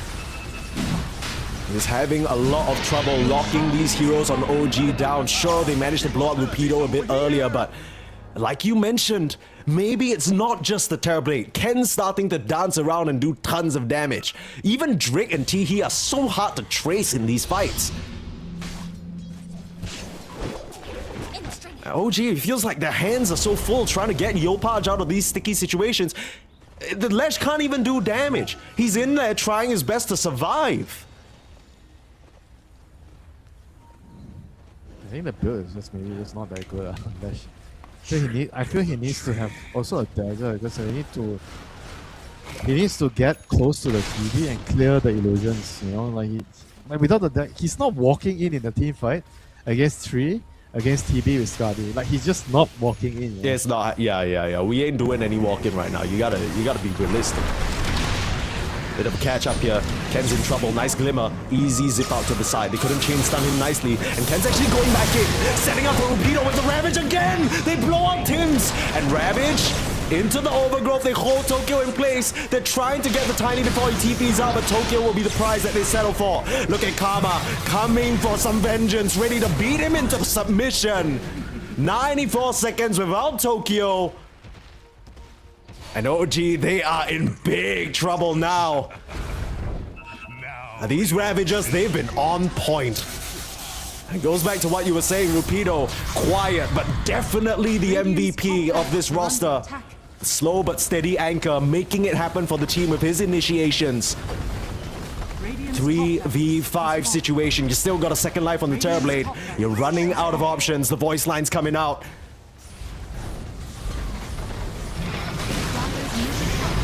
Not what we expected to see at all, Winter. Not in the slightest. But OG being shown up. Turns out the Muerta is the problem. You don't have that on Natsumi. You start to get outscaled. You don't have that late game answer into the Terrorblade. Surprise last pick from Ivory. And they made it work for them splendidly. But again, it's discipline. It's staying composed. Ivory will just back off. And OG have another breath to try and fight. The TV just got all the mega creeps and then said, "Give me a second, you know." Give me a sec just to flex on you real quick, you freaking idiots. Eat that. I mean, you bring up Kinda based. You bring up the Tiny, but I feel like it's the Lash. You know? The Lash just, I don't know. Like the Lash was picked to counter the Storm Slayer, but it just doesn't feel like it was so valuable in that game. Yeah. They just couldn't really use the Lash to kind of bulldoze. Or maybe it's the item build, you know? Like he needed something more explosive, you know, because his build is like so slow and he's immobile. Like, he can't really walk into the team fights against the Skadi TB. Like that's the problem I have with the build. So what would you have preferred? What would you have liked to see? Then normally against TB you need to get like the dagger. I know it's not a thing anymore, like the dagger with the Aghanim's, with the Nihilism, and then you get like Shivas, but I don't know. So you're just playing fully off of Nihilism, just like stopping him from auto-attacking and... I understand the build with the new items. Those items are like the flavor right now, but against TB I just don't think it works. Yeah. It's one of those things, right? You still haven't fully adjusted to this matchup with the new items in place, so maybe, funnily enough, the old builds are what's better.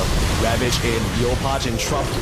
Yeah, look at that. Yopaj, he just can't do shit, man. He just can't do shit. He just gets nullified, killed. Where's the rest of OG? Not ready to help him. 4v5 situation, Rolling Thunder coming through, Natsumi looking for an angle, but they just can't find a thing. They stun up the TB. He is taking no damage. And he's killing everybody. GG is called. OG, they get slapped the shit out of this game, #1. And honestly, they did a good job keeping up at the start, but they just couldn't go fast enough to take down Ivory and slow them down. I mean, the kings of the sea, the so-called kings of the sea, they're back in sea right now, but are they truly the kings, you know? The Ivory team right now, they're definitely challenging the title of Kings of Sea. They shocked OG in the game.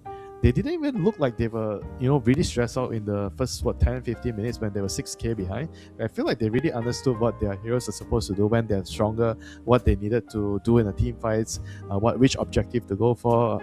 I think they got this TB down to a T. They understood how to utilize the hero, whereas for OG, I felt like they maybe underestimated the TB and also the fact that like the build on the Lash, you know, it's not something that I felt like I like in this game, and they needed more out of the Lash, right? Because they kind of sacrificed the Pango. He was picked early and then he was moved to the off lane because they wanted a better mid matchup into the Storm, and then he got ganked a lot, right, on the Pango this game.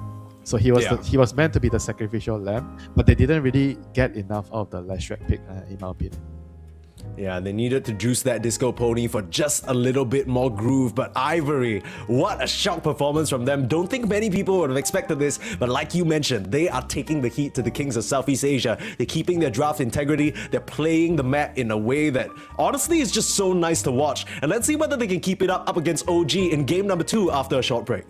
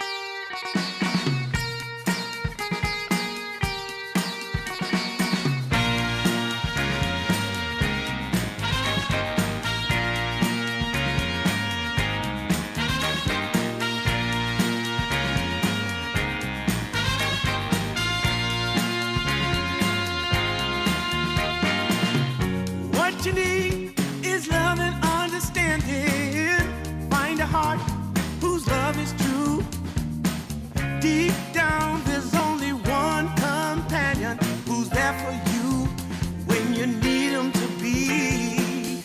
Your heart was broken in 1,000 pieces, so much pain that you've been through.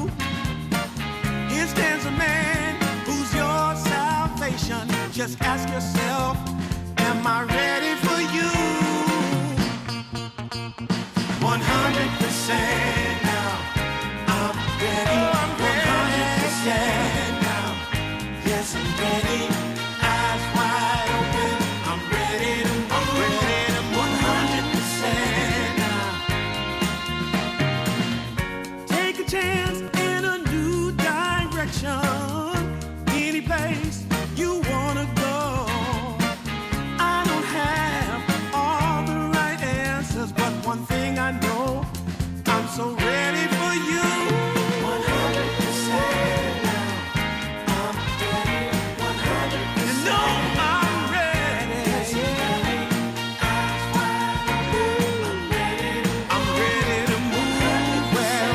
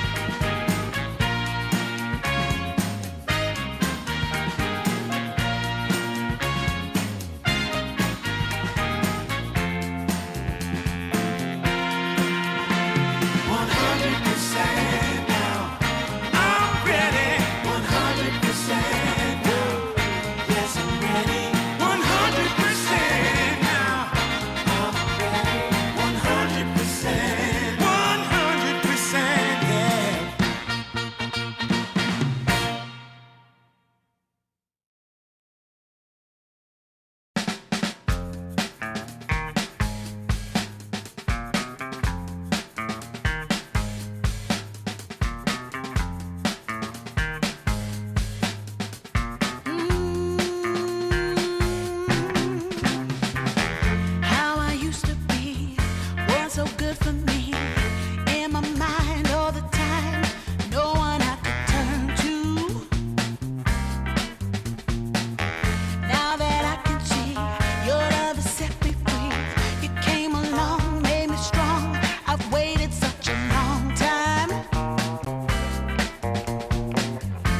and I just can't believe in this new love I have found. Yeah, don't want it to stop when you know you got a good thing that makes me feel fine. Ooh, wherever it leads me, you know it's all fine. I never thought that this could sweep me off the ground. Oh, I don't want it to stop when it's feeling this good.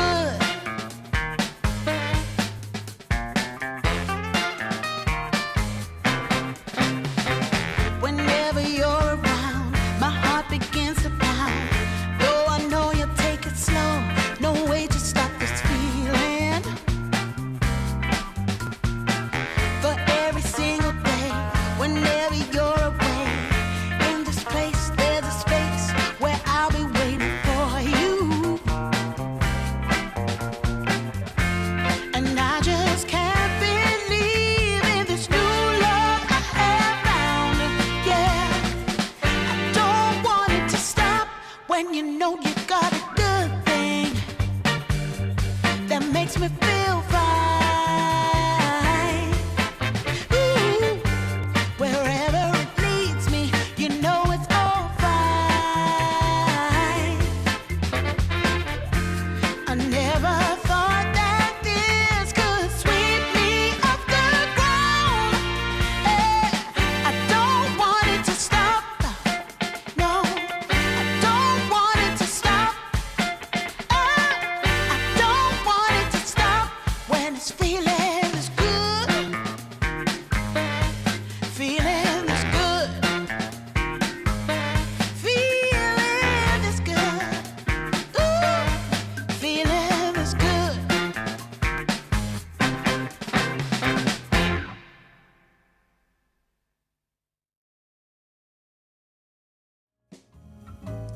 The way today has panned out has left me a little bit speechless, not gonna lie, from the way it all started. OG looking amazing with Toronto, Tokyo, and then we fast forward to Carstensz being the one to beat out Execration. Suddenly we're here, Ivory are 1-0 over OG in the form that we saw OG in. Winter, it's been a day of surprises, and I think we're gonna continue to be surprised in our next game. Hopefully not. Okay. Wait, what do you mean? What do you mean? What do you mean? Because if we're going by that logic, if we're not surprised, I'm not saying I'm biased to any team. I just say I Oh. hope I don't get surprised by the draft. You know, so everything will go according to plan with the draft. Okay. okay, sure. I mean, since you bring up that topic, we'll have a draft on your screens very shortly for OG versus Ivory. But in case you missed it, game number 1 was pretty close, right? In the first 10-15 minutes. And then somewhere down the line, it feels like OG lost the plot a little bit. They didn't really have the 10 tools seconds remaining. to address the Karma Terrorblade that just became such a raid boss at the very end. 5 Ivory, of course, seconds you gotta remaining. give props to them. I think they maintained their draft integrity very well. They knew what they were supposed to do with their heroes.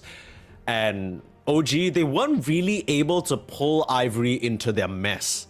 I feel like that's kind of how OG win a lot of their games. They are so chaotic, they connect so quickly, they move way faster than other teams expect. But Ivory, they were just keeping their own pace throughout all of it.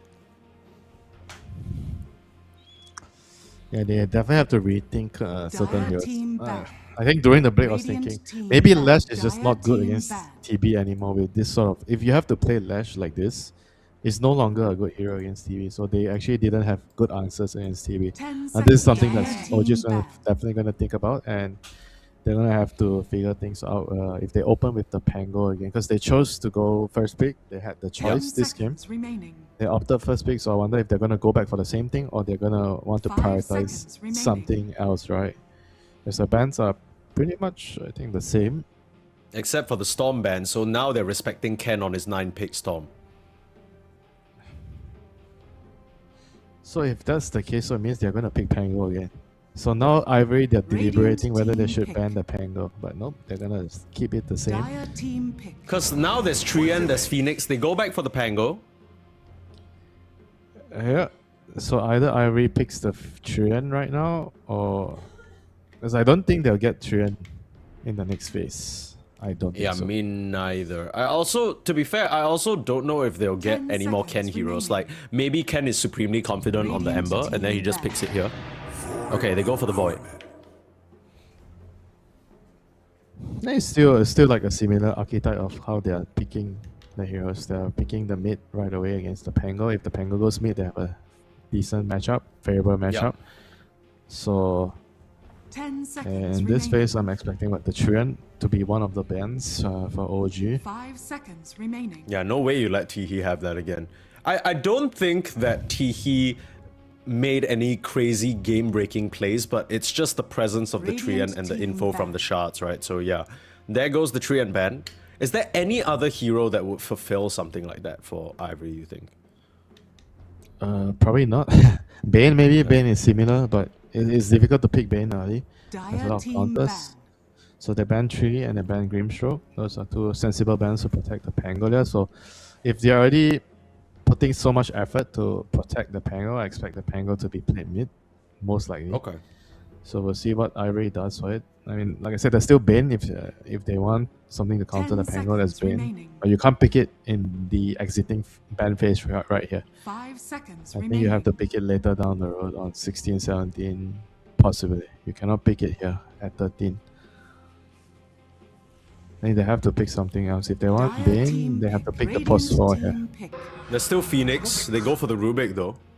Yeah, Rubik. We might actually see a Bane with the Rubik, because Rubik is also really good against Bane, right? The fact that they're thinking about picking it away, so tells me that maybe they're also thinking about the Bane here on the Ivory side.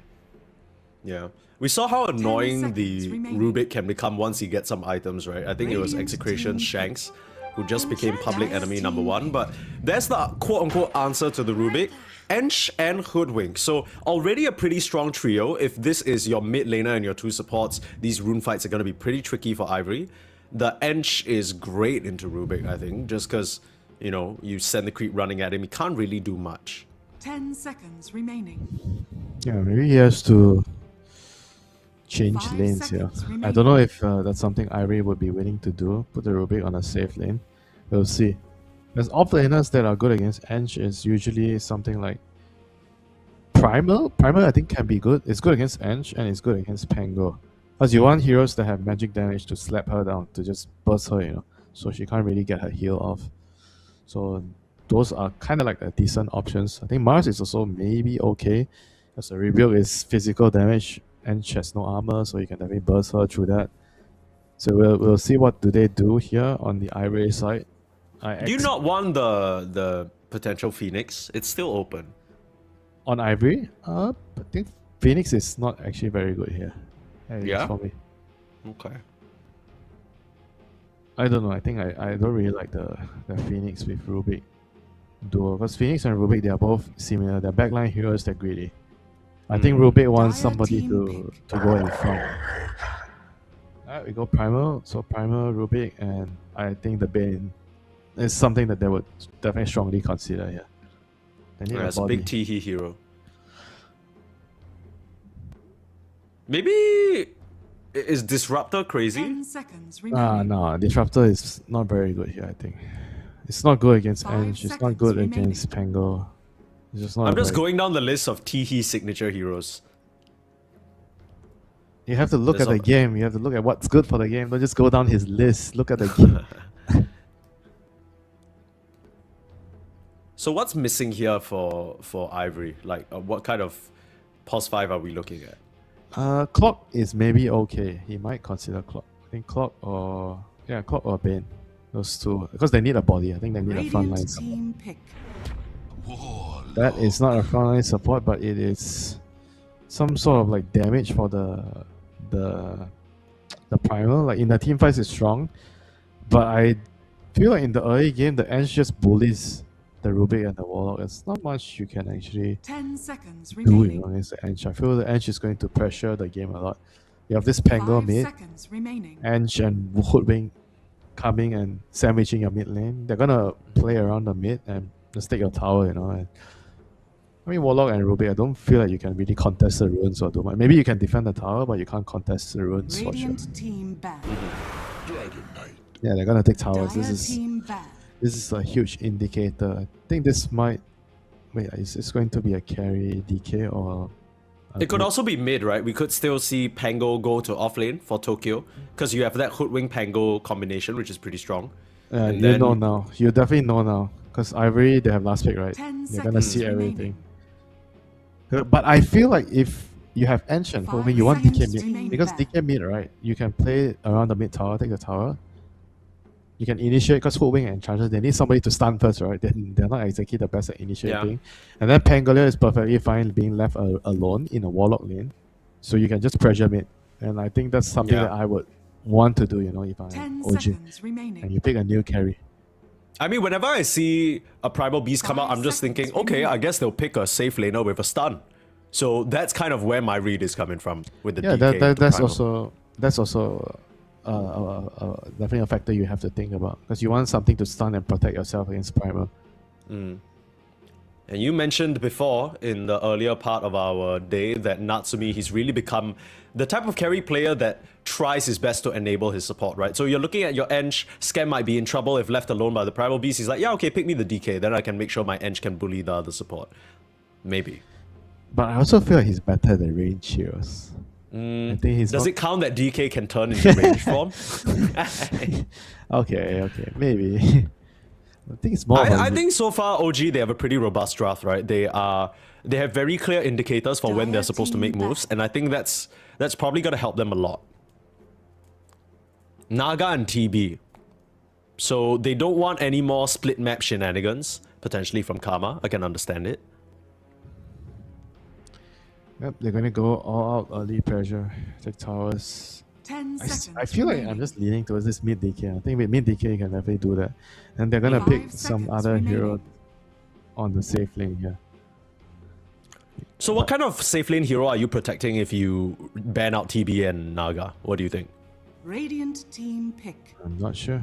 I think they're just banning out heroes that can delay the game, not necessarily protecting their safe lane hero. Okay. I think you want something ideally that doesn't get killed by the primer when you're left alone. When you're being left alone, because you're gonna play around the mid on the supports a lot this game. They try and 10 pressure and take seconds towers remaining. if DK is mid. It's a tough one. 5 It's a tough one. seconds It's not easy to finalize a draft. Here, Yeah. there's always something that you're not getting with. You have a route. You have to choose one route. You know, there's not one option that covers everything, in my opinion. Yeah, I'm trying to figure out what carry would feel nice into Primal Beast that's still available. In the Hurricane Pike hero, so you can push him away. I think most carries it's annoying to deal with Primal later. He can just pulverize you through BKB. You wanna go like Gyro so that you can be the frontliner for your team or something? Or is that like too overlapped with DK? No, I think it's okay. You can definitely do that. You can help your team get gang. You can come to fights early. Yeah, I think it's definitely a reasonable solution. I mean, they're taking a lot of time, but I feel like they're gonna pick a range hero last range carry. Luna, Gyro, whatever range hero that's still available. Is there I still guess a the Weave? alternative is Oh no, that that's if... you can't pick Weaver. That's Rubik.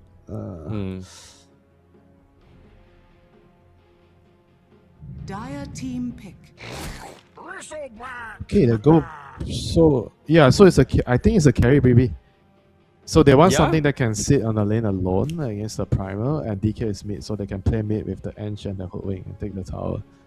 So I think this is okay. They have a lot of heroes that are going to be 10 vulnerable to be seconds break. remaining. So if you can pick a hero that buys COH, it's always nice. But you 5 already have seconds primer. remaining. As primer still has the break, right? Did anything change? Yes, on the Aghanims. And then here's what you do now. You go Void Spirit, carry Viper mid. That's what I'm talking about. It's still in the pool, baby. That's not a Viper. That's a Luna. Close, though. We'll get him next time. So it's an off-lane Bristleback, Natsumi on the Dragon Knight, and Yopaj on the mid Pango. That's how OG are choosing to shake things out here. So the difference is, it means that the lanes are going to be better. You don't get the same tower pressure in mid with the DK, but like you said, you want to stun against the primal in lane, so it's going to protect you and it's going to protect the support from getting run over. So the game So where's the focal point here? Is Yopaj going to be moving to these side lanes? Or? Yeah, he's going to be moving to the Bristol's lane, I think. The way they should play the lane. BB is going to, I feel like he's going to farm okay against a Warlock Luna. He shouldn't be pressured too much. The wave is always going to be pushed out with the Fatal Bonds. So the gate ganks from Enchantress, I think they are going to focus on gate ganking the Luna. Luna is a vulnerable target in the draft. He's weak. You don't really have escape from the Ench gank. So I think that is the point where they should abuse with the BB. You slow him, you get Ghoul. The Enchantress comes from the gate. Yeah, I think this So is... what's the merit in this last pick Luna? If it's so susceptible, like you say, could they not have picked any other carry? Because the other bans on OG were Naga and TB, right? Luna doesn't really slow down the game. I think they expected Pango off lane. So you want something that can actually push him out, and then Lusa Meme is nice against the Pango there. You can maybe cancel off the shield crash. I can understand why, and it gives them burst damage, right? Because they need some burst damage. Void Spirit and Primal does a lot of damage but slow. Void is a low damage hero but mobile. So they needed a lot of DPS. So maybe they felt like Luna would have provided them all those things. Okay, and they think that obviously, but what do you think of this Luna? Do you think it It's equips Ivory with a clear game plan for success? Because that's what they relied on in the previous game, right? That's how they got game 1 win over OG. They didn't get pulled into all of OG shenanigans. They knew what they needed to do with the TB. What's the game plan this time around for Ivory? I think the Luna is kind of replacement for TB where you can push out the lanes. I think it's the lanes, the lane shove, which is very crucial from the Karma's hero. He needs to be able to push and farm quickly. So I think Luna is the answer. And we see another quick smoke again from the base coming out. They're trying to utilize the night vision to maybe find someone with the Luna. Karma's gonna fucking die. Wait, whoa, that's flipping crazy that he actually walked up there. How is he alive? He just did, bro. He just did a full wrap around through their triangle, watered their triangle camp, walked up into 5 heroes, popped the voice line, walked away. It's getting into their heads, man. Interesting. That was based as hell. That Karma Karma might be my new favorite carry of this close qualifiers. He just did a victory lap around OG's side of the jungle. And then now he's going the long way around so he's not getting caught. Meanwhile, you look at Ivory, where they're positioned. They're ready to just cheese out the entire first wave with the Primal Beast and the Rubik. Wait, can you So still you got your do classic it? play? The creeps are so quick, can they? Oh, you have to Yeah, oh, you need 2 heroes to do it now. You can't do it. Oh my god. Ooh, that's kind of That's a little bit annoying. Natsumi really heads up play there with the Dragon's Breath because that reduces the damage that comes out from the Primal Beast spell. Oh, yeah. It's based on your attack damage, right? Yeah, so that cuts it down, and because of that, Rupido loses 1 creep to a free deny, and Natsumi, he's gonna get himself a full wave. Now, this will still upset the equilibrium, which makes things a little bit annoying. But I don't think Ivory ever planned to play this lane anyway. Come on, sprites. You're not fighting the Enchantress with Rubik. Totally, No. yeah. This is what you get for picking Rubik. Rapido's gonna be in a little bit of trouble. You try and body block with Drake, but Drake might just die for this. Nice TP. I think he's gonna survive. Heads up play there. Radiant's Nicely bottom done. tower Yeah, is and under he attack. brings over a South. Against Ange, you have to buy a South. At least they get the pull. I think this is what that's going to allow them to be able to play the lane. They're going to try to drag and leave a creep open. So 1 creep is going to leak. So yeah, they should be fine on the primary Rubik here after getting the pull. Healing power. So many of these early shenanigans really dictate how the game is going to go, right? If you don't secure those early waves of EXP, your whole game is just derailed. So very, very important that that goes well.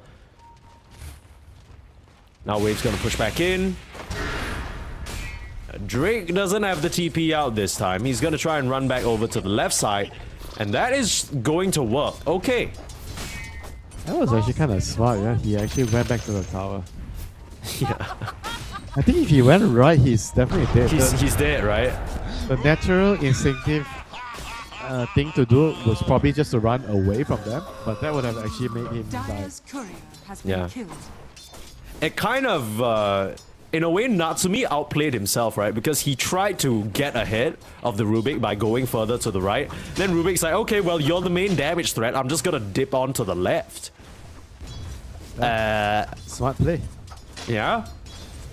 I think that characterizes Ivory so far in this series. Even in game number 1, they had 1 or 2 missteps, but overall, really, really sharp about what they need to do at any given point. Good damage onto Toronto, but he's just got a TP back to the tower. Oh, Fatal Bond. Okay, the creep. Oh my god, maybe if he hit the creep together with the Warlock, they would have killed the BD. That was so close. Does it? Yeah, he was so close. He went down to 5 HP. No, because I think actually, I wonder whether this is how it works. Because he has 1 level in Bristleback, right? If he's facing the source of the damage, would he have died there? Because he turned around to face away from where the Fatal Bonded creep was, right? Yeah, I mean, I felt like it was very close. He would have died. Yeah. The Warlock just right-clicked the creep a little bit I think so faster. too. And then that would have completely ruined Mr. Tokyo's game because he TP'd to the tower. Indeed. Although I will say Mr. Tokyo's game isn't too exciting right now. There are, again, another situation where both cores on both sides are getting a decent amount of farm. Nobody's really falling behind in a dramatic fashion. It kind of leaves you wondering what each team is looking forward to, right? Is everybody just happy trading farm like this? Consider yourself denied. Who is going to be happier? I think Ivory. If you're asking me who's going to be happier, probably Ivory. I think OG has the more aggressive early aim centric lineup, so they should be the ones pushing for an advantage. Radiant's bottom tower is under Nice attack. play there, Drake. Gotta deny that Wateroo. Now looking onto Yopaj. You got yourself a lift, got yourself some damage. Yopaj with a nice shield crash on the high ground, narrowly surviving there. For the first time today, it feels like the OG supports were the ones a bit late to this party. A little into something extra? Yeah, Ivory is taking the fight to OG. I think this series they are kind of well prepared. Yeah? They know what to expect from OG. They have selected very good heroes in response of what OG is trying to do. They're just very well prepared. Yeah? A lot of good work for the prep has gone down for Ivory's side. Yeah.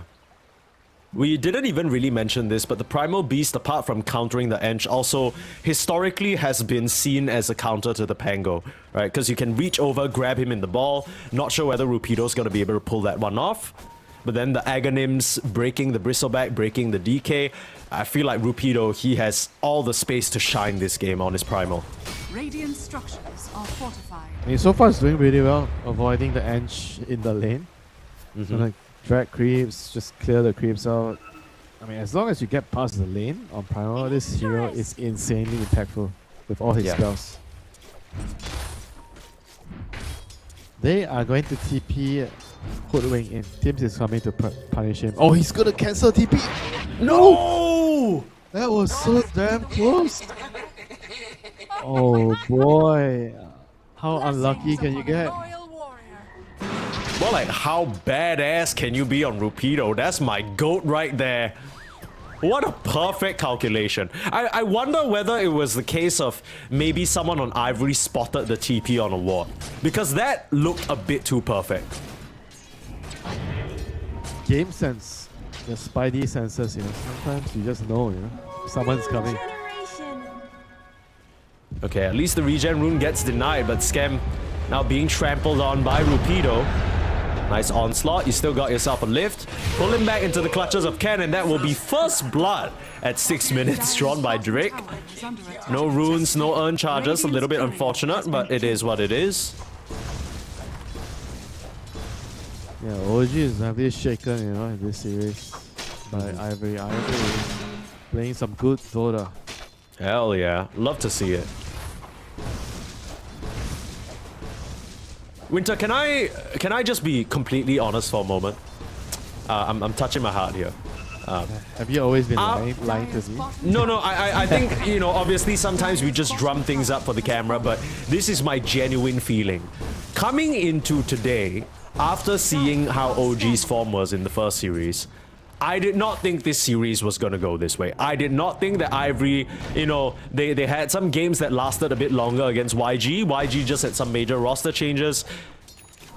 Safe to say, I didn't really have faith. So now, I'm pleasantly surprised. I thought we were going to get a one-sided stomp, but Ivory, they're playing some really good Dota and they're shaking up OG like you said. I agree. I share your sentiments, Mike. I felt like Ivory they were gonna receive some shellacking, you know, from OG. Yeah, I had full faith. I thought OG was just gonna trample all over them. Now OG, they still get themselves a really nice kill onto Karma. That's Toronto, Tokyo, and I believe the Hoodwink tag teaming up, but GLYPH just kind of getting slapped around in the mid lane on this Pango. Tower is under attack. And somebody's got to tank the shit, you know? Somebody's gonna eat shit in the game, and... True. Last game it was Toronto, Tokyo, this game is GLYPH. Radiant's middle tower. There's just one there for now. It's his net worth that really looks to be the concern. Yeah, it's not I mean, to be fair, the OG cores are still farming really well on the Bristleback and the DK. Yeah, I think the Bristleback is going to be very key this game. He's going to be the hero that holds everything together. He's the anchor of the map. You know, he needs to hold his position so he can defend the areas and siege tower, so the DK can actually farm. Is under attack. Invis rune on Tims. Spots out this attempt from Ivory to set up. Could be a nice two-man bushwhack if they're not careful. But Tim's still biding his time. Trying to bait them in. They will just try and focus down the Warlock. Cut through the trees, but Tokyo's a bit too tanky. Finds his way over the tree line. Ken thinking about his jump. Tokyo juking him. Couldn't really drive too well on the Pango, but finding his way around the woods here. Still will get caught and will get killed. Nice try there from the Bristleback, but it's ultimately not enough. Radiant are scanning. It wasn't so bad. There was like, what, 4 heroes that came over from Ivory, or 3 heroes, and the Bristol killed 1. It's fine. I'll take that. Yeah, Natsumi's AFK farming. Top of the net worth. Space. Oh, so he's still going for the 1-1-4 build. Alright. I thought this build is actually not gonna be so popular anymore after the change to the hero. What's the alternative? Max Dragon's Breath? Actually, more of maxing the stun. Because you have the Oh, extra AoE. okay. Yeah, okay, I can see that. Because it doesn't Haven't really re- help you. Does it help you? I guess it helps you farm still. Yeah. Dire's top tower is under attack. A little bit more magic damage on the auto attacks. Yeah, because I saw people playing DK, they were maxing their nukes early game, especially the Brave Fire, just because it got buffed, right? The cast range is humongous right now. 1000 cast range, from 600 to 1000. Yeah, that's crazy. He's breathing way longer. Is under Nice attack. AD room for GLYPH. Maybe he can try and make something happen. TP out. Looking for the counter initiation in the bot. Rapido in some trouble. They'll try an onslaught through. Cancels the Rolling Thunder. GLYPH not going to have the move speed, so a TP and an AD rune wasted. Now Ivory can reposition themselves to a Dire's safer top tower location. is under attack. That's kind of annoying because that's the catapult timing that you could have abused in the mid lane as well. Now easily cleared out by Ken. So you're looking at OG, they don't really have a pressure point to play for with this Pango AD rune.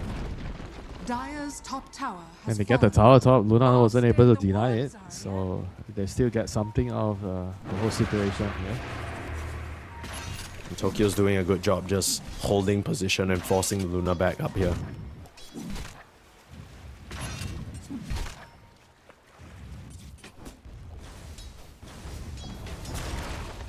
I guess with this build, the DK still farms really quick, yeah? I thought it would be phase out, but apparently you still do the same thing.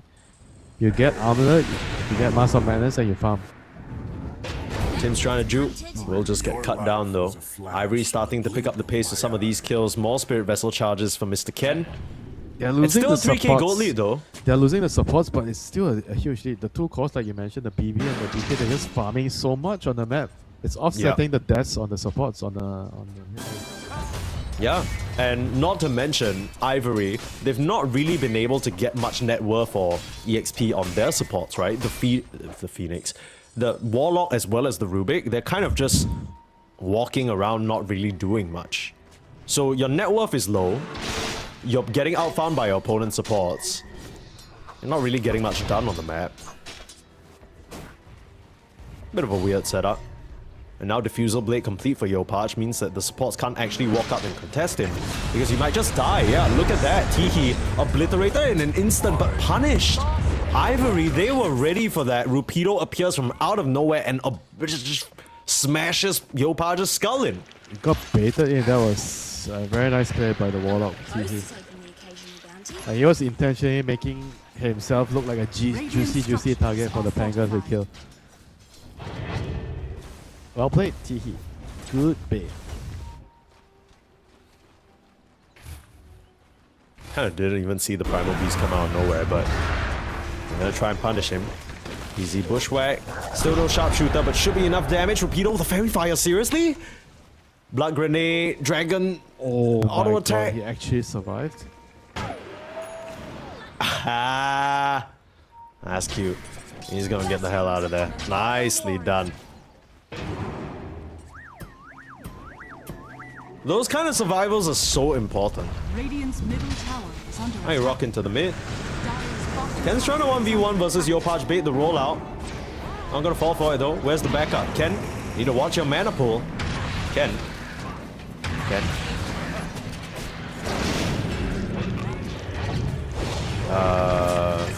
And it's a one-way ticket back to base.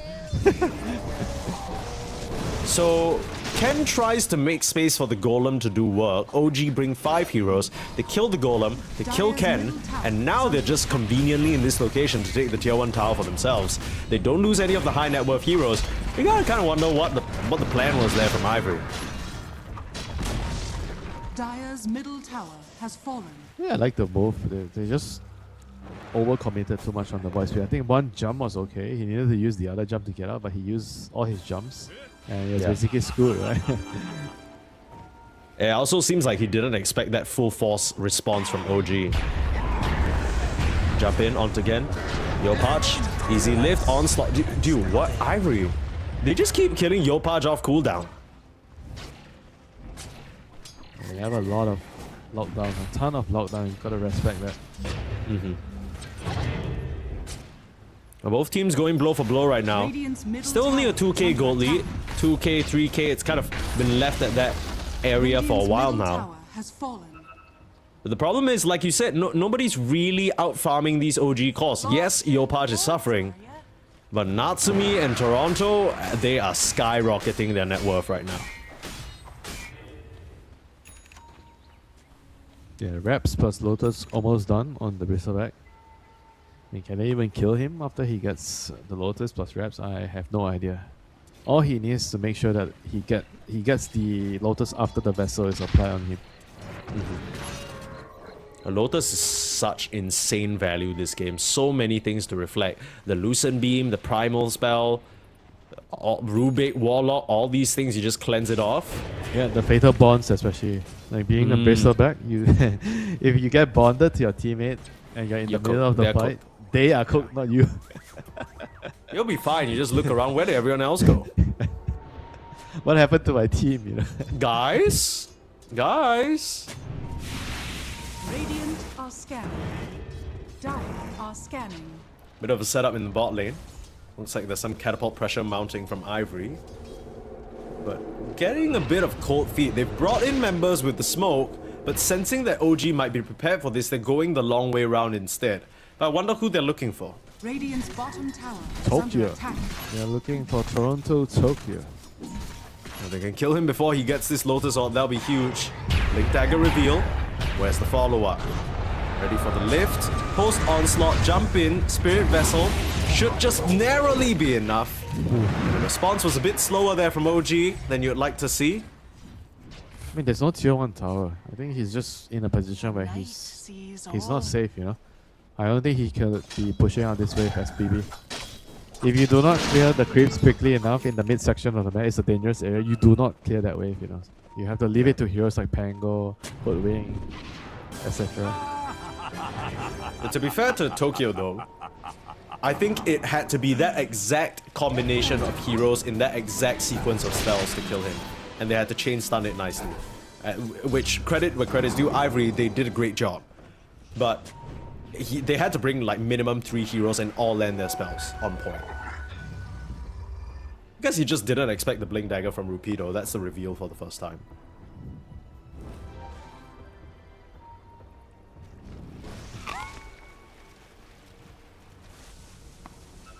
They see Karma with the ward. They're making a smoke towards the Luna.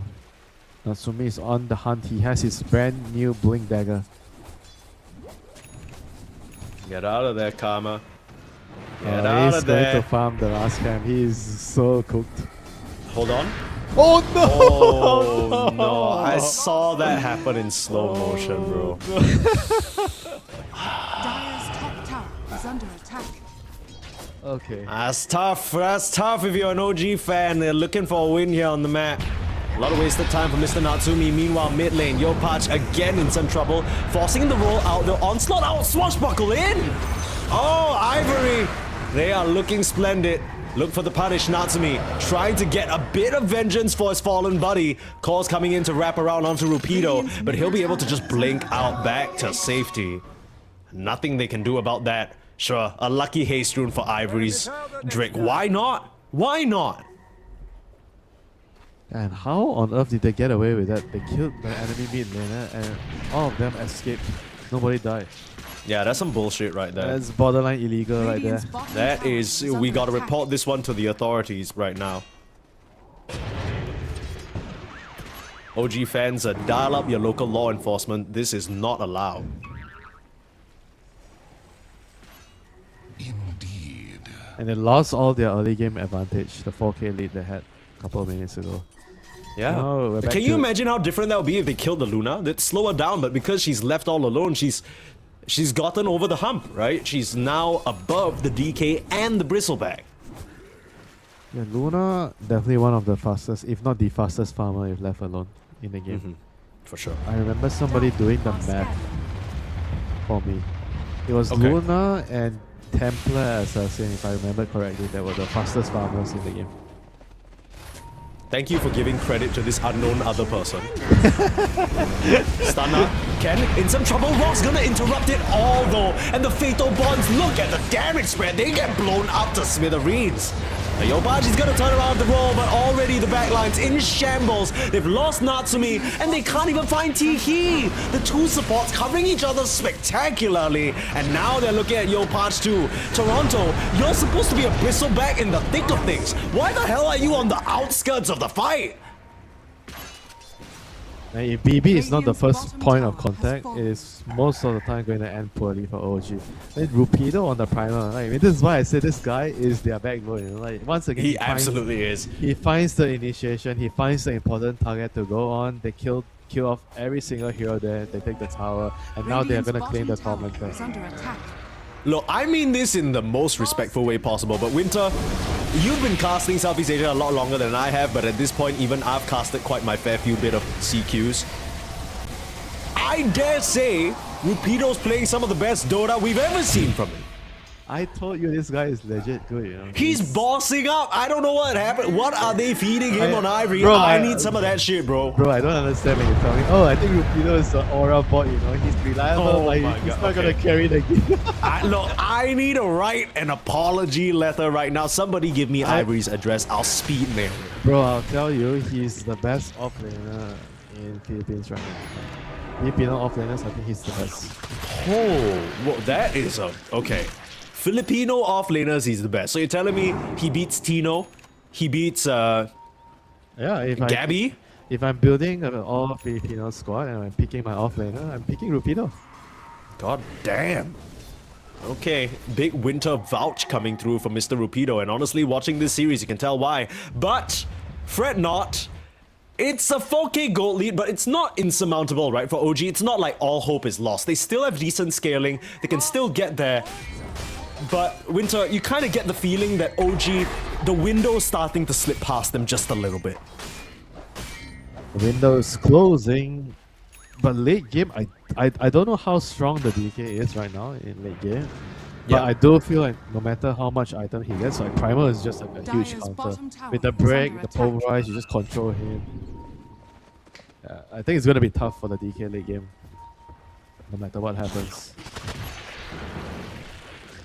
The question then becomes, do OG have anything to do with Rupido? He's jumping in, straight onto Tim's, blow up that Hoodwink, and onto Maw. Now the DK's putting out the damage, they've eliminated Drake, but in comes the Eclipse, taking down Rupido, ROG, and this might be a good fight. Only 2 supports found, but they've traded out for the Primal Beast. He wasn't able to pop his BKB. They'll even throw the rock down. Tiki, defensive rock. I'm not sure whether that's what you want. He'll just go down. And Why? Ivory, they slip and stumble. They don't get the BKB out on the Primal Beast, and they lose the fight. Yeah, that was definitely my fault. I was glazing him so much that he didn't use BKB to initiate them, and he got controlled by the Pango. Because this is what the buff does, right? In this patch, the stun from the Rolling Thunder went from, it's always 1.2 seconds, right, at all levels. So when you get caught at the lower levels of the Rolling Thunder, you still get full control. You know, you can't click on your BKBs and everything else. That's why you gotta click it early. Good game sense there from Natsumi, blinking out of a potential gank. He had no vision, no idea this was coming, just smelt that something was amiss. He'll get himself out and have a BKB for the next one. But yeah, Ivory kind of throwing away what was a pretty decent advantage for them. That's kind of why we say it's not over just yet. The Primal Beast, it's not like the fight plays itself. He still has to execute well. Yep. I mean, the more items he gets, the easier he gets, you know. You get Aghanim's. I think you also get Bloodstone after Aghanim's. Like, once you get Bloodstone, Aghanim's, Shivas, it's over, man. This hero just destroys everything. Have you seen, like, a late game Primal Beast recently in this patch? Oh, Bloodstone, Aghanim's, it's crazy. Shiva. It's crazy stuff, it's yeah. GG. It's just GG, you know, you just surrender. There's no way you fight the hero. Are scanning. I mean, maybe there's a small caveat if you talk about some sort of BKB piercing disable at some point. Maybe you stop the pulverize, but that's easier said than done. Mid lane Skem trying to buy some attention, give his team time to operate, but look at the pulverize. They've got the control onto Natsumi. The DK just can't get much done. Meanwhile, Karma, he's got the Eclipse going, but the 3 calls turn to look at him. Karma is in trouble and Karma is dead. No protection for the poor Luna. They were too busy helping the rest of their backline. They couldn't help the front. Yeah, that was a very nice bait there by Dire Scan. are scanning. He led them into think they could kill him. He ate a vessel, he ate like a Rubik leaf, he ate an Aether Remnant, but he still didn't die. And that kind of exposed the back line of Ivory when they were going in. Sean has fallen to the ring. Natsumi, he found a very nice juicy Luna, to initiate on. No PKB, no way out. That should help. It's kind of the fear that you have with the Luna. So easy to collapse upon. You're not really at the stage of the game where you can stand your ground and fight just yet. Yep, now we are back to even Stevens. Less than a K goal, 1K goal lead for Ivory. And you have the Bristleback carrying an Aegis. Dire's middle tower is under attack. I actually don't really like what he's doing here. Yeah? He actually, so he had the Ogre Club on the BB. I felt like after they got the fight, they killed the Roach. He shouldn't complete BKB. He should actually buy SNY because he has Aegis. Yeah, I can see what you mean. Like, just try and min-max this duration of power that you have, right? Yeah, like going BKB here. I mean, it's not like you don't need the BKB in this game. You definitely need at some point, but it's just like you say, min-maxing the Aegis right now. You're so strong if you have the Aegis plus SNY. You just run in. Maybe his concern is that right now OG are trying to gear up to put him in the front. Then he's worried if he loses the first life, he comes back out with no BKB. He's cooked the second time. Yeah, right? but then so that's kind of where I'm. You can't really run in because you don't have the move speed and as much damage as the SNY. That's why I feel like. And then against Pulverize and Rock, SNY is useful. The BKB doesn't protect you from the Pulverize and Rock. So why do you think he's finishing up the BKB? Like, what do you think he's worried about? He's just very conservative. I actually don't really like it if he has the Aegis. If you don't have the Aegis, I can understand. But because he has the Aegis, I felt like he should have altered his build. Radiant structures are fortified. These are things that could win a team fight, Like you never know. There's small little detail like this. Radiant's top tower is under attack. Just altering the sequence of items you're buying, Yeah, I mean, Dota is a game of margins. We've seen that already across today. And It's also a fluid game. Things change all the time. You have to adapt to what's happening in the game.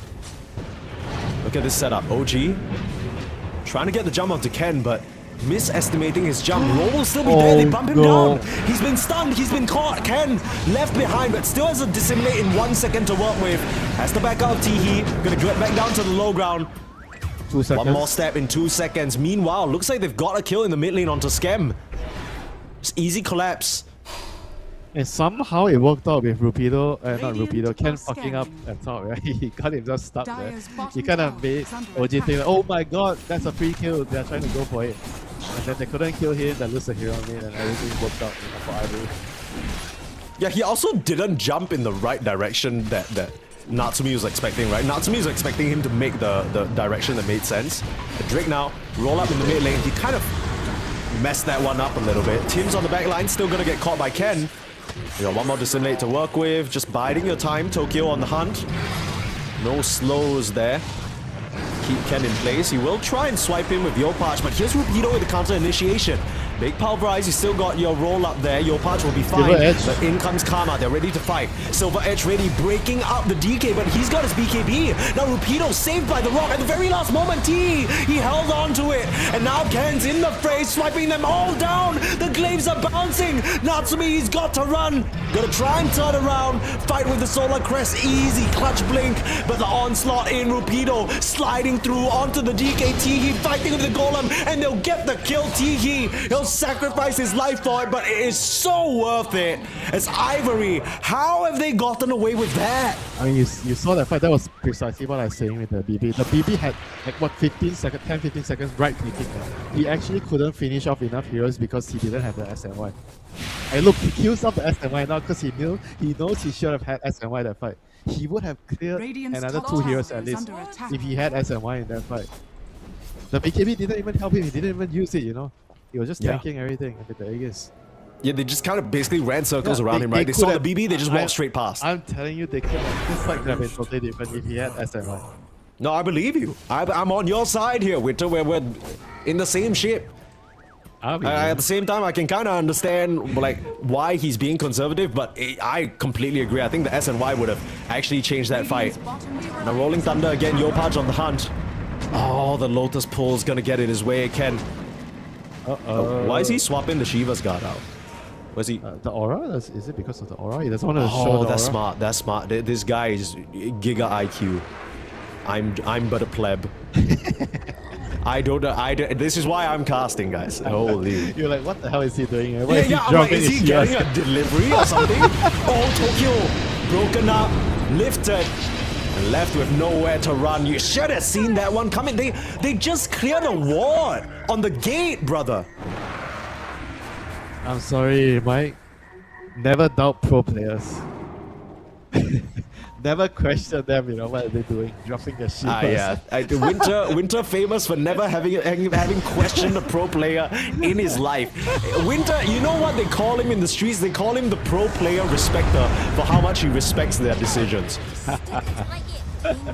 I think just 3 minutes ago, we were talking about how much we respect the Toronto Tokyo's BKB. That's nothing but respect on this cast. That's all I'm saying. Can't spell winter without an R.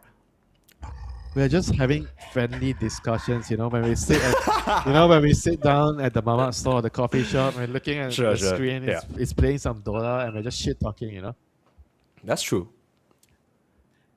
Ivory are kind of cruel with it. You remember the last game when they took Mega Creeps and then Karma paused and he was like, "Give me a second." Yep, I just got your Mega Creeps. It was a lot of work, so you need to give me 1 second so I can catch my breath.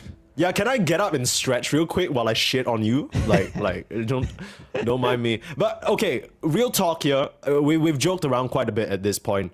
What exactly has led to this situation? Because yes, Rupido's playing well, Ivory are making some great moves, but OG coming out of the draft, it wasn't bad, right? It didn't feel like they had been outdrafted. It just kind of felt like they had a timing window, and then blink, and then suddenly they've missed it.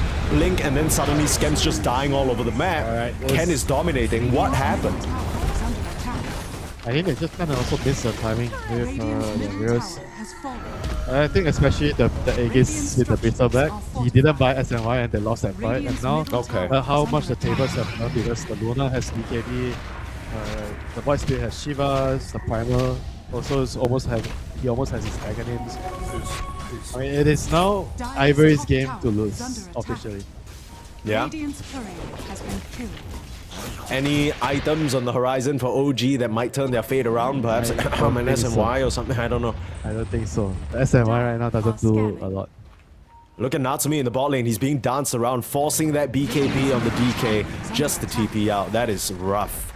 We are getting into GG Primal territory. He has his Aghanims picked up. He's going to pick up a Linken's next, so not a Bloodstone. So making sure that he doesn't get controlled by the DK.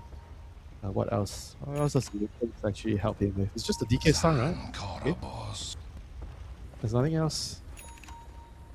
He's just that worried about the DK stun? I guess so. Okay. I feel like it's okay for him to just get Shivas and Bloodstone in this game, and then he's invincible, Yeah. Linken's is... Radiant's bottom tower is under attack. We'll see. Once again, we should never question the pro players. Yeah. I don't know. I've never done that before. I don't know what you're talking about. You'll probably be busy questioning me, right? So I'm not a pro hang player. on. Wait. What? Relax, guys. You see that? They almost died to the Tormentor. But you can't do... Wait, Luna's gonna die, bro. Whoa.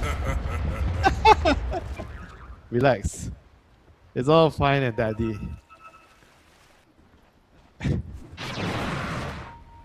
Mike is Do you know that Toronto Tokyo on his time on Bat Boom / Aurora has been probably one of the most iconic players for being caught in these Tormentor death situations? It's him, Nightfall, and Kataomi. They always get caught in those spots. Yeah, you should tell me who's the player that died the most. Oh, hang on. Rapido. Gonna get initiated upon here. This is an awkward timing. Beautiful bushwhack. Hold him in place, but the lift to save. Nice play there from the Rubik. BKB forced out. That's big. That just basically means that Tormentor is probably OGs for the taking. Who's gonna want the shard? Oh, Wing doesn't have the shard yet. That's gonna be nice. Guess you want to put Wing to get it? Yeah. It's not too bad, right? Because you can kite away from the Primal or the Luna or whatever. But is it better than the Footwings Boomerang? Probably not. Ken, whoa. He just came back in there just to farm. That was crazy. I thought they were gonna go for him. And it's so hard to kill Yasha, Kaya, and Octarine Core. Like, if you don't have a Hex, you're not killing this guy right now. Okay, well, Tokyo's has his SNY and BKB plus gem, so he's ready to be the frontliner for the squad. But is that enough? I don't know. Dire are I scanning. think there are going to be damage issues. Once the primer grabs the DK or the Pango during roll, I think mostly your target as the primer is the DK. You have to control it because DK has the most damage now. Dataless, Radiant Master are Manners, scanning. Armlet, BKB Dagger. He's the target you want to control in the team fights.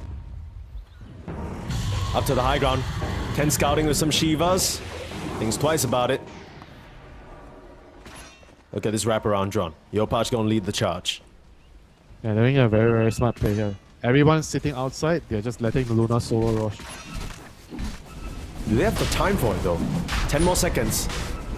It's gonna be pretty close. OG, they're going for this big got it. wraparound. I don't think they expect They got it. that Ivory are just in here finishing it off. Too What a late. play. Aegis for Luna. Really, really sharp plays from Ivory throughout today. That was a very, very bold move, but Dire's it was the middle right tower one. is under attack. The second Roach starts moving, you're not wrestling control back of that monster.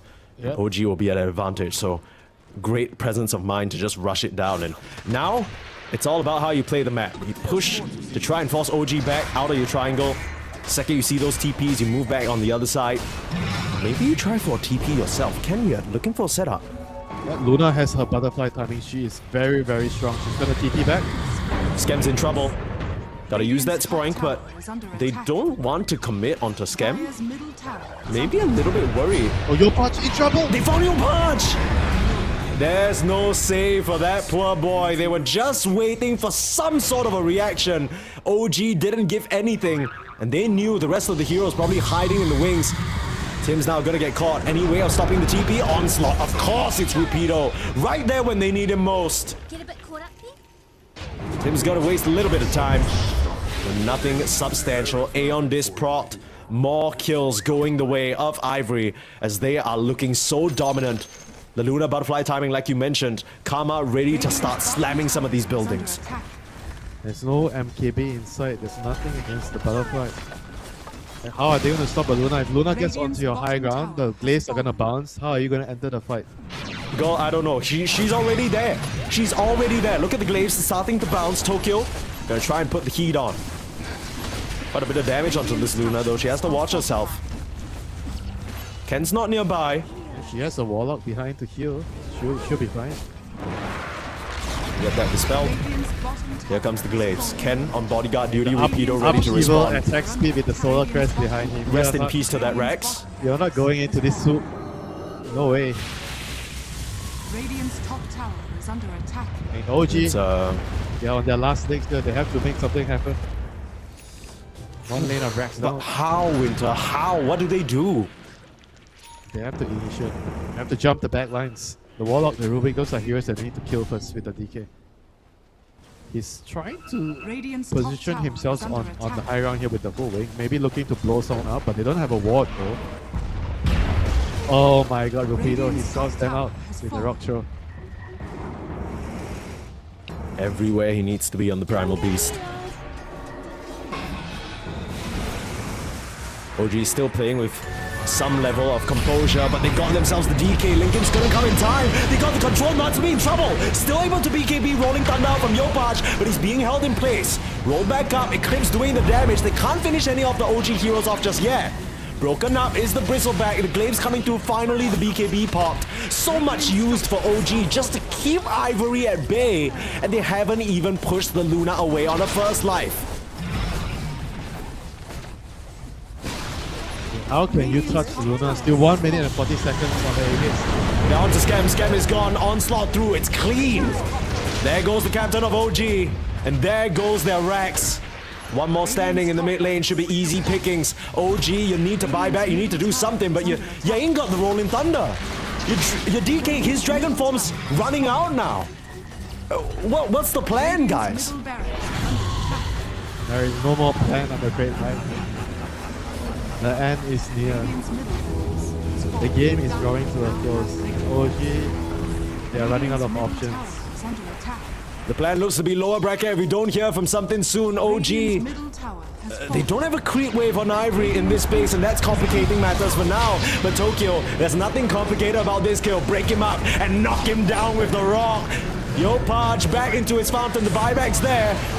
Coming out in full speed. Natsumi trying to do what he can. They have to watch themselves, Ivory. They don't want to overcommit. But straight onto the DK. Down he goes. He can buy back, but he still doesn't have a Dragon Form. As the Luna standing in the middle. The glaives are bouncing. OG heads in the hands. How have they let this happen? They came back to Southeast Asia just to get dethroned. Ivory will send them packing to the lower bracket 2-0. Ivory, the new kings of C. Only time will tell, there's 2 more days, but this is definitely a big upset, for OG. Coming back from all the LAN all the LAN events, they are the team that has the most experience of all the SCA teams, but here they are, getting humbled in their own origins, in their own region, and this is going to be a lesson that OG has to go back. And lucky for them, there's a losers bracket, so they have time to try and figure out what is the issues in the game, what are they doing wrong, why are they losing, and they have to figure things out. Every good team has a way to come back, and hopefully OG will be able to show us that tomorrow. Absolutely, but to be honest with you, Winter, I mean, you're usually pretty spot on and sharp with what exactly goes wrong in these situations. We get the bird's eye view, you have your diagnosis. Do you think it's more OG messing up, or do you think it's Ivory playing well? Because I feel like this is the best I've seen Ivory in so damn long. I don't even know whether it's OG playing bad. Like, they still did okay, if not decent in my eyes. Just not good enough. I think the draft was okay. It was just like certain moments in the game. I mean, I did mention that I would have preferred the DK mid, and they put Pango on the off lane and maybe move Bristol to the carry or pick another hero. But because I felt like early game with the Enchantress and the whole lane, they didn't really pressure enough. They were like at some point 2 or 3k ahead, I think, if I'm not mistaken, but it just didn't feel like they had like something decisive throughout the game. And the longer the game goes, they get levels on the Primer, the Luna, the Warlock. I think Ivory just slowly wrestled control of the game, and exceptional play by Ken as well this game. I think he made a lot of space on the Void Spirit. He was very elusive, very difficult to kill. He caused a lot of problems. He was, I think, the reason why the Luna was able to farm so much on the map. Him and Rupido, they both created so much chaos on the map. I think OG, they just kind of failed to handle the Primal and the Void Spirit effectively, because they didn't really get a huge enough lead. And I think that moment where the Bristol got the Aegis and he didn't buy the SNY, and the subsequent fight, he couldn't kill enough heroes during his Aegis. That was, to me, the downfall, of OG, because once the DK gets to the late game, he wasn't poor by any means, but his hero kind of got countered by the Primal. Rupido knew that every fight he just needed to grab the DK, so the DK can't right click, he's not outputting damage, and the rest of the heroes just couldn't really do enough to win the fight. Yeah, it's a little bit of a tough loss to swallow, especially with how amazing OG looked in the prior series, but there's still a lower bracket, like you mentioned, Winter, for them yet. We are only on day 1 of the DreamLeague Southeast Asia closed qualifiers here for season 29, and there are all the other regions happening. So if you're watching on Twitch, you can just search ESL_Dota 2 and you'll find all the other channels. We got Eastern Europe, we got all these other regions popping up as well. I believe Eastern Europe started. I think NASA is gonna happen in just a few more hours if you want to watch that, but there's no shortage of Dota 2 to watch. And for us, if you want to watch more Southeast Asia, we'll be back tomorrow here on the same streams for more lower bracket survival action. It is going to be a blast. You don't want to miss it. 12 p.m. Singapore time. We'll see you back here then. Thank you so much for watching today.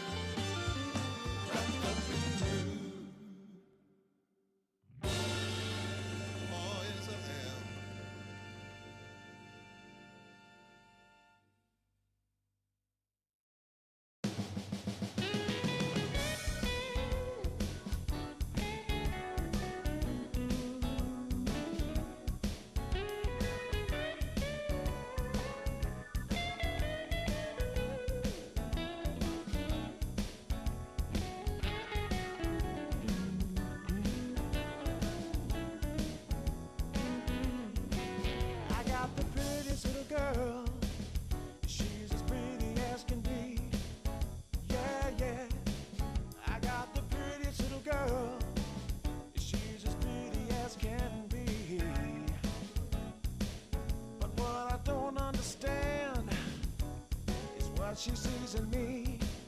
Ooh, I've been drinking too much, staying out all night. I can't remember my left from my right. I'm kinda blurry from my head to my toes. It might seem like nothing, but there's one thing I know. I got the prettiest little girl. She's as pretty as can be. But what I don't understand is what she sees.